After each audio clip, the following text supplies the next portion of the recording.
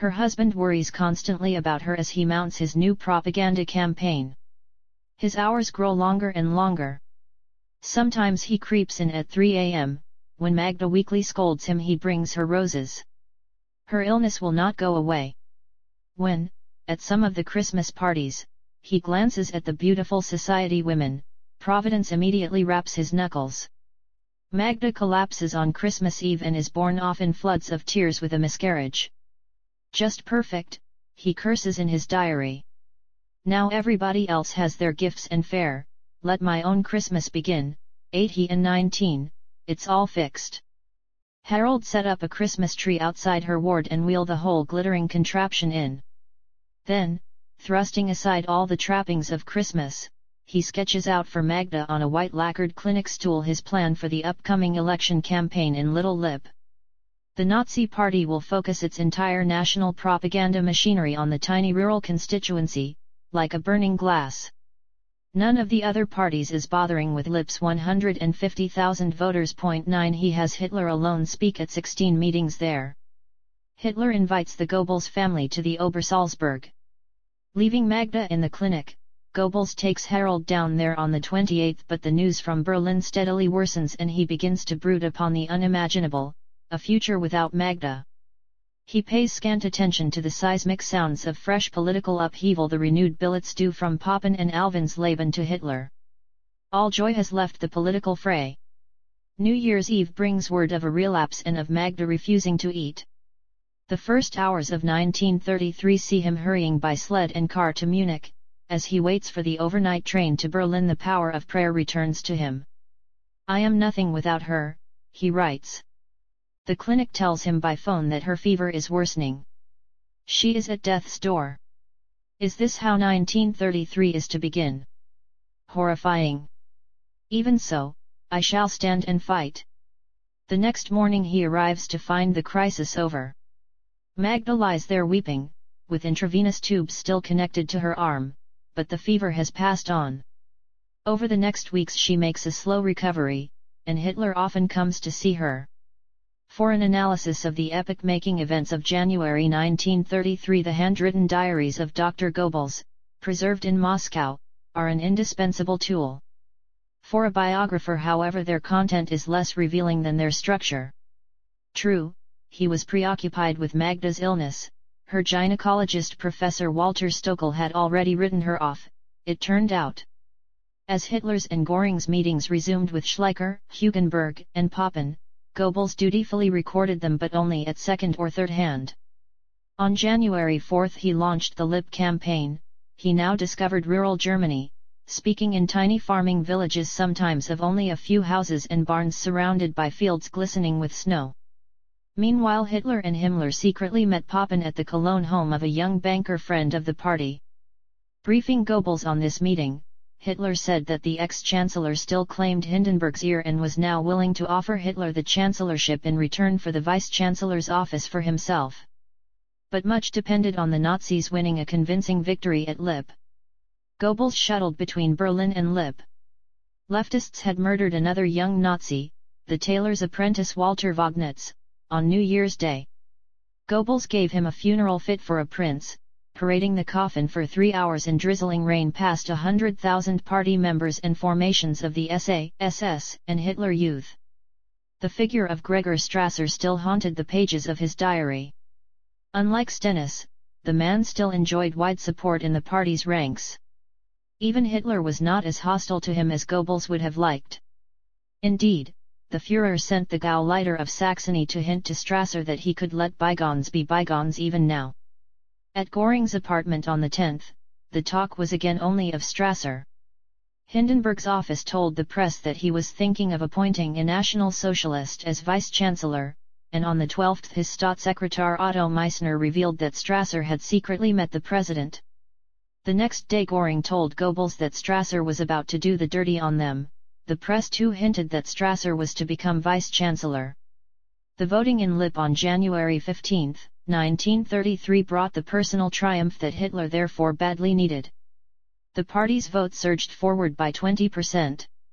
Strasser was done for. On the 16th Hitler addressed the Gauleiters assembled at Weimar for 3 hours.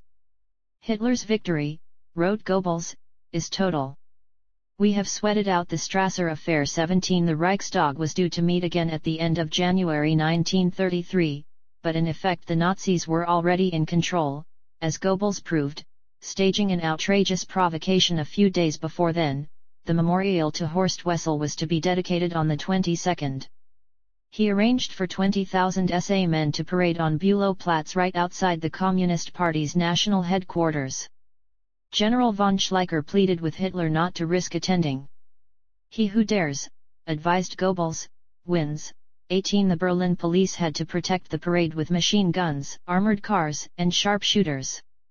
The Nazi pageantry was blemished only by Mrs. Wessel. She repaid Hitler's earlier indifference to her son's death by arriving late and making him wait half an hour. Hindenburg's slow-witted son Oskar and his secretary Otto Meissner encouraged Hitler to fight on. All were agreed that Schleicher's time was up. For 2 days rumors flew as Göring and Frick negotiated with the other aspirants to power. On January 27 Schleicher had been reconciled to resigning on Saturday, but he was still campaigning stubbornly against Hitler's taking over. Hitler bargained with Hugenberg about a coalition that evening.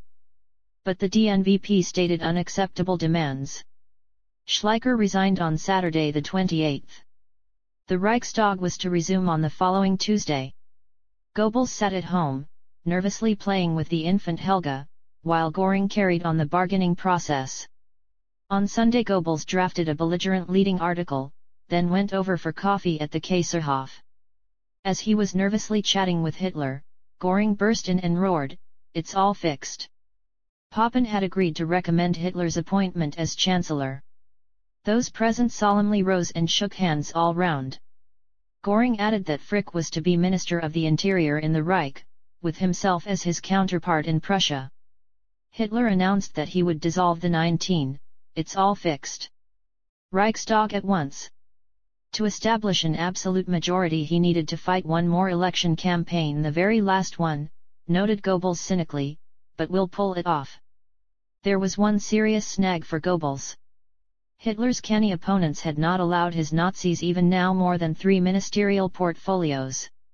Goebbels had taken a propaganda ministry for granted. Hitler cleverly weaned him off his disappointment, arguing that a government minister of propaganda could hardly direct a necessarily partisan election campaign. He promised Goebbels he would get his ministry later, they would appoint a straw man to keep the seat warm meanwhile. At the 11th hour, that Sunday, January 29, 1933, Alvensleben, Schleicher's man, brought rumors of an army putsch being planned by his generals with General von Hammerstein, the army chief of staff. Not for the last time, however, the German army proved incapable of decisive political action. At 11 a.m. it was now January 30, 1933, President von Hindenburg sent for Hitler and swore him in as Chancellor. Goebbels waited at the Kaiserhof. The old man was quite emotional, Hitler told him afterwards. He's delighted that the nationalist right wing has united at last. Goebbels phoned Magda with the news. Herr Doctor, eloquent admonished him afterward, now the going gets tougher. You've got to show what you and your friends can do. His joy evaporated. Whatever, he snapped. Now we're in power. And nobody's going to cheat us of that. We know all the tricks. 23 He ordered Berlin's biggest ever torchlight parade for that night, changed into uniform, and drove off to the Reich Chancellery for the first time in his life. 19. It's all fixed. 20. The big lie. 20. The big lie for Joseph Goebbels. The years of poverty and struggle seemed to be over, though he still had no formal government office. He was now 35, his life already 3/4 spent. Wrote one official English visitor at this time, has charm and a captivating smile and manner surprising, he felt, in one described as the cruelest man in the whole movement. The Englishman detected in Goebbels something of an intensely enthusiastic undergraduate, but also a dangerous fanatic. 1 Franz von Papen was struck by the wide mouth and intelligent eyes. General Werner von Blomberg, Hitler's new defense minister, felt that Goebbels was convinced of his own superiority. 2 Goebbels' staff would find him a disagreeable employer. He rarely showed gratitude, and preferred cruel sarcasm to measured criticism. A man with many enemies, concluded Blomberg, Goebbels had no friends at all. Wisely, most of his enemies had fled. Albert Grotowski had escaped to Paris, where he was even now composing memoirs in which Dr. Goebbels would not fare well at all. 3 Dr. Bernhard Weiss had fled to Czechoslovakia. With their departure, Goebbels was at a rather loose end. Alfred Rosenberg would write, was a discharger of purulence. Until 1933 he squirted it at Isidor Weiss. With him gone, he began to discharge it over us instead. For the publication in 1934 of his opinionated diaries, Kaiserhof would infuriate the other top Nazis. They used to say that the falsification of history begins after 50 years, Ribbentrop would snort to his family. Wrong, it starts at once. Goebbels had not mentioned him. 5 Not that the diaries are devoid of inherent usefulness. While the later volumes utilized repeatedly the same stereotype phrases, this very ossification enables us to deduce where perhaps other unwritten events need to be suspected between the lines. They lauded Magda Goebbels so cloyingly that one suspects that Goebbels' occasional nocturnal Spazierfahrt, motor outing, through Berlin was designed to grab more than just the breath of fresh air to which he referred. The diaries portray him at other times as flogging himself to the limits of endurance for the cause. 12 hours non-stop sitting at my desk today, he writes in July 1933. But as the years passed, the pages filled with unbecoming references to villas, boats, and motor cars, the latter evidently donated by the party's benefactors in the Daimler-Benz company. Kaiserhof made him briefly a wealthy man. Tax returns among his papers indicate that his literary royalties total 34,376 marks in fiscal 1933, 134,423 in 1934, the year of Kaiserhof, 62,190 in 1935, 63,654 in 1936, and 66,905 the year after that. 6 He had firmly hitched his star to his Führer, still often referred to as Hitler in the 1933 diary. Over the following years he consolidated their personal relationship, becoming a regular lunch guest at the Chancellery, where he delighted the others with his repartee. Far into the night he and Hitler yarned about cars and kings and criminals. And how we laughed, he recorded after one session that summer. Until my jawbone ached. In September 1933 Hitler turned the first sod to begin work on Germany's Autobahn network. Goebbels saw the crowds cheering and weeping. 7 Often the Führer revealed to him his secret plans to unite and expand the Reich under one central government, but also eventually to create a Senate to provide the checks and balances that even a dictatorship would need. After President von Hindenburg's demise, they agreed, Hitler himself should become head of state, with a popular vote to confirm it when that time came. 8 On that historic day when Adolf Hitler came to power, Goebbels had stood next to him in the Chancellery window looking down on his 6-hour torchlight parade. 1 million Berliners surged past them, holding up their children to their new leader, to the thump and blare of brass bands. A radio truck arrived and Goebbels spoke a running commentary. He found that speaking into a radio microphone took some getting used to. It is a moving experience, he ended, for me to see how in this city, where we began 6 years ago with just a handful of people, the entire public has arisen and is marching past below workers and citizens and farmers and students and soldiers.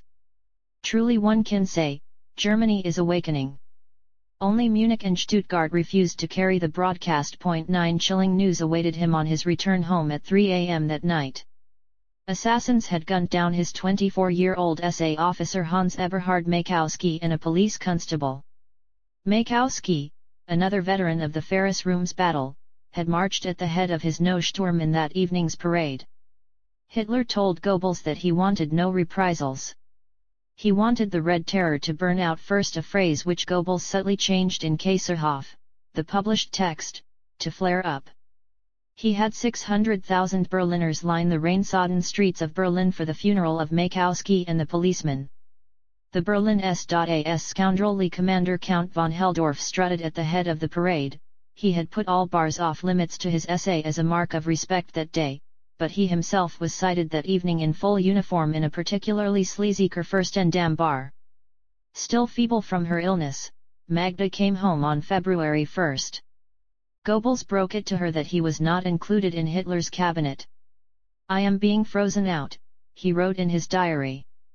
Although Hitler had mentioned a propaganda ministry several times in recent months, he had now given to the tedious and narrow 20, the big lie-minded ex-schoolteacher Bernhard Rust the responsibility for culture and higher education in Prussia. Goebbels heard whispers that he was to be fobbed off with the job of radio commissioner. "They've stood me in the corner," he recorded privately. "Fat lot of good Hitler is." Hitler did not even plan to take any steps as yet against the press. "We want to lull them into a sense of security," mimicked Goebbels. Things got worse. On February 5 Hitler appointed the financial journalist Walter Funk his Staatssekretär for Press and Propaganda. Meanwhile throughout Prussia Göring appointed reliable new police chiefs, and added to the provisional arrest lists of communists already prepared by his predecessors. Göring also banned the police force's rubber truncheons. A flurry of bans descended on their enemies, the Social Democrat newspapers like Vorwärts and all those Jewish organs, as Goebbels wrote, that have been such a pain in our necks. The disappointment at being excluded from office gnawed at Goebbels. Never in robust health, he fell ill, his days and nights troubled by feverish fantasies. "I am tired and disheartened," he wrote in mid-February 1933. "I have no aim and no longer take any pleasure in my work." The party was in power, and he was an outcast. "The likes of Göring reign supreme," he observed ironically. When Karl Hanke, his chief aide, now told him not to expect any government funds for the coming election battle, Goebbels scoffed, "Then let Fatso Göring do without his caviar for once." He prudently cut this suggestion out of the published text. After a week in bed he went to the Sport Palace with Hitler and listened to his master's guttural voice intoning against Marxism, setting the tenor of the coming final election battle. Hitler actually ended with the word Amen. A brilliant touch in Goebbels' view. In the run-up to election eve, which Goebbels proclaimed to be the day of the awakening nation, he developed a propaganda campaign of a depth and breadth surpassing anything before. Partial control of the radio stations ensured that every night his O.R. Hitler's voice was heard. With the Prussian police now in Göring's hands, of course, the going was much easier.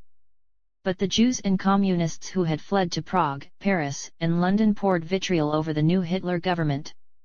Irresponsible foreign journalists did the rest. Even ex-Chancellor Brüning, still in Germany, watched in fury as they filed blatantly untrue stories exaggerating the plight of the Jews.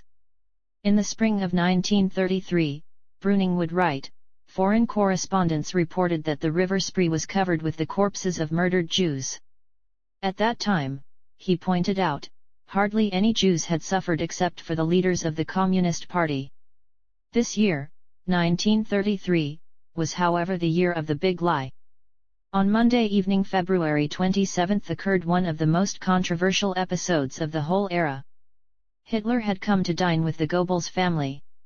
Shortly, Goebbels was called away to take a phone call from Hitler's friend Ernst Putzi Hanfstaengl, a well-known prankster.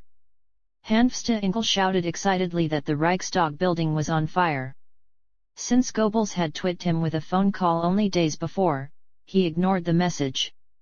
Hanfstaengl phoned again, this time to report that he could see flames leaping out of the Reichstag's cupola. Hitler and Goebbels tried to phone the Reichstag, nobody answered. Small wonder, because a phone call to the Brandenburg Gate police station confirmed that the Reichstag was on fire. They drove off at top speed down the Charlottenburg chaussee. Afterward the world's press clamored that the Nazis themselves had started the blaze. With this author's discovery of the missing Goebbels diary entries in Moscow, that version is finally laid to rest. He, Hitler, and Göring were equally stunned by the news.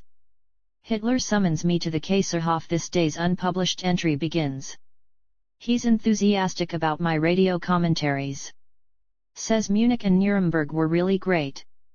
Hitler fabulous as always. Back home to work. Much to do. At 9 p.m. Hitler and Awi come over. Music and gossip, Then Hanfste Enkelphones, says the Reichstag's on fire. What a wit! But turns out to be true. Race straight down there with Hitler. The entire building a mass of flames. We go in. Göring follows. Papen, whose acquaintance I thus make, is also there. 30 arson sites. Fires set by the communists. Göring rampant, Hitler raging, Papen clear-headed. The main assembly chamber a picture of devastation. So take action now. To work. Hitler consults with Papen. We meet back at the Kaiserhof. Everybody beaming. This was the last straw. Now we're well away. Culprit caught, a 24-year-old Dutch communist. He's being interrogated now, Göring told them. We decided straight away to ban the communist press, Goebbels related at the subsequent trial, and later the Social Democrat press too, and to take the top communist officials into custody. 15 Göring ordered the SA to stand by in case of an all-out communist uprising. At midnight Hitler and Goebbels hurried over to the Volkskerr Beobachter's Berlin office. It took half an hour even to get into the sleeping building, and more time was wasted while print workers, compositors, and a surly sub-editor were found. There was no sign of Rosenberg himself, the editor. Scouring the proofs of the next day's edition, Hitler finally found the sensational news tucked away in the Berlin in brief column: fire damage to the Reichstag. Man, are you mad? He shouted at the sub-editor. This is an event on a colossal scale. 16 We drove over to the VB. Goebbels' diary continues. It is really badly laid out. Hitler sets to work there straight away. I dictate a new Gau poster and a fabulous article. During the night all Communist Party officials are arrested. Entire Communist and Social Democrat press banned. Good work done. 20. The big lie over to Hitler at Kaiserhof. He's delighted with my article. It is 5:30 in the morning. 2 SA men shot in Berlin. To sleep at 7. 3 hours. Then straight back to work. The fire was a godsend to the Nazi radicals. Goebbels was already disquieted by the speed with which Hitler and even Göring were succumbing to Hindenburg's bourgeois spell. This lone communist fire-raiser had rescued the revolution. During the night he sent for the journalist Alfred Ingemar Berndt to take down a fiery press release. This announced the sweeping arrests, and described the Reichstag fire as a communist beacon, a signal for a Marxist insurrection. This was as much a lie as the claim by Jewish and communist agencies worldwide that the Nazis had staged the fire. Even the authoritative Manchester Guardian published a dispatch from an anonymous special correspondent alleging that Hitler, Göring, and Goebbels had foregathered in Berlin that evening awaiting their fire. 19 The world's press readily copied this big lie, and historians in time adopted it from them. Neither Hitler nor Goebbels wanted to believe that the mad Dutch communist Marinus van der Lubbe had acted alone in torching the Reichstag building. 8 years later Hitler still suspected that the hand of Ernst Torgeler, the communist leader, had been behind it. The last 4 days of the election battle saw the scheming, marching, speaking, singing, bell-ringing, flag-waving climax of Goebbels' career so far. On election day itself, March 5, 1933, he and Magda escorted Hitler to a Wagner opera, then sat up late waiting for the returns. Goebbels found them disappointing. True, the Nazis had won 43.9%, but Hitler was still well short of the absolute majority he craved. In his own Berlin constituency the Nazis had achieved with 31.3% the second lowest vote after Cologne-Aachen. Goebbels however was now free to come into the government. Hitler announced at his next cabinet that the new Reichstag would be solemnly inaugurated at a session in the famous Garrison Church at Potsdam, with President von Hindenburg in attendance. Now, he added, there must come about a bold operation of propaganda and enlightenment, designed to forestall any political lethargy. This public enlightenment must emanate from a newly created central authority. 21 Thus Goebbels got his job as Reich Minister of Propaganda and Public Enlightenment, a cumbersome title pressed on him by Hitler. He hated that word propaganda and went to elaborate lengths over coming years to cleanse it of its negative hubris. As for the ministry, he already had the necessary structure in mind. Initially 7 divisions, controlling the radio, press, films, propaganda, and the theater, as well as a legal department and a defense department, to defend, that is, against lies. Nobody would ever deny that Goebbels proved a capable minister, and in this he was aided by his first Staatssekretär Walter Funk. They made an odd couple, the one now notoriously heterosexual and seemingly ascetic, the other a homosexual and bon viveur. Funk later called his minister brilliant but devoid of any scruple and cruelly, coldly calculating. His personal conceit led to angry complaints over the years from composer Richard Strauss, conductor Wilhelm Furtwängler, movie star Emil Jannings, and scores of others. Goebbels' treatment of female artistes, reminisced Funk irritably, was a great deal friendlier. 24 Berlin's Jewish community was stricken by forebodings. Hans Schaefer, still Staatssekretär in the finance ministry and a board member of the powerful Ulstein newspaper group, wrote in his well-informed diary, "It's apparently not definite whether Goebbels will also get the press under him. Hitler and Funk are opposed, as he'd become too powerful." 25 Bella Fromm, 43-year-old society columnist on an Ulstein newspaper, noted the clubfoot and recalled her grandmother's advice, "Beware of those who are marked 26." At a diplomatic reception later that month, Goebbels found her at his table and expatiated rudely against all Jews and communists. The Romanian envoy soothingly told him that Jewish though the lovely Bella might be, she was right-wing. "Even worse," snapped the new minister. Initially Schaefer's minister, the conservative Count Schwerin von Krosigk, refused even to provide any funds for what he called this propaganda ministry nonsense. 28 On the 11th the cabinet debated the new ministry. Hitler justified it as being necessary to prepare public opinion for important government actions. He cited a harmless-sounding agricultural example involving foodstuff policies, then added, "The importance of all this in time of war must also be stressed." The government would act only after the public enlightenment phase had run for some time and taken hold. He would however reserve ultimate control of the press to himself. Only Hugenberg, a major newspaper owner, expressed qualms. 2 days later President von Hindenburg signed the decree establishing the propaganda ministry. Goebbels, Germany's youngest ever minister, addressed his first ministerial press conference on March 15.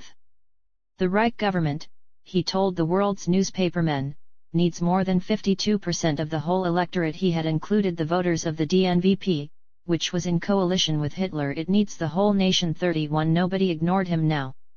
The American ambassador warned his new president, Franklin D. Roosevelt, that Goebbels was a master orator far superior to Hitler and far cleverer. To house his new ministry, Goebbels had been allocated the rambling old Prince Leopold Palace on Wilhelmsplatz, right across from Hitler's chancellery. It was the kind of listed architecture before which civil servants instinctively genuflected. Its great salons had been kept permanently locked, the priceless furniture shrouded in dust sheets.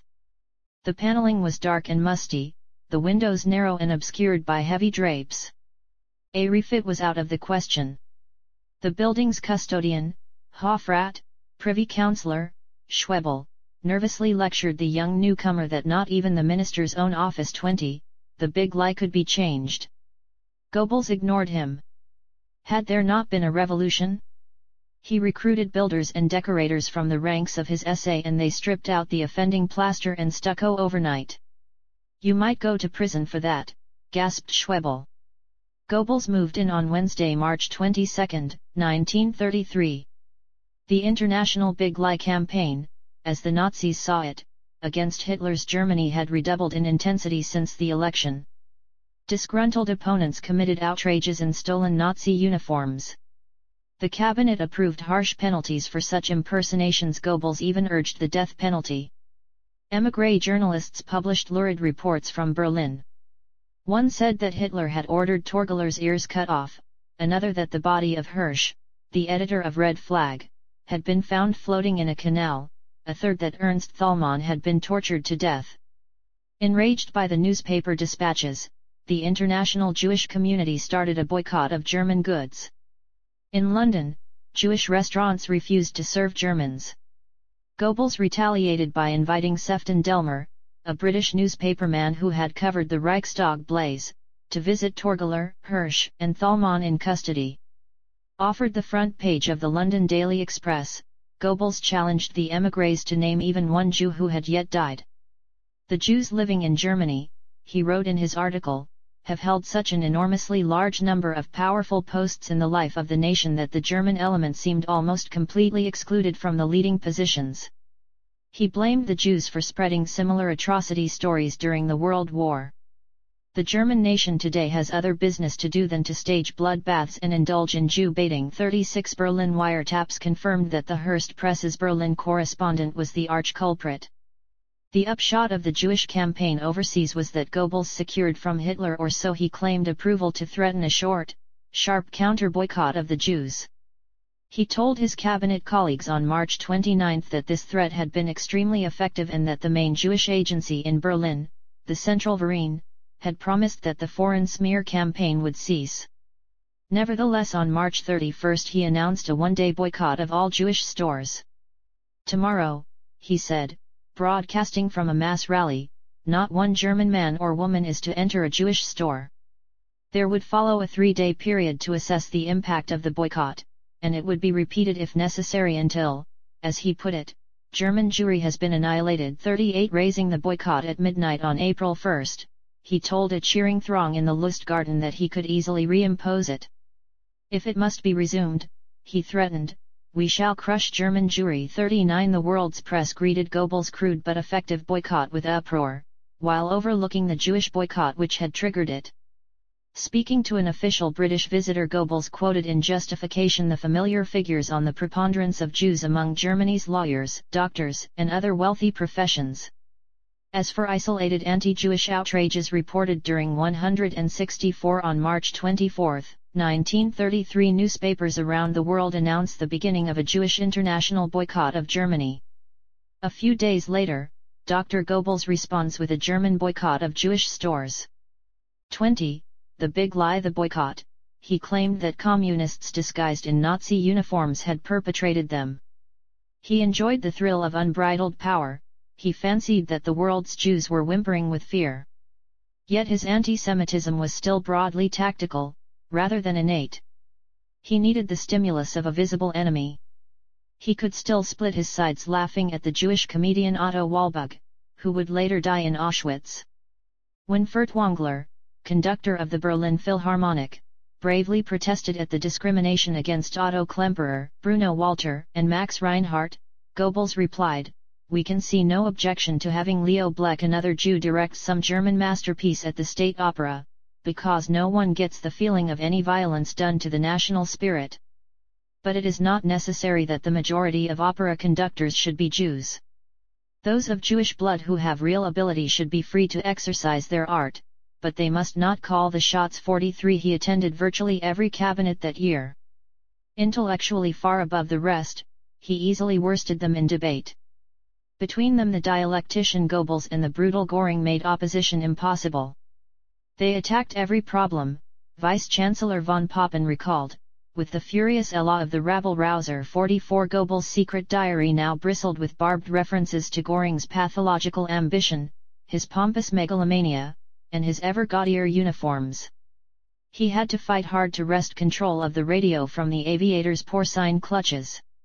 He found Göring cavorting with his lady friend Emmy, still married to another, at the Burghof in August. Hitler delivered an outspoken speech to his Gauleiters about uniforms, no names, wrote Goebbels, stifling a chuckle, but everybody knew whom he meant. 47 Learning that Fatso was demanding the rank of general, Goebbels wrote, "Why not field marshal and be done with it?" 48 On April 25 he returned home to receive the civic dignities that the worthies of his native raid now hastened to bestow upon him. The townsfolk had hung out a sea of flags, the Catholic church bells pealed, no doubt equally willingly. He had let it be known that he desired a torchlight parade past his home. His mother stood beside him at an upstairs window. "For 8 years she has been vilified on my account," he lectured the mayor.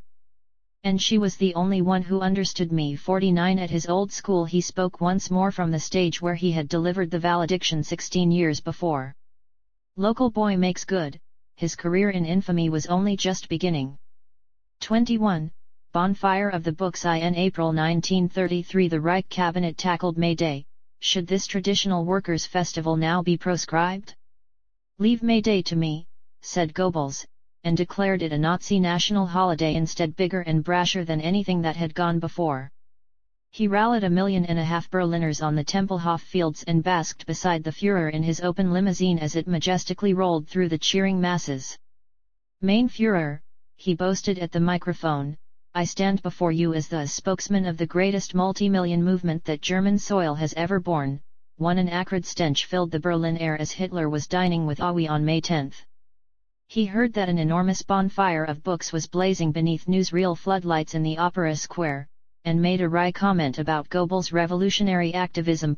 2 In fact, Goebbels was not the instigator. 3 The party's student organization had first approached his ministry a month earlier for financial support for this symbolic burning of decadent and anti-German literature. Although they had listed him as principal speaker in a draft program as early as April 10, for several weeks he had kept his distance. He had after all studied under famous Jewish teachers like Waldberg and Gundolf. It was not until a week before the event that his adjutant finally conveyed to the students his agreement to deliver the main speech. 4 Between the opera and the university they had erected a crisscross log pyre, some 12 feet square and 5 feet high, on a thick bed of sand. Some streets away, 5,000 students assembled in their full regalia and solemnly marched to the square carrying flaming torches, with an SA marching band at their head. 40,000 Berliners packed the square.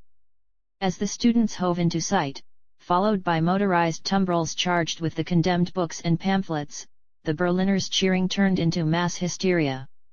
"I thought they'd all gone stark raving mad," wrote Bella Fromm privately, "particularly the womenfolk." 5 The students marched around the bonfire tossing books onto it. Indictments were read over the loudspeakers. As each hated author was named, the cheers rang louder, and not just in Berlin, in every German university city. The 21. Bonfire of the Books. Bonfires blazed that night, on the Königsplatz in Munich, the Romerberg in Frankfurt, and the Castle Square in Breslau. At midnight the little doctor himself drove up and mounted the swastika-decked rostrum. Golo Mann, a student witness of the scene, noticed that Goebbels seemed distinctly ill at ease. 6 His brief radio commentary was heard all over Germany. "The age of Jewish intellectualism is over," he remarked, in a tone that was more reasoned than inflammatory. "This symbolic fire is blazing now outside many a German university, to show the world that here the intellectual basis of the November Republic is sinking into the ground. If the old men cannot understand what is going on," he intoned, "then let them grasp that we young men have gone and done it." The ugly bonfires seized the world's headlines. The New York Times devoted a whole page to them, and published the Nazis' list of 160 proscribed authors in full. 7 Speaking in the Sport Palace the next day, Goebbels warned the Jews against continuing their international boycott against Germany.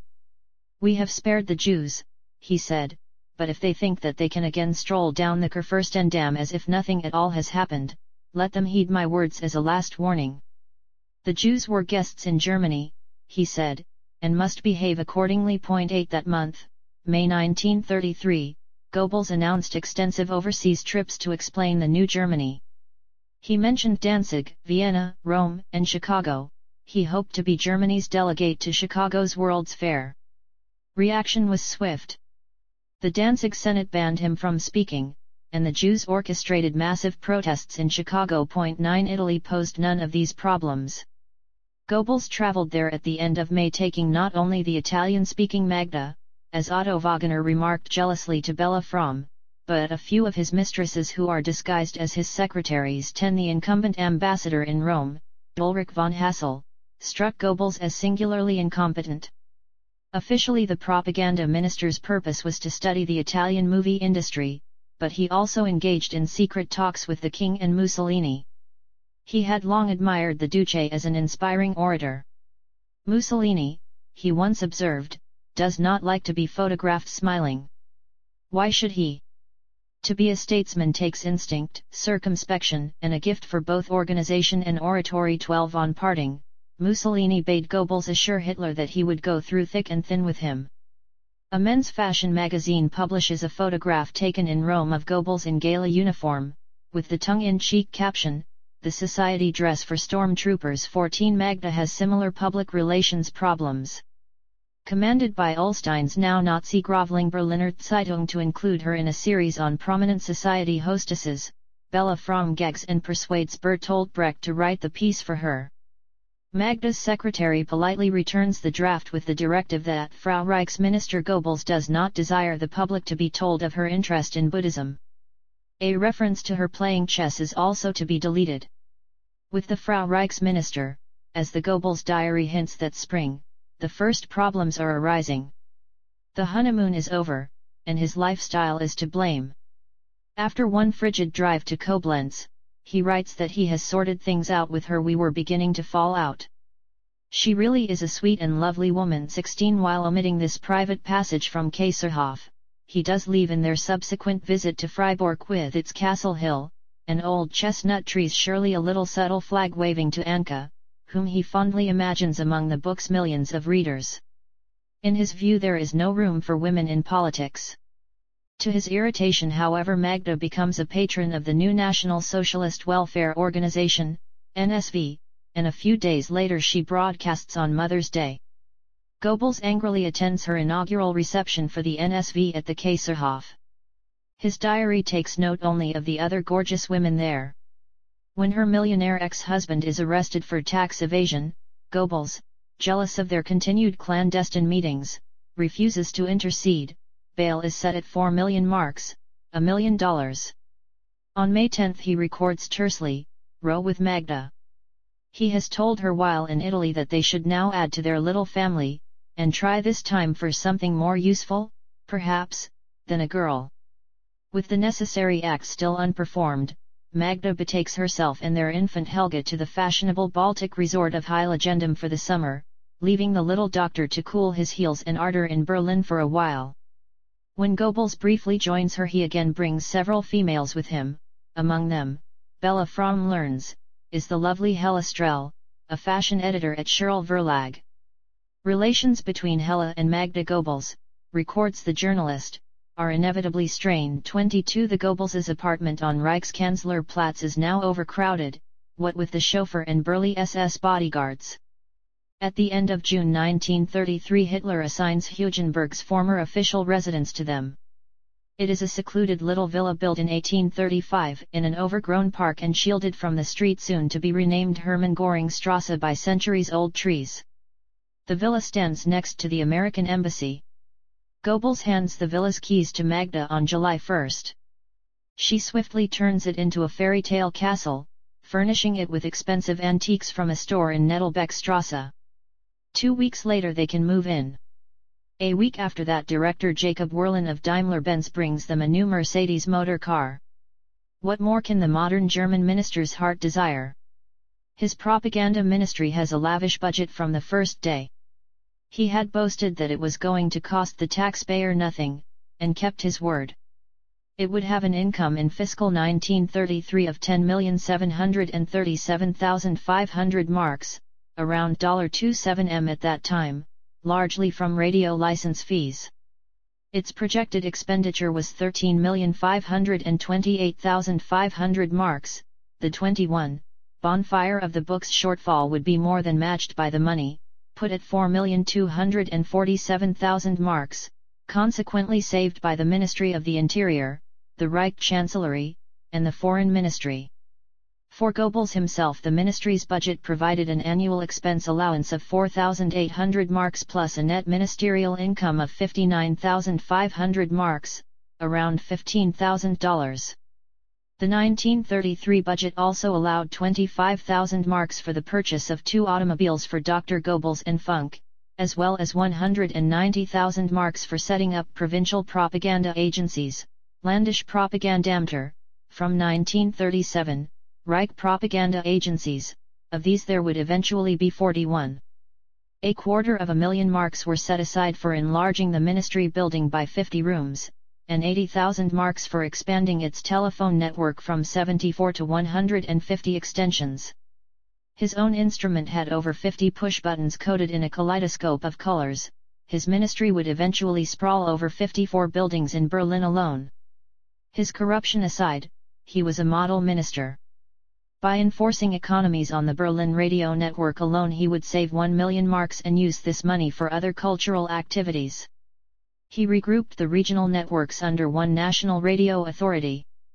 In his first months of office, he replaced the top echelons in broadcasting with trusty Nazis and appointed the self-important and humorless Eugen Hademoski as national director. Broadcasting prospered in Nazi Germany as in no other European country at that time. From 4 million listeners in 1933, the figure would soar to 29 million in 1934 and 97 million in 1939, with a corresponding leap in his license income. He was thrilled by the technological advances. At the annual radio fair, he found himself telephoning with Siam, and with the captain of the liner Bremen on the high seas. People told him that television would follow within months.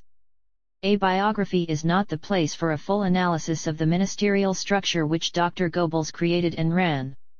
He changed its organizational chart frequently, an amorphous structure of vertical departments, Abteilungen, which split, subdivided, spawned, and coalesced again over the ministry's 12-year existence. His office was large but not lavishly furnished, boasting only a desk, some bookcases, and a globe. He had selected tough young Nazis as his lieutenants, and their verve, coupled with the bureaucratic skills of the senior civil servants, initially assigned by other ministries, ensured his success. 82% of his initial staff came from outside the civil service. They were Angestellte, temporary salaried staff, not beamed, permanent civil servants, an important distinction. 90% were veteran party members. 100 of his initial 350 staff members had the party's badge in gold. He preferred revolutionary fervor to bureaucratic ability. He promoted on performance, not age or seniority. Dr. Werner Naumann, quick-witted, lean, and ambitious, would become his last Staatssekretär in 1944 at the age of only 34. At first there was a shambles as his erstwhile desperados and bare-knuckle street fighters learned the ropes of government service. But they soon had the new ministry up and running. Most outstanding among his minions was Karl Hanke, not yet 30, bullet-headed, dour, and handsome. He was put in charge of Goebbels' private office, Ministerbüro. Goebbels persuaded the cabinet to allow Hanke the high civil service rank of ministerial rat. Now Goebbels not only chose the game, he laid down the rules. Why the complaints? He boasted to cheering Nazis at the Sport Palace, explaining his new press laws. The foxes outsmarted the sheep, and it's only right that the foxes now forbid the sheep to attack them. 32 That the professions in Germany were regulated was nothing new. There was already a literary academy, of which Heinrich Mann was chairman. The Press Association had also existed before Hitler. But within 6 months Goebbels would force everybody working in the field of German cultural endeavor to toe the party line, from journalism, writing, and publishing right across the spectrum to the opera, theater, and movie. On August 14 his diary first mentioned a chamber of culture.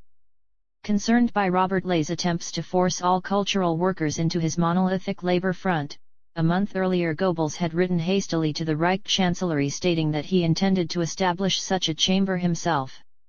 He had set out his ideas to harness Germany's creative artistes to the new National Socialist state in a memorandum to Hitler 3 days later. Hitler gave him the go-ahead on the Obersalzberg on August 24. This awesome governing body would become the umbrella authority for 7 sub-chambers, controlling the press, presided over by Nazi press baron Max Amann, 38 literature, Hans Friedrich Blunk, theater, Otto Laubinger, music, Richard Strauss, 39 the graphic arts, Professor Eugen Honig, 40 movie and radio, Hademoski. The Chamber of Culture dispensed considerable funds and subsidies, setting up specialist schools, meeting welfare needs, providing legal aid, and conducting professional examinations. Goebbels was its president and Funk vice president, but the chamber's day-to-day management was in the hands of the ruthless, ambitious, and anti-Semitic Nazi Hans Hinkel, with the equally rabid Nazi lawyer Hans Ernst Schmidt-Leonhardt as his legal advisor. Full Jews could not belong, nor could anybody stripped of German citizenship. Among the chamber's records was later found a blacklist enumerating all those anti-Nazi writers and émigrés whose membership was banned, including Dr. Bernhard Weiss, Albert Kretisinski, and Nahum Goldman, Eastern Jew, businessman, and agitator. 43. The Chamber of Culture began operations on September 22. Each of its sub-chambers was further divided into Fachschaften and Fachgruppen specialist chapels. The stage had 40,000 members, dance 6,000, and light entertainment 13,000. Each sub-chamber was empowered to impose fines of up to 100,000 marks. Each such penalty was reviewed by its corresponding ministerial section and by Dr. Goebbels himself. Henceforth, German art was to be pure. The Chamber of Music prohibited the playing of atonal, Jewish, and Negro music. Surrealist art, Cubism, and Dadaism were among the prohibited genres. At the formal dedication of 21, Bonfire of the Books, the Chamber of Culture in mid-November in the Berlin Philharmonic Hall, Goebbels declared the old decadent, worm-eaten liberalism finished. In an analysis of the ruling trio in Nazi Germany, American Ambassador William E. Dodd had no hesitation in nominating Goebbels as Hitler's first lieutenant, ranking even above Göring. While Hitler is a fair orator as German oratory goes, stated Dodd, Goebbels is a past master. He has combined all the newspaper, radio, publications, and art activities of Germany into one vast propaganda machine. 45. The press law, Schriftlieder Gesetz, enacted on October 4, 1933, abolished the principle of anonymous journalism. It made journalists and their editors personally responsible for their writings. Henceforth the proper qualifications had to be earned either on the shop floor, starting literally as a compositor's apprentice, or on an approved university course in journalism. The editor became a Schriftleiter, a true German word replacing Redakteur, which to Goebbels' sensitive ear had a Jewish ring. Jews were excluded here too, often with mortal consequences. "My dear Poulette," wrote Bella Fromm in her diary, referring to journalist Vera von Hoon, "has been so upset, as she's not wholly Aryan, that she's taken an overdose of Veronal. I am at my wits' end." 48. Goebbels had always taken a close interest in the movie industry. He moved swiftly both to expand it and to impose Nazi constraints on its members. In May 1933 he reached agreement with Dr. Ludwig Klitzsch, general manager of the largest studio, Universum Film AG, UFA, about setting up a film credit bank initially financed by the ministry. Once again no Jews were allowed in the industry, and on October 19 the industry's chamber announced that it would not pass for exhibition any films on which non-members had worked. Under his patronage the German movie industry bloomed. Despite, or perhaps because of, the treasures that he and his ministry had lavished on them, the inflated salaries, the pensions, and the handouts when they fell on hard times, its members almost unanimously heaped calumnies on Goebbels after 1945. Secure in the knowledge that he was dead, they related bawdy tales of blackmail and rape in the hope of being regarded as the victims, and not the beneficiaries, of the Nazi reign. Cant and cattiness would distort the image of a man who was, admittedly, no saint. Only one actress, the beautiful Lida Barava, would speak well of him, and still does. 51 others would spread malicious gossip, charging for example that actress and director Leni Riefenstahl only made the grade by going to bed with Goebbels. In self-defense Riefenstahl too talked unfavorably about the minister. "I always was in bad standing with him," she would confide to her captors. "He was cold and forbidding toward me. I almost hated him." 52 5 years younger than Goebbels, Leni Riefenstahl starred mostly in snow-capped mountain dramas.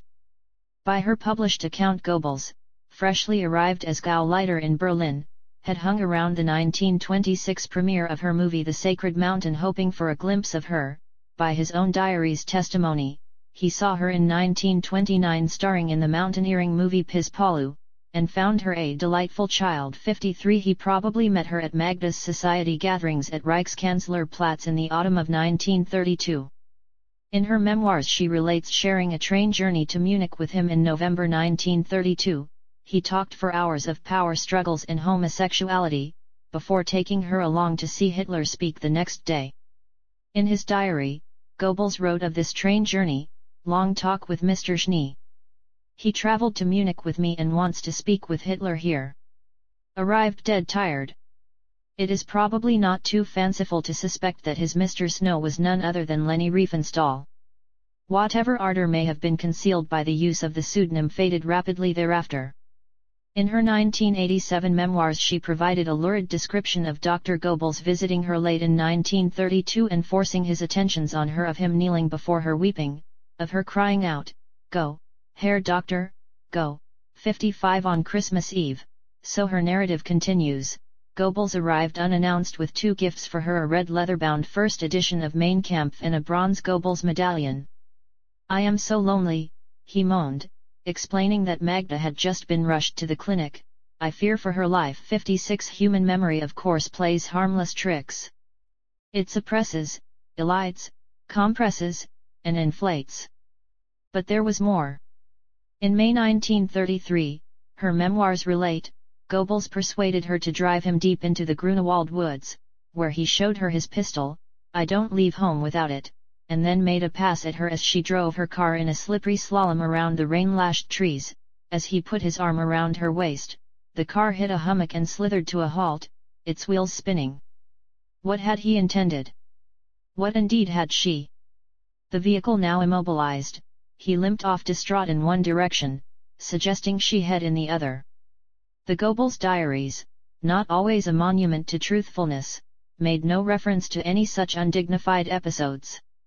They did however report continued interviews and discussions with L. Riefenstahl of a frequency now difficult to reconcile with the bodice-ripping tenor of her memoirs. She told him on May 16 of her production plans. He suggested a movie on Hitler himself. Leni, inspired, accompanied the Goebbelses to Madame Butterfly that evening. A few days later she picnicked with him and Hitler at Heiligendamm. Magda told her privately that she had married Dr. Goebbels only so as to be near to Hitler. What of Leni's politics? "She is the only one of all the stars," wrote Goebbels that summer, "who understands us." 60 Her name often cropped up in the diary, and in mid-August she spent the night at Heiligendamm with the Goebbelses again. Given all of this, it is hard to visualize the further scene which her memoirs now describe. Goebbels invited her over that summer to suggest a movie on the power of the press. He lunged at her breast, she dragged herself free, ran to the door and found a bell, by which she was saved. That September she made her first great movie of the party's annual Nuremberg rally, a masterpiece which would be surpassed only by her second such movie, Triumph of the Will. 21. Bonfire of the Books. All of this is not to say that Dr. Goebbels does not stray from the path of marital fidelity at all. He certainly dallied with Eloquent, Magda's unhappily married sister-in-law. Signing autographs at the Berlin S.A.S. Sports Festival that summer, Goebbels points his pencil at a particular blonde. "Find out her name," he whispers to his adjutant. Police headquarters provide the data he needs, and a few days later she is glimpsed traipsing down the red-carpeted marble staircase from the minister's private quarters. Relations with Magda are strained. She has accepted the post of honorary patron to the Reich Fashion Bureau. It brings her into contact with the Jews of Germany's rag trade. When he orders Magda to resign, she sulks and refuses to go down to the annual Bayreuth festival with him. If Magda doesn't mend her ways, he grimly records, "I'll have to draw some conclusions." Hitler sends his private plane to fetch her. She makes her grand appearance after Act 1, and the Führer negotiates a truce between them. "A true pal," reflects Goebbels, "he agrees with me," he adds, "women have no place in public life." 65 After Wagner's Valkyrie on July 25 the minister is summoned by phone to visit a Baltic baroness waiting at the festival restaurant. "A fabulous woman," sighs Hitler, and explains, "the Bolsheviks nailed her husband to the door of his house. She has donated her fortune to the party. Now she wants to introduce Dr. Goebbels to a friendly princess, the latter alas turns out to be a corpulent and elderly dowager. Since he makes no secret of his lack of interest, the princess declaims to Hitler loud enough for all the room to hear, 'Excuse me, mein Führer, but tell me, what do you think about adultery?' Cringing, Goebbels comments in his diary on how unpleasant Bayreuth has become. On August 1 he exchanges his well-tailored party uniform for a white summer suit and begins a seaside vacation with Magda at High Legendum. He likes to nurse his Latin tan. Even in winter he uses a sun lamp but frowns on women who use such artificial aids. Once, sitting in his beach basket, he lectures the scantily clad beauties who swarm around him. The German woman does not bleach her hair. The girls suppress astonished chuckles. He has not detected that his own wife is not a natural blonde. "Since when have you worn lipstick, my sweetest?" he once asks her. "Always," she replies. He does not believe her. 67 Leni Riefenstahl describes one scene which rings very true. At the Chancellery one day Hitler commands her to report on progress with her movie on the 1933 rally. She has filmed a few thousand meters of wooden, unconvincing footage of the event, but protests to Hitler that Goebbels and the party, who have their own agenda, have placed every possible obstacle in her way. Humiliated, Goebbels bawls at her afterward, "If you were a man, I would throw you down the stairs." 68 Working now at the party's command, she completes the editing of this movie, Victory of Faith, and is paid a director's fee of 20,000 marks from ministry funds. The hour-long movie has its premiere at the Ufa Palace on the first day of December 1933, then vanishes for the next 60 years, because it features Ernst Röhm. That summer Dr. Goebbels organized an outing of thousands of automobiles along the land corridor through Poland to East Prussia. It was a clever propaganda exercise, the summer drive through Poland to this amputated German province with its rolling farmland where the famous Trakehnen thoroughbred horses were raised and its gaily decorated German towns like Rassenburg and Gumbinnen, names that still had to find their shivering niche in history, was not without effect on the foreign journalists. Tightening his grip on the press that September he brought all advertising under the control of one advertising council, the Werberat. All advertising must be true, his guidelines laid down. More importantly, in a country swamped with 6,000 different newspaper titles, he enforced the first elements of standardization to enable even the smallest businesses to profit from advertising, using standard size matrices. Newspapers were also ordered to publish honest circulation figures. These and other common-sense regulations would long outlive Goebbels in modern Germany. He also limped briefly onto the stage of international diplomacy. The League of Nations Disarmament Conference was to resume in Geneva, Switzerland, on September 22. Konstantin von Neurath, Hitler's foreign minister, suggested that Goebbels accompany the German delegation to explain and justify his anti-Jewish measures. On the eve of departure Goebbels told reporters, "Germany does not want war. Indeed, we are in no condition for one." 72 Leaving by air from Rudscheim the next day he pointed out, "It is the pacifist nations which always prepare for the next war." On the phone, Hitler advised him to deliver a cautious speech, and Goebbels did as he was told. He dressed impeccably in a suit and striped tie just like the others.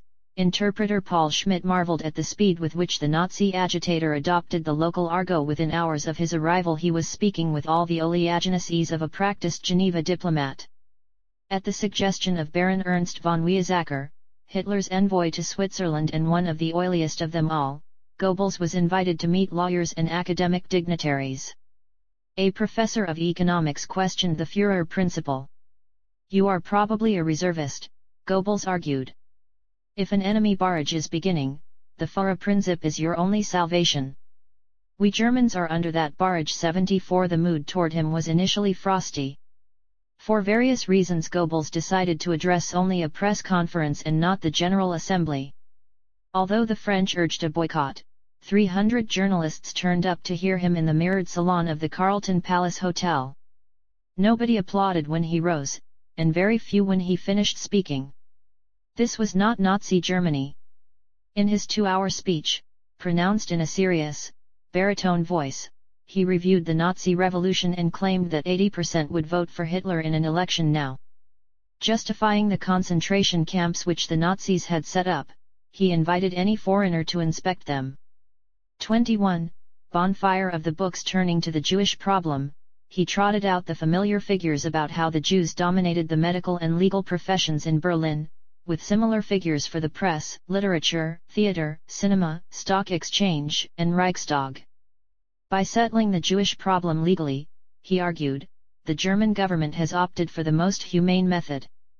Nobody, he waspishly pointed out, had offered to absorb Germany's Jewish refugees. A Polish woman journalist challenged him on Nazi Germany's lack of freedom of expression. "You can't write what you want either," retorted Goebbels, baring his teeth into a smile. "But only what your publisher allows." 76 The French Foreign Minister Joseph Paul Boncourt was impressed by the contrast between Goebbels' gleaming eyes and elegant gestures, and his misshapen physique. Baron Kurt von Stutterheim, the Berliner Tageblatt's former London correspondent, told Anthony Eden that Goebbels reminded him of the Irish rebel leaders during the Troubles.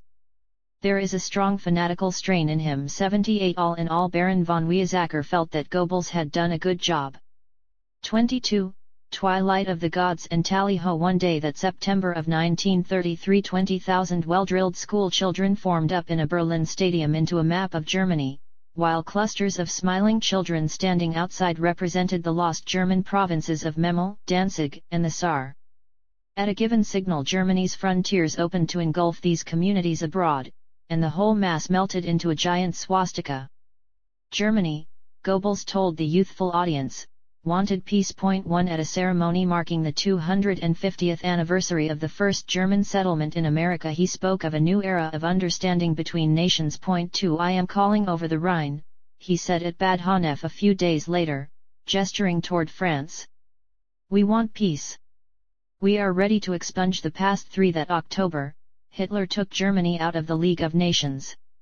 On November 12, after a typical Goebbels propaganda drive, 93% of the German electorate voted their approval.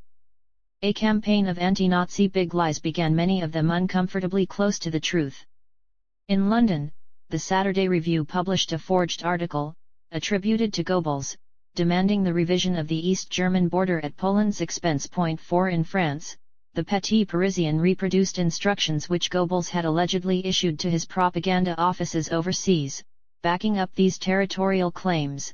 These too were a forgery. 5 Fighting back, Goebbels took up an idea which the party's propaganda office had already mooted as a fundraising gimmick in 1932, an anti-Comintern, as the counterpart of the Comintern, the Soviet Union's international subversion agency.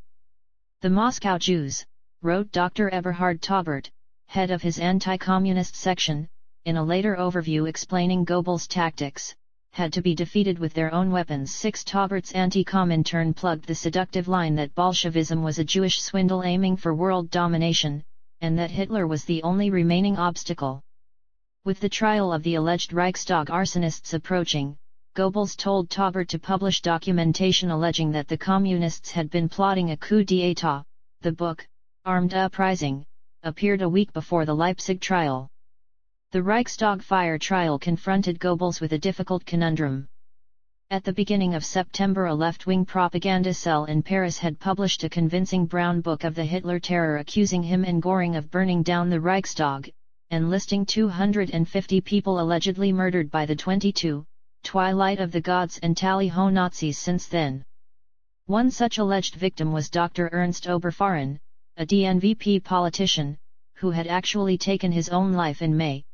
7 The book claimed that Goebbels had ordered his murder to silence him. He set his propaganda the task of establishing that Moscow lay behind the blaze. On October 10 the court came from Leipzig to Berlin to hear testimony. Göring testified on November 4, and Dr. Goebbels 4 days later. Magda, with eyeshadow discreetly applied to her beautiful eyes and her blonde Aryan tresses gathered up beneath a black chapeau, as a court observer wrote in his notes that day, applauded vigorously as her husband testified. He did so, the same expert observer noted, in an extraordinarily suggestive manner. Thus, when he appended the word absurd to a train of thought, he did so in such a persuasive manner that no other verdict seemed conceivable. 8 As a layman, Goebbels stated, I cannot conceive how just one individual could carry out and execute the preparations for such an arson attack. He reminded the court how often the Communists had lied during the years of struggle: the Ferris Rooms battle, the drowning of Hans Kudemeyer, the defaming of Horst Wessel as a pimp, the Goebbels-Ulbricht debate. The ultra-civilized word duel that ensued between Ernst Torgeler and Goebbels showed how similar their intellects were, as they bandied rival quotations about the nature of revolutions. His clash with Torgler's fellow defendant, the Bulgarian agitator Georgi Dimitrov, was less urbane. After one stinging rebuff, Goebbels replied with a quotation from Schopenhauer, "Every man deserves to be looked at. But he does not deserve to be spoken to." The quotation had been recommended to him in a letter tossed into his open Mercedes by an anonymous well-wisher the day before. 9. I shall expect a loyal hearing from the foreign press, Goebbels said, concluding his personal defense in terms of injured innocence, and I hope they will find space in their columns for this detailed rebuttal, because it is not right that the government of a decent, diligent, and honorable people should be smeared before the whole world like this. 10. With the domestic German press he had fewer qualms. His new press law kept the journalists tightly muzzled, although it was not without its positive elements as well. It imposed on journalists a duty to report truthfully and to refrain from writing anything that might injure illegally anybody's honor or well-being, or damage his reputation or hold him up to ridicule or contempt. Like all such attempts to regiment the liberal professions, ludicrous situations developed. The Chamber of Literature addressed warning letters to the Brothers Grimm for not having filled in membership forms. They had been dead for 80 years. One Nazi censor banned an advertisement because it showed a girl clutching a bar of soap to a part of her anatomy which could not be identified for reasons of decency. 12. Operating through Max Winkler, who had a shrewd business brain, Goebbels began to buy up or close down printing and newspaper concerns, beginning with Hugenberg's Verlagsanstalt, Vera, and Ullstein, the big Jewish-controlled newspaper publisher in Berlin. The Reich paid 85 million marks for Ullstein's stock, including 2 million to liquidate Ullstein's debts. Goebbels renamed it Deutscher Verlag, and purged its recalcitrant editors. When Ehm Welk, editor of the Ullstein magazine Grün Post, took too literally Goebbels' invitation to criticize, the minister shut the publication down for 3 months and removed Welk to one of Göring's new concentration camps. Through Winkler, Goebbels also squared accounts with the Jewish Maas publishing empire, whose Berliner Tageblatt had been one of his most dedicated enemies. Real estate speculation had landed the owner Lachmann Maas in financial difficulties, and he had already fled to Paris before Hitler seized power. The sequestrators were more than pleased to sell off the Tageblatt to Goebbels after they found that Maas had plundered his employees' pension funds. Winkler also acquired for him by more or less forceful methods the share capital of the non-Jewish Börsen-Zeitung, the Frankfurt Generalanzeiger, and Hugo Stinnes Deutsche Allgemeine Zeitung. Goebbels' marriage is still faltering. On New Year's Day 1934 he decides that it's all over between them, but he relents because she is pregnant again. He has all but forgotten Anke Stahlhelm.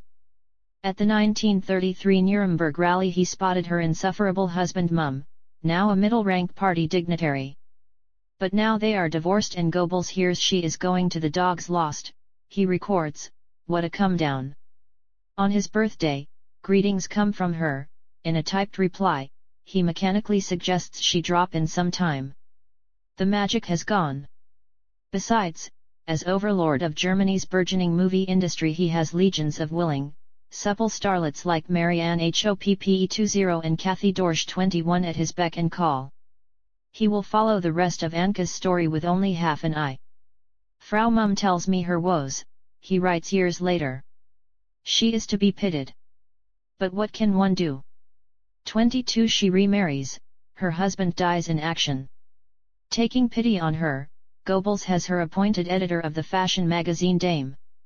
In an editorial she will fondly mention the book of ballads that the minister lovingly inscribed for her as a fellow student at Heidelberg, by Heinrich Heine, a Jew. Furious, Goebbels has her reduced to the ranks as a mere staff writer. During 1933 he has earned 4,317 marks, about $1,000, from his 7 books in print. He is almost pathologically proper in personal money matters. He draws his salaries as minister and Gauleiter but claims only his proper expense entitlements, not charging Magda's car or their household overheads against the ministry. His tailoring is equally punctilious. Gone is his clothes slept in look. He polishes his shoes himself. He takes delivery of a motor yacht, and belatedly learns how to drive a car as well.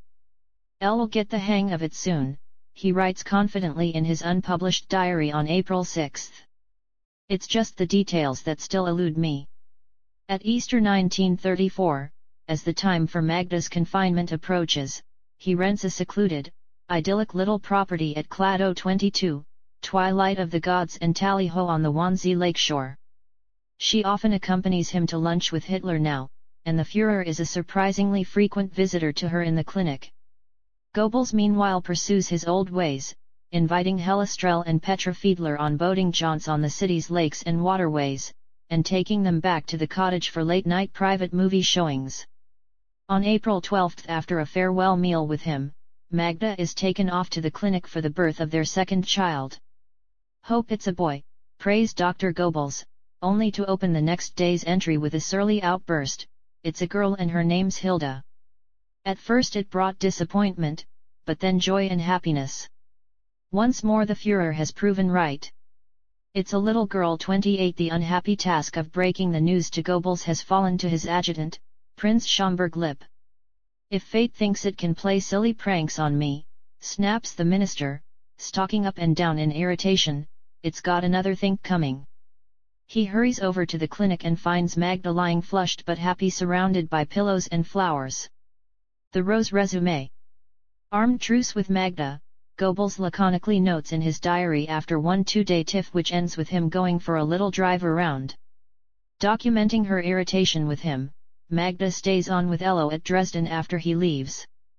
Out at Clado on June 2 he plays with Helga, his favorite daughter, but his pleasure is alloyed by the presence of Magda's very plebeian mother.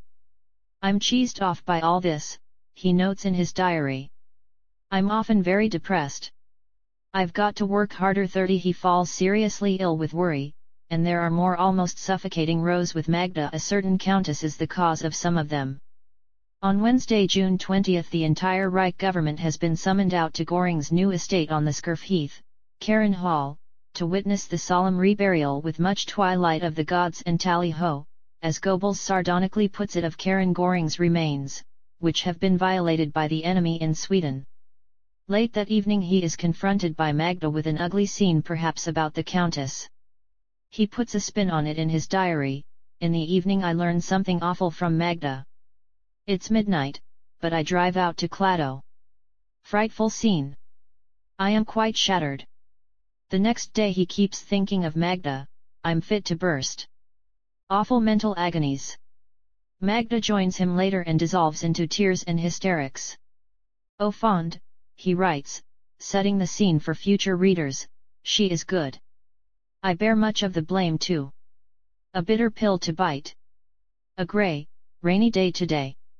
Deep down, we have separated." On Friday the 23rd, a nervous wreck, he has a long, late discussion with the lovely Hella Strell, then settles his differences with Magda. "She finds her way back to me. But I am more than a little to blame myself."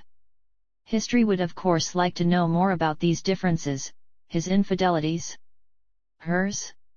We do not know and cannot speculate, but one lesson is that the Goebbels diary is becoming more tricky as a source with each year that passes. Politically too his quagmire deepened. Those who offended the minister joined Ehrenwelk in a concentration camp. There was Dr. Jacob Wassermann, the Jewish nephew of the one-time director of the Deutsche Bank, sent to Oranienburg camp for slandering Goebbels and Magda. There was an engineer who remarked casually that Goebbels was Germany's hoodoo. There was a former Stahlhelm official, convicted for insulting Goebbels. "Anybody may grumble," mocked Angriff on May 18, "if he's not afraid of the concentration camp."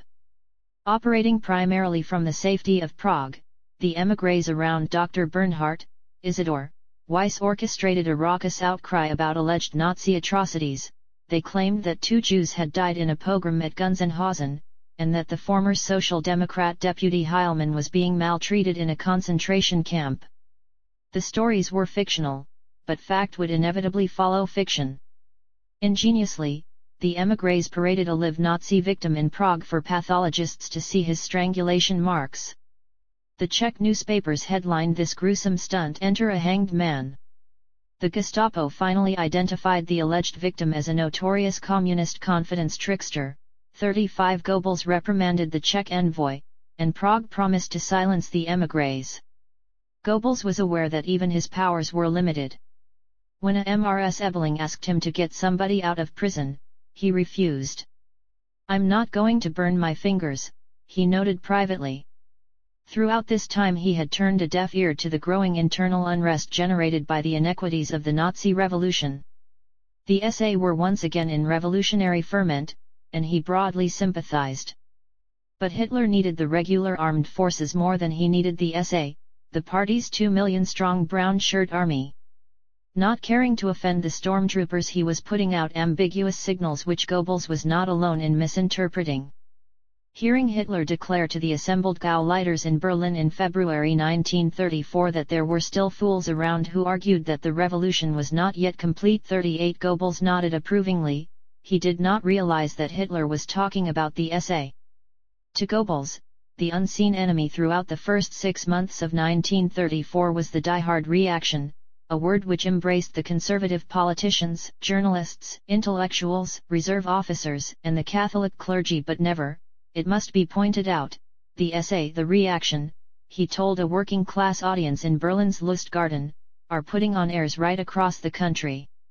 But if they imagine we captured these high offices for them, or that we're just keeping them warm for them, they're very much mistaken. 40 The young minister found strong support in the now expanding armed forces.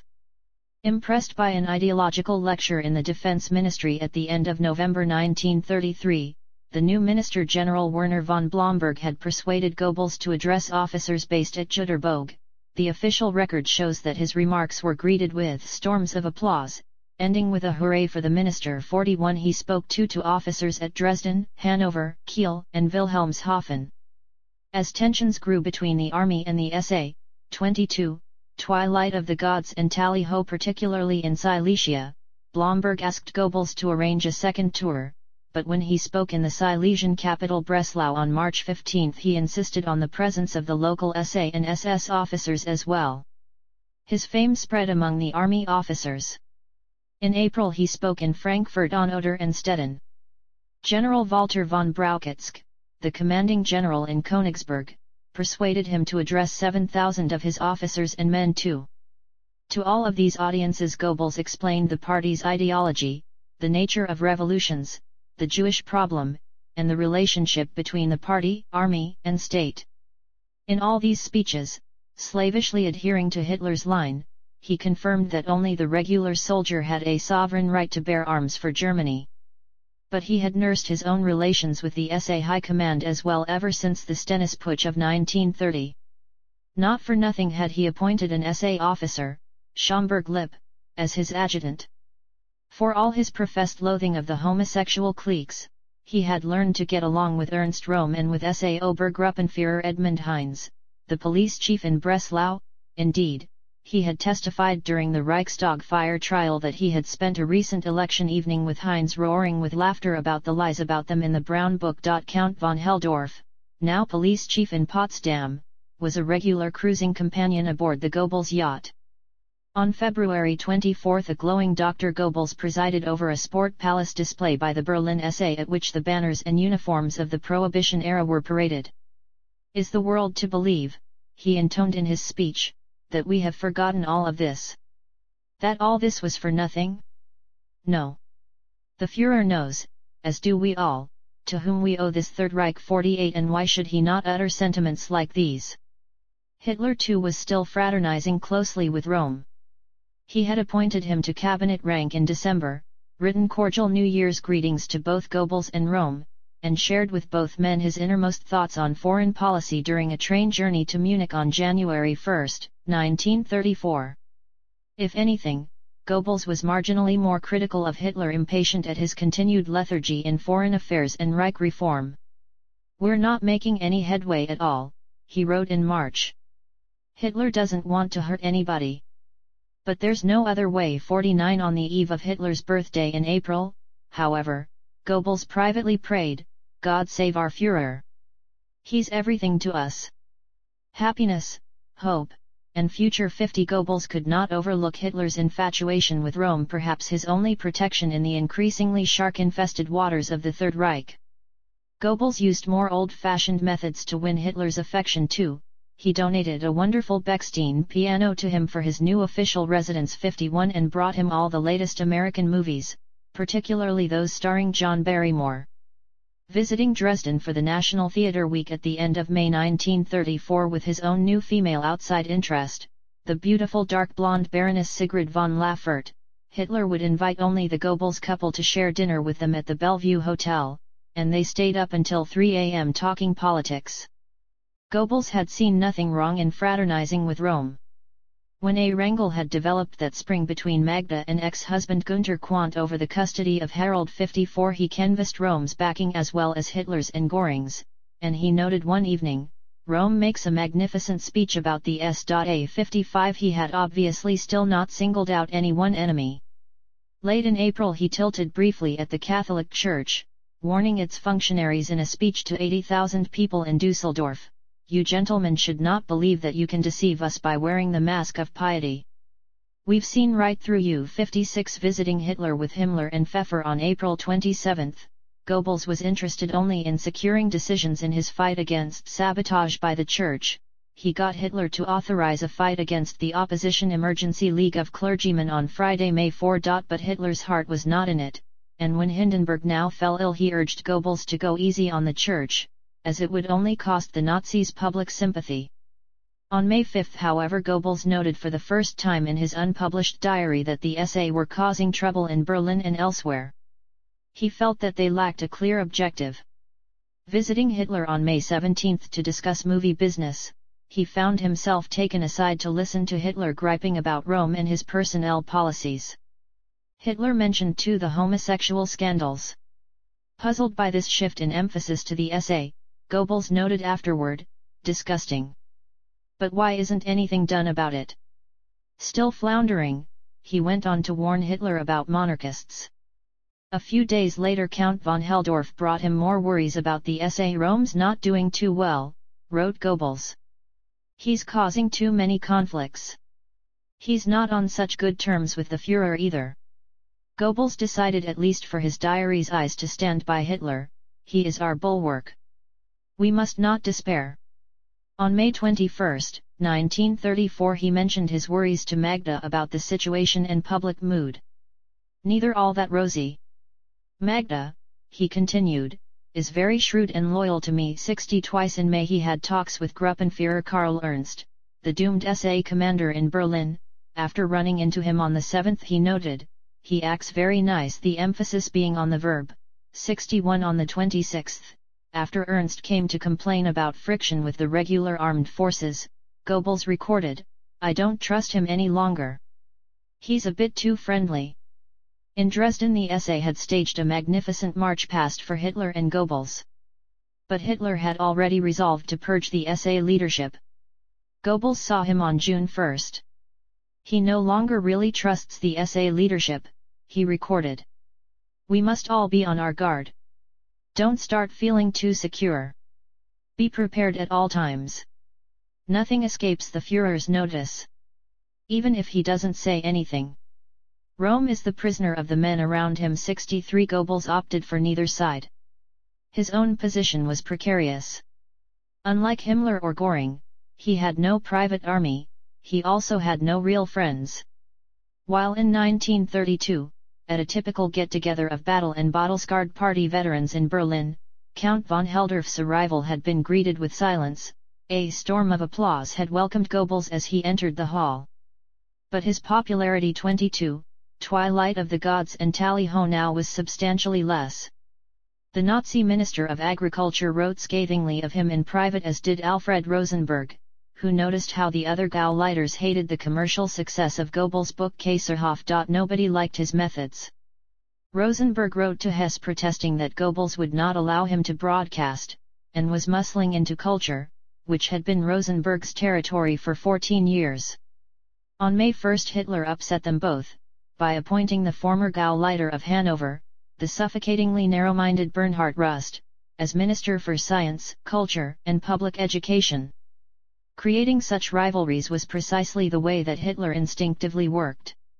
During June these rivals jockeyed for allies. Goebbels made common cause with Göring. He had noted that on New Year's Day Hitler had not written to the general at all. Out with him, he had gloated. He had also heard Hitler crack jokes at Göring's expense behind his back. But now Hitler advised him to patch up his differences with Göring. He had read the proofs of Kaiserhof, and advised Goebbels to tone down one or two passages and insert a paragraph praising the general. "It will be worth your while," advised Hitler cynically. Evidently touched by the published references in Kaiserhof, Göring now wrote a conciliatory letter to Goebbels, offering him his friendship again. A stifling grey uniformity had descended by now on the abashed and apprehensive German press. Acres of space were devoted to the obligatory reporting of Dr. Goebbels' aimless and opaque speaking campaign during May 1934 against grousers and fault-finders, rumor-mongers and deadbeats, saboteurs and troublemakers. 70 He flailed against ill-defined enemies in a speech delivered to 50,000 Silesians at Gleiwitz on June 6, talking of the cowardly Karpas at their beer tables, and about the heroes who today are too elegant to go marching with an SA Sturm themselves, but stand on the curbside registering all their petty misdemeanors and excesses. 71 Among other specific enemies identified by him were the center politicians and militant churchmen. His campaign blundered on toward its climax coincidentally set for June 30. His speeches still ignored the SA, on the party's left, and lambasted only the reaction on the right, the churches, the conservative elite, the exclusive Herren Club and its principal member the Vice-Chancellor Baron Franz von Papen. "The Nazis," wrote one shrewd American correspondent, seeking to rationalize Goebbels' puzzling campaign, "know that they cannot stand still. Their movement is like a bicycle, if it stands still it falls." He deduced that the Goebbels campaign was a smokescreen to cover a gradual cutback in the 2 million SA stormtroopers. This was close to the mark. By early June Ernst Röhm was fostering talk of a second revolution. Hanfstadt Engel would comment on how Goebbels had recently declared that the Nazi revolution was by no means over, and that reactionaries would be swept away by the will of the masses. Perhaps Goebbels was hedging his bets, half conniving with Röhm, as once he had with Captain Stennis in Berlin. According to Otto Strasser, never the most reliable of sources, at some time during June 1934 Goebbels had a private rendezvous with Röhm in his local, the Munich Bratwurst Glockel Tavern. Strasser's only evidence for this was however the liquidation of Karl Zenter, the bar's owner, in the coming purge. Goebbels certainly spoke in Munich's Künstlerhaus on June 4, but his diary makes no mention of Röhm or the tavern. The ubiquitous Bella Fromm also claimed that Goebbels met with Röhm that day. British diplomats went further. They learned late in June that Goebbels had been backing an attack by Röhm on the armed forces clique, hoping that Göring might finally be eliminated. Later, however, he had backtracked, fearing to jeopardize his relations with Hitler. One small episode during June 1934 showed that Goebbels was still anxious to enlarge his personal reputation. Envious of recent visits by Göring to Italy and the Balkans, Goebbels secured an invitation to stage the first visit by a member of Hitler's cabinet to Poland, although Poland's great game reserves would have made the huntsman Göring the more obvious choice. His diary shows that Hitler was seriously alarmed by the prospect that an intransigent France might invade Germany to prevent further violations of the Versailles Treaty. Germany needed to ensure that Poland and Italy stayed out. Goebbels flew to Poland for 2 days on the 13th to a chorus of protests from that country's socialist and Jewish newspapers. Jews made up 1/10 of Poland's and 1/3 of Warsaw's population. Lecturing an invited audience including the Polish Prime Minister, his cabinet, and many ambassadors, Goebbels reassured them that National Socialism was not for export, and repeated that Germany desired rapprochement. He had consulted Hitler and Foreign Minister Baron Konstantin von Neurath closely on the text of this speech. Afterward he drove round Warsaw, and saw the Jewish quarter, stinking and filthy. The Eastern Jews. There they are. He had meetings with Marshal Pilsudski and Foreign Minister Beck, then flew on to Krakow. At the same time Hitler had been to Venice to meet Mussolini on a similar mission. Back in Germany Goebbels resumed his round of Grouser speeches in Freiburg. "I get quite nostalgic. Here I lived, loved, and suffered, and Gera." At Gera Hitler confided to him the outcome of his first talks with Mussolini. 1 Austria, Out with Dollfuss. New elections under a neutral man of confidence. Influence of Nazis depending on number of votes. Economic issues to be resolved jointly by Rome and Berlin. Both are agreed. Dollfuss will be notified. 2. Disarmament. Mussolini fully endorses our position. France has gone mad. He'll back us. 3. The East. We must build further on friendship with Poland. Vide my visit. Seek a modus vivendi with Russia. 22. Twilight of the Gods and Tally-ho. Hitherto unpublished entries like these give the Goebbels diaries a historical importance that far transcends their narrower biographical value. On their return to Berlin that evening, Goebbels learned that Vice-Chancellor von Papen had delivered an amazing speech attacking him at Marburg University. Papen also spoke of the public's revulsion at the SA, expressed veiled support for a monarchy, and sided with those whom Goebbels called the whiners and whingers. A genius, said Papen, in a pointed criticism of Goebbels himself, is never created by propaganda. A transcript of Papen's words reached Goebbels' villa that evening. His adjutant found him in a blue dressing gown in a tantrum, hurling clothes hangers downstairs. "I'll teach this scoundrel a lesson," he was screaming. "Humiliating me like this." On Hitler's instructions, or so he claimed in his diary, he ordered the speech suppressed at once. It was almost too late, as his ministry's foreign desk had already released it and the Frankfurter Zeitung had already plated it up. Annoyed that a junior minister had suppressed his speech, Vice-Chancellor Papen threatened to resign. Hitler undertook to censure Goebbels.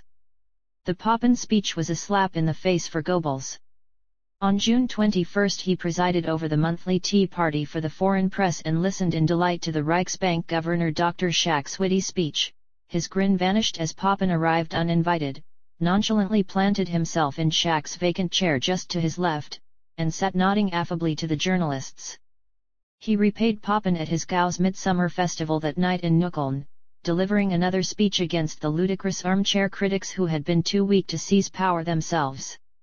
Although he mentioned by name the Crown Prince, whose hand he wrongly suspected behind the Marburg speech, the foreign journalists recognized his real target as Papen. Hitler told him on the 22nd that he had seen through his vice-chancellor. "He's caused himself a heap of trouble." For the next week Goebbels continued to fulminate about Papen and the Marburg speech to Ruhr coal miners, to Berlin civil servants, and to his diary. Papen enjoyed every minute of Goebbels' discomfiture. Sunday, June 24 found them both at the Hamburg Derby. According to Papen's account, when the more expensive racegoers sighted him, sporting a light grey top hat, there were cheers of Heil Marburg. Goebbels, flush-faced and peaked, flaunted himself before the cheaper galleries. The workers' applause turned to cheers when they sighted Papen, however. "This fellow Papen," Goebbels told his deputy Gauleiter Gorlitzer, "is getting too big for his boots." 86 Thus Papen's account. Goebbels' unpublished diary puts a very different spin on the episode. Derby. One big mess. Public sharply against Papen. Hard put to avoid a scandal. Ambassadors there. Embarrassing scene. At the end together with Papen. Public totally on my side. I walk right into their midst.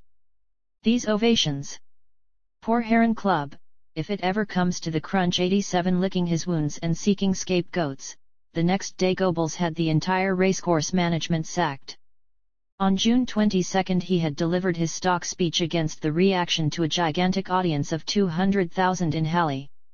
He repeated this theme at Duisburg and Essen on the 24th. "There are," he explained at Essen, "the reserve officers, the intellectuals, the journalists, the clergymen. You need a sharp eye to detect this type of person. The public has got to see through this clique." 90 These words caused uproar among those classes thus branded by Goebbels. After the coming bloody events showed that he had been way off target, he was forced to issue what he called an unabridged text of what he had said, making plain he was referring only to those who put on the airs of reserve officers, intellectuals, journalists, and clergymen. He had not been referring to those worthies themselves. He had had no intention of attacking the actual people named, only the renegades whom they had already cast out of their ranks. If all of this verbiage proved anything, it was that Goebbels still had no idea of which of many windmills he was supposed to be tilting at. Hitler had his sights on clearly defined if very different prey. Deferring to the regular army generals, he had decided to decapitate the SA. On June 22 he summoned Victor Lutz by plane from Hanover, swore him to secrecy, and told him that the Gestapo had informed him that Rome was plotting against the reactionary Reichswehr on the pretext that it was conspiring against the Führer and the SA. He was going to retire Rome, he said. Lutz, a reliable if colorless SA commander, was to stand by for orders. Goebbels knew nothing of any SA plot. His target was still Franz von Papen. "There is a ferment afoot," he wrote on June 27. "The Reichswehr is not quite clean. Führer's too good-natured. Hess has made a good broadcast, against revolution. Siding strongly with Führer, veiled attack on Papen. Latter's calmly carrying on his intrigues." His Marburg speech was drafted by Edgar Jung. Compromising letters, Goebbels learned, had been found. "We must watch out. If things get critical, then hit hard." 94 Lunching at the Chancellery on June 26 he found Hitler on the alert too. After gossiping with Hitler on Wednesday, June 27, Goebbels left for engagements in Kiel. He was still none the wiser. Writing that Friday he would recall vaguely that the situation had deteriorated. The Führer must act. Otherwise the reaction, which he still did not identify, will get out of hand. 96 In Kiel he found universal concern about the reaction, and embitterment within the Reichswehr. The public, he felt, was waiting for them to do something. Flanked by his adjutant Schomburg Lipp, himself an SA Sturmführer, Goebbels delivered his Stockwinger speech to 80,000 people in and outside the North Baltic Hall in Kiel. Back in Berlin later that Wednesday he again noted that Papen's seditious Marburg speech had been written for him by Jung, whom the Gestapo had now arrested. Later Karl Hanke brought him the latest equally seditious Catholic pastoral letter. "Now," wrote Goebbels, still wholly misjudging Hitler's intentions, "let's go for them." 99-22, Twilight of the Gods and Tally Ho. Hitler had gone to Essen for Gauleiter Terboven's wedding to Ilse Stahl, an old flame of Goebbels. Hitler was on the brink of committing his first mass murder. On Thursday Goebbels took the afternoon off at Kladow. "Gloomier and gloomier," he recorded, adding the vague and helpless comment, "The reaction is at work everywhere." After a cruise with Magda and the children out on the summery lake, he went downtown to speak at Spandau. "Talk tough and grim," he said. "The people understand." He drove back out to Kladow. "How much longer?" he exclaimed in his diary, writing the next day as the uncertainties suddenly began to clear. 023, Inkpot hero to consolidate his absolute authority, Hitler was about to become a murderer, and Goebbels would finally cast his lot in with him. They suddenly needed each other urgently. Hitler feared that Goebbels might yet rally the SA against him, for they were indeed plotting an uprising, though not yet. Goebbels for his part had so many enemies that he felt safe only at his Führer's side. 1 In Essen strange things were happening that Thursday, June 28, 1934. Lutz saw Hitler called away from the wedding feast to the telephone. A clammy atmosphere, an atmosphere of mistrust, descended on the festivities. Lutz felt that people were setting Hitler up. 2 More phone calls came, from Himmler, from the Gestapo, and from Paul Korner in Berlin. Korner presided over Göring's nationwide telephone tapping monopoly, the Vorskungsamt. 3 hours later, dapper and businesslike, Korner arrived in person, bringing more reports. These indicated that Rome and the SA were planning to stage a putsch at 4 p.m. on Saturday. 4 Hitler snapped, "I'm going to make an example of them." 5 He phoned Rome's adjutant at Bad Wiessee, and ordered a meeting there at 11 a.m. With Hitler in the Ruhr, Dr. Goebbels felt very vulnerable, but the Führer had not forgotten him. On Friday morning, June 29, 1934, he phoned Dr. Goebbels from Essen and summoned him to the Hotel Driessen at Bad Godesberg that evening. Thus, sneered Alfred Rosenberg a few days later, he was allowed to join the big boys. 6 So it's on. Goebbels wrote, probably quoting Hitler's words, though still in the dark about precisely what it was. 7 In God's name, he added.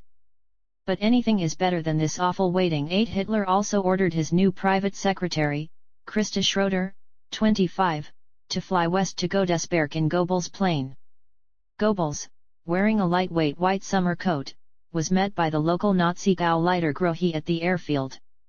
"We've got to act," agreed Goebbels, whose unpublished diary of these days' grim events has now been obtained by this author from the secret Moscow archives. It shows him taking a detached interest in the massacre, thrilled to be so close to the killing though relieved not to have wielded the murder instruments himself. Goebbels drove to the Hotel Driessen, followed by Hitler. He is very grim. At 4 p.m. Shortly, Victor Lutz also arrived. Lutz and Goebbels had been friends since the early days in the 23, Inkpot Hero Ruhr. Other veteran Nazis gradually crowded onto the hotel terraces. Hitler, noted Goebbels, told him in detail what was going on. To his astonishment, he learned that the Führer was about to act the next day, Saturday, not against the conservative reaction, but against Rome and his brown shirt rebels.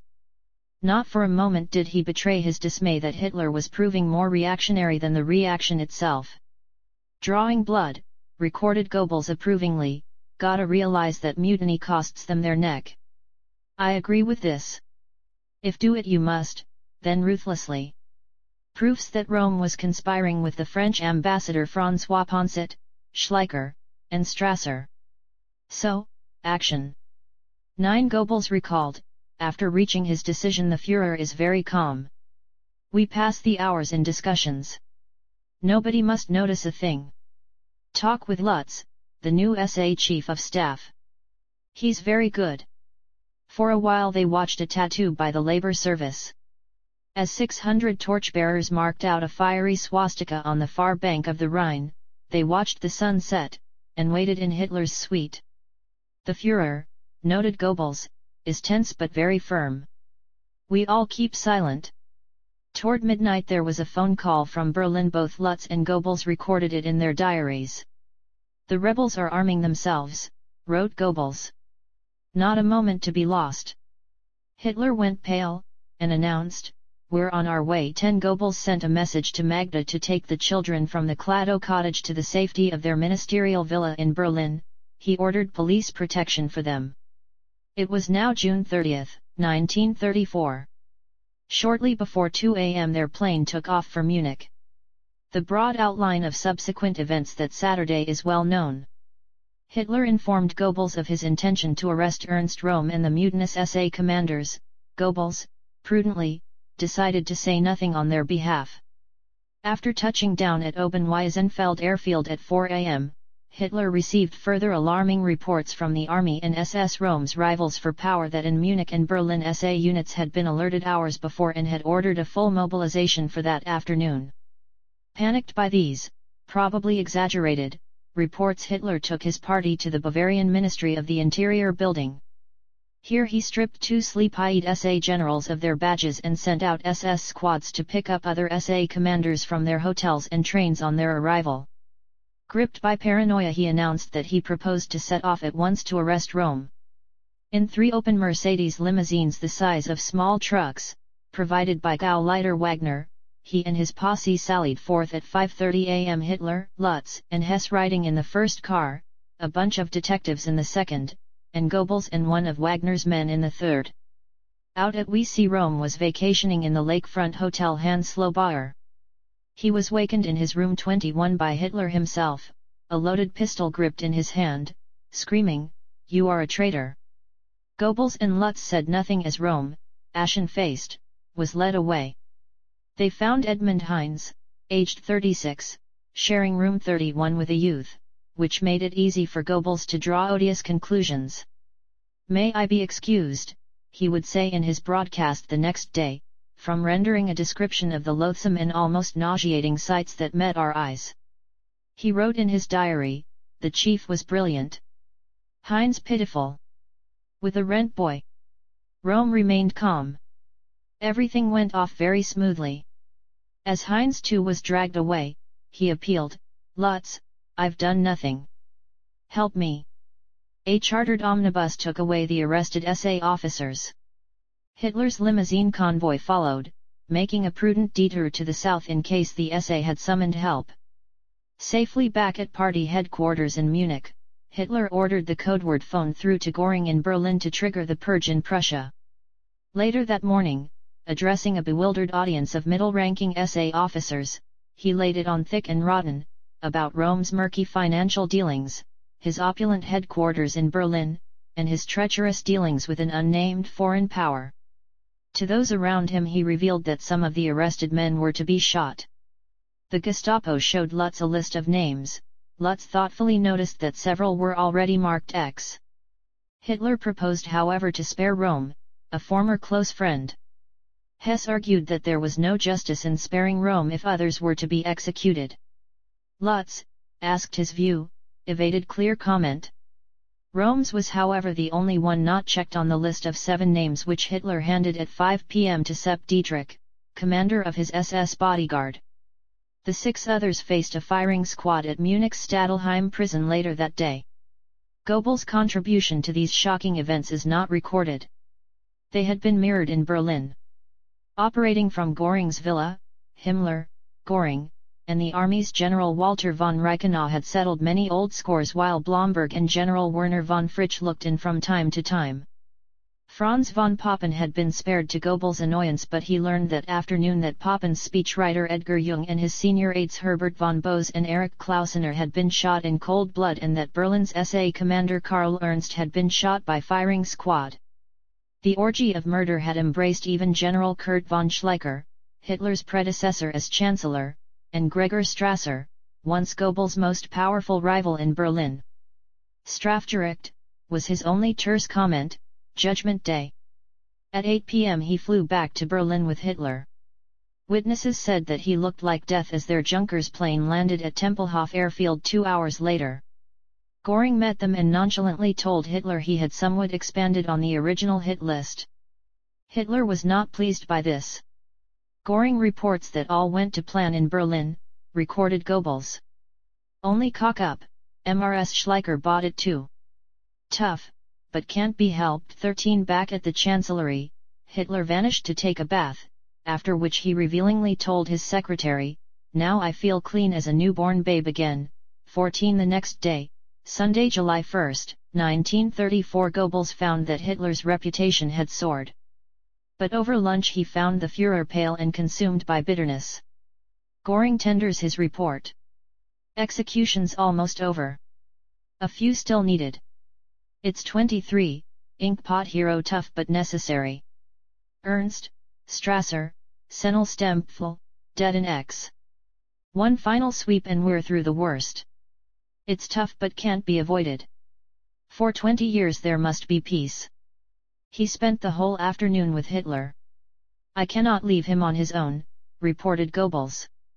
He's suffering badly, but hanging tough. The death sentences are pronounced with the utmost gravity. Around 60 all told. Yielding to his more bloodthirsty colleagues' pressure, Hitler ordered his friend Ernst Röhm, still in a Munich prison cell, added to the list. Twice, recorded Goebbels, Röhm is given 20 minutes alone with a pistol. He doesn't use it and is then shot. With that, it's all over. That evening Goebbels broadcast worldwide for 20 minutes his own version of the purge. In the script he placed himself carefully right at the Führer's side throughout in intimate, unchallengeable proximity. He spared no nasty detail about Röhm and Co. They had brought discredit to Rs.A. Indeed, they were about to bring the entire party leadership into disrepute by their sordid and disgusting sexual abnormality. Hitler had lanced the abscess, he said. Nor did he stint his praise for the SS. The Führer was very nice to me and Magda, observed Goebbels in his diary. As was Göring, who was around all day. A stream of fresh news. Sepp Dietrich reports on the executions. A bit white about the gills. We're not cut out to be executioners.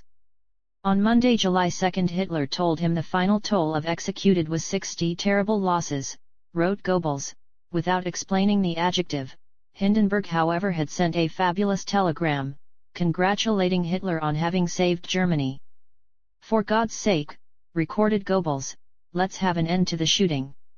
And the SA must not be too humiliated, above all not by the police. 17 He returned to this theme, his concern about the SA, several times in his diaries.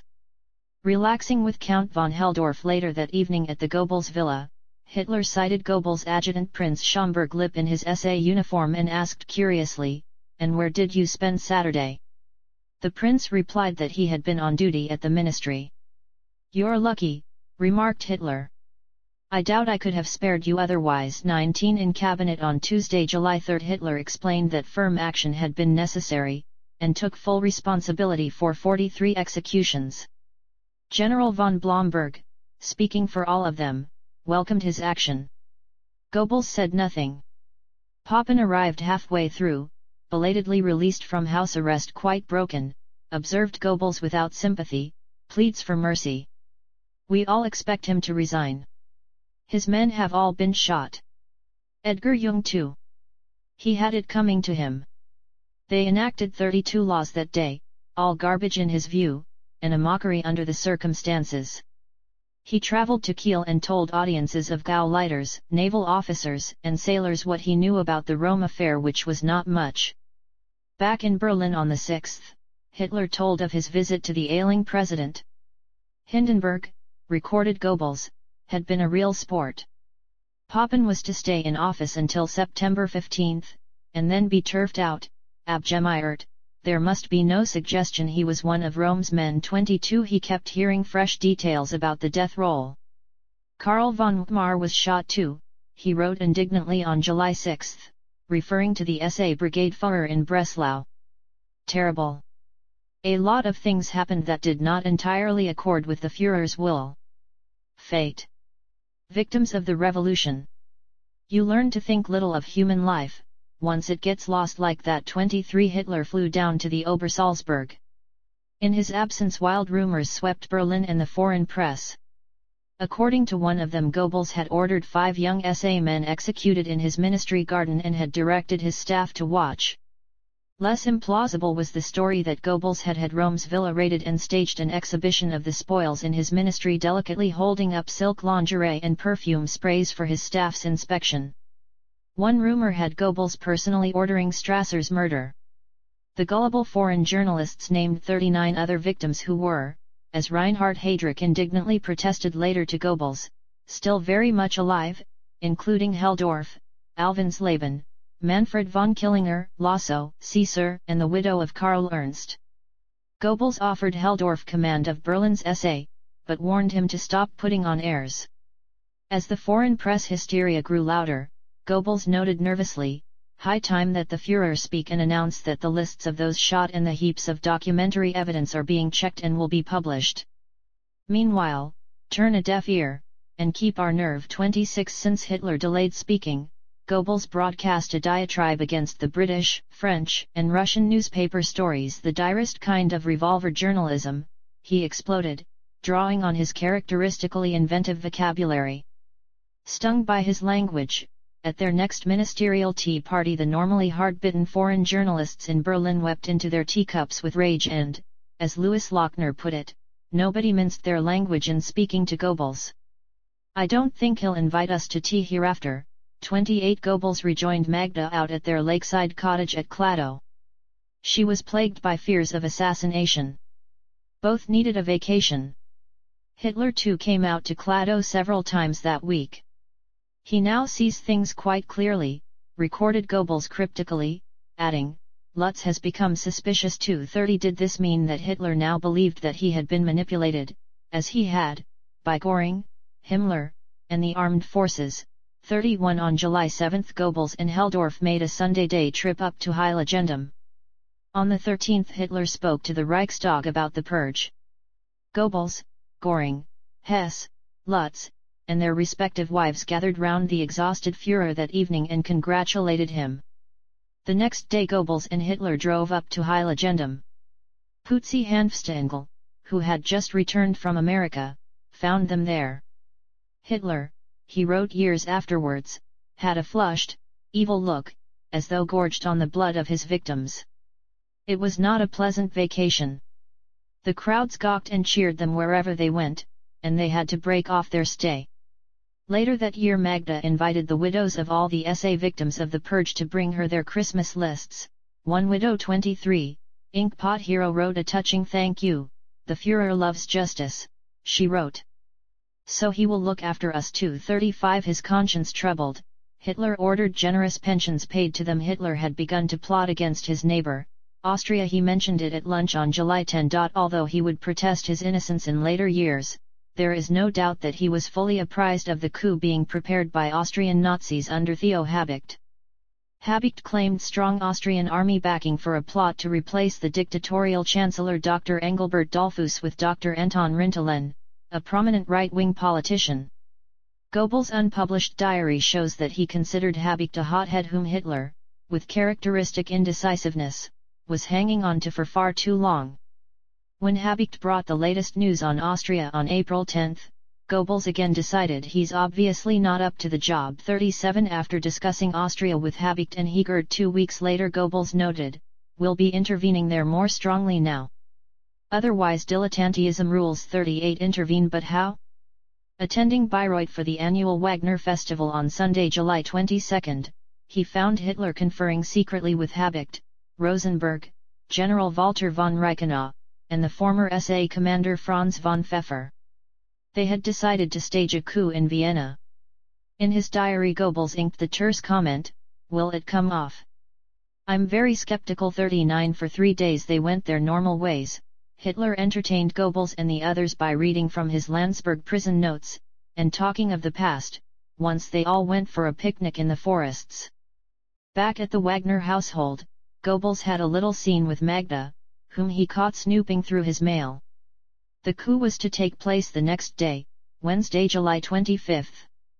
General Wilhelm Adam, army commander in Bavaria, was ordered to report at 9 a.m. on Wednesday morning to Bayreuth, where Hitler boasted to him that the Austrian army was going to overthrow the Dollfuss government that day.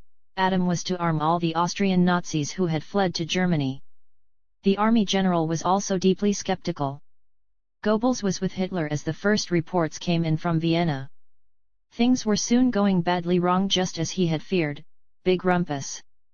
Colossal tension. Awful wait. I'm still skeptical. Pfeffer more optimistic. Habicht too. Wait and see. The word was that Theo Habicht's Nazis had seized Dollfuss and his Minister of the Interior Emil Fay in a scuffle. Hitler put through endless phone calls to Berlin, because lines to Vienna were dead. At 3 p.m. Hitler phoned General Adam. "Everything is going according to plan in Vienna," he lied. "The government building is in our hands. Dollfuss has been injured. The rest of the news is confused as yet. I'll phone again." He never did. He and Goebbels listened to Wagner's Rheingold that afternoon with only half an ear. Then came uglier news. Dollfuss had been shot dead, and the rebels were pulling out. Habicht was all talk, decided an outraged Goebbels. "I just managed to suppress a crazy communiqué by Pfeffer." Pfeffer and Habicht were very mute after this. Goebbels switched the propaganda ministry over to emergency damage control. The foreign ministry in Berlin blamed the German ambassador in Vienna and recalled him. "Führer remains quite calm," observed Goebbels. "Casting new plans. Dollfuss is out, that's a serious blow to the Austrian regime." They tore up their remaining Wagner tickets and returned to Berlin the next day. Mussolini, who had secretly approved the idea of ousting Dollfuss, was infuriated by the murder, and moved his army to the Austrian frontier. The Italian press waded into the Nazis. Goebbels ordered his press to hit back. Hitler was angry that Mussolini had changed his tune. "It's all over with Italy," Goebbels decided. "The same old disloyalty. The Führer has washed his hands of them." 43 As a bloodbath began in Austria, he persuaded Hitler to dismiss the bungling, cynical dilettante Habicht. If not actually shoot him, Papen was sent as special ambassador to Austria. The assassins would be publicly hanged in Vienna. Meanwhile, on July 27, Hitler spoke to Goebbels about the future. "He has a prophetic vision," wrote the minister. "Germany as master of the world. Job for a century." 44 Late on July 30 word came that President von Hindenburg was dying. Hitler and Goebbels discussed what to do. Immediately he dies, recorded Goebbels, R.W. Armed Forces and Cabinet will appoint the Führer as successor. Then Führer will appeal to the public. 45 The Cabinet agreed this late on August 1, Goebbels CO signed the decree. Early that day Hitler went to take leave of the aged Field Marshal and he phoned that afternoon as Goebbels was planning the state funeral. He had found Hindenburg still alive. The president had recognized the Chancellor, spoken of his gratitude and affection, then mistaken him for the Kaiser and referred to himself as your reverent and humble subject. Goebbels broadcast news of Hindenburg's death on August 2. Listening to the chaplain's endless eulogy at the funeral ceremony in Tannenberg, Goebbels decided, no parson will ever speak at my grave. 49 Hitler's appointment was to be confirmed by a plebiscite on the 19th. Goebbels reveled in controlling the giant new propaganda machine, but found the results disappointing. Some 38 million Germans, just under 90% nationwide, with rather less in Berlin, had endorsed Hitler as head of state. The Catholics had let them down. The murder of Klausener had alienated many Catholics, but Goebbels blamed Rosenberg and his tactless anti-Catholic effusions of late. In his imagination Goebbels saw the missing 10% glaring at him, and for the next 3 months he dinned into his staff the need to win them over to all, that is, except the anti-social dregs and professional bleaters who were incurably hostile to the regime anyway. Broad sections of the SA were deeply disaffected by what Hitler had done. 23. Inkpot hero SA Brigadier Richard Fiedler, Horst Wessel's old comrade in arms, pleaded that the party had got the SA all wrong. Goebbels hardened his heart against them. Twice that summer, addressing them in Berlin, he justified the radical cure, 54 the purgative 55 which had been necessary among their leaders. But both he and Hitler were long racked by remorse after the massacre. Hitler suffered from insomnia and a ringing in his ears which he attributed to those killings, and he ordered generous pensions for the purged men's next of kin. Goebbels took up the cause of the SA men who had died in earlier years, protesting to Martin Bormann, who ran the party's benevolent fund, that some SA men's widows were drawing pensions of only 17 marks, $4, per month, while Geyer's widow had received nothing at all. His own finances were in better shape. At the end of October 1934 he paid cash for a swanky new 5-liter Daimler-Benz Tourer. His ministry's budget for fiscal 1934 projected a revenue of 22,341,250 marks from radio license fees, against outgoings of 27,545,300 marks. His own pre-tax salary and allowances would total 72,900 marks, around $18,000. And why not? He had worked hard that autumn, limping around the country addressing uniformed farmers, 700,000 of them arrayed like soldier ants on the slopes of the Buckeberg for the Nazi annual harvest festival, uniformed road builders, who serenaded him with their specially composed ballad of the spade, uniformed Hitler Youth, and uniformed Nazi maidens with blonde pigtails and uniformly glistening eyes. In Hitler's new Reich everything was uniform, especially the press, and Goebbels knew it. Lecturing journalists in November he mocked at their monotonous output and lack of courage, as though he himself were in no way to blame. Captain Wilhelm Weiss, deputy editor of the Volkischer Beobachter and head of the Press Association, would explain later that it was Goebbels' own draconian press laws that had reduced its 15,000 journalist members to gibbering servility.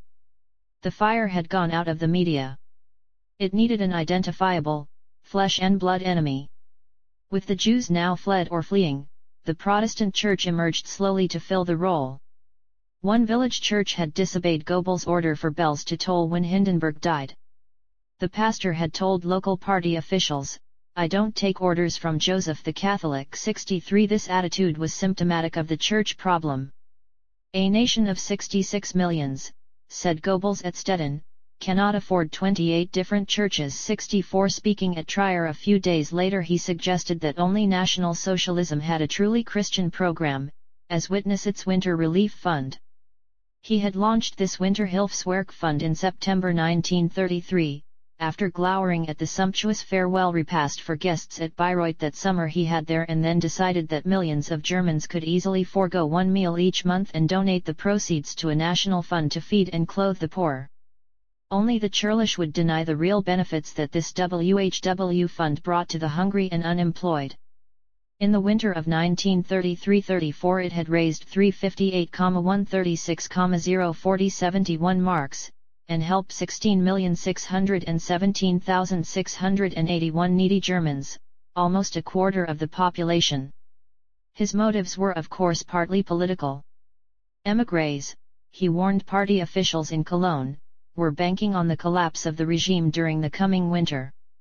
Goebbels had cast his lot permanently with the Führer. Hang together or be hanged separately, the saying is much the same in German. On December 13 his pathological dependence on Hitler was documented again when Hans Frank told him that Hitler believed he might be dying, and caused the cabinet that same afternoon to pass a law allowing him to name a successor. He thus seems to be assuming the worst, recorded Goebbels, shocked. I am very downcast. I go home weighed down with worries. We've got to find a good doctor. The Führer must be brought back to good health. The people around the Führer are too lackadaisical. At Bremerhaven the next evening, however, he found Hitler looking well. Words failed him, he was so relieved. Our Führer. Long may he live. 70 On the 19th Hitler nominated Göring as his successor, but kept it to himself and a few others, not including Goebbels. A few weeks later, discussing how to compensate Göring for taking the Reich reform program away from him, Hitler told Goebbels he was thinking of nominating Göring as his successor. Goebbels could not even bear to think of that sad eventuality. Hitler's got to outlive us all, he pleaded in his diary. We need him like our daily bread. 71 That Christmas Hitler wrote to Goebbels, telling him how dear he and Magda were to him. What of Goebbels' private life during that turbulent year, 1934? As minister, he is a magnet for Berlin's nouveau chic society, he is a host to dazzling starlets, and less frequently their male counterparts. His motor yacht cruises the Wannsee with Magda and a glittering array of twittering females of stage and screen in its well, like Renate Müller, Lilde Gover, Jenny Hugo, Gretel Slezak, Maria Andergast, and Magda's sister-in-law Ello, who says she's being dragged through a messy divorce by her husband's cunning Jewish lawyer. Ello is all eyes and ears. Once that September her friend Maria Strell makes a bitchy comment in Magda's hearing about Petra Fiedler, another of the minister's friends. Female hysteria, he scoffs guiltily in his diary. The ensuing row with Magda leaves him aggrieved and sleepless for days afterward. For a while Magda shuts her ears to Ello's gossip, mindful perhaps of her eccentric prenuptial bargain with Joseph. In his official villa their separate bedrooms are divided by an anteroom and bathroom. One night that autumn she hears a door banging in the wind. Going to close it, she finds the connecting bathroom inexplicably locked.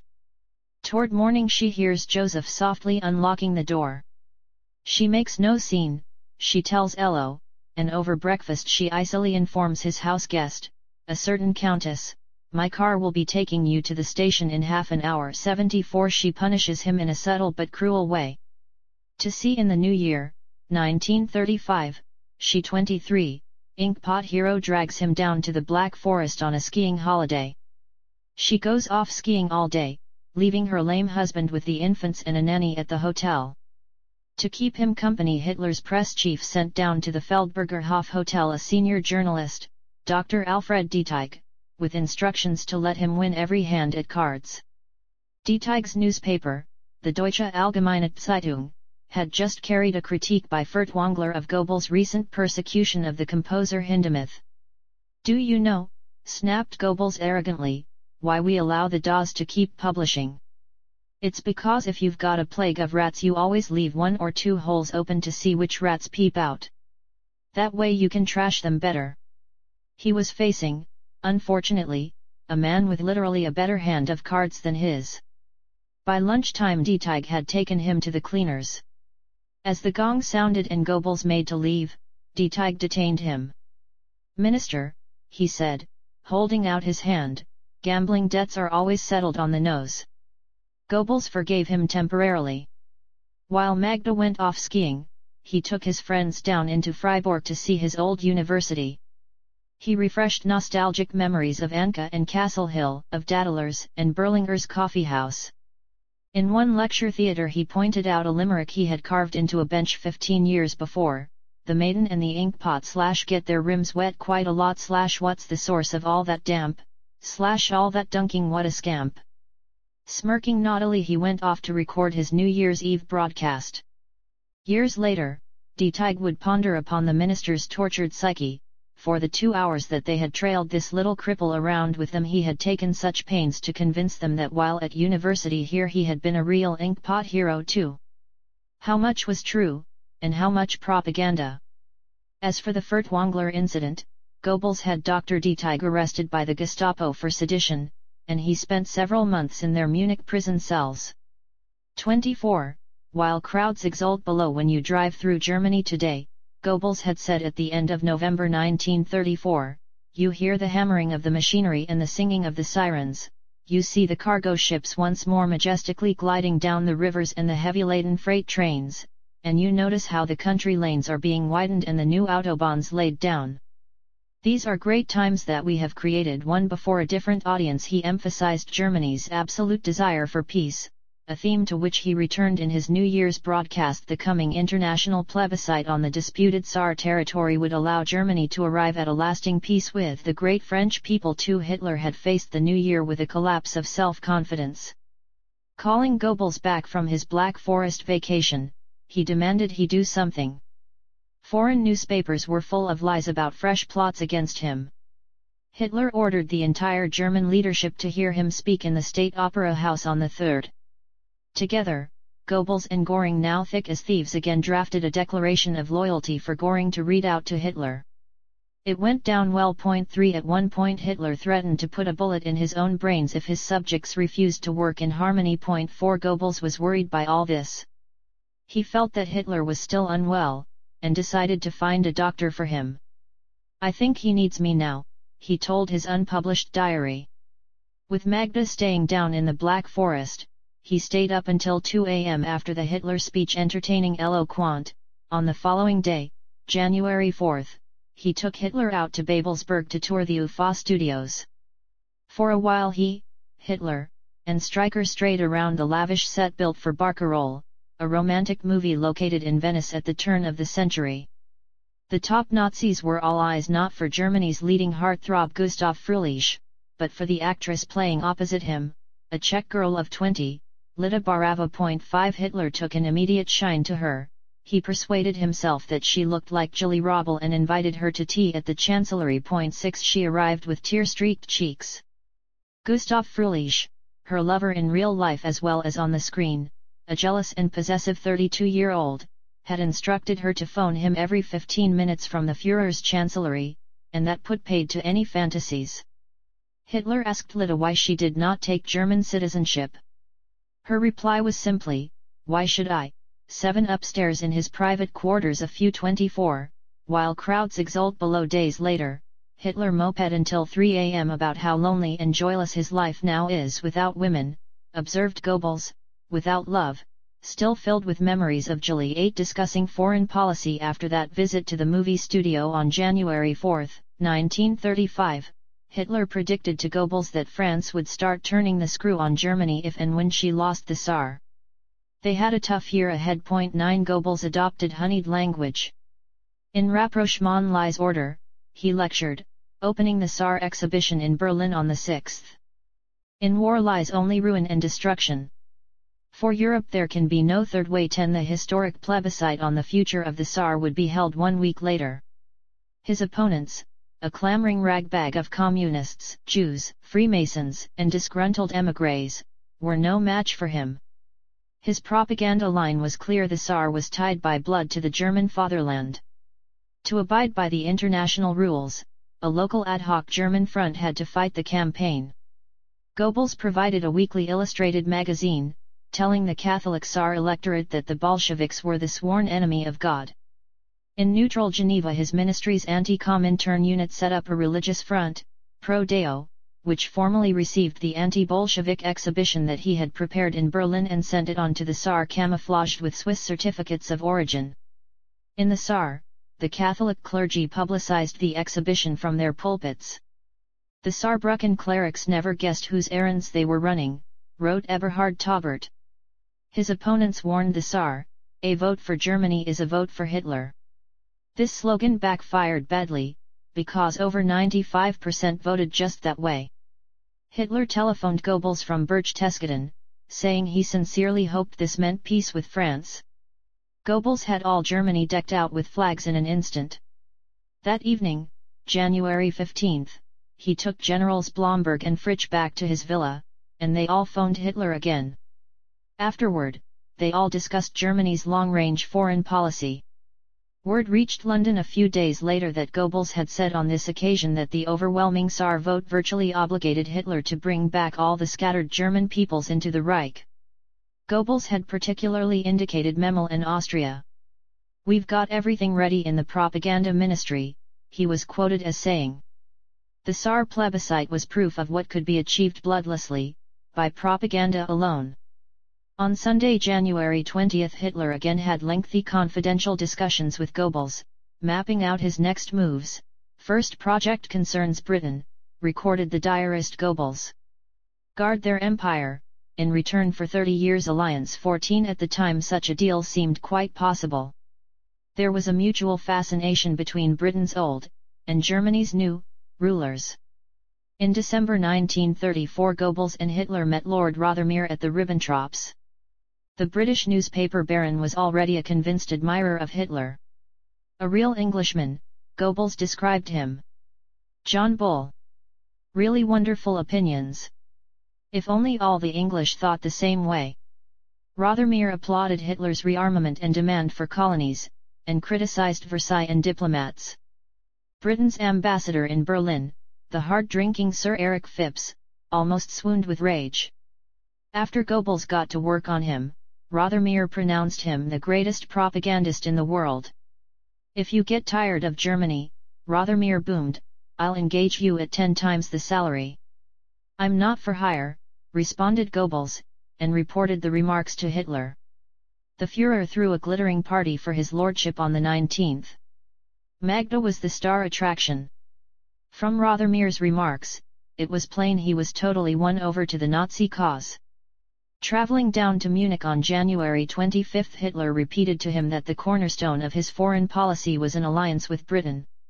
"We shall be supreme on the ground, and they at sea, and will be equals in the air." What then? The fact that Hitler talked of wooing Poland that would now be Göring's task indicated expansion to the east.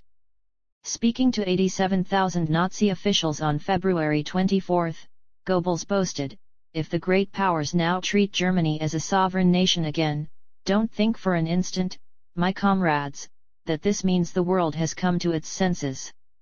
No, it's thanks to our tenacity, our resolution, and I shall be blunt, our newfound mocked, our power, alone." 18 Rosenberg choked on that word mocked. He, Rosenberg, was head of the party's Office of Foreign Policy. He complained that this saber-rattling by Goebbels contradicted Hitler's own theme, the desire for peaceful coexistence. Hitler, however, trusted Goebbels. When Sir John Simon, the British Foreign Secretary, announced a visit to Berlin, Hitler asked Goebbels as well as Ribbentrop to supply a character study on him. Increasingly sure of himself, the propaganda minister saw no need to curry favor. He dominated Hitler's lunch table with cruel banter and mimicry, imitating Robert Ley or Otto Meissner, then saying with a disarming chuckle, "But we've got to be kind to poor old Meissner, he did so much to help us into power." 21 Some found Goebbels infuriating. "His smirking superficiality gets physically on my nerves," wrote Dar after one such chancellery luncheon. 22 At times Goebbels even gunned for Göring, nagging about the new general's indiscreet fling with the actress Emmy Sonman until Hitler coerced them into marrying that May, and then the staggering cost of the nuptials to Hitler, before whispering around the diplomatic community that Emmy's Aryan pedigree was debatable. The armed forces, Germany's muscles, were now beginning to show. Goebbels' unpublished diaries, recently discovered in the Moscow archives, narrate Hitler's next crucial decision, March 16. 1935, Saturday. On Friday the Führer suddenly returned. Says he wants to proclaim general conscription today. Prime Minister Pierre-Étienne Flandin has spoken against Germany in the chamber, 2-year-24, while crowds exult below national service accepted in France. Disarmament? We too have to create fait accompli. Hitler is right. I shall fortify him in his intent. March 18, 1935, Monday. Discussions all Saturday morning. Führer argues with Blomberg over the number of divisions.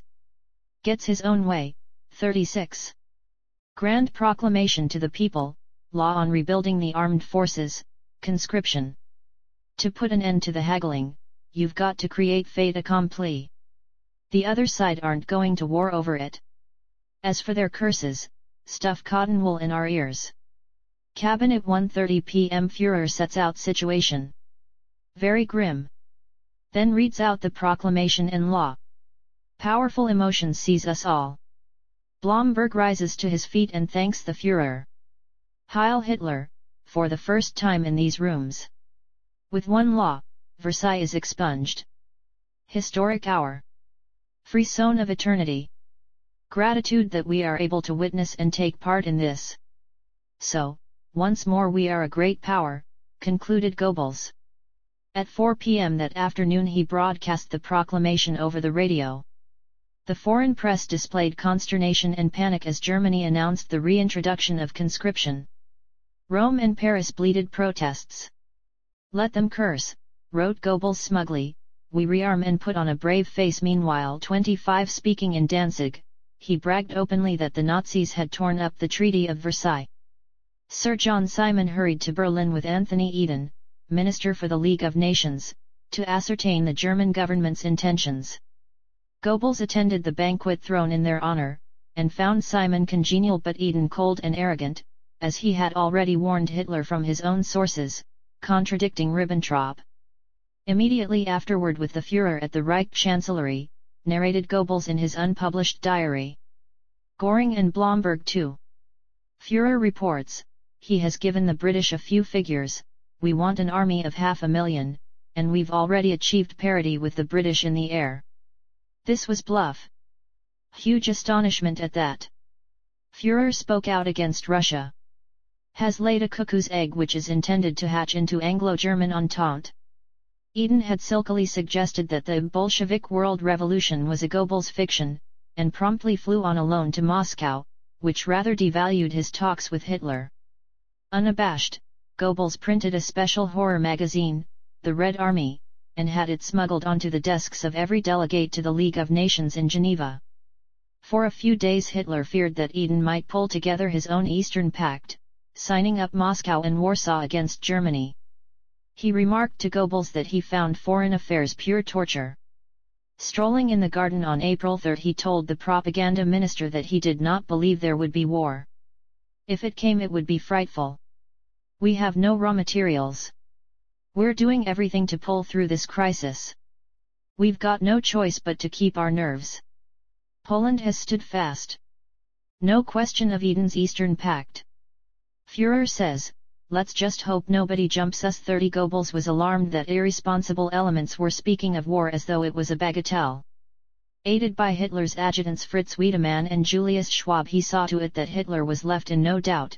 General von Fritsch also instructed his adjutant Major Fritz Hossbach to brief Hitler about their army's true weakness. Speaking in Frankfurt however Goebbels gloated over the fact that Germany had rearmed secretly, cunningly, and unknown to the world outside, as the British consul reported on April 11. The minister left this diplomat with the undefying impression that a homicidal lunatic, with winks and whispers and sudden shouts, was propounding his dark schemes to a somewhat bovine but gleeful audience. 32 Goebbels was beginning to take on the great names in German culture. He forced Wilhelm Furtwängler to eat humble pie and concede publicly the state's right to control art. After Rosenberg had bombarded him with letters for a year complaining that composer Richard Strauss had used the libretto of Stefan Zweig, a Jew, for his latest opera, Goebbels had to dismiss Strauss as president of the Chamber of Music. He absented himself from the opera's premiere, and had it taken off the program at Heiliggendum where he was on summer vacation. He was also increasingly sensitive to criticism.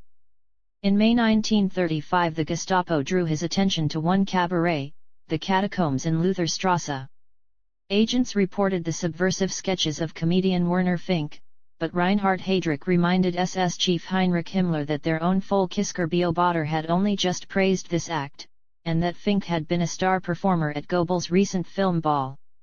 Goebbels sent his own adjutant to spy on catacombs in a similar establishment, Tingeltangel, in Kantstrasse, and closed them down a few days later. Goebbels gets to know Magda better. She tells him about her life, much of it like a stage play. Pregnant again, in January 1935 she takes their 2 children out to Klado. Late in March he begins a costly 5-month reconstruction of his official residence at taxpayers' expense. Only the finest craftsmen are employed. At the same time he carps about the lavishness of the Göring wedding staged on April 10. 2 events make the world hold its breath. He mocks in his unpublished diary on the wedding eve, the conference at Stresa, and Göring's wedding. The world of reality, and the world of fantasy. Let's hope the fantasy world one day stands up to the blows dished out to it by the real one. It is as though he can see Göring's hour of failure coming. As Berlin goes crazy next day, with 30,000 troops lining the streets and throngs cheering the wedding couple, Goebbels turns melancholy thoughts back to his own little country wedding at Severin. He is not envious at all, he decides, but happy as can be. Unable to get Karen Göring out of his mind, he accompanies Magda to the nuptials and the following 7-course banquet, an impressive 24, while crowds exult below picture for the starving. Through whispering and finger-pointing crowds, the embarrassment is just one more cross he has to bear. Magda is momentarily quiescent, sunning herself in the Führer's affections. Hitler often comes out to Klado and goes cruising with the minister across the lake to see Potsdam's trees in blossom, listening absently to Goebbels' litanies against their turbulent priests and their arrogant Jews. Hitler finds it hard to get worked up about the Jews, now that he is in power.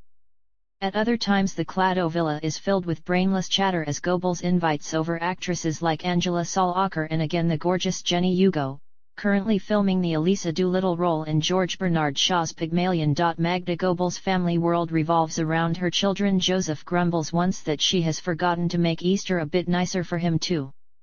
He takes a month-long seaside vacation at Heiligendamm, leaving her in Berlin.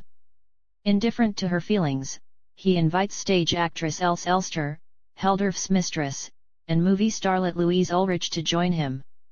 Ever present is Ello Quandt, who arrives with her nubile friend Hella Strell. Both very nice, Goebbels records circumspectly, and clever and good lookers too. 45 When Hitler joins this beach party for 2 days Magda comes too only to return to Klado abruptly. Goebbels writes in his diary the words fond farewell, but there has in fact been a ghastly scene about which Hella at once advises diarist Bella Fromm.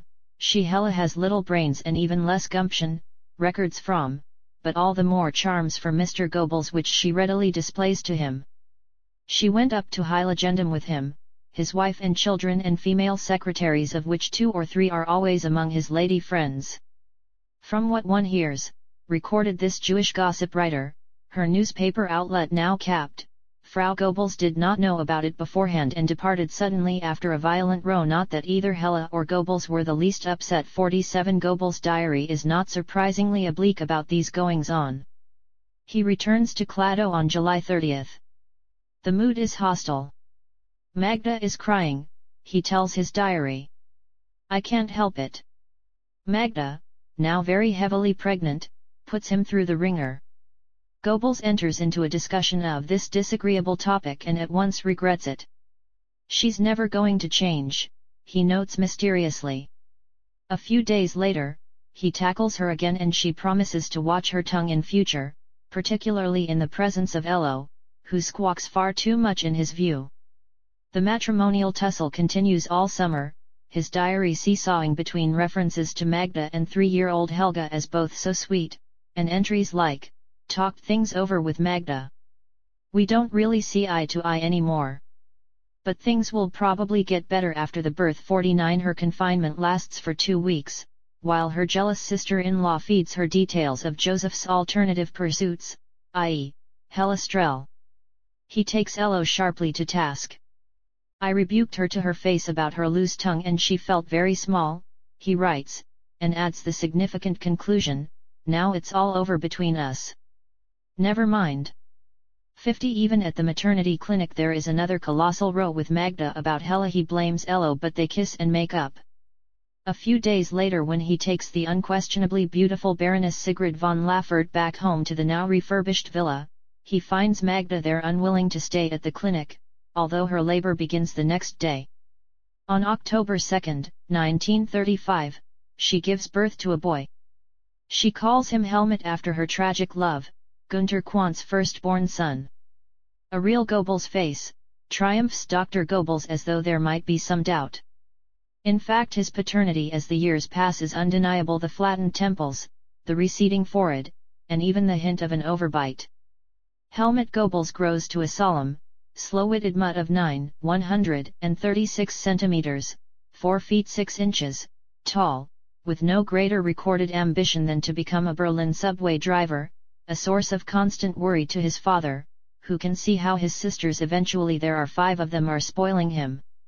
True, Helmut's arrival does restore matrimonial peace, but only for 3 weeks. After a protracted session with actress Jenny Hugo on October 22, 1935, the diary records Goebbels as working late. He is accordingly subjected to an endless parle-vers by Magda, who puts to me, he wearily writes, her views on marriage and family. 54 One Tuesday a month later the same diary glimpses Miss Hugo wailing that one of her lesser films is likely to be canned. On Wednesday he liaises with her. Perhaps her movie can still be saved, he records afterwards. His lifestyle is decorated, if not enriched, by this chattering throng of women passing through his portals, not all of whom are even pretty. A young poetess Cathy Summer, he remarks to his diary after she leaves, adding the scandalous generalization, why do brainy women all have to be so plain? 56 Of his own good looks he has no doubt. He willingly allows photographers, artists, and sculptors to portray, paint, and cast his own likeness. 110 pound, 5'4" frame, immaculately uniformed, for posterity. Image is everything, and Goebbels, the only Nazi leader with a family, works hard on his. It is his daughter Helga who hands Hitler the posy of flowers on his birthday. Twice in 1935 she is cover girl on illustrated magazines. A week after Helmut's birth Goebbels speaks at the Harvest Thanksgiving Festival at Buckeberg in the Harz.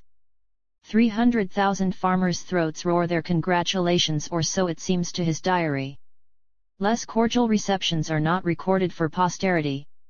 He finds himself booed and hissed by Berlin's discarded SA veterans, invited to meet him at the Friedrichshain halls, scene of many a pitched battle. He begins jovially, I hope I've not blundered into a meeting of émigrés by mistake, but the whistling only gets worse and he orders the radio microphones switched off. Shining through his diary's pages is his affection for his eldest daughter Helga. December 1935 finds them both rattling winter relief collection boxes for the assembled media outside the Adlon Hotel. He dutifully spends Christmas with the family at the Oberhof ski paradise. He does not omit to send gifts 24, while crowds exult below to Anka, but increasingly he prefers escorting more exotic women like Hella Strel, Ello Quant, and Jenny Hugo to the opera and theatre. In January 1936 he makes this note, I want to find a role for Miss Ilse Brauer, an up-and-coming Berlin actress. These are trivial and no doubt innocent pursuits, but they bring problems in train which he talks over exhaustively with Magda. There is a clue to what kind of problems when he complains to Hitler about Himmler's secret police. This loathsome snooping has got to stop, he writes. Above all, into one's most private affairs. Hitler promises to ask the Minister of Posts whether any Reich ministers are being wiretapped, against his orders, and to prohibit check UPS on hotel rooms. But it will take more than the Gestapo to stay Goebbels' roving eye. A batch of new secretaries is introduced to him that March. One of them, he adds laconically, is usable. 64 A lengthy midlife crisis was beginning. One day in 1935 death knocked loudly on his door. At midday on August 20 he heard a rumble from where a subway tunnel was being excavated just outside his villa. Before his eyes the crane and several trees on the far side sank out of sight and the excavation caved in amid blue flashes from short-circuiting cables. Goebbels phoned Hitler and had the site managers arrested. He spent many hours watching the rescue operations and brooding about the 19 missing workers, trapped cold and rigid below ground. Several of the bodies were laid out in his garden, a sight he would not easily forget. He asked Göring to look into his own pension rights. Looking at the cracks wrought in his own walls by the cave-in, he had seen the first fissures in his own immortality. Huge sums of money were now at his disposal. The ministry's revenues were swollen by the box office receipts from the opera house in Charlottenburg.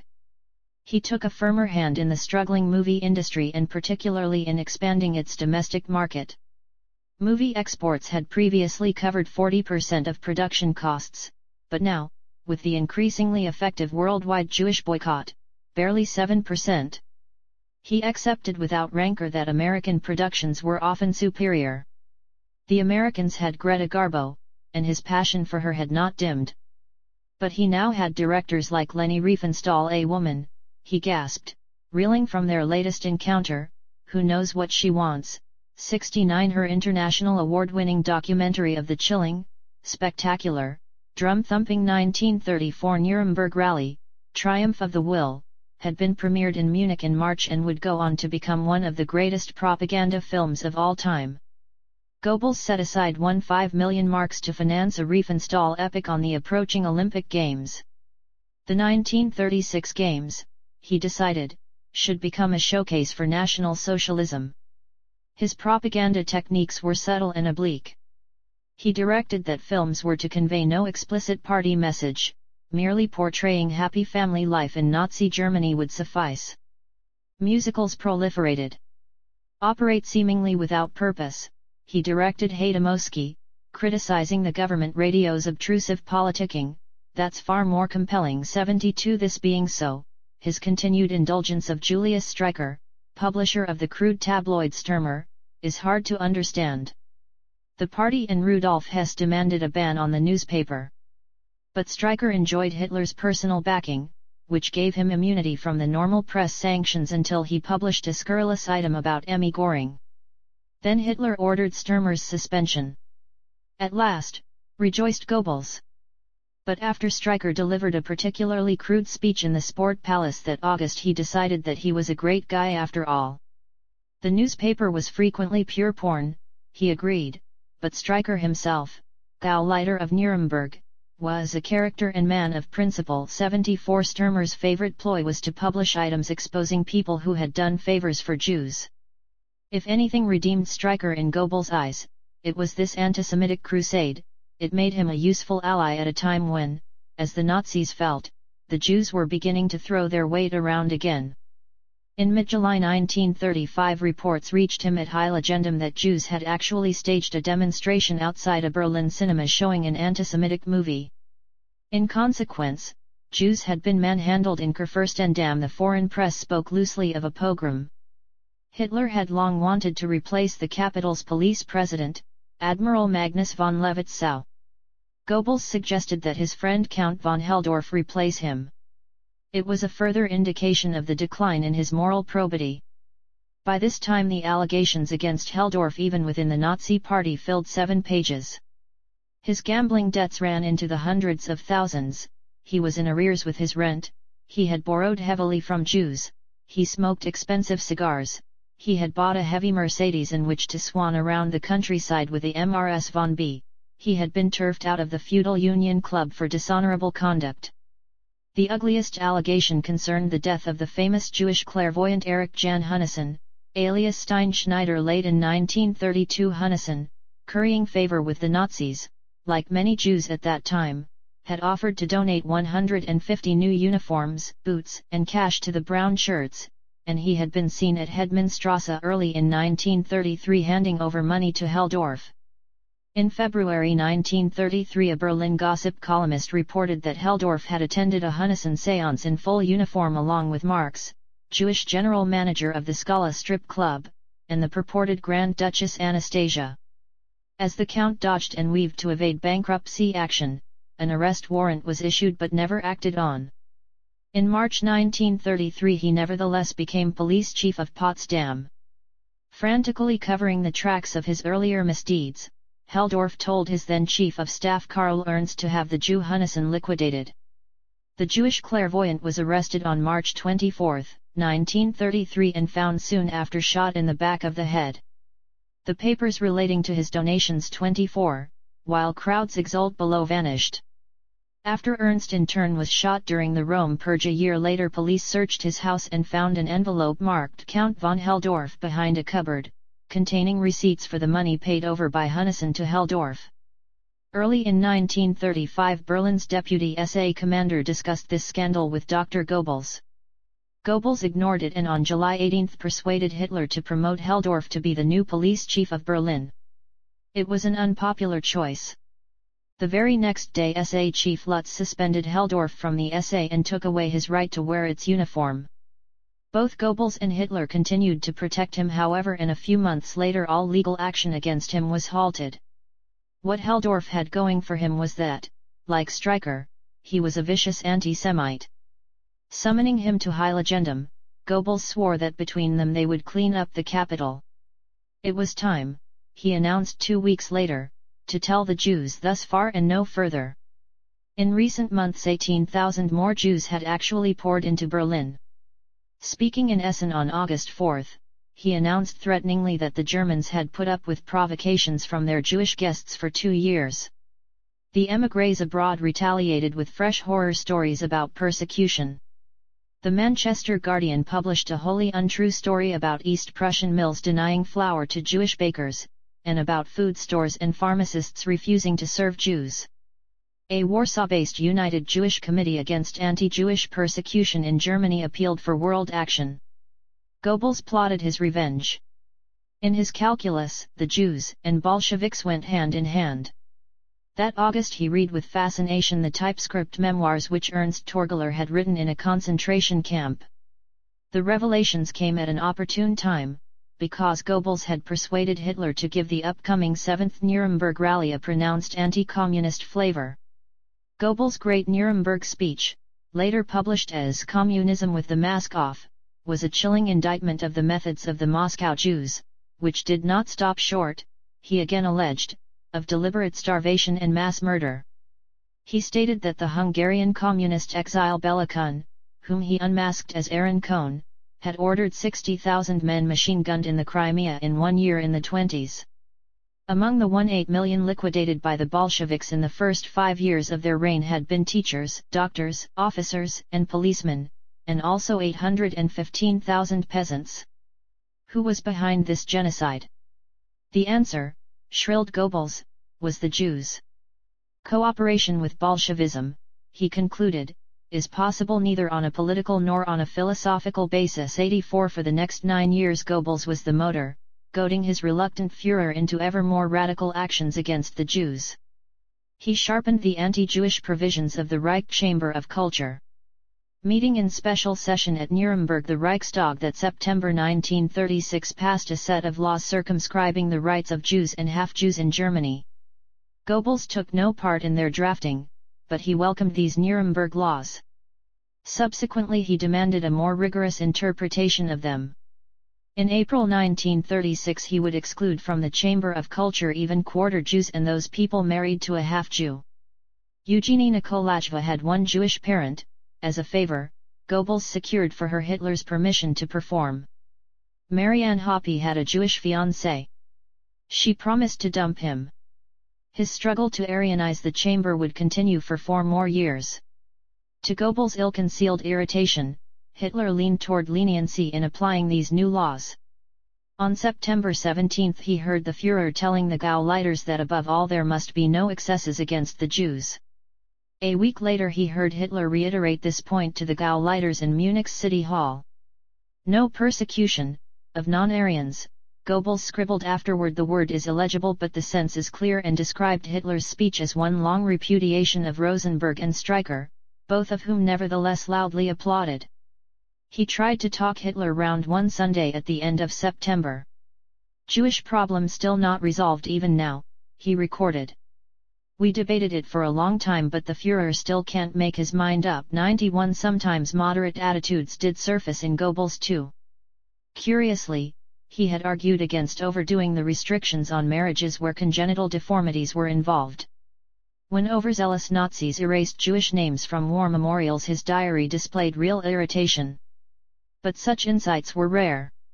The murder of Wilhelm Gustloff, the party's representative in Switzerland, by a Jewish medical student in February 1936 at Davos brought to Goebbels' attention a shadowy, well-funded World League Against Racism and Anti-Semitism, LICA, dedicated to attacking Hitler's Germany.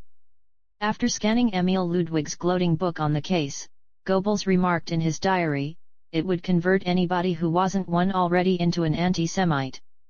More ominously he added, "This Jewish plague must be eradicated ausradiert. Totally. Nothing must be left." 94 In LICA he had momentarily found a worthy enemy. He staged a great funeral ceremony in Schwerin, Gustloff's hometown, and when Switzerland put the assassin David Frankfurter on trial, he pulled whatever strings he could from Berlin.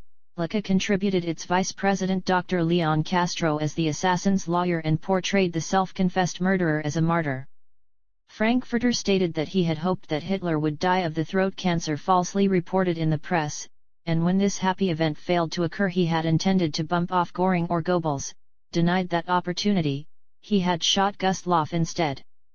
The court handed down an 18-year sentence. "Now we have to unmask the camarilla behind him," wrote Goebbels.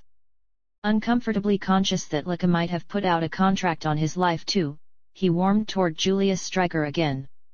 He decided in one indulgent diary entry that the Gauleiter always would be an enfant terrible. "I have been told that the Jews are getting uppity again," he intoned on his 10th anniversary 24, while crowds exult below as Berlin's Gauleiter. "In the past I overestimated their intelligence. They are neither intelligent nor clever. If they were intelligent they would either disappear or play possum."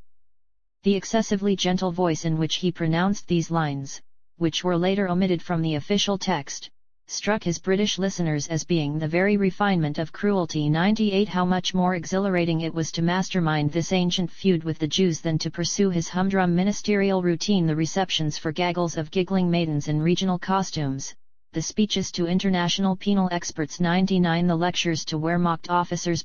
0 Hitler freely discussed his strategic intentions and timetable with Goebbels.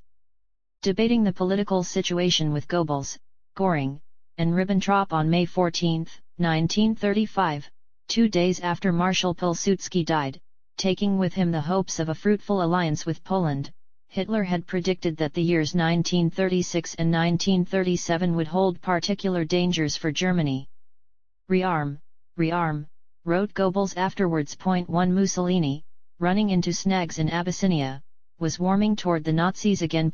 2 Even when unable to speak after a throat operation, Hitler still sent for Goebbels and told him of his worries, writing them down on paper for him. 3 Vacationing in August 1935 with Goebbels at Tegernsee, the Führer repeated that his foreign policy was based on an alliance with Britain and an entente cordiale with Poland. Meanwhile, expansion in the East, recorded Goebbels afterward. "The Baltic states belong to us." Peering into the future, Hitler envisaged Britain fighting Italy over her invasion of Abyssinia and, a few years later, Japan fighting Russia. "Then our great historic hour will come," wrote Goebbels, deeply affected. "We must be ready then." A grandiose prospect. 104 He foresaw complications for Hitler over his support for Mussolini, since this would be treading on Britain's toes. He briefed his editors accordingly, and Hitler also addressed his ministers and generals on the danger that Britain might include Germany in any sanctions against Italy. 5 All of this, Goebbels realized, is coming 3 years too soon for us. Although the Nazis' rearmament program was far from complete, Hitler decided early in 1936 to risk a new coup. In violation of the Locarno Pact, Paris was negotiating a treaty with Moscow which Hitler deemed to justify him in moving troops back into Germany's Rhineland provinces, demilitarized since the Versailles Treaty. For a while, however, he bided his time. "We are trying to overcome our difficulties," declared Goebbels, speaking in Berlin on January 17, 1936, with the cunning of the serpent. He added in a pointed reference that was withheld from most of the German press, if a treaty has become intolerable there are higher laws than those which are written in ink. 1063 3 days later Hitler notified him in strict confidence that he was contemplating reoccupying the Rhineland suddenly, as soon as Italy's war in Abyssinia ended. 7 Goebbels could scarcely keep the secret. In the Rhineland he spoke threateningly of both the League of Nations and the Jews, and advised Americans to tackle their own gangster problems before meddling in Germany's affairs. If Germany had had just 2 more army corps in Belgium in the war, he declared, in an extraordinary and again unreported passage, Germany would have won. That was a serious blunder, he added. It won't happen the next time. 108 A month passed. On February 27, lunching with Goebbels and Göring, Hitler felt it was still premature to go into the Rhineland. But on the very next day the French confirmed their treaty with Moscow. As he would in each of the next 3 years' crises, Dr. Goebbels initially counseled Hitler against over-hasty action. Still grappling with the decision, the Führer phoned to invite him to join his private train that night. They argued for hours, and as it pulled into Munich Goebbels was still urging caution. 9 Hitler however had made up his mind. On Sunday, March 1, wrote Goebbels, his expression was calm but determined. Hitler explained his own credo, to the bold belongs the world. Back in his chancellery in Berlin that Monday Hitler unveiled the plan to his commanders-in-chief.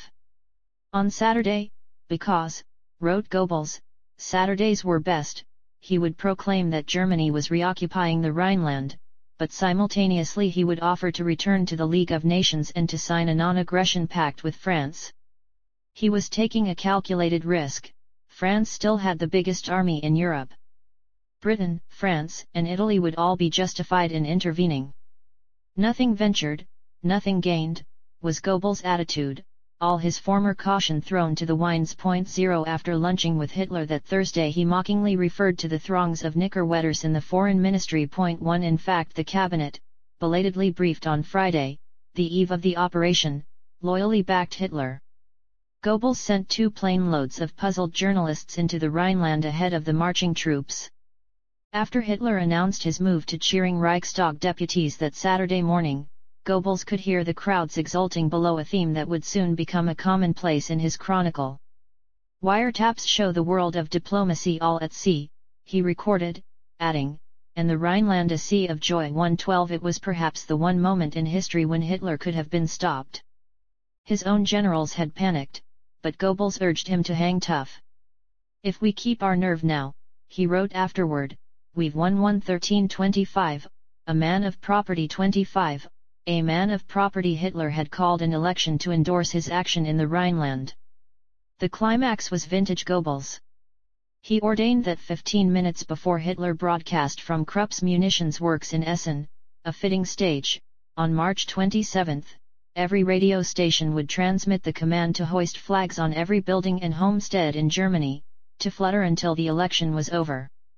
As Hitler himself stepped to the microphone at 4 p.m., the Krupp's sirens were to hail the beginning of the Führer's great appeal for peace, joined by the klaxons of every factory, locomotive, barge, and ship. While these sirens sang, all traffic was to halt, demonstrating that the entire nation stood behind the Führer and his policy of peace. The election's eve, Saturday, March 28, was to see immense demonstrations throughout the country. 10 minutes before 8 p.m. the great bells of Cologne's Gothic cathedral would toll, splendidly amplified by radios throughout the country, their clangor fading only as Hitler himself began to speak. After that, decreed Goebbels, the entire nation in unison, 67 million voices, would sing the ancient Netherlands prayer of thanksgiving, to which he was particularly attached. Then would come the crucial Goebbels masterstroke, the deft touch which set him apart from all his imitators. Every radio station would fall silent for 15 minutes, marking a reverent end to this, his 1936 campaign. 1 Thus it came to pass. 2 weeks earlier he had written, "This election just can't go wrong too, it would have been a miracle if it had," as the ballot papers bore only the names of Hitler and, in suitably smaller print, of Göring, Hess, Goebbels, and Frick. There was no provision whatever for voters to express dissent, 3 On March 29, a Sunday, 98.6% of the voting population streamed into the polling booths, and 98.7% of those voted for Hitler. 44,399,000 adult Germans. A concrete gesture of Hitler's gratitude followed. For some months Goebbels, now a best-selling author, had been wondering if he could afford to buy the summer cottage at Cladow Point. 4 On one visit to Obersalzberg he had told Max Winkler, his business advisor, that he wanted to provide for his family and was thinking of buying a farm. Winkler advised against it. The minister would only lose money on the land. Besides, what funds had he in mind? Goebbels mentioned this idea to Hitler, who promised to have a word with Goebbels' publisher Max Amann. 5 The minister now raised his sights and inspected a more luxurious red brick property on Schwanenwerder, a millionaire's peninsula jutting into the Wannsee Lake. 6 The villa and its gate lodge in Inselstrasse stood on a gentle wooded incline verging on the bulrush-fringed lakeshore. The property had, it seems, formerly belonged to one of the Barmut brothers, the Jewish embezzlers who had fled to Holland even before Hitler came to power. 7 It was now in the name of the Jewish bank director Oskar Schlitter.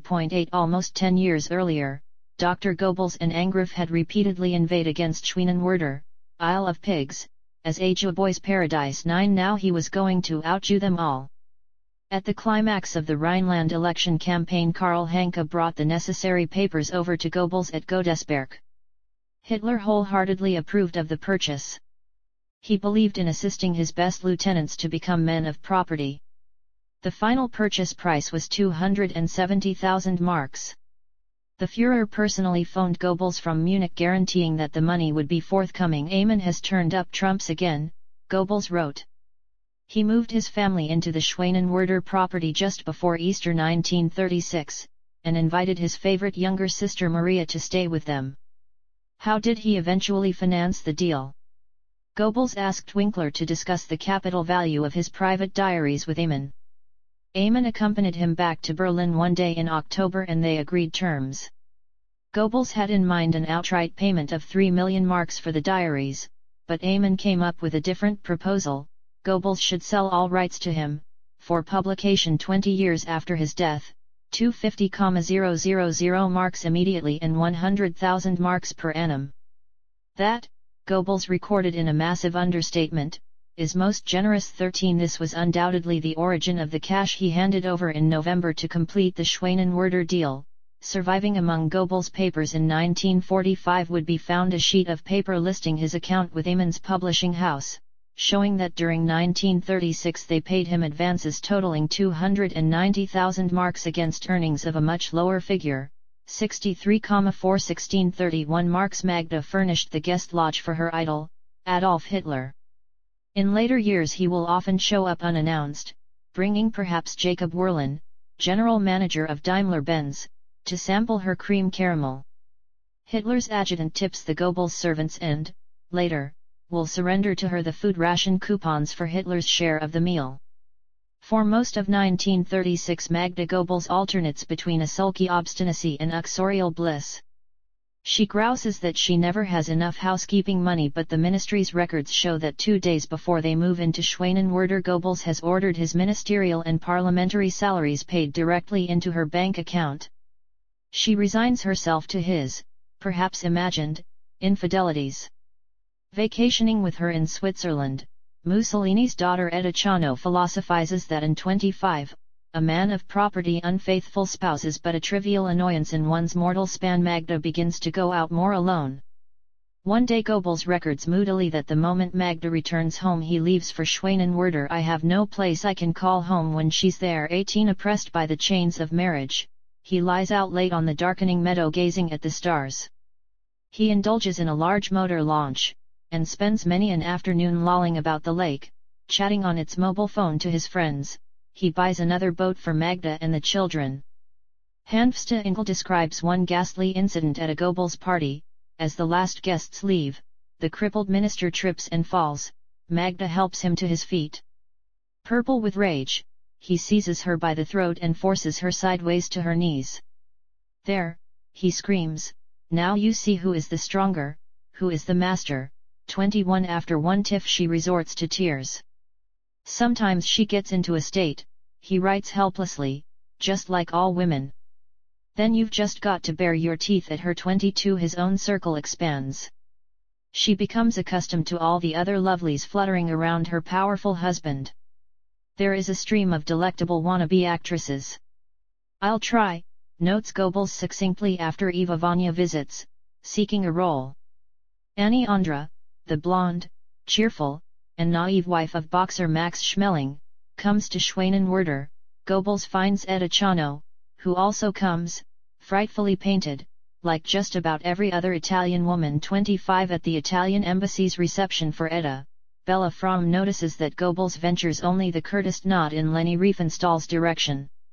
It is the children who hold the Goebbels marriage together in the mid-30s. Helga, the apple of Hitler's eye too now, sits on her papa's lap singing lustily as they return from the seaside near Peenemünde that July. "Grandma is old," she declares solemnly that summer. But Papa is new, 28. As the three children splash around in a new rubber dinghy, his heart aches with parental love. He persuades the cabinet to approve the death penalty for child kidnappers. Hitler will say that if little Helga were 20 years older, and he 20 years younger, she would have made the ideal wife for him. An enchanting, precocious, graceful girl, she will captivate everybody with remarks that are as genuine as Hitler's are contrived.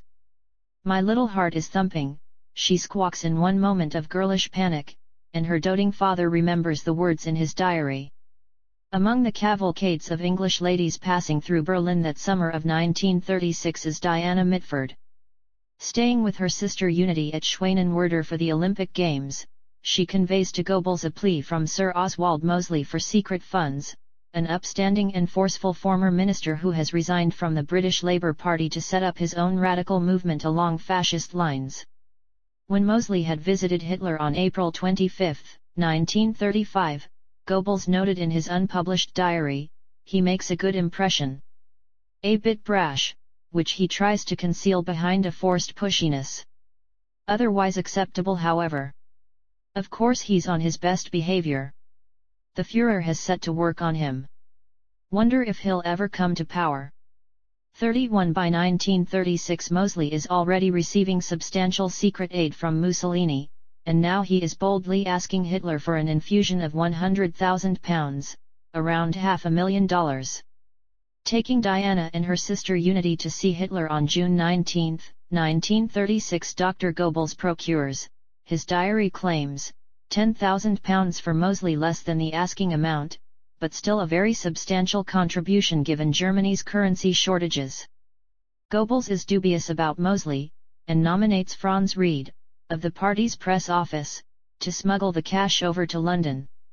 "Mosley must work harder," summarizes Goebbels after Ried reports back to him, "and be less mercenary." 35. When Diana returns in August, asking for more, he fobs her off, with Hitler's approval. "They must learn to help themselves," he comments, recollecting his own penniless start in Berlin. As her private sorrows increase, Magda drinks more heavily, and sometimes her eye wanders. It is Rosenberg, of all people, who tips off Goebbels about a certain Ludek in her life. At first she cries a lot and denies it when he asks her, leaving him agonizing over whether she's lying. On the first night in August, the day the Berlin Olympiad opens, she admits that she has strayed. "A great blow to my trust," he writes, downcast. "It'll take me a while to get over it." 38. He spends sleepless nights brooding, and evidently mentions it to Hitler. He praises Magda a lot, he writes after that. "Finds her bewitching, the best wife I could ever find. When I speak alone with him," records the young minister the next day, "he talks to me like a father." 39. Not for the last time, Magda leaves for the White Hart Sanitarium in Dresden, playground of the wealthy, leaving her children at Schwanenwerder for the summer. Goebbels barely misses her. He has his hands full with planning the Nuremberg rally. Hitler has flatly rejected his half-hearted suggestion that they skip the rally this year because of the Olympics. The Olympic Games of 1936 were a sporting and propaganda triumph for Germany. Tourists flooded in. Confounding foreign expectations, Hitler ruled that all competitors be treated with equal respect regardless of race or religion, and shook hands with the Negro gold medalist Jesse Owens. Goebbels ordered the party to keep a low profile. As Leni Riefenstahl's crews filmed the events, awash with a 1.2 million mark loan from the ministry, Goebbels found her increasingly tiresome. "I have had to knock some sense into La Riefenstahl," he wrote. "Her behavior is unspeakable. A hysterical woman. Anyway, no man 43." Their spat would continue until Hitler lost patience, banged their heads together, ordered Goebbels to accompany him to Riefenstahl's villa in Dahlem, and had a joint photograph printed in every newspaper the next day. At the end of the games, Goebbels staged the most sumptuous all-night party of his life. Benno von Arendt's stage designers and craftsmen had labored for weeks to convert Peacock Island, an unspoiled wilderness near Potsdam, into a fairy grotto. Thousands of butterfly-shaped lamps graced the trees, and there were 3 outdoor dance floors, brightly colored marquees, and tables 25, a man of property for thousands of guests, among them Gustav Fröhlich and his eye-catching movie star fiancée Lida Barava, upon whom Goebbels heaped particular compliments this night. He had again noticed her talents in her latest movie a few weeks earlier.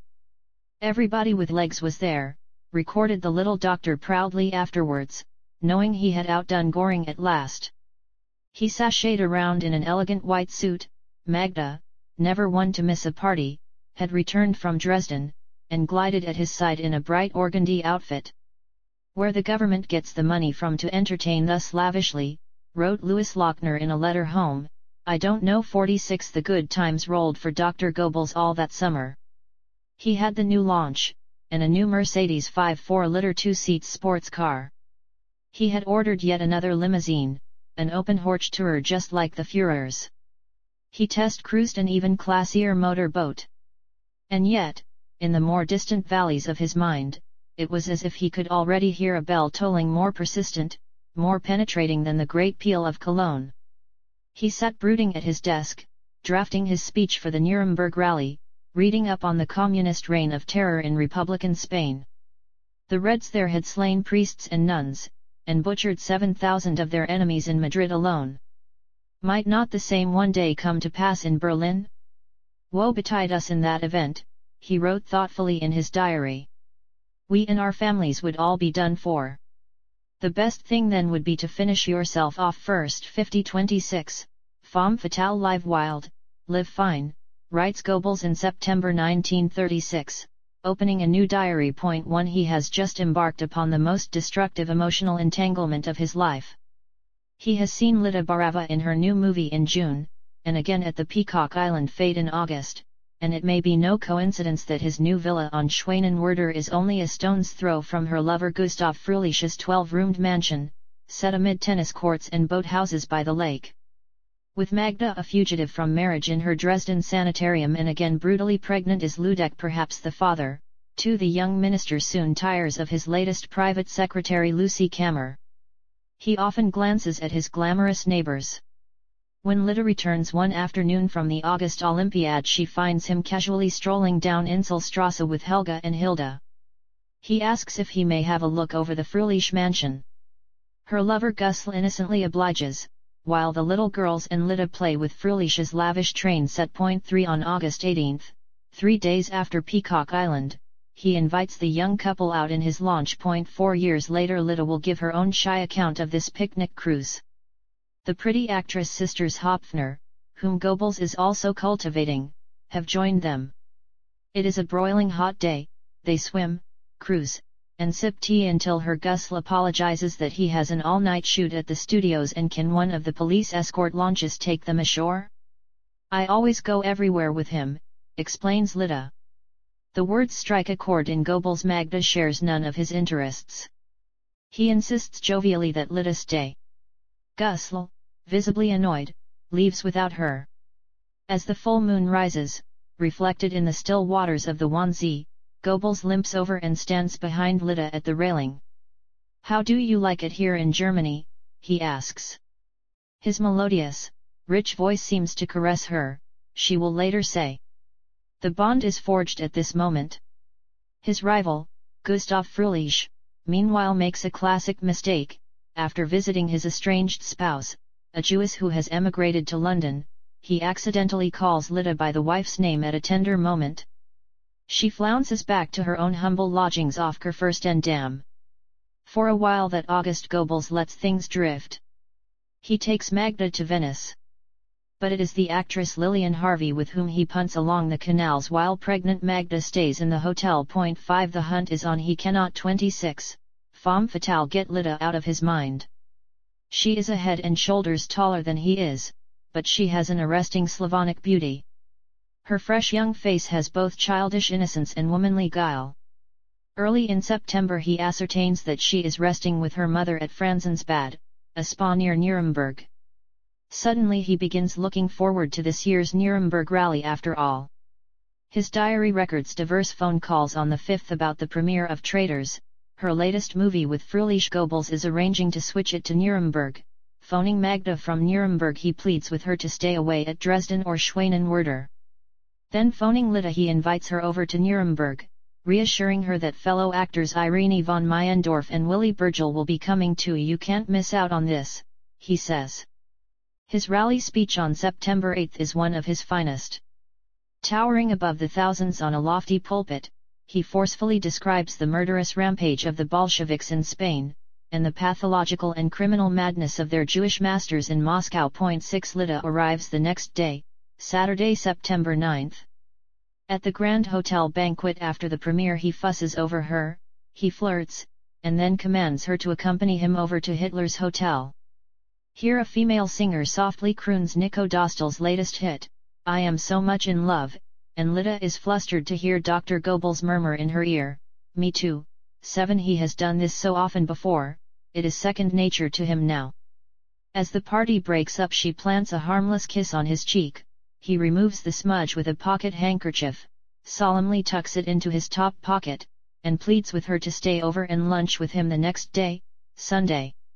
Here he inquires casually if she is still unmarried, and catching an aggrieved undertone in her reply about her lover's reluctance to remarry, he diffidently asks, Would you turn me down if I asked to see you again? That Sunday afternoon he asks her to stay on, to hear his second great speech. Please look at me closely as I speak, he says, and pulls out that handkerchief.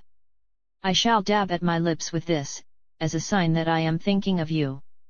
What 22-year-old female, Lita's birthday has fallen just 3 days before, is not bowled over by such artful devices? Bedazzled, Lita again puts off returning to her mother at Franzensbad.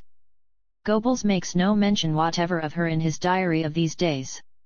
A miracle has happened, is all he writes. 8 After the speech, in a circumlocution that will become familiar to its readers, he carefully records a little drive to recuperate, the next afternoon, Monday, some sleep, and then, without mentioning whose, departure to Franzensbad. 9 He sends his adjutant to the railroad station to see Lita off with roses and a photograph inscribed, Auf Wiedersehen. A few days later he certainly sees her again in Nuremberg. A visitor from Franzensbad, he notes, about which I am much pleased. 10 This is the first time that he has passed significant, if camouflaged, comments on a prospective lover in his diary. Lita Barava will affect him more profoundly than any other woman since Anka. They will bring to each other great happiness, but the ensuing romance, which is almost entirely platonic, will sweep him to the brink of divorce, self-exile, and even suicide. As for Lita, she will nobly abstain from the general calumny of him after his death. Legions of obscure starlets will claim, without a shred of supporting evidence, that he forced himself upon them.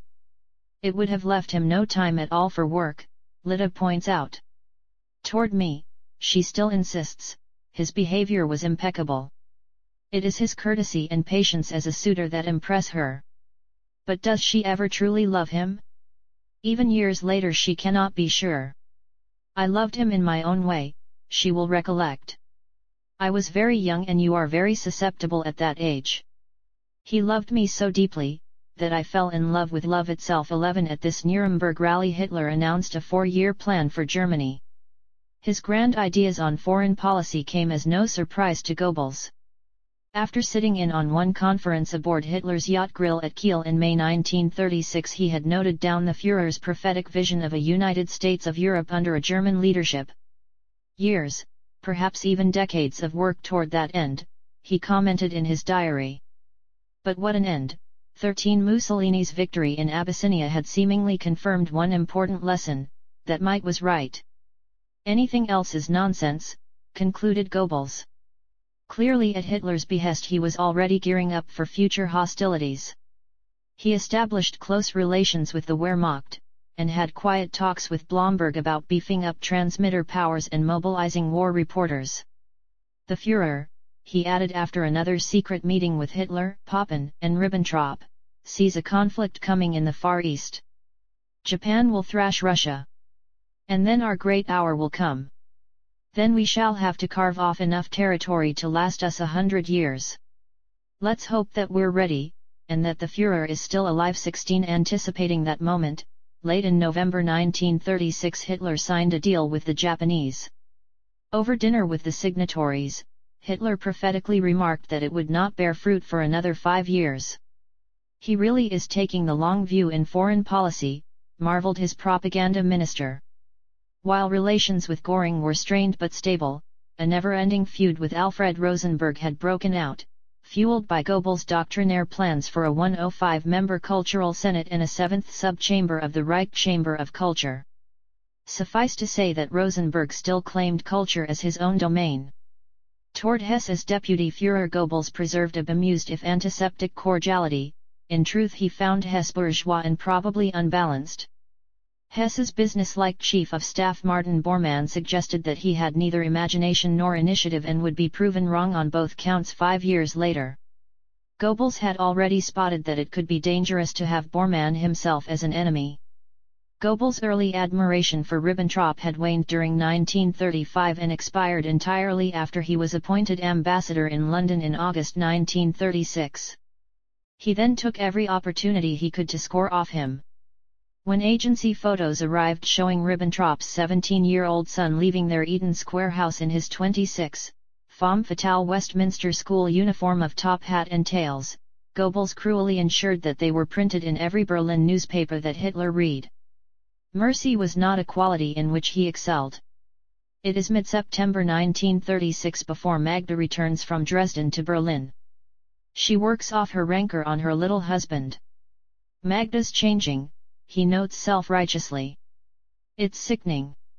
22 Seeking affection he turns to Lida Barava, temporarily ensconced in the Hotel Eden with Fröhlich, to whom she has returned. Their respective villas on Schwanenwerder are mothballed for the winter.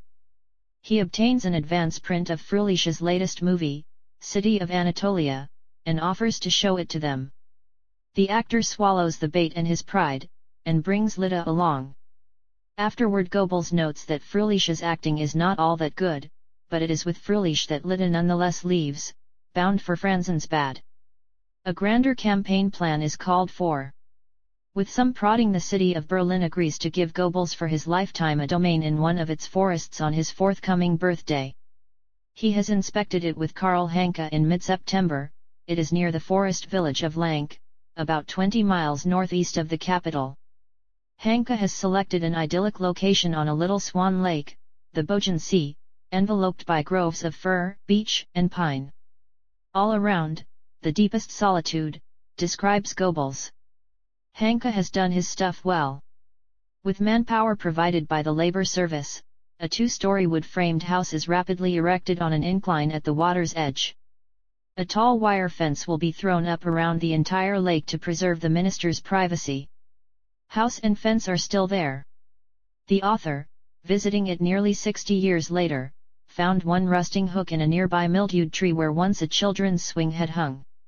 Later that month he flies to Greece with Magda, taking in the Acropolis and Parthenon, this noble temple of Nordic art. He meets Prime Minister Iohannis Metaxas, who professes to like the Germans as much as he loathes the Jews and Bolsheviks. Then he returns to Berlin and continues furnishing his love nest at Lank, including among its accoutrements a special diary kept just during his visits out here. He fantasizes about being out here alone with Lida Barava. He phones her in Prague, where she is visiting her mother, to ask when she will be back. Quite soon, she replies guilelessly. Gusl staying on at Carlsbad. He escorts her out frequently in the evenings. On October 5 his diary coyly records a little spazierfahrt, a motor outing, before he returns late to bed. Appeasing Magda, he buys her a costly ring on Helmut's first birthday. His diary sparkles with occasional flattery of Magda, but it has a dutiful quality. Visiting the gracious spa resort of Baden-Baden, without Magda, in October he is evidently not alone, as witness the unexplained phrases that slip into its pages, like those on the 12th, when the night ends with a big disappointment, followed by the disembodied remark, "Did not come down from room anymore." Followed by, "I am so sad." 28 At Berlin upon his return he finds Magda livid, about nothing at all. Undaunted he goes out motoring again that afternoon, and stops at their, deserted, Schwanenwerder villa on the way back. It would be charitable to assume that he was alone, were it not self-evident that his diary has now become the vehicle for half-truths. On the day before the new house at Lank is formally handed over to him, Magda takes the dour but handsome Hanka out to see it. Goebbels seizes the opportunity to visit Schwanenwerder again, where Lida Barava is house-sitting the dust-sheeted Fröhliche villa 3 lots down the road from his own. He phones to invite himself round for tea. Lida points out how improper that would seem. Covered with embarrassment, the minister suggests they motor out one day to see Lank instead. "You know I have a little house out there now," he says. "We can have tea there. It's very pretty." She helplessly falls in with his suggestion that one day she should motor out along the new Autobahn in her little black and white BMW to the Lank exit, where his chauffeur Alfred Ratsch will meet her with his new open Horch-Tourer.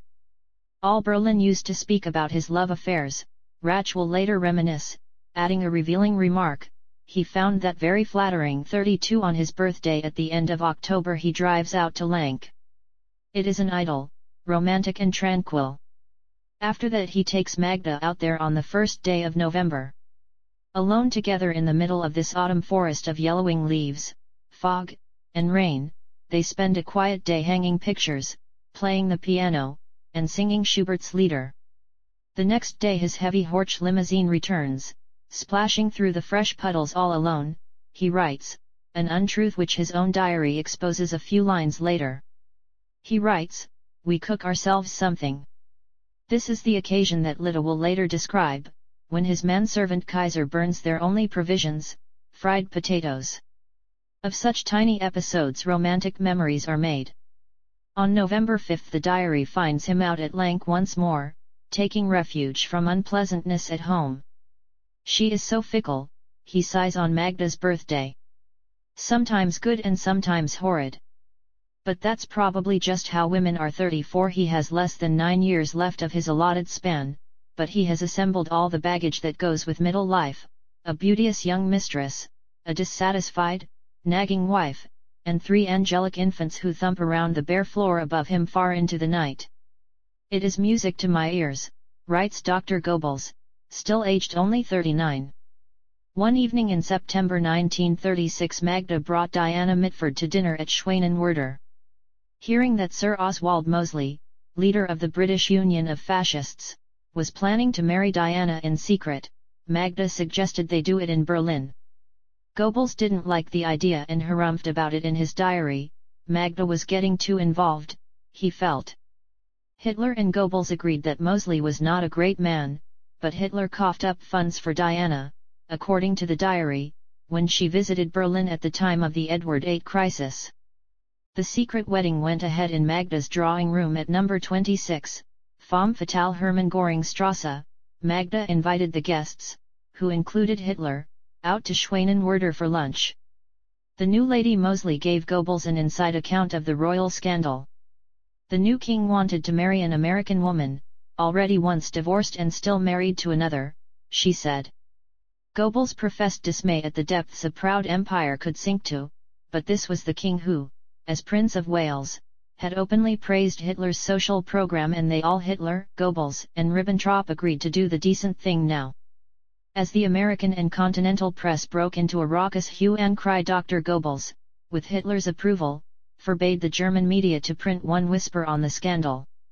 After King Edward abdicated, the Nazi wiretappers heard one British embassy official commenting that the new Duke of Windsor would not easily forget Hitler's restraint. Their discretion was poorly rewarded. During 1937 and 1938 the anti-Nazi jibes from some elements of the British press multiplied. Ribbentrop told Goebbels that much of it was controlled by the Jews, as were Britain's cinema chains. He suggested they purchase cinemas in London. Goebbels listened sympathetically. His ministry was awash with money, and he did use some secret funds to buy up foreign newspapers as well. Like Hitler, he regarded Britain as holding the key to Germany's future. But how to proceed? Mosley was spending a fortune and getting nowhere, he concluded. He had won no seats at all in the municipal elections. "I think he's a busted flush," wrote Goebbels after a further panhandling visitation by Lady Mosley in August 1937. His admiration of Hitler was now unconditional. The Führer confided in him regularly. In mid-July 1936 he and Magda had spent 3 days at the Burghof, Hitler's lavish new mountainside domain high above Berchtesgaden. "We had a long parleyveur," writes Goebbels. "The three of us, the Führer, Göring, and I. That's always best." 43 They had all shared the annual Wagner experience at Bayreuth that summer. In October 1936 Hitler had assigned to Goebbels an upstairs room at his own Burghof, a certain sign of his esteem for him. Knowing Hitler's intentions, Goebbels took a closer interest in their growing armed forces. In early 1937 he spoke for 2 hours to selected Wehrmacht commanders about propaganda. General von Blomberg attached significant weight to the wartime role of propaganda. In that autumn's maneuvers Goebbels' new propaganda units took part for the first time. There was one uncomfortable detail: although Berlin went into full blackout, the enemy planes still got through and Goebbels' ministry was adjudged a blazing ruin by the referees. "Let's hope it's never for real," he gasped in his diary. The Goebbels family spends a few days early in 1937 at Hitler's Burghof again. Before turning in one night, Goebbels speaks for some hours with Magda, now heavily pregnant, about love and marriage. He feels they are drawing closer again, as always when nobody comes between us. 47 After a couple of days he leaves his family there and returns to Berlin. Predatory females cluster around him there. He drives out some frosty nights to the new house at Lank, explaining to his diary, "Nobody is waiting for me in Berlin." 49 Magda and Hitler return to the capital together on the 23rd. All this sets tongues wagging. Gossip Queen Bella Fromm, still holding out in Berlin, records privately that Goebbels has been seen hanging around some pretty low dives, and that Magda now has a list of more than 30 women he has slept with. Magda's closeness to Hitler also attracts salacious comment, and after Werner Count von Alvensleben lets slip an incautious remark about her, her children, and her Führer, Goebbels complains to Hitler and has the Count, spluttering denials, whisked off to concentration camp. Shortly the police tell Goebbels that his cook Martha has been gossiping too, and she is sacked without notice. "Let's hope she hasn't done any harm already," he writes, while entrusting no details to his diary. It is of relevance to examine his views on divorce and adultery at this time. Hitler takes a more liberal view of divorce than Goebbels. Goebbels instinctively opposes it, although he feels that most party wives are too thick to hang on to their husbands. 53 There are strains of Catholic Puritanism in him. When his young sister, still in her 20s, begins dating a divorced movie producer of 45, Max Kimmich, he has detectives discreetly check the man's background. "It's okay," he writes after hearing their report. Maria can fall in love with him. 54 Preferring double standards to single, he spends nights out at Lank, gossiping and lazing, and days discussing the new laws with Hitler. He proposes that couples be forced to wait a year after filing for divorce. This cooling-off period will save many faltering marriages. But in his diary are many unconscious hints at his own activities. He criticizes theater director Eugen Klopfer for his womanizing. "The theater is not a free-for-all for girl snatchers," he huffs. Even more hypocritically he lectures the incorrigible Walter Grant-Sau for falling in love with some starlet, and now wanting to dump his wife. His stand on adultery is no less selfing. When the Minister of the Interior Wilhelm Frick, a pettifogging lawyer whom Goebbels detests, proposes with almost Islamic fervor 10-year jail terms for adultery. Goebbels snorts, then let them begin retroactively with Frick. That night he drives scriptwriter Thea von Harba, the lovely wife of Fritz Lang, home, and what right have we to doubt that she only tells me of her new movie plans? 58 He tells Hitler that neither divorce nor adultery is any concern of the public prosecutor. Hitler promises that he will shoot down Frick's draconian proposals on adultery. At the end of 1937, when the question of adultery again comes before the cabinet, Goebbels is still fighting. Finally, he records, "We agree, prison sentences only if demanded by the wronged husband and in the public interest." The same cabinet session decides that any rape committed by a Jew shall be a capital offense. During these debates, the diaries entries glimpse Joseph Goebbels driving the two Hopfner sisters out to Lank in the snow, then castigating a chastened actress, Marie-Louise Claudius, for indiscreet remarks. 26. Femme fatale then assisting the beautiful Brigitte Horney with her foreign currency problems, then receiving the no less shapely actress Gina Falkenberg for a script discussion session. I can help her too. After a difficult confinement, Magda gives birth on February 19, 2 months prematurely. The gynecologist says that the sickly little newcomer, another girl, is truly hold, sweet, and they leave her with this name. Just what I wanted, cries Helga, cradling her baby sister. It came down from the clouds.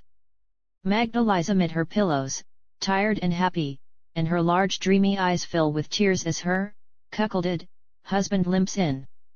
None of the Goebbels children would be baptized.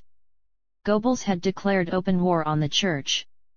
When the devoutly Catholic post office minister, Eltz von Rubenich, turned down Hitler's gift of party membership, made to all the non-party ministers on January 30, 1937, explaining that he could not join a party that oppressed the church, it was Dr. Goebbels who indignantly orchestrated his colleagues' demand for Eltz's resignation. Hitler, however, was one of the few Nazi leaders who still paid the 10% church levy on their income, and he saw no point in stirring up a hornet's nest.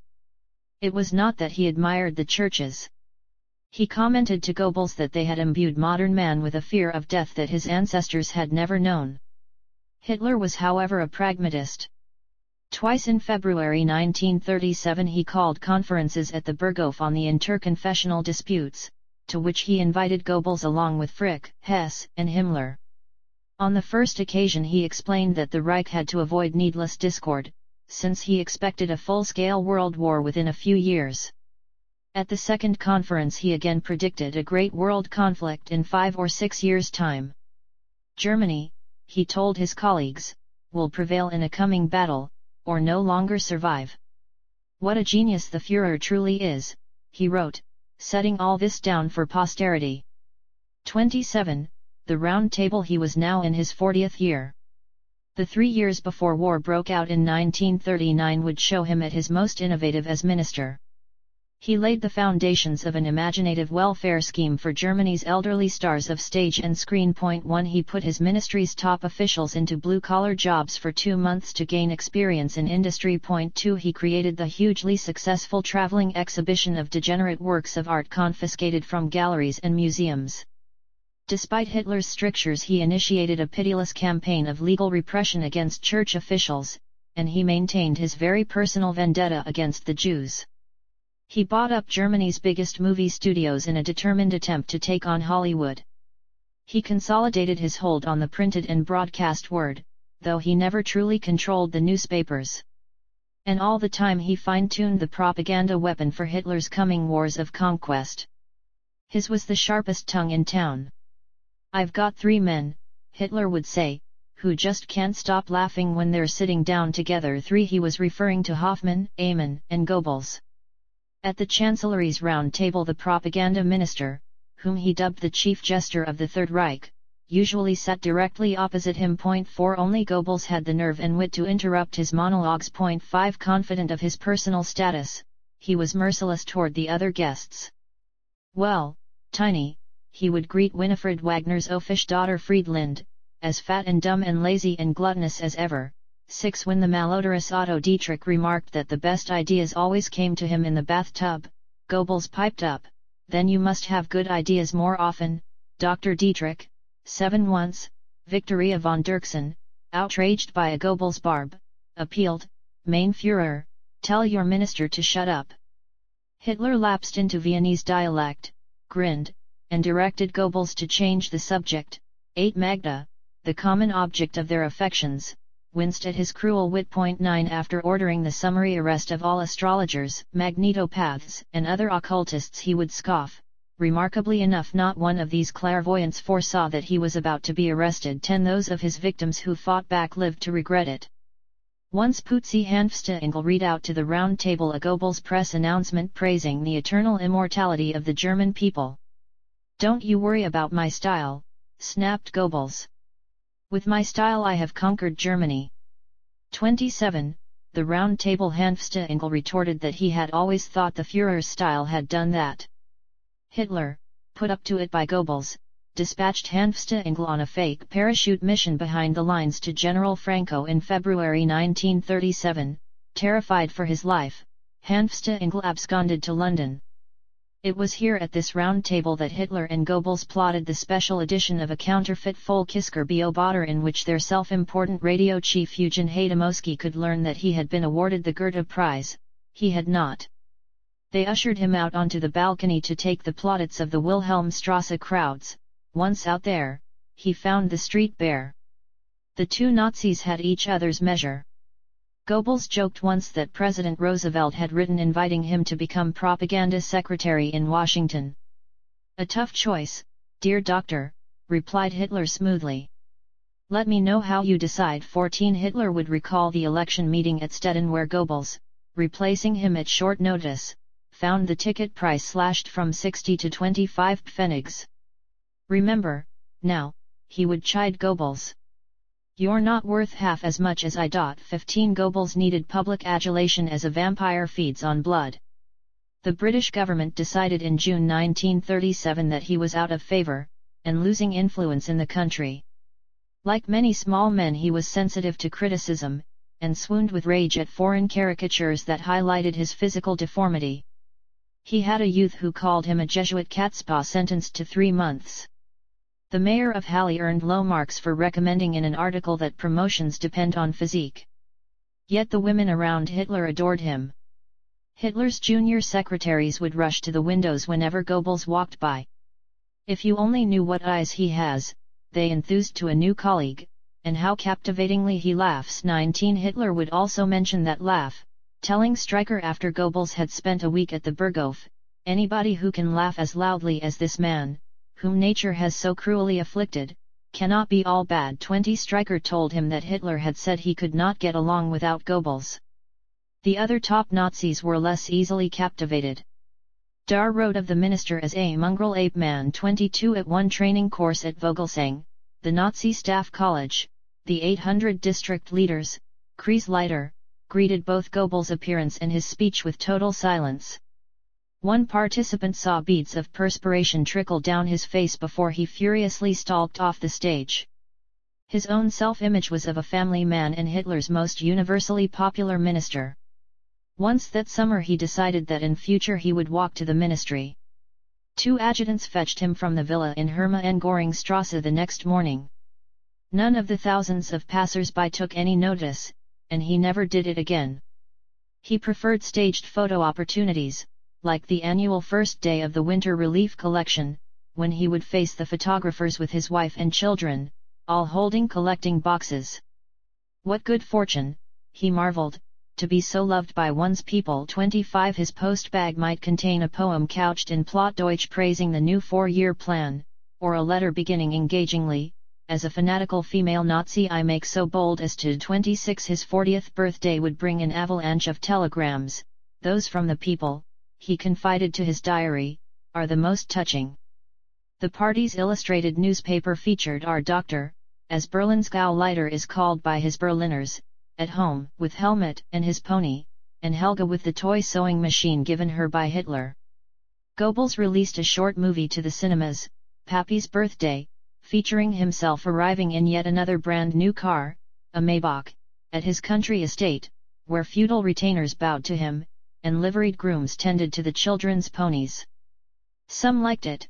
One moviegoer penned these lines to Magda: "How proudly in the cinema/I saw maternity thus blessed/I cast my mind toward the home/where I have built my nest." 29 Berlin's starving working class however hooted at the screen, and Hitler ordered the movie withdrawn immediately. Ignoring Hitler's call for peace on the church front, Dr. Goebbels began a vitriolic campaign against the two main churches that lasted from March until the end of 1937. It began when the Pope issued a pastoral letter critical of Germany on March 21. Goebbels at first persuaded Heydrich not to notify Hitler, arguing that they should merely confiscate the church printing presses which had disseminated it. As a further response, on April L, according to Goebbels, Hitler telephoned the authorization to him to stage a series of show trials against the Catholic clergy. The Nazi prosecutors had a back file of several hundred untried sex cases against Catholic priests. The Catholics, decided Goebbels, had not properly appreciated the Nazis' patience and moderation. "Now let them find out how merciless we can be." 32 He sent Berndt to cover a particularly sleazy case in Belgium, the sex murder of a youngster in a monastery, and persuaded the Reich Justice Ministry to open the first sex trials at Koblenz. He ordered sound recordings made, keeping Hitler closely informed at each stage, or so his diary claimed. Goebbels honed the stage management of these political trials to a fine art. The first, of Franciscan monks charged with sexual perversions, began in Koblenz late in April. He followed the propaganda coverage closely. One priest implicated the Bishop of Trier himself. "That's a real bombshell," chortled Goebbels, savoring his revenge. "I've had it all recorded on discs."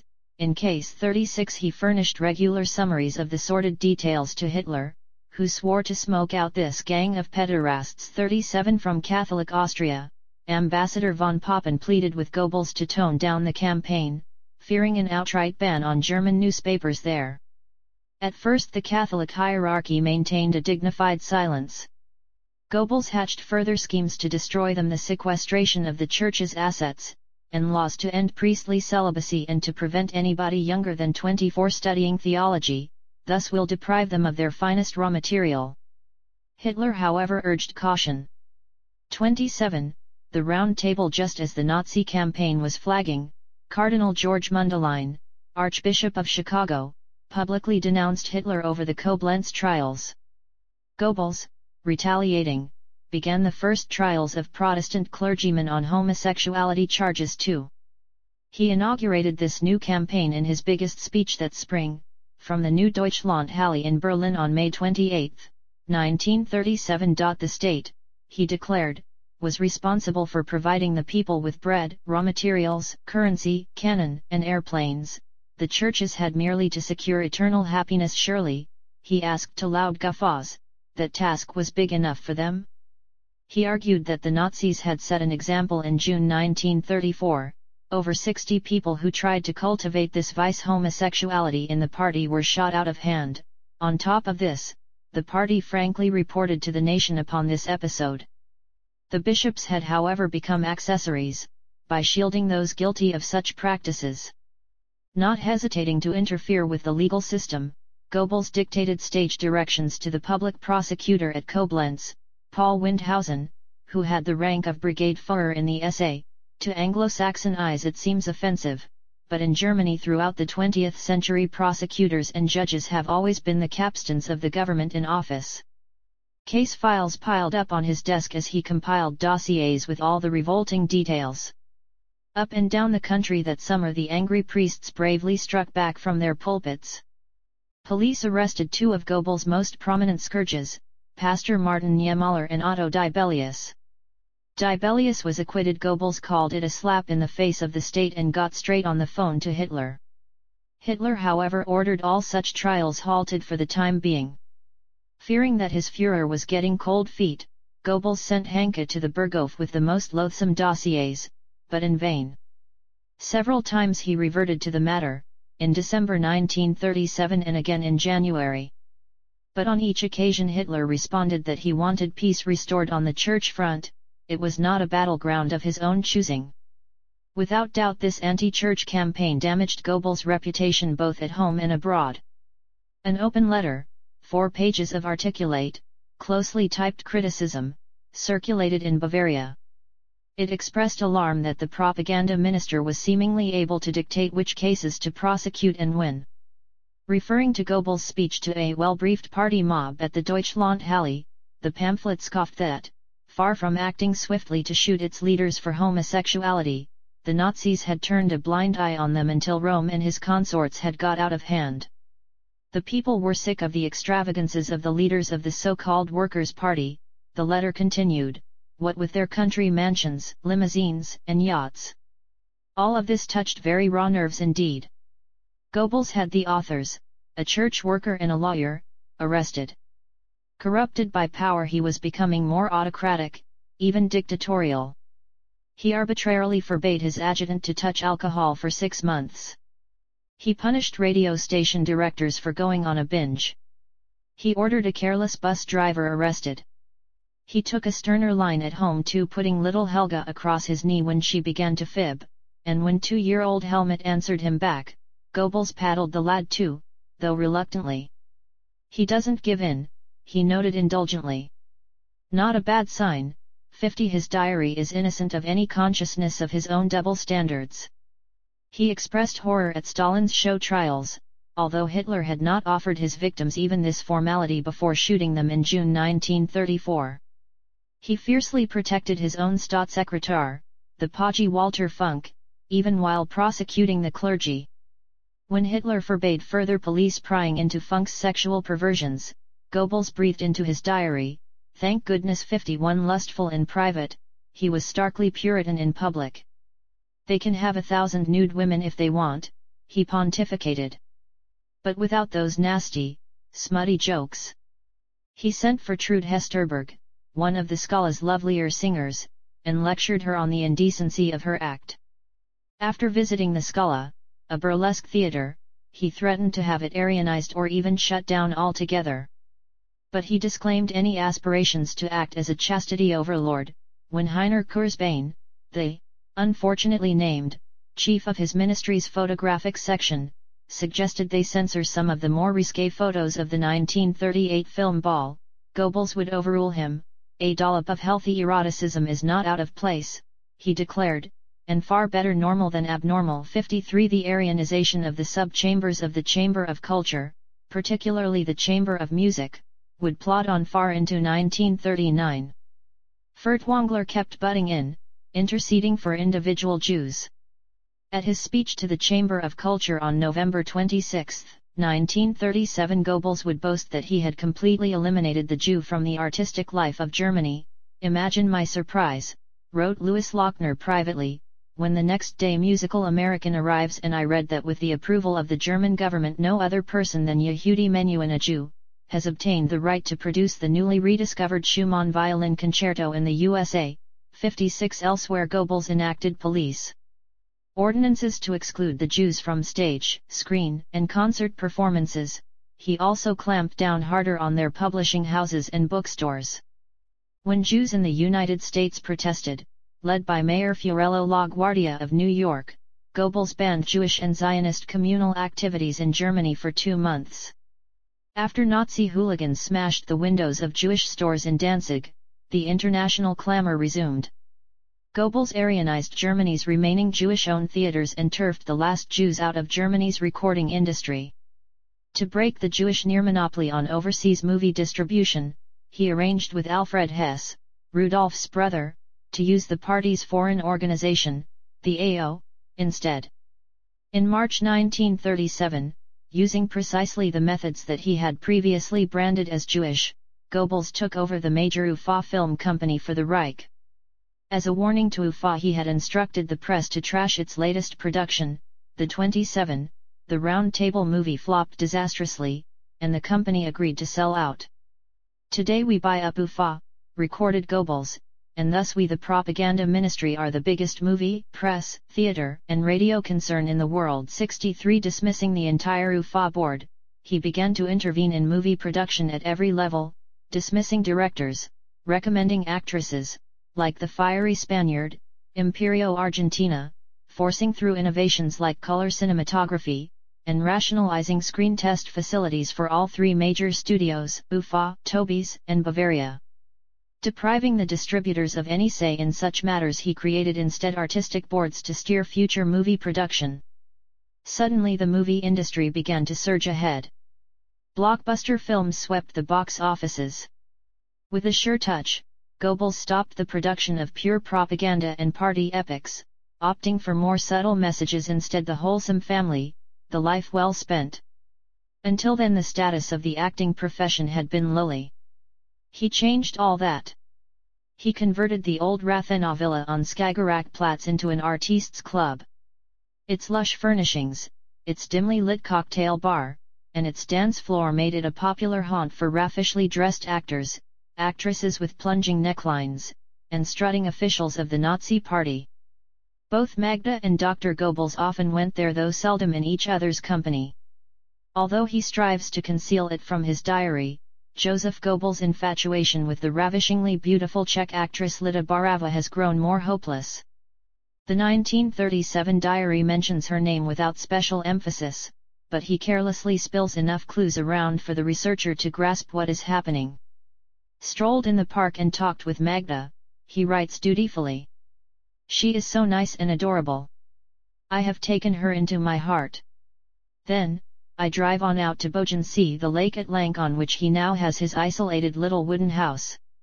It is out here, in the depths of the forest, that somebody is usually waiting for him. These are, it may be recalled, the very days when Hitler's cabinet is solemnly discussing fierce new laws on divorce and adultery. Out to Bodensee in the afternoon, he writes the next day, having again left Magda in Berlin. Some music, reading, and writing. That month he takes a special interest in Lida's latest movie, the spy thriller Patriots, being made for UFA. He reviews the screen tests, discusses the storyline with director Karl Ritter, it must get a nationalist slant, and reworks the film play himself. On January 25, he goes out to Babelsberg to watch shooting begin. Viewing the first takes, he finds Lida's acting wonderful. The farewell and final scene are deeply touching, he writes. He becomes addicted to reruns of her earlier movies. After watching her and Gustav Fröhlich in Barcarolle on February 23, after seeing the very scene she had been performing when he and Hitler first set eyes on her at the studios, he tells the diary, La Baa Rova's acting is wonderful, moving, and heartbreaking. Fröhlich, however, is a little twerp who can't act. 68. A few days earlier all three have been involved in a silly incident outside Fröhlich's villa on Schwanenwerder. With Magda in the maternity clinic since February 2, Goebbels is often lonely in the evenings. Twice that month he drives out to his own empty villa on the peninsula. The lakeside house at Lank is being aired. Early on one of these evenings Lida arrives at Gustav's villa. Later, hearing a limousine, she steps out into the snow to greet her lover but finds Goebbels inside instead with his chauffeur Alfred Rach at the wheel. "Hello," exclaims the minister. "What brings you out in the middle of the night?" She puts one foot on the running board and explains, "I'm waiting for Gusl. He's got a premiere." Even as they exchange these brief pleasantries, Fröhlich himself drives up.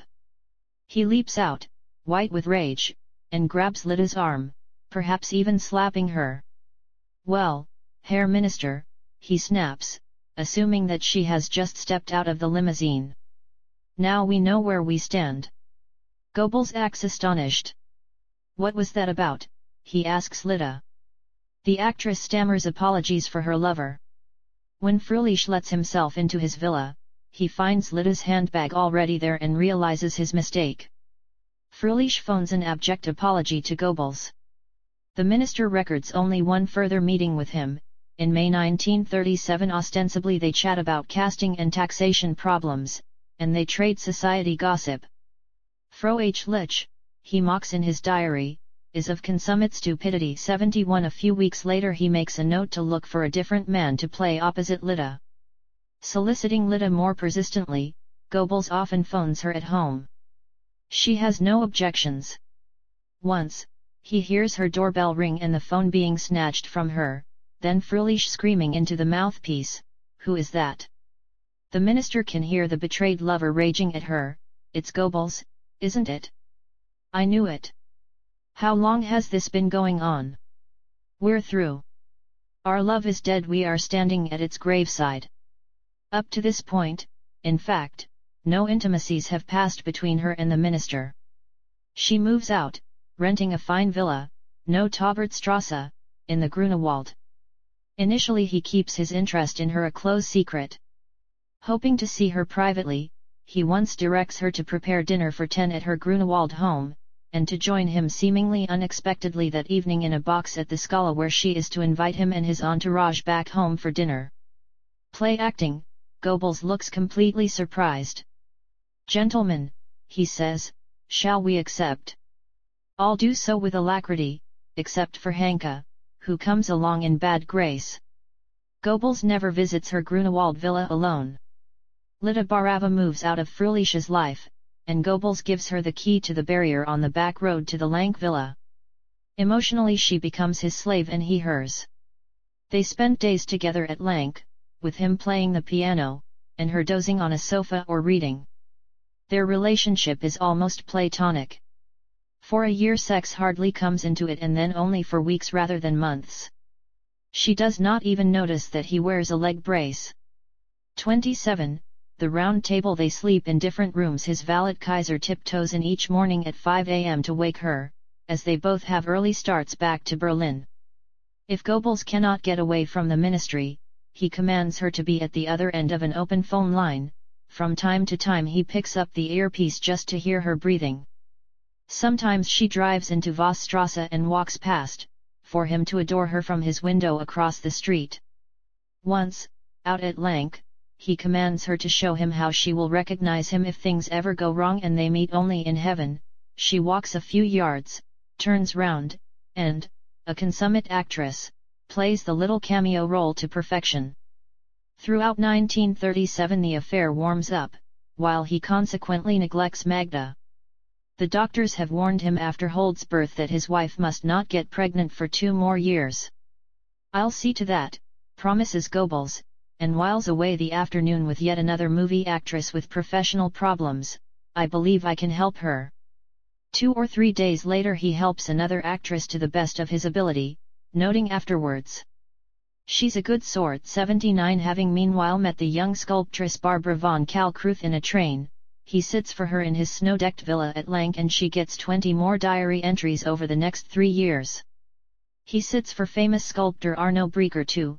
Breker rates only 3 mentions over the same period, one of them a terse, never again. 81. On visits to Magda at the clinic her jealous tirades drive their relationship almost to destruction. His diary celebrates her homecoming on March 23 most touchingly. "She is my one and only. When she's not there, house and home lie empty and desolate." 83. With Magda home again, he fills Schwanenwerder with friends from the movie industry like the Veit Harlans, the Willy Burgels, the Hopfner sisters, and Lida Barava. "Magda is again the most beautiful of all," he writes, helplessly caught between the 2 women. "Women are a plague on us all," he reflects in April. In July he discusses his wife's indifferent health with Ilse Hess, who writes to Magda, "Your husband told me that he's worried about you, and that you ought to have a pause to recuperate before getting down to the next 5 offspring you've promised the Führer and the Third Reich." 85. Caring little for the needs of his own Berliners, but at their expense, he sequestrates still more of the forest terrain surrounding his villa at Lank. "Labor service gangs clear paths and erect boardwalks through my forest," as he brazenly terms it, and begin laying down a private beach with a little jetty. Officials import swans and wild duck to the lake. On Hanke's advice he commissions Hitler's young architect Albert Speer to redesign his official residence in Hermann Göring Strasse. As he watches the newly imported deer stealing across his lawn at Lank, he is becoming more detached than ever from the ordinary Berliners to whom he owes so much, yet Hitler still does nothing against this blatant corruption. Goebbels proudly shows Hitler the new Barava movie Patriots and hastens out to Lank afterward to tell her that it has delighted him.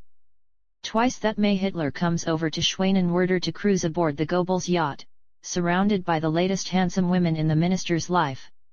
And once, as they again cruise alone among the blossoms of Potsdam, Hitler unburdens himself to Goebbels about his secret, innermost ambition to undo forever the humiliation done to Germany by the Peace of Westphalia, which had concluded the 30 Years' War in 1648 greatly to her disadvantage. Encouraged by these confidences, Goebbels publicly stated his views on foreign affairs. Speaking in Berlin on February 12, 1937 of the new Czech alliance with Moscow, he warned, "Let the world take note that Germany is a great power." London bridled. He got on well with the new British ambassador, Sir Neville Henderson, and both men hoped that if Britain's new Prime Minister Neville Chamberlain could only rein in the Jewish press clamour, there was a real chance of rapprochement, despite all the gaucheries that the new Nazi ambassador Ribbentrop was committing in London. Hitler had no firm plan of action mapped out as yet. Like Goebbels, he believed in the goddess of good fortune in seizing opportunities as they arose. Goebbels had however begun preparing his ministry for war. At Hitler's instigation he had started to build a cable radio system, Drahtfunk, which would free transmitter capacity for a propaganda war while rendering the German listening public impervious to enemy radio propaganda. He issued contracts for 5 powerful 1 megawatt transmitters. By this time, though without perceptible immediate cause, he had become concerned about his own safety. He underwent pistol training 95 and in December 1937 he called off at the last minute a private trip to Egypt which he had been planning for 3 months. One phone call from Rudolf Hess, warning of possible risks, sufficed. On occasions, reported the British Embassy, he has shown a certain nervousness about his own skin. 96 political events in Central Europe were slowly building up their own head of steam. At the end of July 1937 Goebbels staged a spectacular choral festival at Breslau. Among the 30,000 Germans from overseas was a large contingent from Austria. The Austrians chanted Goebbels' latest slogan, Ein Reich ein Volk. There were emotional scenes in the main square as the massed choirs marched past. Newsreel cameras whirred. The spectacle remained engraved on the memory of every member of Hitler's staff. "For a quarter of an hour the procession halts," wrote Goebbels, "the people just standing still, singing, laughing, weeping. Everybody knew what Hitler was thinking at that moment," he said later. When it was now no longer a question of if they went marching into Austria, hardly a shot would be fired. He showed Hitler the newsreels 2 days later, but Hitler ordered him not to release them to avoid reprisals against Austrians seen cheering. On the day after Breslau, Hitler visited Schwanenwerder. Goebbels' sister was celebrating her engagement and again took him into his confidence. He planned to make a clean sweep in Austria. "Let's hope we all live to see that day," wrote Goebbels. 27. The Round Table. He daydreamed about the Führer's triumphal entry into Vienna. After that, he mused, it would be Czechoslovakia's turn. At the Nuremberg rally in September the Austrian contingent again staged an emotional scene. Here Hitler assured Goebbels, "Austria will be dealt with one day by force." 99 Dr. Goebbels does these things well, remarked one British official dryly, after reading his 50-page speech at Nuremberg. "Yet another attack on Bolshevism and the Jews. 0 in Russia," said Goebbels, "Stalin had murdered 42,000 priests, in Spain. His agents had already killed 17,000 priests and monks by February, yet the world resounded with squawks of horror if one Jew in Germany had his ears deservedly boxed. The Jew," he said, "was a parasite, the destroyer of culture, the ferment of decomposition." Hitler's line again varied only marginally from Goebbels. The Führer had nominated Professor Ernst Sauerbruch as joint winner of the new National Prize, despite objections from Goebbels that the surgeon was a vassal of the Jews. To circumvent criticism, Goebbels now asked the surgeon at least to join the party. Sauerbruch politely declined. 1 Opinion was divided about Goebbels' relationship with Hitler. Which was the evil genius, and which the spellbound princeling? George Ward Price, the perceptive Daily Mail journalist, was emphatic that Goebbels was more dangerous even than Himmler, because he committed Hitler to courses of action by presenting him with fait accompli. 102. The 1932 presidential election, the trials of the priests, the 1938 pogroms against the Jews, and Total War speech are all cases in point. Only rarely did Hitler actually apply the brake. In November, for instance, he phoned Goebbels to back off on their colonial demands. 3 When Goebbels initiated a raucous campaign against the Czech government, alleging maltreatment of their German ethnic minority, first the Sudeten German leader Konrad Henlein and then Hitler asked him to slow down. 4 Over lunch at the Chancellery, the Führer reminded him that Germany could not do anything about it yet. The Czechs, sulked Goebbels, are crazy. They are surrounded by 100 million enemies whose land and people they have usurped. N.A. Prost, he exclaimed, ironically toasting them. Before lunch ended, Hitler had again told him to downplay both the colonial and the church problems. We must keep our propaganda powder dry, agreed Goebbels. 5 That afternoon, however, in Goebbels' absence, Hitler called a secret cabinet-level meeting at which he revealed to his foreign minister and his commanders-in-chief his intention to launch a war of territorial conquest, beginning with a lightning attack on Czechoslovakia during 1938, 106 winning over Britain in the meanwhile, without offending Mussolini, would be a challenge. 7 Here Goebbels was a greater hindrance than Ribbentrop. Although Ambassador Henderson respected Goebbels, his principal officials believed that the minister was trying to whip up anti-British sentiment. 8 This was not true. While mocking the hypocrisy of the English, he echoed Hitler's regrets that they were losing their empire. He blamed this on the foolish statesmanship of Eden, the new British Foreign Secretary, and compared him unfavourably with Lord Halifax, the Lord Privy Seal, who was visiting Germany for Göring's International Hunting Exhibition. 9 Goebbels took tea with Halifax, this aristocratic English statesman, this very calm, collected, and clever cabinet minister, and pleaded with him to rein in Britain's unruly, sensation-hungry editors. 0 He drew attention to his own newspaper's restraint during the British abdication crisis. I had expected to dislike him, Goebbels intensely, confessed Halifax in his own private diary, but didn't. I suppose it must be some moral defect in me, but the fact remains. 1:11:28, something about March 28, something about March. Once in 1937 Harold Quandt, now 16, tiptoes into his stepfather's study at Schwanenwerder and finds him writing in a diary. He sees 3 other diaries on the desk. Consumed by curiosity, in 1938 he picks the lock, rummages around, and finds one of the notebooks. To his disappointment, however, the handwriting is illegible. 1 Joseph Goebbels has now filled 16 such books, and he has begun a 17th, as usual with a motto, don't look back, keep marching on. This 1938 volume will cover 476 closely written pages. Probably he himself no longer knows why he is writing a diary. Few diarists do. It would take a psychiatrist to explain the narcissistic self-pity, the recurring proclamations of dire physical exhaustion, and the broad hints at Magda's infidelities, which were clearly not intended for publication in this form. The text is often stupefyingly banal, and he no longer reveals all to the diary that was once his dear therapeutic conscience too. Thus the new 1938 volume will draw a veil across his politically subversive views, as well as his own familial misdemeanors. The 1938 diary tells us of his profound misgivings about Hitler's brinkmanship only after the Munich Agreement has removed the threat of war, and we hear nothing of Lita Barava at all. The first weeks of 1938 had brought an important reorganization of his ministry, originating in Hjalmar Schacht's replacement as Minister of Economics by Goebbels' Staatssekretär Walter Funk, a move which Goebbels himself had suggested. 3 Funk had been the government's press spokesman, and Hitler appointed the party's press chief Otto Dietrich to the vacant position. I've just promoted you to Staatssekretär, Hitler called out to Dietrich as he walked past. Minister Goebbels hasn't signed it yet, but he will. You can bank on that. 4 Goebbels moved swiftly. His dislike for Dietrich was by now notorious and divided up Funk's old functions, promoting his trusted chief aide Karl Hanke to senior Staatssekretär along with Dietrich. 5 To Hanke's asterisk transcribed and annotated by the author on behalf of Arnaldo Mondadori, editor, Milan.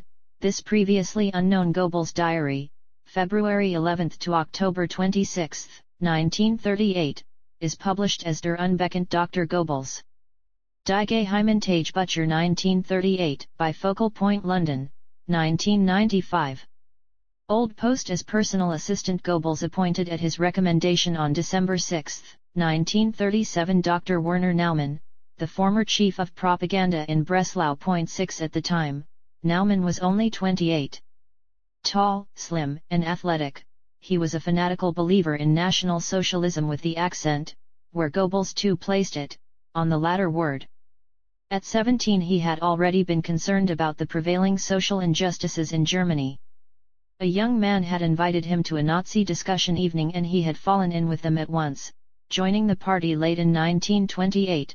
In Berlin he had befriended Horst Wessel, and worked on Goebbels' propaganda staff in Berlin in 1929. Voluble and hard-working, self-assured but moody, Naumann would become Goebbels' closest confidant, outlasting all the others, and in the final days succeeding him as minister. 7 His party record had in fact one serious flaw. In 1933 he had become commander of No. 9 SA Brigade in Stettin, and at the time of the Rome Putsch he was an SA Standartenführer. After trying unsuccessfully to flee on that day, he was relieved of his command, and imprisoned for 8 weeks accused of having known of the plot. Naumann, his successor Friedrich spitefully reported, a 175 homosexual, was introduced to Pomerania by Heinz. He got No. 9 Brigade, Stettin, immediately. Heydrich and Naumann were close friends. 8. The SA commanders Heinz, Heydrich, and Spreedy, all of them his friends, were shot. Accused too of homosexuality and of permitting financial irregularities in his brigade, Naumann had been expelled from the SA, and then from the party on December 3, 1934. He had returned to university in 1935, studied Oriental languages, and gained a doctorate in politics before being rehabilitated in 1936 when the principal accusations against him proved unfounded. In his little speech introducing Hanke and Dietrich to their respective staffs, Goebbels made clear that Dietrich would have no say in the ministry, and that his preferred confidant was Hanke. 9 His faith in Hanke, this handsome, dynamic Silesian, was unspoken and implicit. Hanke gained automatic and undoubted access to Hitler's chancellery. He was privy to Goebbels' tax affairs. 11 He had introduced him to the architect Albert Speer. He would undertake delicate missions for him. Goebbels gave him the keys to his private dispatch box, an act of trust which ultimately led to his undoing, because Hanke became an even firmer friend and advisor of Magda II. From now until 1945 Otto Dietrich was a thorn in Goebbels' flesh. He claimed to be not the subordinate of Reich Minister Goebbels, as Staatssekretär, but his equal as Reichsleiter, with only Hitler having the authority to arbitrate between them, and since he was attached to Hitler's personal staff he and not Goebbels effectively controlled the essential political news output of the daily press. Nor was Goebbels' ministry later able to attach its own man to Hitler's headquarters as Ribbentrop, Rosenberg, and Göring had for example attached Hühl, Koppen, Bodenschatz, and the military adjutants. The minister swore later that Dietrich was not even a real Reichsleiter. He had had 28, something about Marcia Taylor run up a fantasy uniform for him as Reichspresschef to which he had stitched the same badges of rank as a Reichsleiter. Hitler, said Goebbels, had good-naturedly allowed Dietrich his conceit. There is a ring of authenticity about the story. As a storm rumbles and lashes the little lake at Lank in August 1937, Goebbels finds it too melancholy there and drives back to Berlin, where he sends for Lida's movie Patriots once more. He and Magda are drifting apart. As in 1936, she stays away from the 1937 Nuremberg rally. Unhappy at the multiplying rumors of her husband's behavior, she accusingly sends him a copy of the communist red flag which contains the latest scandal. Goebbels splutters, a pack of bloody lies, and buys her off with a silver coffee service. Despite all her doctor's warnings, she has become pregnant again. Professor Walter Stoeckel, her gynecologist, urges her to withdraw entirely from social life and to rest out at Schwanenwerder. Goebbels spends more and more time out at Lank, although Lida is not always there. Now approaching the apogee of her career, she often films in Prague as well as in Babelsberg. For whatever the reason, Goebbels spends much of his time away from Magda and the children. His diary makes no explicit comment on this, but notes the days when he is with his home and family. No matter how late he arrives when visiting Schwanenwerder, he wraps his toddlers in blankets and shows them the latest movie. They become his best critics. He records Helga's cute praise for Mussolini, paying a state visit to Berlin. "The other Führer's quite nice too," she says. There is no doubt about his own favorite movie star. In October 1937 he reads a movie treatment of Dostoevsky's novel The Gambler. The lead role goes to Lida Barava. She signs up with the Tobies Studios to play Rosalinda in a movie version of Die Fledermaus. Simultaneously she makes a successful stage debut in Berlin, taking the title role in Hermann Bahr's Josephine in December. Goebbels rapturously leads the applause, and is enchanted all over again by his Lichishka's performance. "I have never loved another woman as much as you," he confesses to her. The raise in his ministerial salary has resolved some problems, but invited others. Magda has inspected a tempting neighboring lot at Schwanenwerder, NOS 12/14 Inselstrasse. It is owned by a Jew, Samuel Goldschmidt, director of the Goldschmidt-Rothschild Bank. Goebbels' friend Dr. Lippert, erstwhile editor of Angriff and now mayor of Berlin, forces Goldschmidt to sell it to the city for only 117,500 marks. After the sale, Goebbels emerges as the real purchaser. He will rebuild this Art Deco building, converting its stables into a private cinema and the house into what he calls his Burg, citadel, another refuge from Magda and her tantrums. Sometimes he will withdraw to his citadel with a guest, explaining to Magda with a heartless wink that he wants to play the latest records to her. Thus all seems set in December 1937 for a ménage à trois as soon as Lida is ready. On the 11th he drives out to Schwanenwerder, talks things over with Magda, and decides to move next door to get some peace. 25 They have been married for 6 years.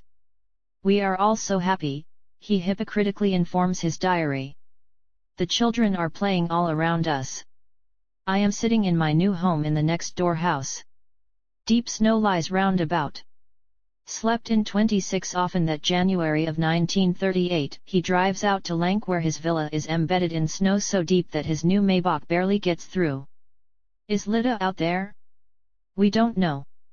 Occasionally he drives into Berlin to see his family, to play some music, and deliberately lose a few hands of Black Peter to Helga before driving off to spend the night at Lank or his ministry. In his ministry too he is installing a little boudoir, so that he can devote more time to his work there. It is a tastefully furnished bachelor apartment with a bedroom, a bathroom, and an array of bell pushes to inform his staff when he does not wish to be disturbed. Simultaneously work will begin on the reconstruction of his official residence. On January 16 Hitler gives the go-ahead. The Goebbelses spend hours more or less happily poring over Professor Baumgarten's plaster model and blueprints. The funds are requisitioned, and on April 27 the wreckers and bricklayers move in. "I say my farewells to these rooms I have loved so much," writes Goebbels with false pathos, "it really hurts. I clear things out and pack, and find manuscripts from my childhood that seem pretty ridiculous today. So adieu, dear home. Now let the pickaxes swing." 29 There is one snag. Lida Barava wants to be no part of his planned ménage. Fearing that she is trapped, she momentarily goes to England to talk with the talent scouts that Metro-Goldwyn-Mayer have sent over from Hollywood.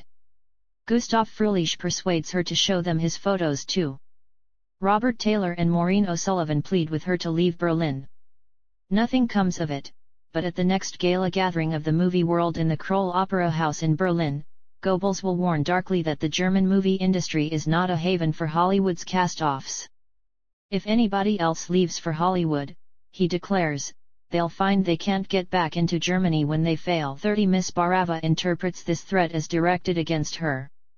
But Goebbels has others in his sights too, like Louise Ulrich, another popular star who has designs on Hollywood. Bulky with her new unborn child, Magda is stuck out at Schwanenwerder.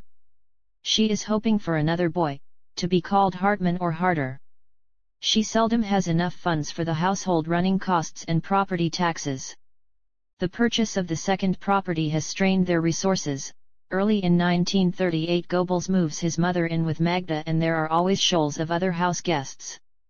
His visits to Schwanenwerder are punctuated by acrimonious scenes. The more he promotes his family man image in the media, however, the less time he actually seems to spend with them. His only close family was now one man, Adolf Hitler.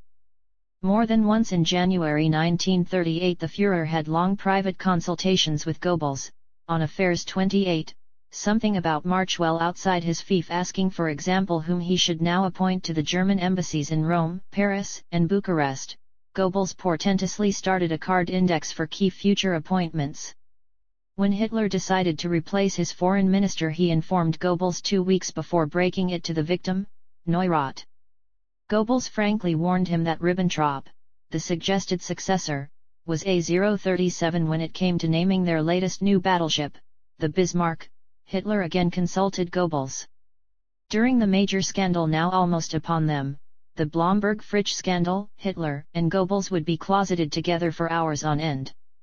Surprisingly, Goebbels would recommend the ultra-conservative Chief of General Staff, General Ludwig Beck, against the radical Nazi Walter von Reichenau to succeed Fritsch as the Army's commander-in-chief.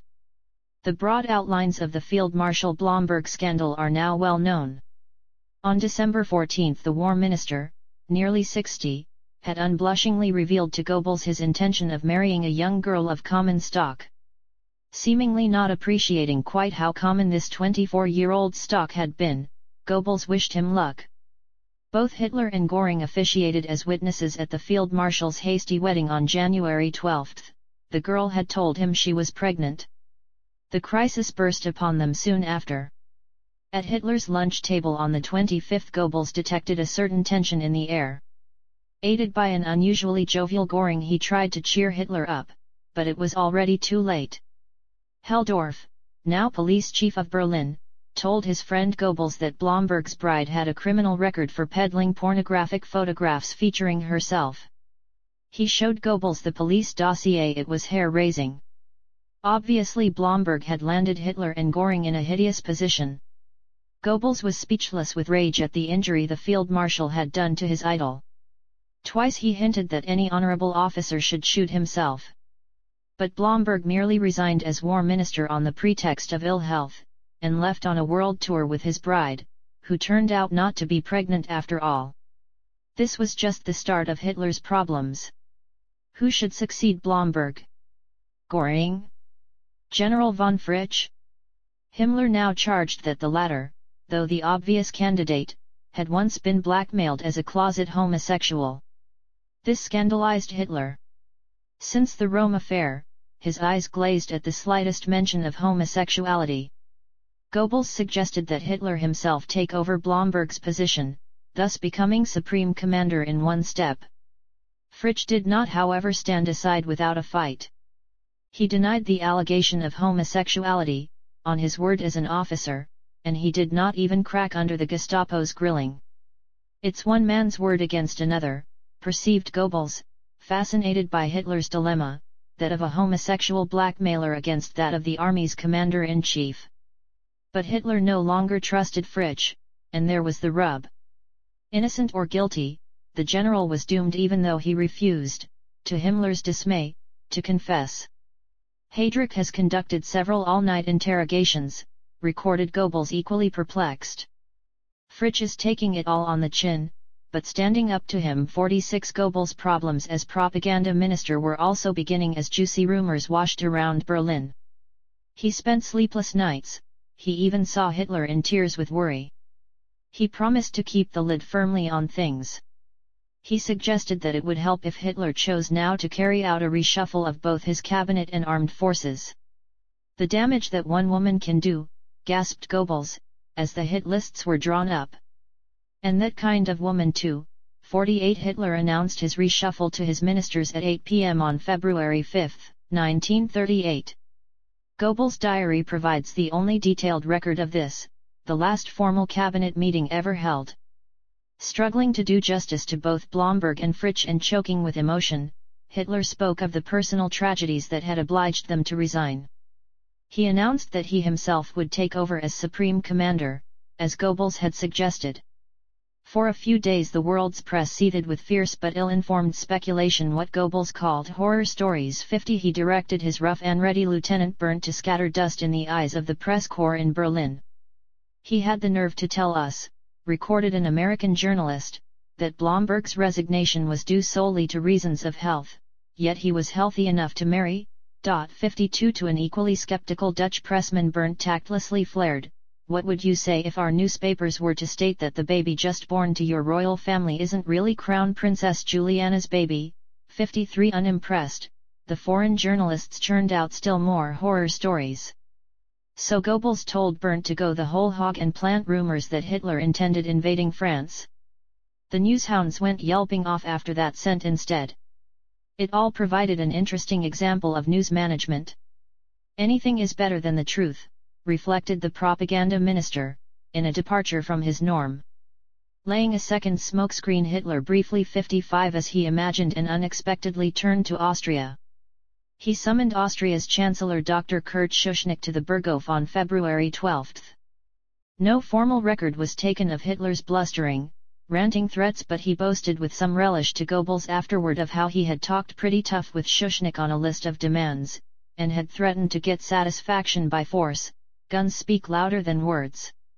It was not just an ultimatum, summarized Goebbels. It was a threat of war. Schuschnigg was shattered. 57 Under a secret protocol agreed between them, Austria guaranteed to model her foreign and military policy on Germany's, and to call a truce in the press war. Schuschnigg was also to appoint the Austrian lawyer Arthur Seyss-Inquart, described by Goebbels as our man, as Minister of the Interior. In return, Hitler agreed to refrain from interfering in Austria's domestic affairs. 4 days after the Burghof meeting, Schuschnigg's cabinet agreed to Hitler's diktats. The world's press rages, observed Goebbels, and speaks not entirely. 28, Something about March unjustly of rape. 59 Hitler formally thanked Schuschnigg in the Reichstag on the 20th. In private he added that he envisaged cutting a similar deal with Prague when the time came, although he warned Goebbels that the Czech president Edward was a far more deadly opponent, a crafty, squint-eyed little rat. 60 For all his other sins, Hitler did adhere to the Burghof agreement. When two Austrian Nazi leaders visiting Munich on February 25 still talked of staging a coup, he forbade them to return. Schuschnigg was less scrupulous. After the newly re-emancipated Nazis staged big demonstrations in Graz and Vienna, he called out the army against them in violation of the agreement. Goebbels directed the German press to hold its tongue. He had other things on his mind, principally the trial of Pastor Niemöller, arrested 7 months earlier on sedition charges. As the still overly conservative Ministry of Justice set aside a full 2 weeks for a public trial, all Goebbels' hatreds boiled over. Lawyers are all mentally defective, he had written the year before. He pleaded for a 2 or 3 day trial in camera, followed by Niemöller's swift and permanent removal from public view. Hitler himself had ruled that Niemöller was never to be turned loose again. Was that not an edict simple enough for even the most pettifogging lawyer to understand? When the trial began on February 7, however, the court refused to impose reporting restrictions and allowed the pastor an entire day to reminisce about his career. Goebbels persuaded the court to go into closed session. At this, Niemöller's lawyers walked out. These were the kind of tactics that Goebbels himself had used against the Katzbach courts of the Weimar regime, and now, used against him, they stung. When a brave civil servant, Ernst Brandenburg, testified for the pastor, Goebbels had him dismissed from the party. On March 2 the judges handed down a derisory sentence on Niemöller, allowing his immediate discharge. Exploding with wrath, Goebbels released only the briefest press notice. Hitler directed Himmler to have the pastor removed by a back door from the courthouse and taken straight to Oranienburg concentration camp. He won't be set free again, triumphed Goebbels. Himmler's organs did have their uses. Mostly, however, Goebbels gave a wide berth to the Reichsführer now. His entire being breathed sterility, he decided. He is a little man without an ounce of style. Ignore 71 When Reinhard Heydrich, Himmler's executive chief, started sniping at Taubert, the minister fired off a terse rebuke. The police, he noted, might poke their nose in elsewhere, but not here. 72 Once, Helldorf warned him against his personal assistant Fritz Erhardt, pointing out that he also held the rank of Hauptsturmführer, captain, in Himmler's security service, the SD. When I became police chief of Berlin, explained Helldorf, I removed from my staff every SS officer who was working for the SD. I advise you to do the same. 73 Goebbels' doubt about whether Himmler had any code of ethics was soon resolved.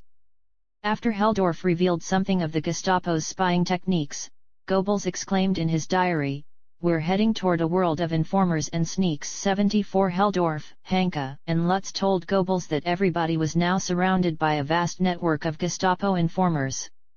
All this informing, which seemed particularly to worry him, was not only stupid but despicable. It just begets cowardice, terror, and hypocrisy, he felt. I just can't believe it all, he wrote on March 1.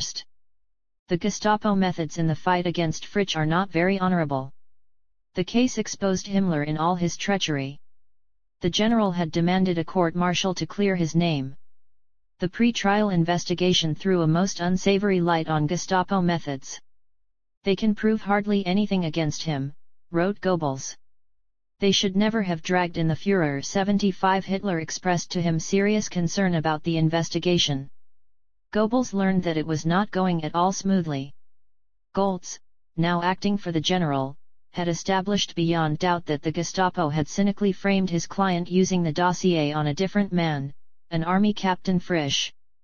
This really was a horror story, and it all came out when the court-martial, which had been convened on March 10 and immediately adjourned, as we shall see, was resumed on the 17th. Goebbels wrote, "The entire thing seems to be based on mistaken identity. Very nasty," he wrote, adding with unconcealed satisfaction, "above all for Himmler." The Führer's quite annoyed. 77 Fritzsche was acquitted. Hitler sent him a handwritten apology and handsomely exonerated him in a speech to his generals. Goebbels was delighted, both for Fritzsche's sake and because it was a terrible put-down for Himmler. 79 The Fritzsche trial had been held over from March 10, 1938 by dramatic new developments. In the last few days Hitler and Goebbels had paid remarkably little attention to Austria, their private conversations had gyrated around Czechoslovakia instead. "The Führer is pleased to see Prague being so intransigent," Goebbels had recorded.